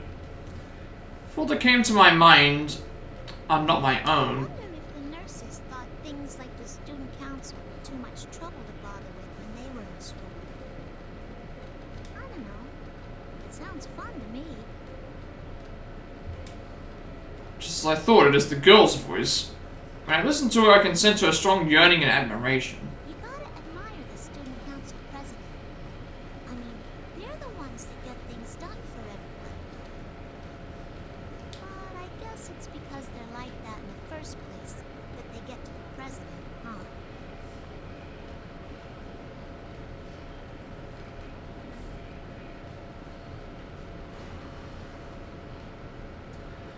Girl had a strong desire to attend school and live a normal school life with friends.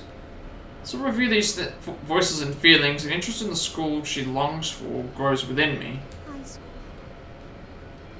I wonder what that's like. You technically lied? Lied about what? Who lied? Havoc lied about something, I don't know what he lied about. How dare you? You've disappointed Allison for whatever you were lying about. I'm just kidding. It depends on what you lied about. I'm sure he'll spill the beans. Would it be fun? True.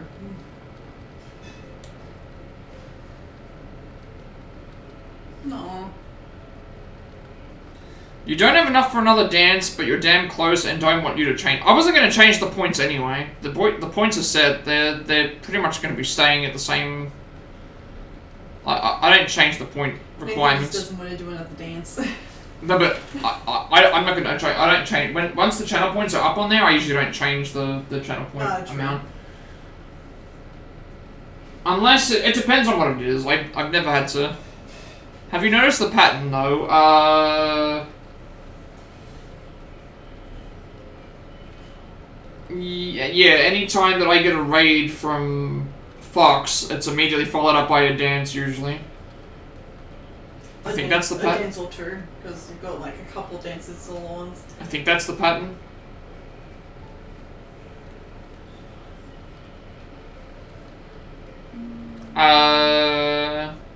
No, that's not the pattern, apparently.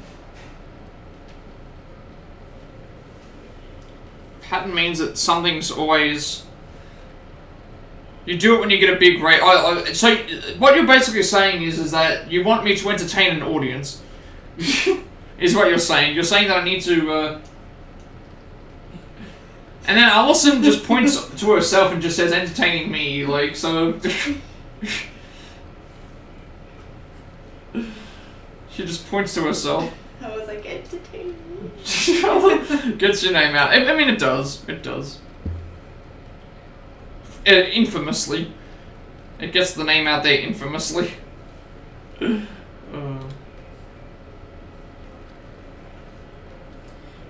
time to... The notorious PIC. No, the notorious PIK. Yeah.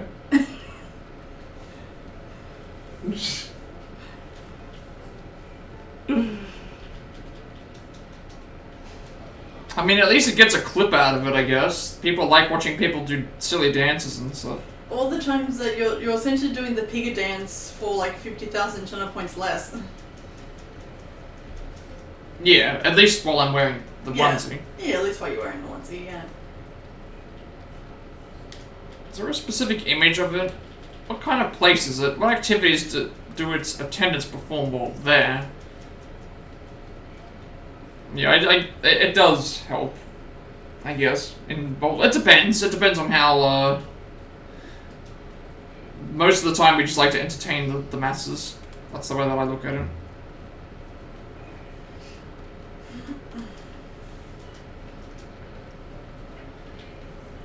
I can't really proclaim myself as a big streamer. Like, someone that I know, they got told that you can do like a friend of yours and take them all since you're saving them and make a video collage for a BRB screen or a starting soon screen. She does it for her BRB. Yeah, I've thought about stuff like that, of having a clip montage or something that plays, but for the most part I usually don't like... I have a screen for that. I just don't really use it. It's just like Fox, where it's like, I was surprised. It's like, wait, Fox has a starting soon screen, you never see her use it, and then all of a sudden now she's using it. It's like, took her, she had a starting soon screen that she never used. As good a time as any. There are no memories in regards to schools. This is that the girl has no such memories. I know that there are people that do clip montages or like highlights of stuff.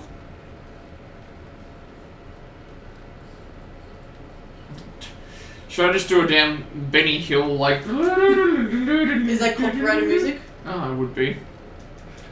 Well, when does the pattern finish? You didn't start using a starting soon screen until you started streaming with 2 PCs. I mean, I don't like loading up a starting soon. I like to... I'm ready when I start, like, if you get what I'm saying. Like, usually I'm spend the first, like, 5-10 minutes, if not longer, just chatting anyway. So it's like, no one's gonna miss anything if I have a starting soon screen. Like, I prefer to just get right to it. To get started. I like to get started. It takes time getting set up. Yeah. And I should know. I like to get started, get right to the action. And I always try to make sure that everything's already set up. And then even then, sometimes I forget things. Like, putting the microphone on the right side, or turning the game audio on, or yeah, stuff like that. I guess it's because I pack up and set up my setup each time. I don't keep it all ready and set up. Figures. I don't know anything about schools or whatever else student life is like.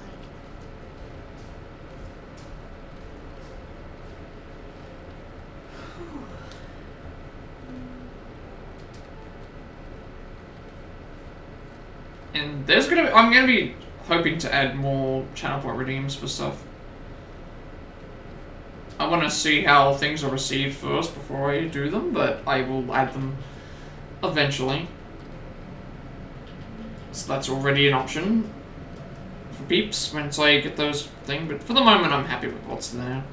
I don't get a lot of like Oh, I think I just hit 55k. Oh, wait, who is this? This is a new voice. A voice answers my unspoken thoughts. Who could it be? I do not think I know this voice. For some reason my mind becomes hazy. I cannot access my memories easily. Huh?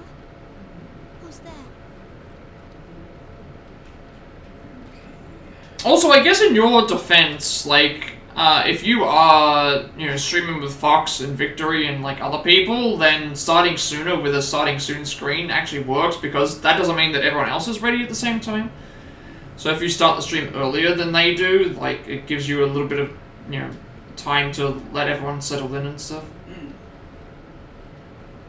I think I just like jumping right in, because no one's going to miss anything for the first 5 to 10 minutes, if not longer. And sometimes I just use that time to just... That just miss my beautiful voice. Chat. What was that? I said they'll just miss my beautiful voice. Well, you're here today. Yes. Yeah. Early. Yeah. Yeah, so... Are people gonna... No one's missing your beautiful voice because it's here. True. Yeah, Havoc came... Well, Havoc didn't come back when you think. He took longer, so... Havoc took a bit longer to come back this time. Although he was chatting to you on Discord. On Discord, yes. There's no need to be alarmed. I have to keep my... I can't keep my adoring fans... Oh yeah, Fujitech, yeah, that's the other thing. Technical difficulties. Technical difficulties. It can happen a lot. Absolutely can happen a lot. My math is bad. Uh... I think I'm supposed to get 48. But I'm just gonna double check. 16. You were coming back regardless. Yeah, I knew that you were coming back, but she did come home about an hour ago. Continue to grind. Because Skullboy was around. Yes. Dreams are supposedly a release valve for memories, yet this voice does not feel like a part of me. Is that even possible? As I ponder these things, the scenery around me changes completely. I first see a 3-story concrete building. What? Do not know this building. As I examine it, my surroundings change again. The same desks and chairs are lined up. In front of me is a dark green rectangular board on the wall. Is this a school? A real classroom? This is the place the girl wished to see. It is here that I have gained an interest. I find myself forgetting that this is a dream and focus my senses to the desks and chairs. Then realize that I can move around at will, just as when I felt my body rise at the beach. So this is where classes happen. Suddenly, I feel a sudden excitement. What do the students do when there aren't any classes? Do they just talk and stuff? A mysterious voice doesn't answer. Instead, I am surrounded by other sounds. Many voices are talking at once. It reminds me of the sound of waves near the ocean. But the sound is lively and enjoyable. Voices belong to boys and girls surrounding a desk. They are laughing and talking. They wear common clothing, though there are some differences. These may be uniforms. It is interesting to see that each person's uniform is distinct in some way. That student is the only one with something around his neck.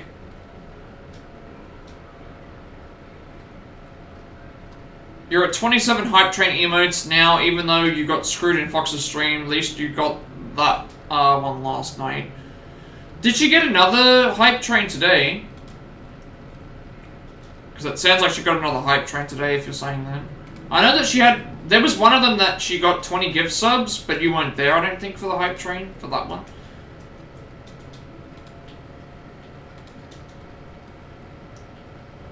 Because there was another one that I remember she got a hype train for. Just the level 2, yeah. You were there her whole stream, yeah.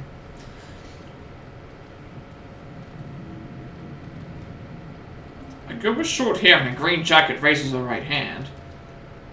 Next to her is a girl with long black hair, wearing a red jacket. She smiles. Then there is a well-built young man with strange spiky hair. In contrast to him, I see a small, delicate, intellectual-looking young man. Last I see a young man with a calm demeanor sitting at a desk. The front of his uniform is open, his white shirt is showing. They seem to be talking about something, I cannot quite discern what it is. The scene proceeds to show various points in a normal school day. Classes, activities, clubs, student council. It looks like so much fun that I can feel the excitement. But then I remember. This is all just a dream. I'm only dreaming.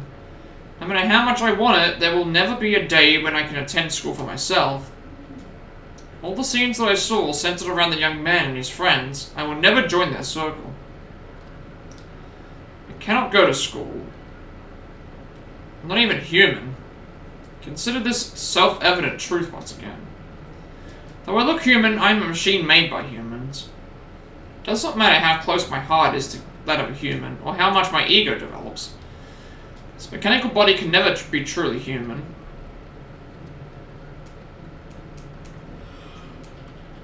You almost leaked your plan for that ad I told you about. Please don't say what on stream. Oh, yeah. I think I know what you were talking about, yeah.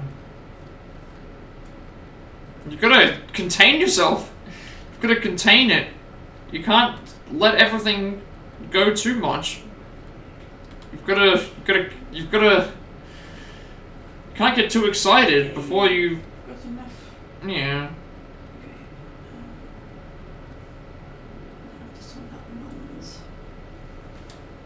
Just as our mother could not overcome the obstacle of an illness, no matter how she wished for it, you cannot overcome the obstacle of being a machine. It is futile for someone who cannot become human to yearn for a normal human life. It's a strange sensation somewhere in my chest that feels like pain. Still, although I am a machine created as a weapon, that girl loved me. What if there are other people like her who could understand me? Would I then be able to find a place to belong among them?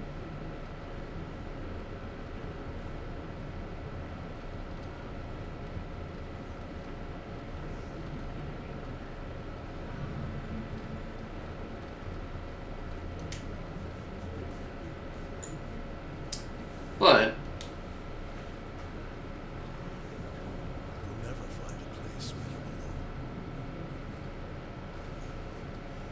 belong. yeah. Well, that's what you gotta have. You've gotta have the timing for all the stuff. Like, I think Fox has a good sense of timing when it comes to stuff on stream when people make references and stuff. Like, she has a very good sense of timing. Or just spontaneously saying something. And then immediately, like... She has a good sense of comedic timing. Humans created you as a tool. They would never think of you as anything.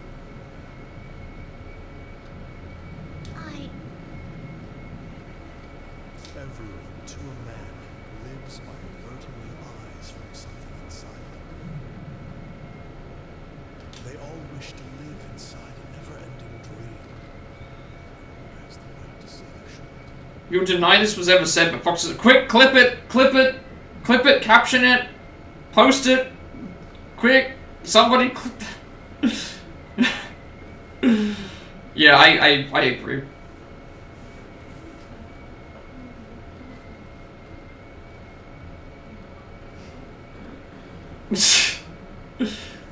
Havoc, you forget that I can still screenshot it on my end. Oh, they can delete it. Oh. It's been etched into my mind. I can still screenshot and print screen the chat if I wanted to do that. But I'm not gonna do that, because I'm not mean. It's already in my mind. I'm not a mean person. I would never do that. I don't think I've ever... Actually, Just a moment, I sense an incongruity in the kind voice. The strange pain within my body softens a little. What do we say? I said, I think I've talked to Fox before. Yes, you saw her model and complimented her model. Oh, that's right. The Fox model. Yes. And then, I think Havoc then followed it up by saying that, it's like complimenting a wooden plank at the hardware store. God. Yeah. Oh, I think. that's mean. Yeah.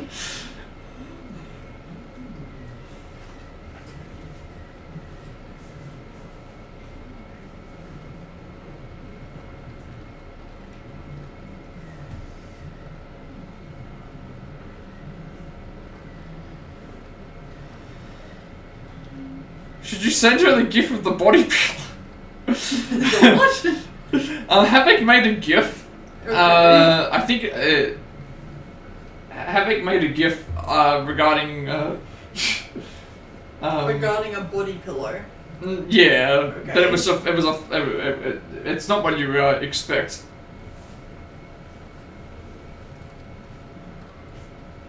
I need 2, 1, and 5 zeros.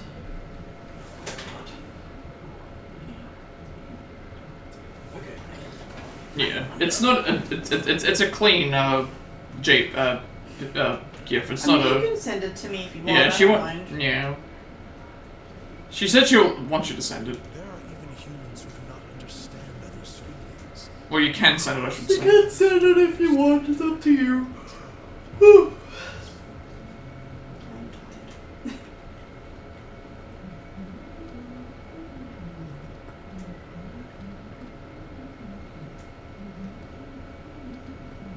Compared to them, you are much more human. Remember the researchers? They certainly didn't understand me, number 24, or my sisters. We were treated only as objects. Even after they tried to give us a heart. Why not then seek to be human?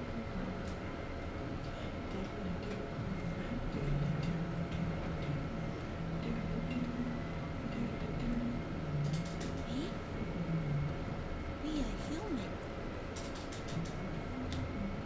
The voice whines gently inside my mind. I feel my body is growing uneasily light, as if the world is spinning around me. People so here's the gift. dreams. Each night they let go of painful memories and continue their lives with regrets. That's all you may do. Forget anything contrary to your desires.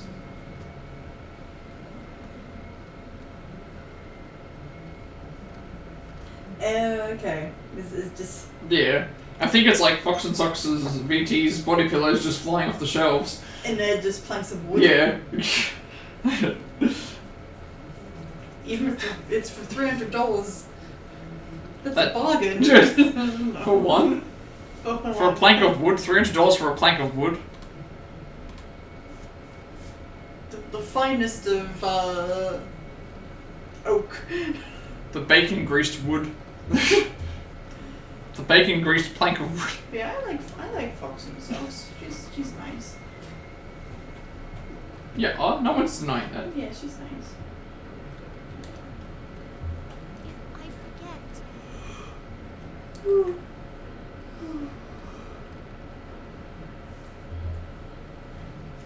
Do not fear the act of letting go. The ones you admire wished only for you to be happy. My mind seizes upon something. That precious wish. The desire given to me to meet our mother someday and tell her thank you. Has she seen the pole dancing fox? I don't know if she has. She might have. I don't know. If I have, then it's been a while, but I don't recall. She doesn't recall. So she probably hasn't seen it. I must not forget that. But as long as this wish is precious to me, as long as I cannot erase it from my heart, the fact that I am not human will remain. Let me guess, is it just a plank of wood pole dancing? No. Okay.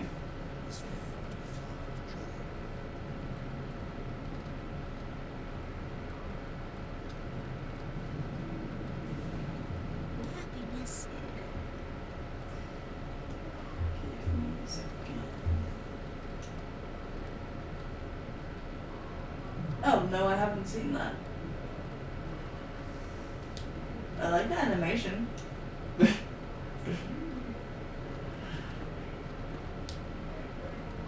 I like how when it spins it does like little diamond shapes. Yeah. It's adorable. Remember the girl who wished for our happiness?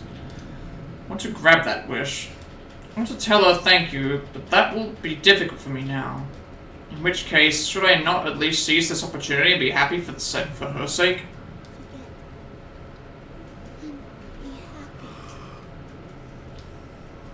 All you did was add the text and sped it up, yeah. My vision goes dark, the sounds I heard fade away. I feel as if I am falling. No, the magic is gone. Everything is now in readiness. Okay, we don't know who this is. We haven't heard this voice before, this ominous speaking voice. And we got a bookmark. After like... Yay. Now almost.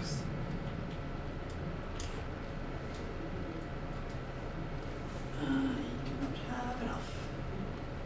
I'll have to wait until tomorrow to do more. I open my eyes, I'm staring at a wood grain board. It's the surface of a desk. I quickly raise my hand. It looks like I fell asleep in class. You've made many gifts to mess with, Fox. Yeah, you have. Absolutely, I remember seeing them. My sleeve was pressed against my forehead while I was asleep and the texture left a mark. Oh, man, I hope no one sees this. I rub my forehead a little and look around the classroom. According to a clock on the wall, it's 3:30 in the afternoon. Only thing written on the blackboard is the 1st of May 2012, Tuesday. Everything else is erased. I stretch out my arms. I feel a little tired, but I gotta stay focused. After all, I just got elected student council president in the elections a couple of days ago. I have to keep in touch with what the people who voted for me want in a leader. Things with the student council will get pretty hectic after school. I should hurry to the student council room. I stand up and open the door in the back of the class. When I enter the hallway, there's no one around. I check inside the classrooms as I go, and I still don't see anyone. Where the heck is everyone? It's weird. The whole school is usually rowdier than this after classes. I should hear people talking and laughing in classrooms, and teachers yelling at them to quiet down. Where's all the bustle of the students and everyone getting ready for their after-school activities? Just when I'm wondering that, I turn around and look down the way I came. Oh, there they are. There's some students in the hallway. Some of them are chatting, and others are coming out of the classrooms.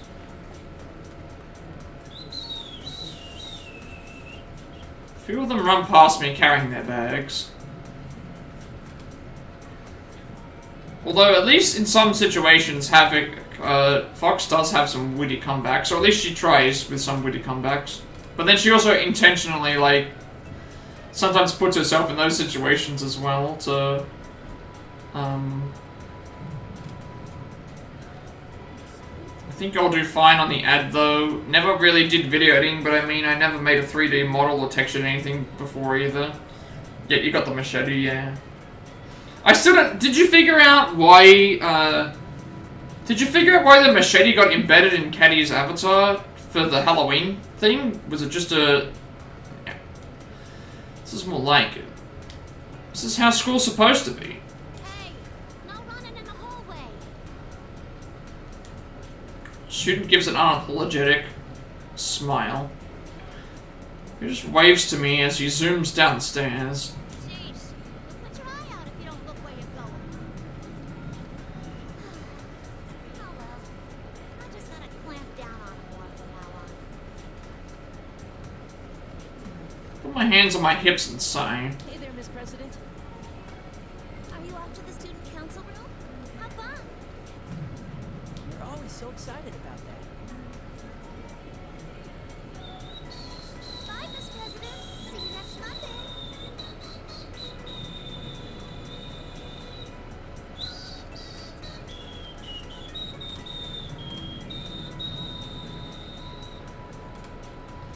Everyone walking down the hallway talks to me. Everyone walking down, I wave back to them. Always had a lot of friends and people who knew me, but ever since I got elected student council president, all the students seem to know who I am. Job comes with a lot of pressure, but I know I'm up here for it. Gonna be busier than ever around school now. Did have my doubts, but in the end I'm glad I ran for student council president. Yeah, I did the right thing. I did. Head to the student council room.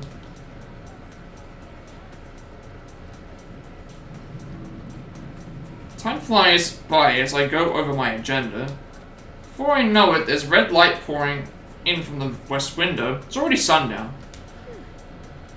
Guess that's enough for today. Someone else left in the student council room. Had the others go home before it got too late.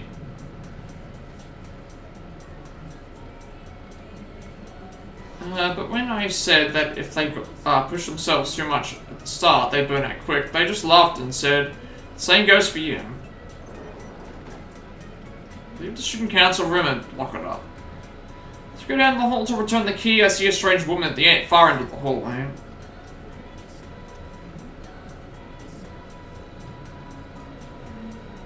You never made a GIF? I mean, I realize I am just adding text to the... Yeah, I mean, that's what most GIFs end up doing.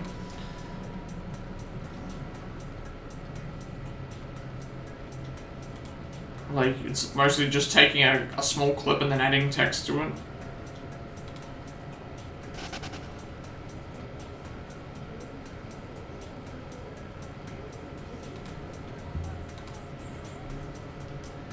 So wearing our school's uniform. Yeah, the cat one with the cat and Godzilla one. Yeah, I remember that one. I love that one. Got an on hat, some gloves, and a one-piece dress. They're all the same deep blue color. Underneath one arm is holding an odd-looking book. Can't see her face with her back towards me, but her short, straight hair draws my attention. Here is this radiant silver, like if pearls were stretched out into strands. Who in the world is that? Maybe it's the clothes, but she gives off this strong presence. Oh, you modified the eye lasers and the... Yeah. Get a little uneasy looking at her. Not tiptoeing or anything, but she doesn't turn around until I'm about 2 meters away. When she finally does, though, I gasp a little. Her features are so perfect that she's like a sculpture. Hey, excuse me. You got some reason to be at our school? Are you sure this is how things should be? Huh? But I guess you're gonna learn somehow. Learn through, practice, learn through happy accidents, all that stuff. I don't understand what she's getting at. For some reason the question throws me. I am a one who will be stopped because I sense great power.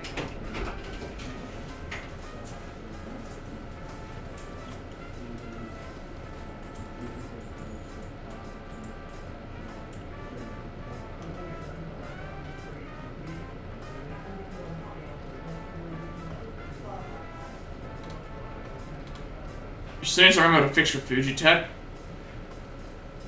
As much as your bear blinks, he looks like he's on meth.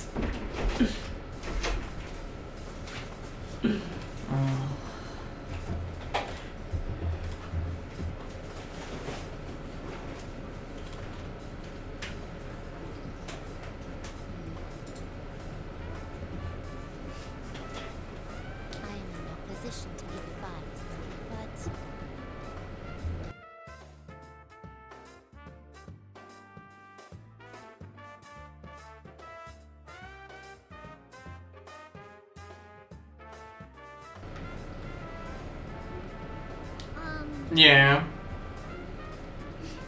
You'll fix it up, I'm sure. This place will soon be caught in a bit of a fracas. If you continue to avert your eyes from everything, I think it will have an impact on your life in the near future.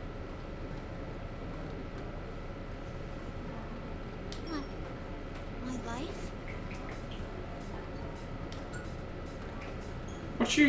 What she just said sounded pretty crazy. Scary. She may have some screws loose. I mean, it could be cocaine. You could just say cocaine bear.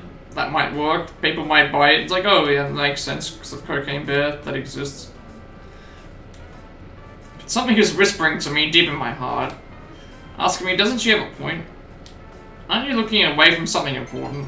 What you choose is up to you, but I believe there are factors preventing you from making the right choices at the moment. I couldn't bring myself to just stand by and watch as you lost your life before my eyes. That is why I was waiting to give you one last chance.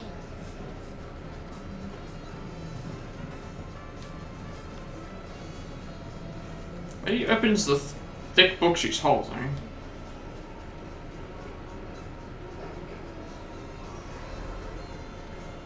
Don't know how it's doing that, but light streams from the book. Gets stronger and stronger until I have to shield my eyes. Blinding light finally begins to fade a little. I slowly open my eyes.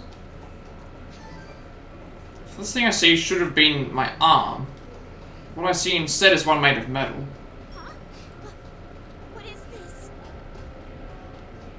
Can't believe this awkward metal arm is mine. It's like metal plates are completely covering it. Start tugging at them to try and tear them off. Yeah, you're a moonshiner bear. I mean, yeah.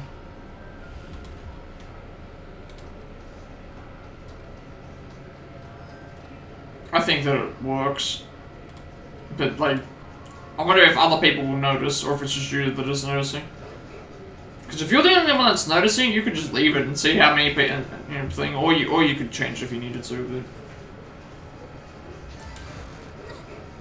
It won't come off. What gives?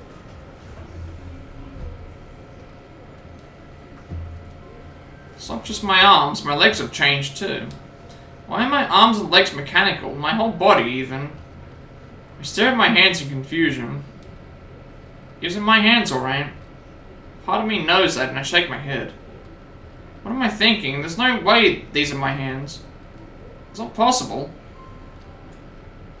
So you took yourself C+ when you were running the Ragnarok Online server, had to use it for NPC scripts, for example. Yeah, I've done a bit of coding like that.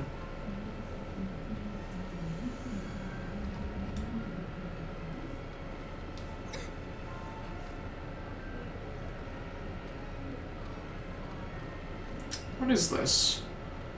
I will be your opinion for a short while. Oh, okay. During that time, why not think back about who you are? Yeah, C, yeah, it's C#, I think they call it. From what I remember.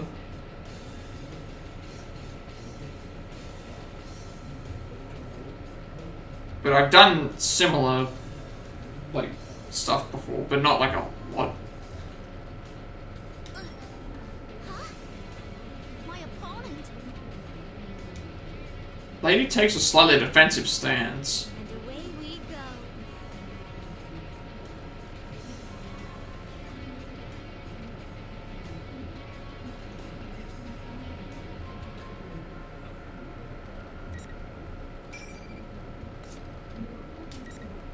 is actually a quite good one.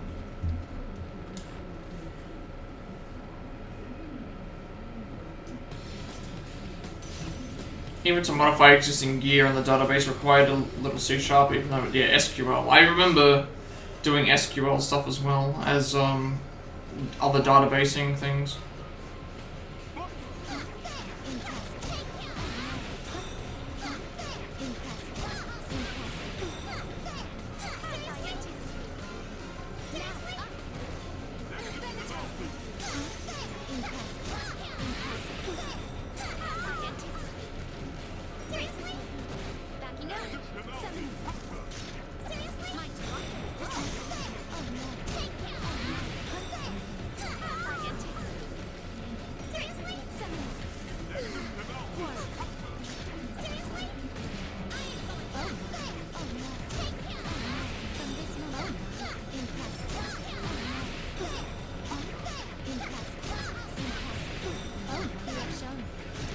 Started with a TeamSpeak server, and that piqued your interest into other types of servers, yeah.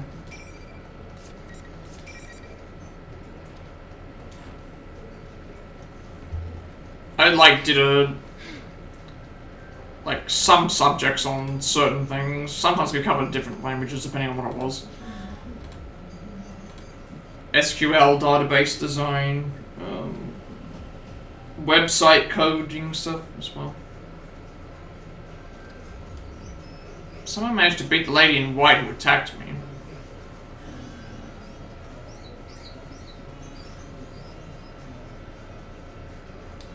How did I win? How did I use these metal arms and legs like it was second nature? I don't understand.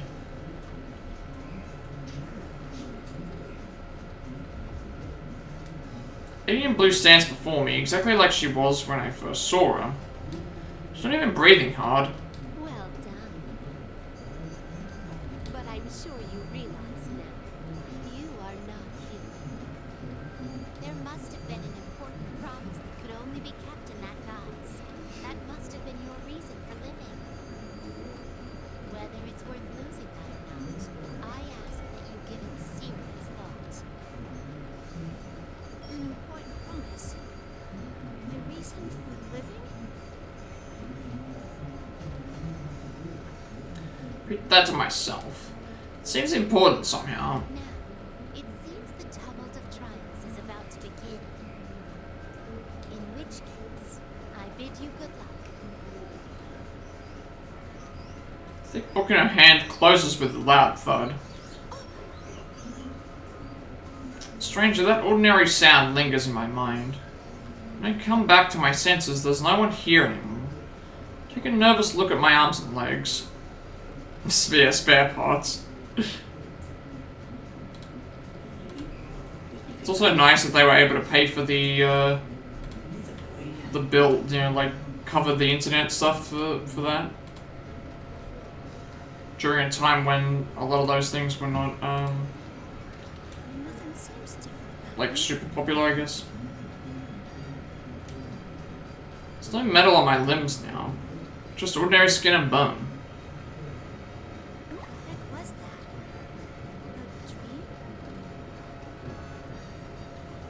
Yeah, what was that? Would daydream be the word for what just happened?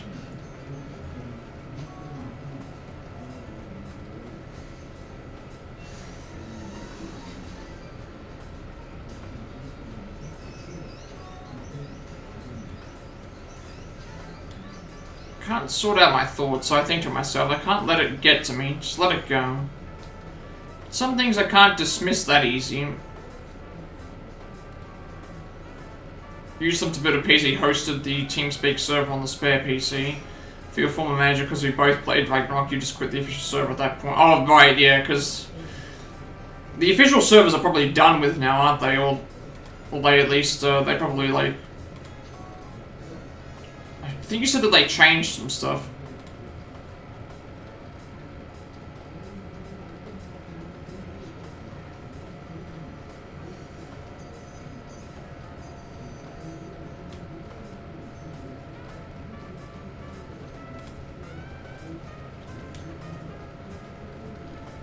An important promise which must have been your reason for living.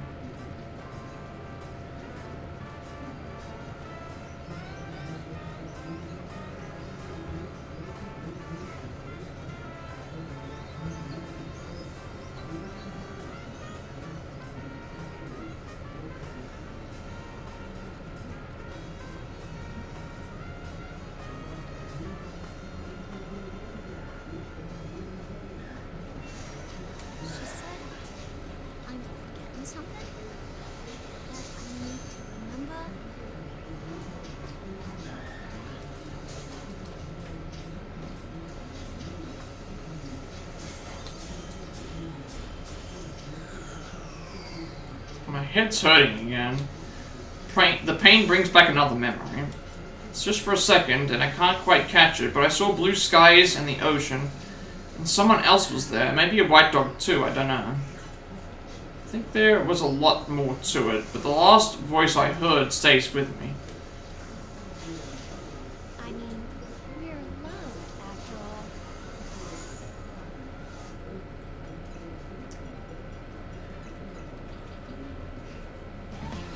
Who's that Pokemon?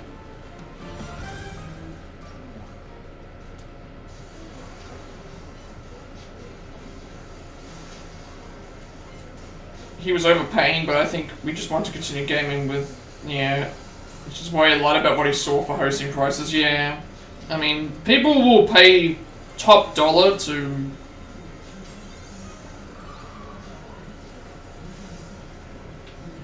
People will pay top dollar to be able to do stuff with their friends and stuff. I think. At the end of the day.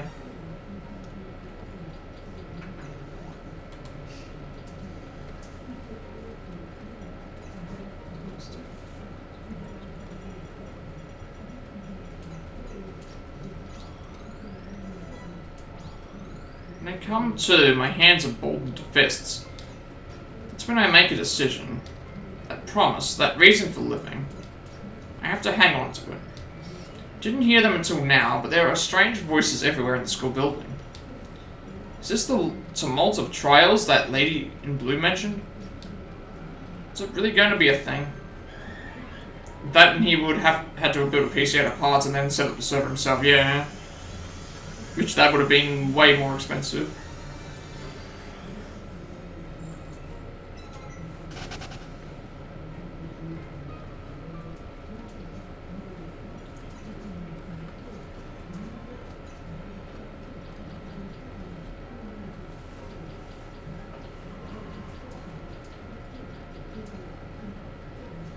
I can't just leave this one.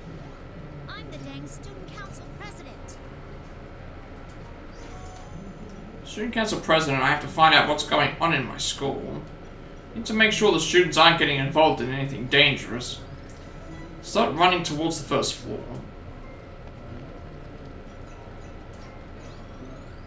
You had more parts, because there again, you do computer repair on the side, but that didn't pay a lot really, yeah. Oh, that's the end of Labrys' chapter?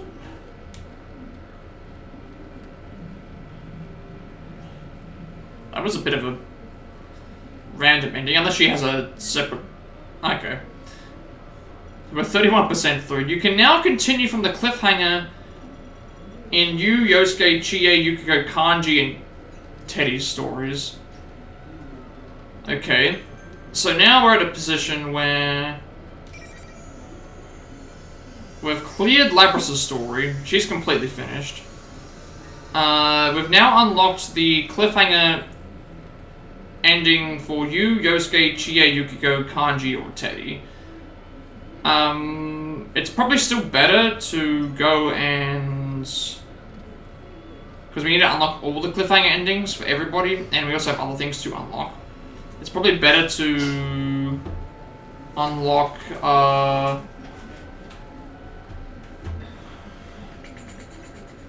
because, like, yeah, it'd probably be better to just continue on with Yu's story. Because that'll unlock more stuff, which will then allow us to get progress anyway. Like, I could go and do Yosuke, Chie, and Yukiko, but we want to try and unlock other stuff that we haven't played yet, so... it might be quicker to do Yu's story.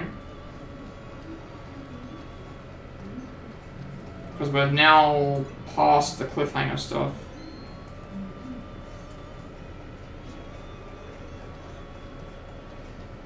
There's also a secret scene with Margaret if we always choose the first choice, so... I guess what we'll do is we'll always pick the first choices for Yu's story, and then that will get us that done. Because it's like the only other options would be we have to do Kanji and Teddy after Yu.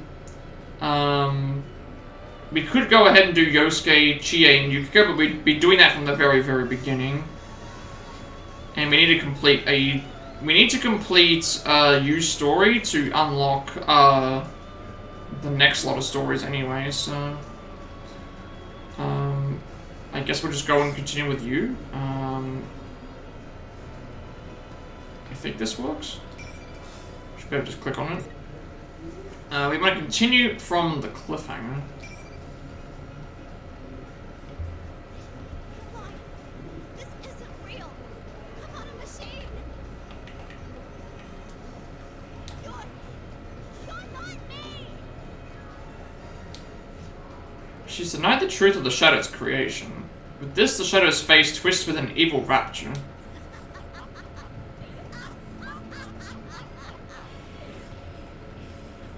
So we've got to always pick the first option to get a secret scene.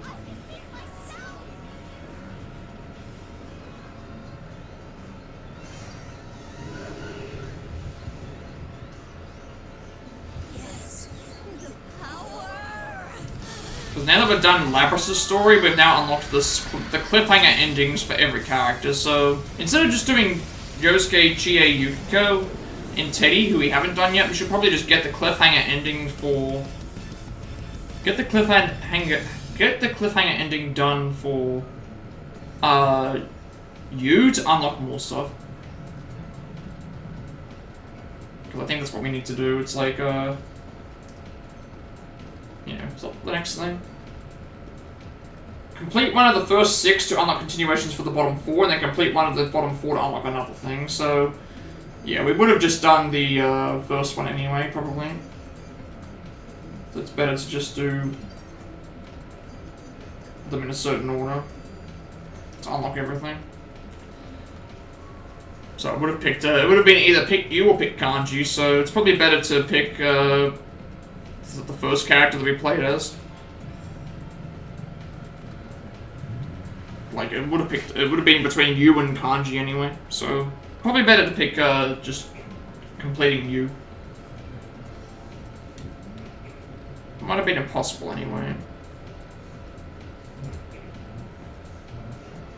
It's difficult enough to confront the truth, and in her case it was accompanied by revealing the true form she'd been so desperate to hide. She's a machine, and she was forced to perform painful acts that most likely no one could ever comprehend. I think that's right. Gone done Yu, Kanji, Naoto, Mitsuru, and then we unlocked Labrys, finished Labrys, and then now we've unlocked the cliffhanger ending for 6 characters. There's no point in doing Yosuke, Chie, Yukiko, and Teddy, because we've already started on Yu and Kanji's story, so at that point we have to pick between both of those, and... Every time I keep hearing you say Labrys, but that's not what you're saying. It's Labrys. L-A-B-R. I know, but I always hear Labrys and it's like, ooh, Labrys.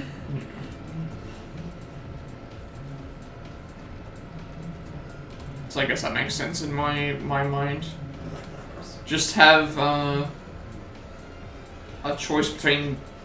because finishing either Yu or Kanji's storyline unlocks another one. And then by doing one of the bottom ones, we unlock a new story.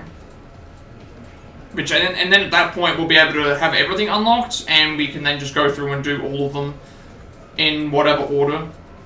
We'll probably just do the completed ones first, and then we'll go and do everyone in order. The truth she was avoiding wasn't just part of her personality, but her actual body itself. Can't imagine the shock she's experiencing.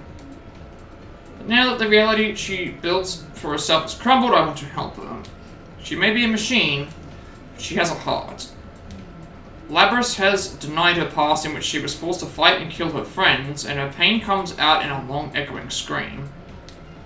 What has to be done to a heart to cause such terrible screams? There's only one thing that we can do. So we want to pick all the top options. By picking every top option, we get a secret scene later.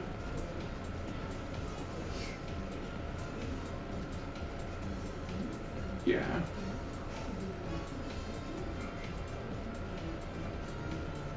Or at least that's what it's supposed to be doing. If it doesn't, then I guess we'll see, but... Again, it would have been between you and Kanji, and then we probably would have picked you because he's the MC.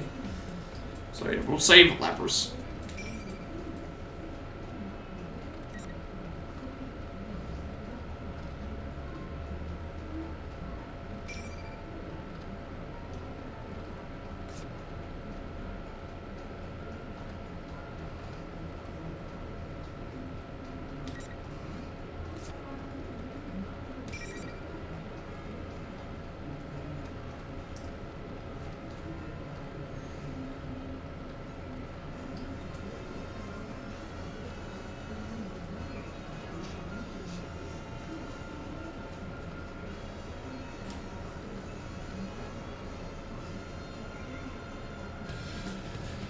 Oh, we're going right into the fight.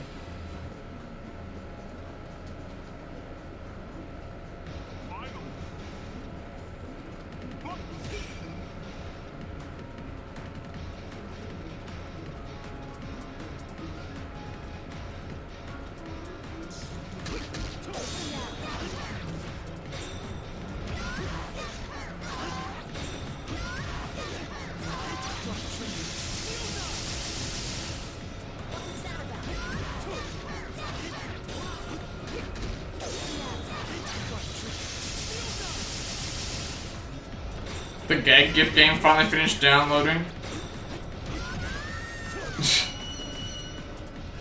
the cuckold simulator or whatever that you said.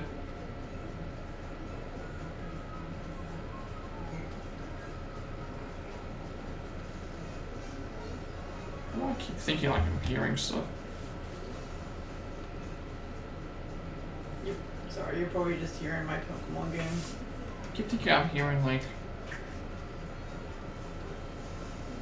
I mean, I will be helping make tea soon. Like, I thought I could. I thought I was like hearing like. I think it was your Pokemon game doing. Most likely. Doing stuff. I'm hunting for female Eevee. Oh. Not shiny. I just want some female Eevees. Oh yes. I need 2 more. I just love that you got a gag gift for somebody and they can't even play. At that point, it's not even a gag gift. It's just like a joke, I guess. That was. But a gag is a joke. Yeah, I know. So it's a gag gift. But it's not like you're gifting them the thing. It's like what just happened then? It's weird.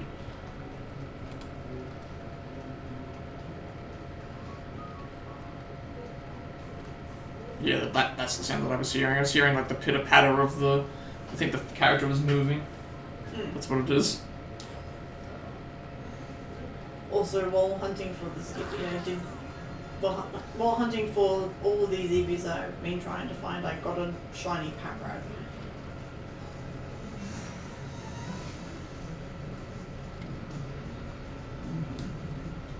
How Labrys' shadow has gathered dissipates. It's over.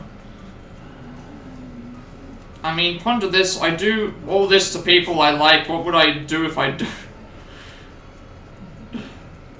I don't know what you would do. That's the scary part. The scary part is, what would you do?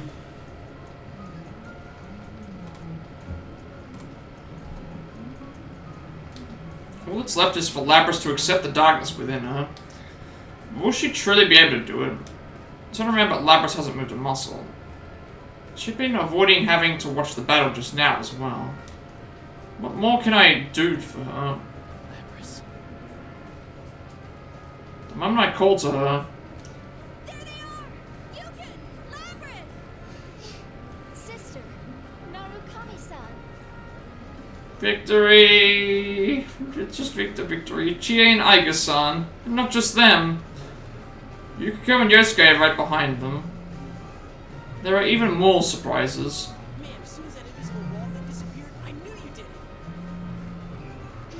We ran into Aiga-san along the way. She told us about Labrys and everything. A little late, wasn't it? If someone told me what was going on from the start, I would have... You fell into the TV when you were half asleep. For crying out loud, you really know how to blow it when it counts. No, that's right.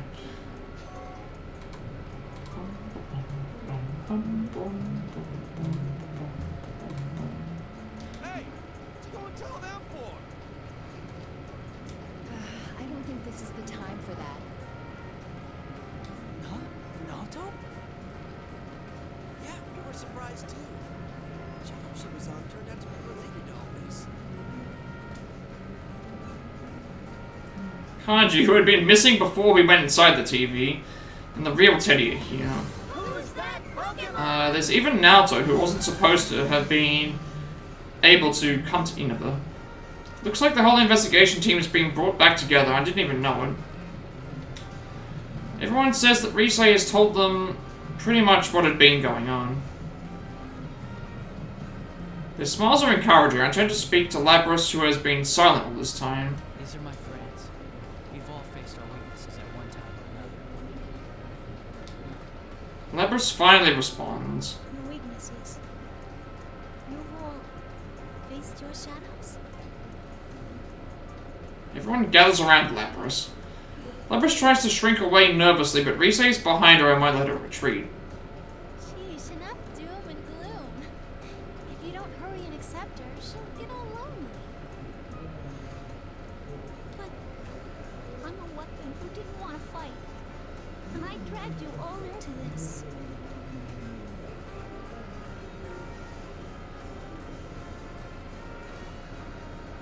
Still hung up on that? It's over already, dummy.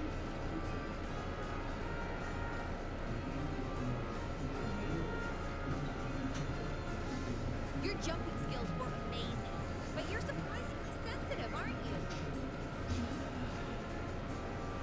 What does that have to do with her jumping skills?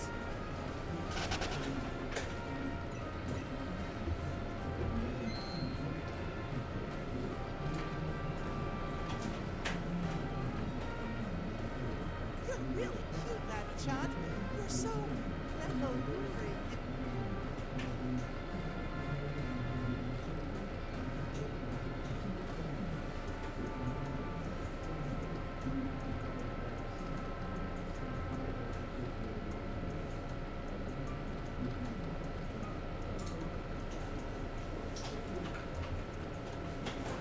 Are you all listening to me?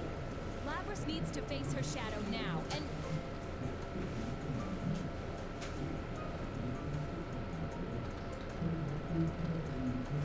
Okay. Yeah. Or you're just switching. Switching. But I also have the Yeah. fatigue. Yeah. You just were standing there and you were just like, oh, you just Yeah. switch you do and then. Yeah, stretching. Yeah. Yeah. This is going well at first, but now everyone's talking about different things and we're completely off topic. I have to wait until 8 p.m. Of course, that's not unusual with all of us. I have to laugh and I apologize to Labrys that things didn't quite wrap up as I had hoped. Labrys looks back at me with a blank expression. Yeah, what is wrong with Labrys?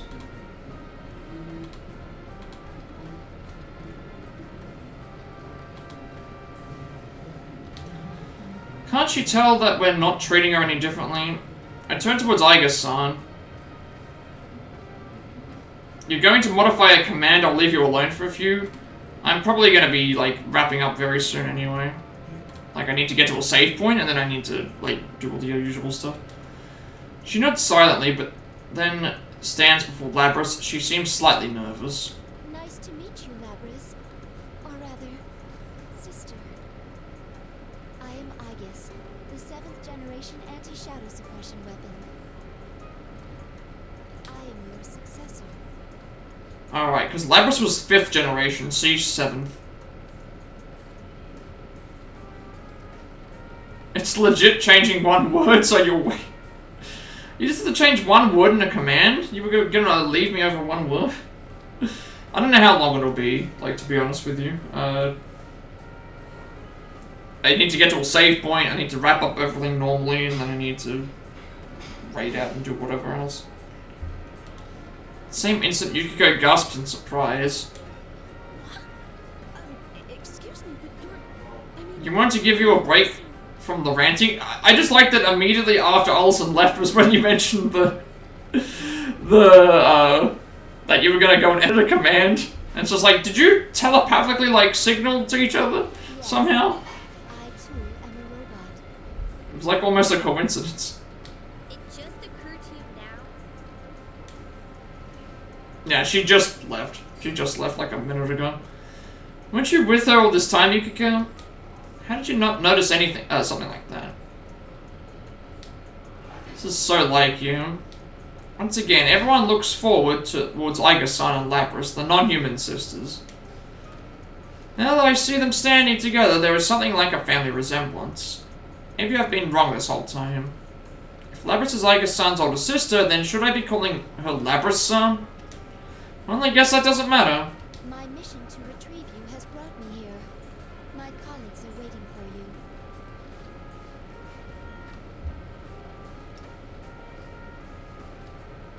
Changing your name to this is all I had to do was, yeah, the user. Are they gonna lock me up again? Well, considering all I did, of course they will.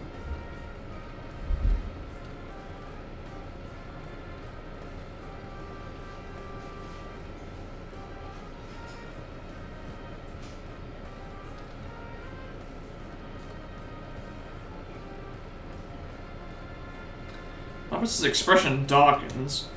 Hadn't thought about it, but if Labrys and Iga-san are treated as weapons, it's no surprise that there would be measures to keep in check. Actually, I'm wondering if they mentioned that at the start.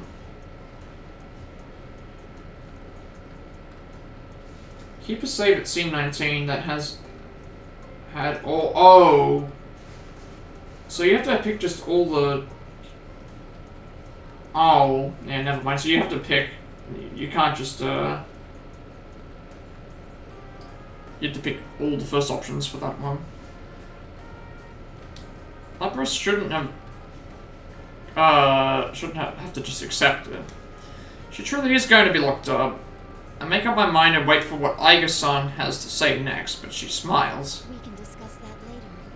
Right now, there is an important task you must carry out. I gotta do this, huh?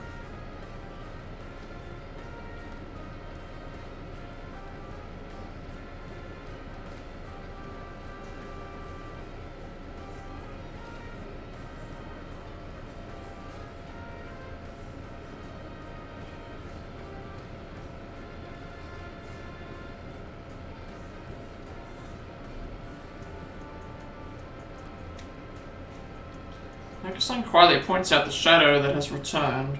Sorry, that has remained still while we've all been talking. Labrys looks at the shadow and then turns away and then casts her gaze down at the ground again.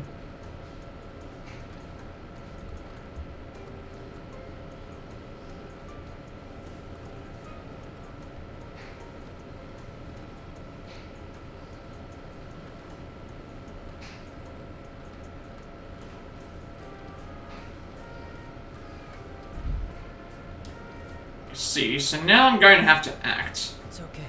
We're all right here with you. It's okay, my friends that have gathered around her. I've been forced to fight against my friends, just as Labrys had in the past. But had I been able to endure the suffering that Labrys had not, of course I hadn't been forced to fight to the death. But the biggest difference between Labrys and me is that I wasn't alone. What if I had been all alone in this place? What if everyone else had forgotten about me and I had to fight all alone?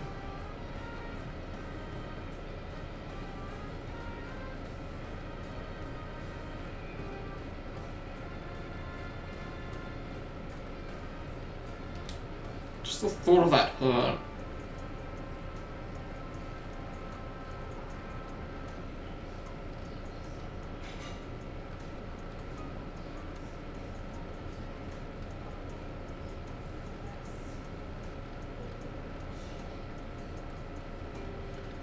Labrys had been forced to endure that pain. She must have thought that there was no escaping it. She'll be alright now.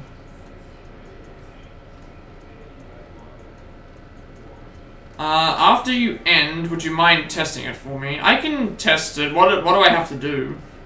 Is it in my chat, your chat?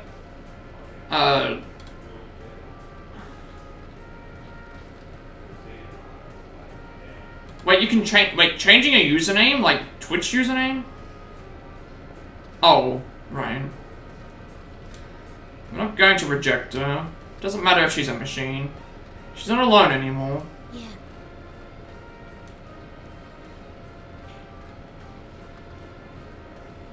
Labrys slowly looks around at all the faces, searching each one for confirmation. Finally, she turns back to me and nods.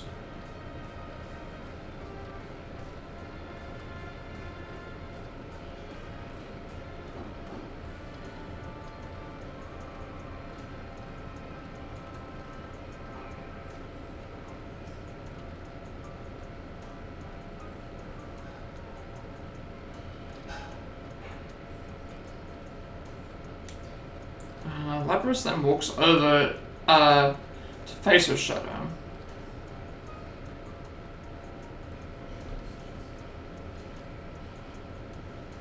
When she walks, she no longer seems to be bound by her fear.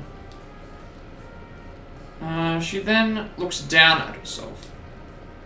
She looks at the mechanical body that she had convinced herself she didn't have. That's right. You and me. Labrys and her shadow turn to face one another and stare into each other's eyes. She can't avoid looking at the shadow now. You're the way I was on the inside, screaming to be understood. Pain, wanting to be known. You're all I couldn't say. You were always inside me. You're me. The machine with a heart.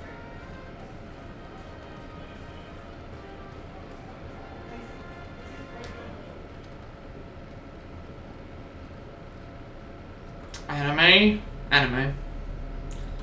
Again, after this, when we get a chance to save, that'll be the end for this. That'll be it for the stream. Like, I need to. This is the only way that I can save, unfortunately.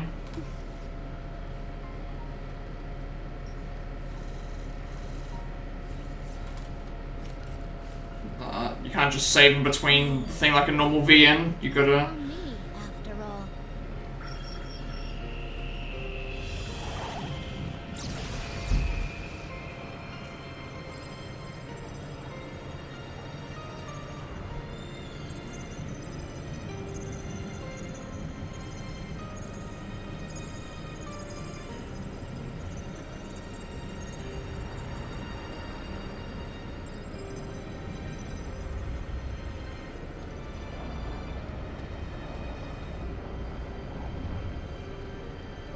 This is my persona.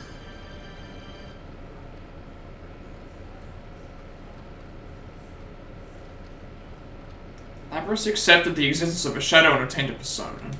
It's finally over. We take Labrys with us and follow Teddy and Reese to the school's rooftop, where they say it's connected to the TV in Juness. Visible walls are all gone. Perhaps there were walls like that wherever she came from. She drew on that in making this place. But I have a feeling she's been truly freed from these walls now. As in confirmation, Labrys is slowly warming up to us, smiling more and responding to us when we start talking to her.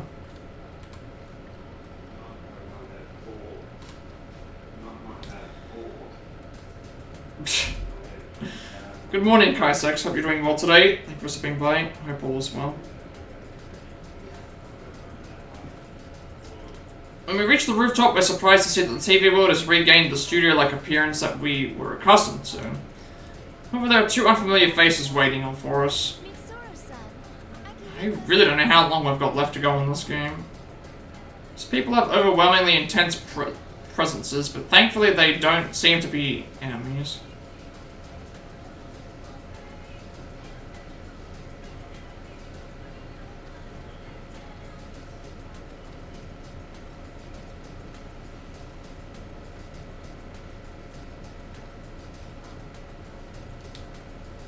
The moment we see them, we tense up, but after Aika-san calls out in recognition, we learn that they are her friends.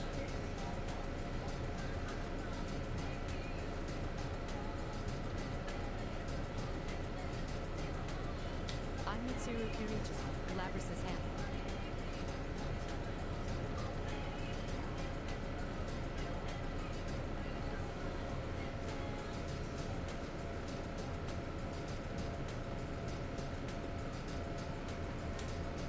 bodysuit like something out of a movie with a fur coat on top. It's a look that doesn't really work, but her name immediately reminds me of something. The Karijo Group, as if she has the same name. She must be quite an influential person in it. The research organization that developed Labrys and Iga-san must belong to her. I'm Akihiko-san. Sorry for all this trouble.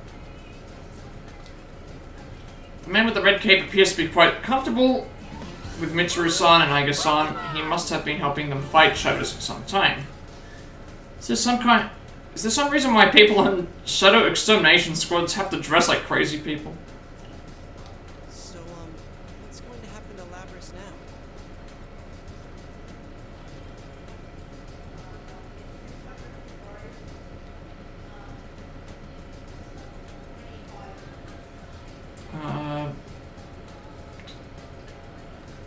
Before we've fully introduced each other, let's get out Mitsuru-san what I've been wondering myself.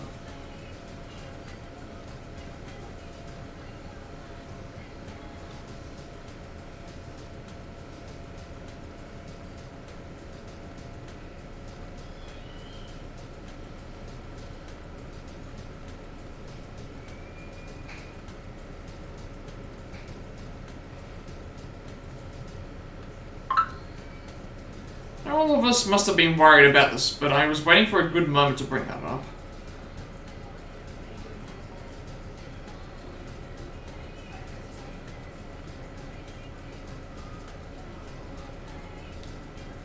Even Yosuke seems to have realized how out of line his question is. He shrinks back sheepishly as if regretting having made the same question. Not why Yosuke's worried, but why does he keep stepping on landmines like this?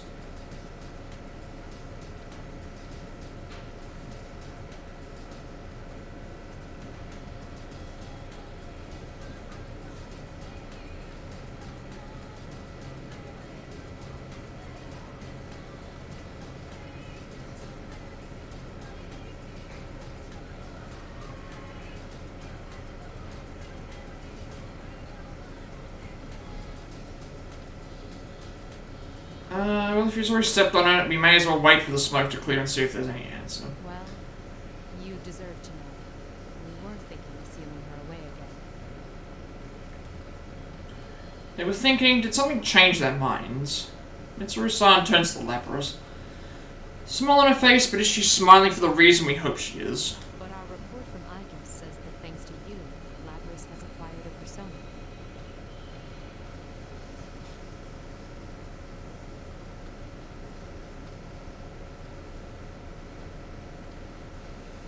She's hardly a real test lead anymore. Besides, she has a heart.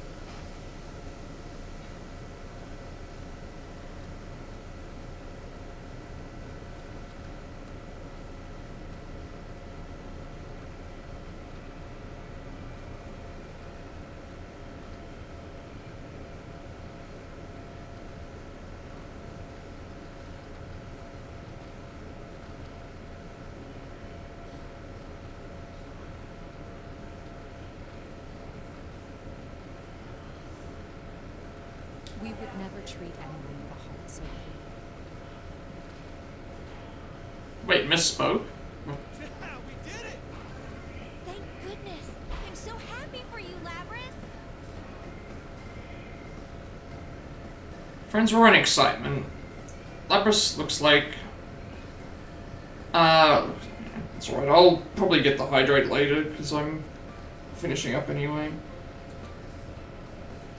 So I'll be eating dinner in a second. Why is this taking so long?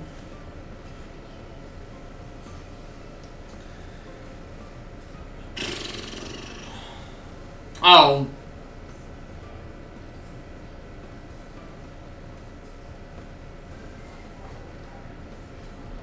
Another one? Alright. What are we doing? What dance are we doing? I guess now I should probably go and grab the... I don't know how long I'm gonna be. I don't want to grab the... I don't want to grab the drink now, but...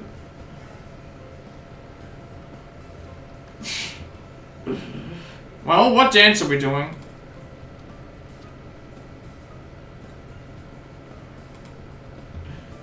Something retro? I don't know what retro... I don't know what retro is. Like, what's considered retro? Oh. Oh my goodness.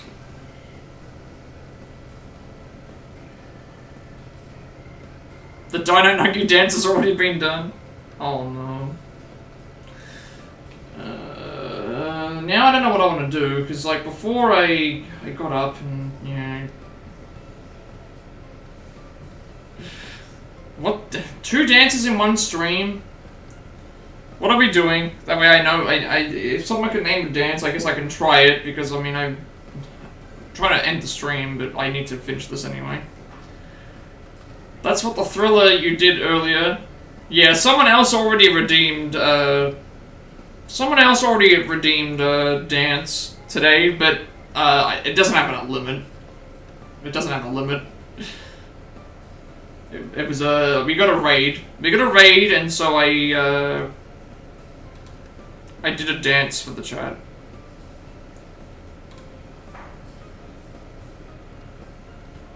So that's why I'm saying, like, I usually, whenever it comes to the dance, I get somebody else to, so, like, someone picks a dance for me to do, and then I just go and see if I can figure it out.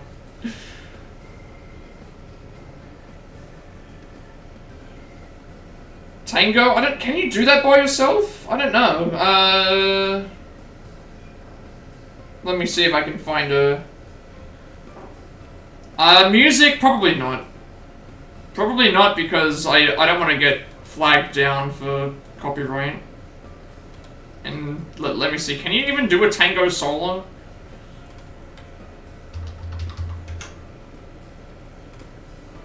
How do you do that?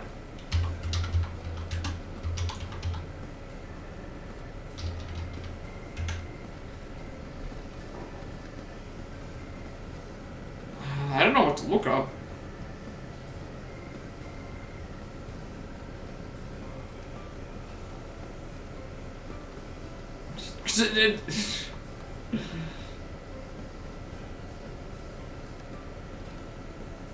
I need to figure out, like, what this looks like.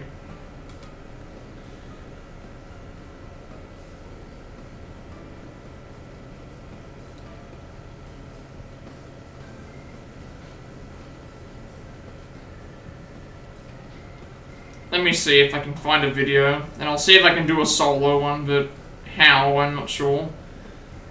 Goodness.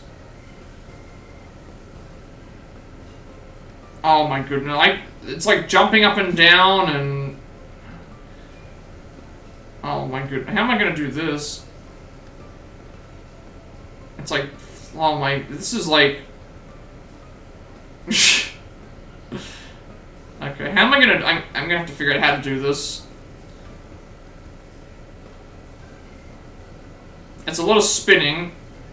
I'm gonna have the video open, so I won't be able to see chat all the time, but... I'll try. Someone does have a solo tango dance, which I am watching it, but it's also just a lot of jumping and spinning and... Okay. Let me see if I can do something like this, but it's not gonna look great. I did at least find a...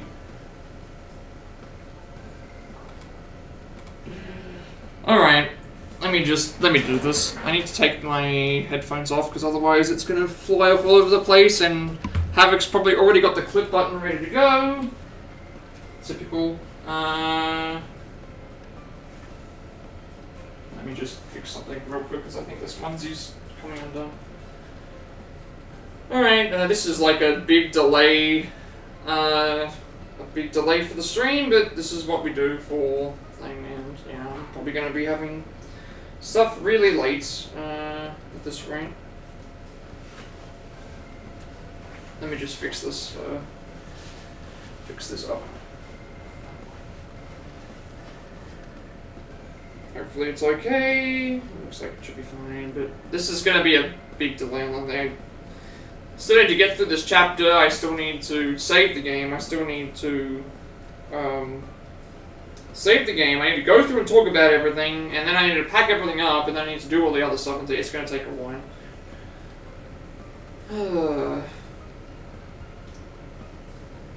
Let's just do this.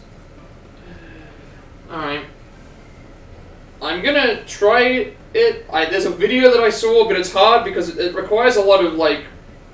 It's a lot of leg movements. It's a lot of leg movements. I will try. I will try. I'm not going to play any music because I don't want to get copyrighted.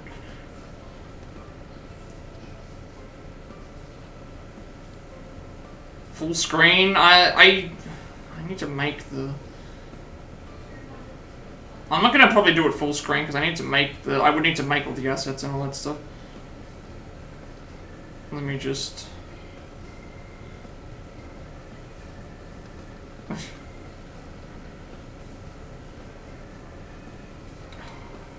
What am I doing? What am I doing? This is gonna be awful.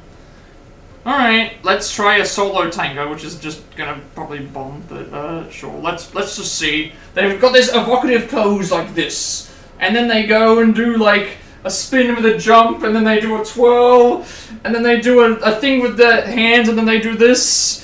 And then they go and do more stuff like this with their feet, where they're going and doing this. Lifting their legs up, putting their legs back in the thing. Oh my goodness. They're doing like exotic dance moves like this. Doing like a zazz like this, and then a spin. And then another spin. Oh my goodness. And then more spinning. And then more dance moves like this with the feet going up and a spin. Oh my god, I'm actually gonna fall over. Another spin. Oh no. And then more hand movements like this. And then more spinning. Oh, and then a flick in the air like this. And then spin again.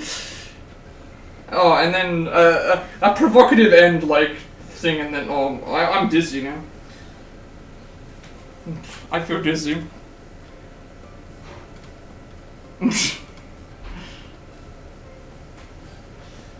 No. What have I done?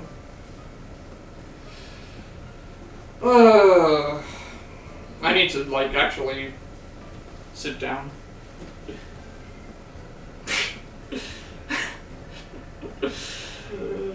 Oh no. As you can see, I've got 2 left.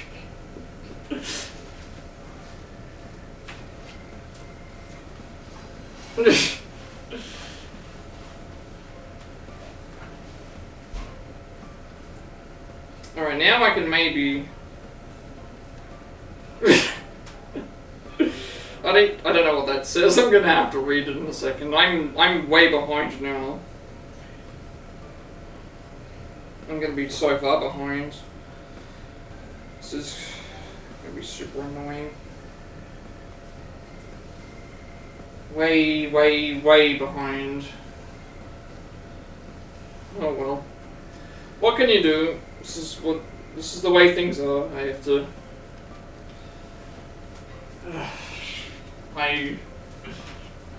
You'll grab it later? Oh my goodness. That was actually like too many spins. And that was not good. Alright, back to the video game because I need to finish this. Even though we've only known her for a very short time, we've already come to accept her as our friend. Mitsuru-san's words come as a great relief, as if I'd been worried that she might lock me up too. Yeah, I don't know what's going on. Now I'm flustered. Yeah, it's fine. That took way longer than I expected. Oh well. It's done now. Good job, guys. In the meantime, we lost like 2 viewers, so... Lost 2 viewers because I was dancing, so... There we go.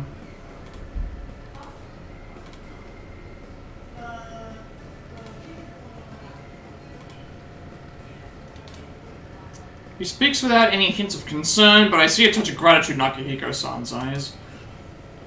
He certainly looks, how can I put it, bold, but he must be an honest and upright person. Guess I could call him stoic. There's a distinct brusqueness to him. There's no way that people so considerate would neglect the goodness of Labrys' heart. It seems that Labrys can't believe everything she's hearing. She turns from Akihiko-san back to Mitsuru-san. You can't find it? Guess you're just down at the whole stream. Oh, this is a long stream. I'm going. This has to be one of the long. This is going to be one of the longest streams. It could very well go into the 10-hour mark. I wasn't even aiming for it to be this long, but yeah, what can you do? If I did that to you, knowing you have a heart, What can I actually do? Labrys,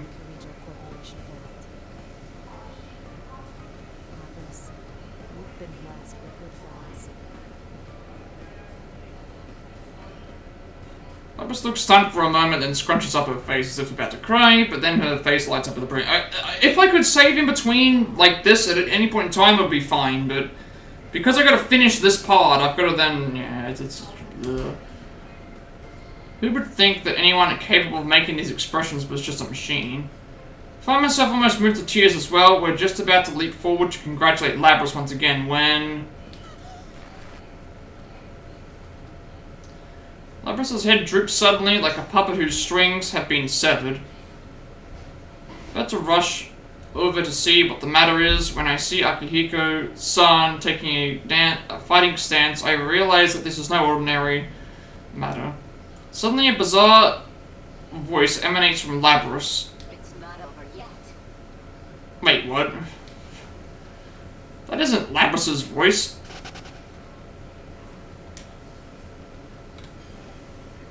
This abnormality seems to have made Mitsuru-san come to a realization. What? It's the same communication system as ours. Yeah, I should have taken a break.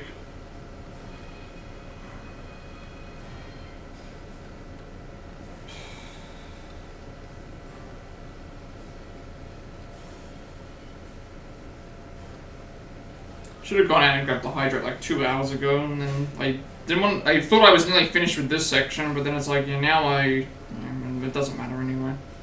It's fine. I'm going out there at some point. Everyone, step away from Labrys!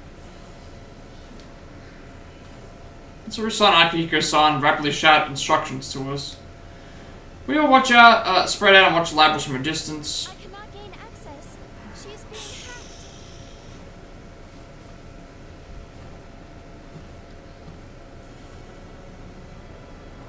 What am I doing? Yeah. I thought that, like, I was gonna end maybe about 2 hours ago, but it was something else that I thought I heard, so now I've gone way over. It's just gonna be like a 10-hour stream, potentially. It isn't coming from inside this. Can't really help it, because I'm gonna have to probably take a break, just to... I might try and just hold it out until I'm finished. You mean outside the TV? Outside the TV, that's right. Curse at myself for having forgotten what was supposed to have been the cause of all this. Thank you, Labrys, for the follow.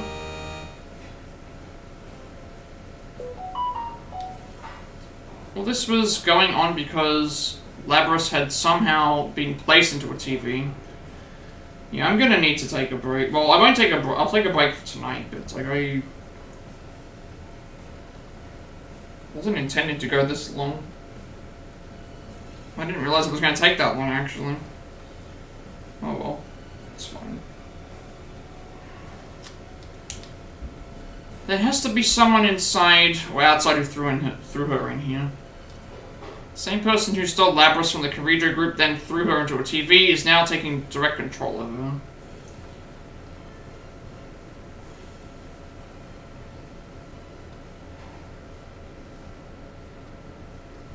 This is just a little extra resistance.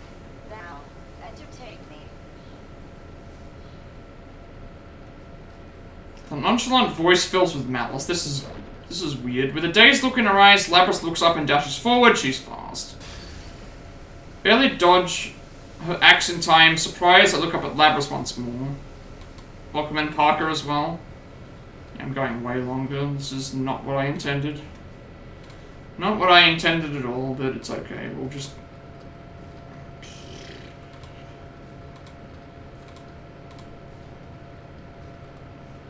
This is what happens usually when Allison comes home early. We have longer streams. Her eyes are blank as if she wasn't looking at anything. Those eyes were once filled with a strength and responsibility and an awareness of duty. Her face had once been filled with sorrow over her painful past. She had smiled when she had found real friendship for the first time in her life. Whoever is controlling her has stolen all these things from Labrys. Then... I mean, I'm going to keep pushing the first option in case it's... thing, but I'm... This should be the bookmark, right? Okay, thankfully. Alright. So... Yeah, I have to end it here. Been going nearly 9.5 hours. And I've got to then pack everything up. And then I've got to do all the other stuff. It's like, I don't know what's going on. Yeah.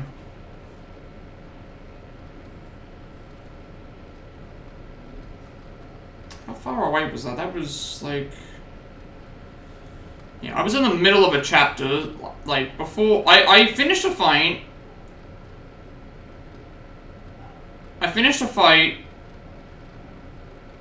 And then we had a short little scene, and then we had, like, a half an hour segment, like, here. So it's like, even if I was a bit earlier, it's like, we still would have done this half an hour segment anyway. It's fine. It's fine. Yeah, again, this game doesn't let you just save the game.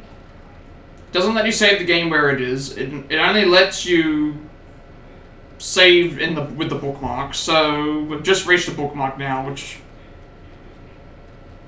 took me a damn good amount of time. So we're gonna have to just call it here. What did I want to talk about?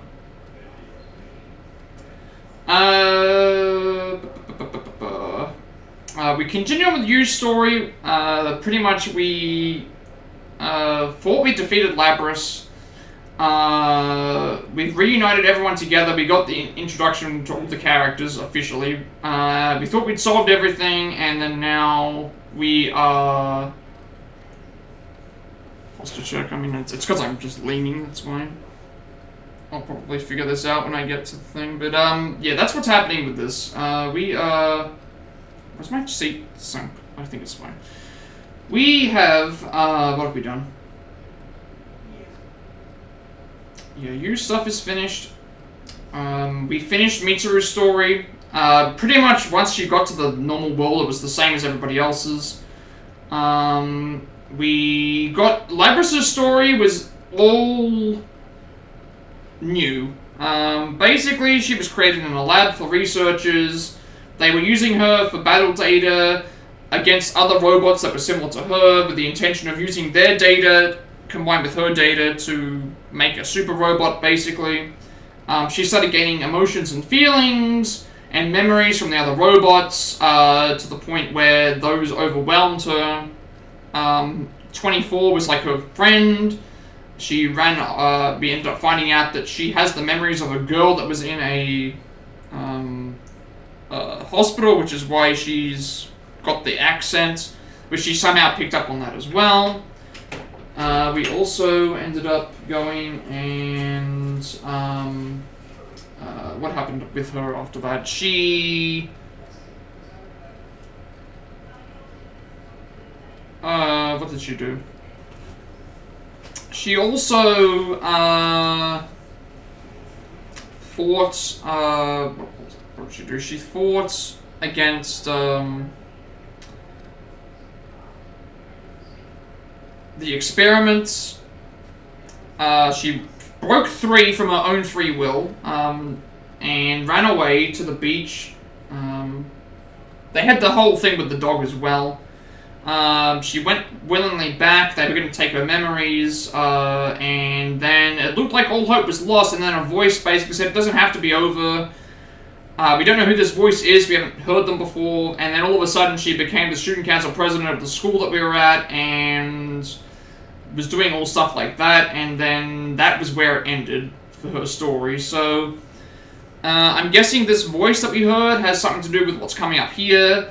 We don't know who that voice is, but it makes sense that there's some other entity pulling something happening with the characters, I guess is what's happening with this entity. So, yeah, we got Labrys' complete backstory that was before any of these events had happened, how she got to being the student council president, or at least what she thought she was anyway. All the stuff with the feelings and emotions with the robot and the dog and 24 and all the other characters as well. So, I guess when we come back to this next time, we'll finish Yu's story off. We'll probably play Naoto's after that, and then we will unlock the next story, and then we can go through and do all the rest of them we haven't finished yet. So, that'll be like the rest of this week, obviously, Tuesday through Friday. Saturday will be the final for Telltale Guardians of the Galaxy. Sunday will probably be more of this. Monday will be Rivals with the new map, new character, all the other new season updates and stuff. We'll see how that goes. Hopefully better than before. Obviously everything resets as well. I think that's all I want to talk about with this game. Because it's like I'm completely drained. Stream went on for way longer than I expected it to. Like, I was prepared to get off by the time that the again, like I said before, the fight happened. Like, the fight happened when it did. It would have happened a little bit sooner, but we still would have gone well and truly overtime because we had a dance break and we also had a few other things too. So it should be fine.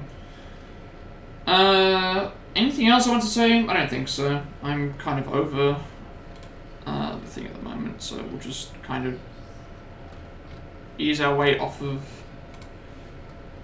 stream until next time, I guess. I don't know what else to talk about, to be honest with you.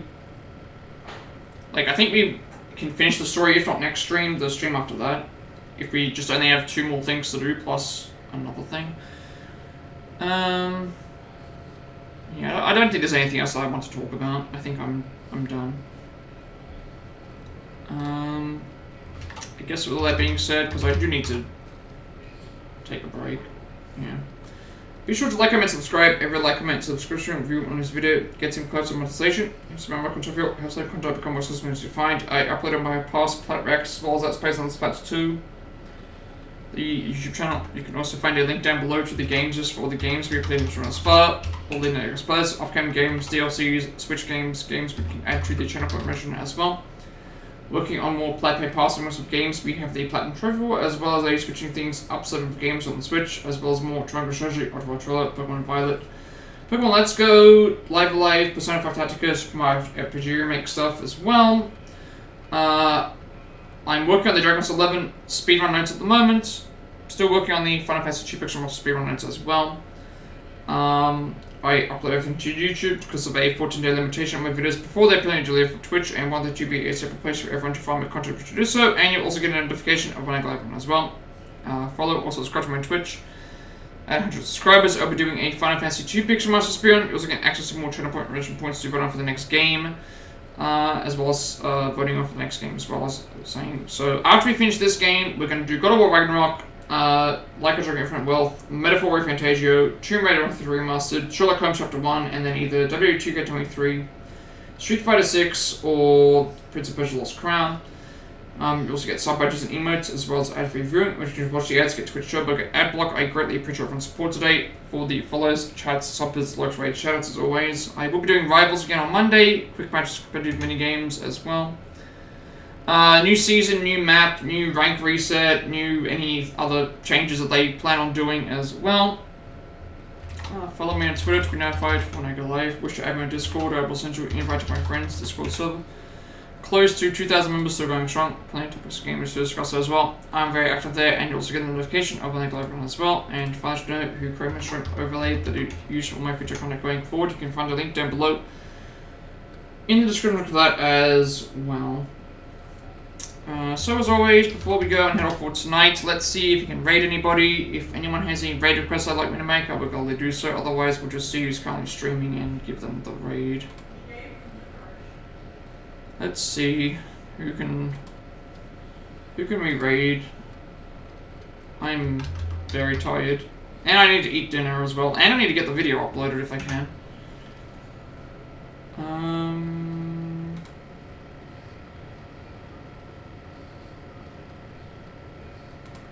Just click on this. Hang on, why is this playing? I don't know why it's playing the ad. It's fine. Well, raid Kaisex, they're doing some... I don't know what game this is. I think this is Mass Effect still. Yeah. Might as well raid them. They came in earlier. And they recommended the dance, so you might as well just go and send everyone to them. Thank you everyone for watching as always. With all that being said, have a good rest of the day, night, and I will see you all next stream.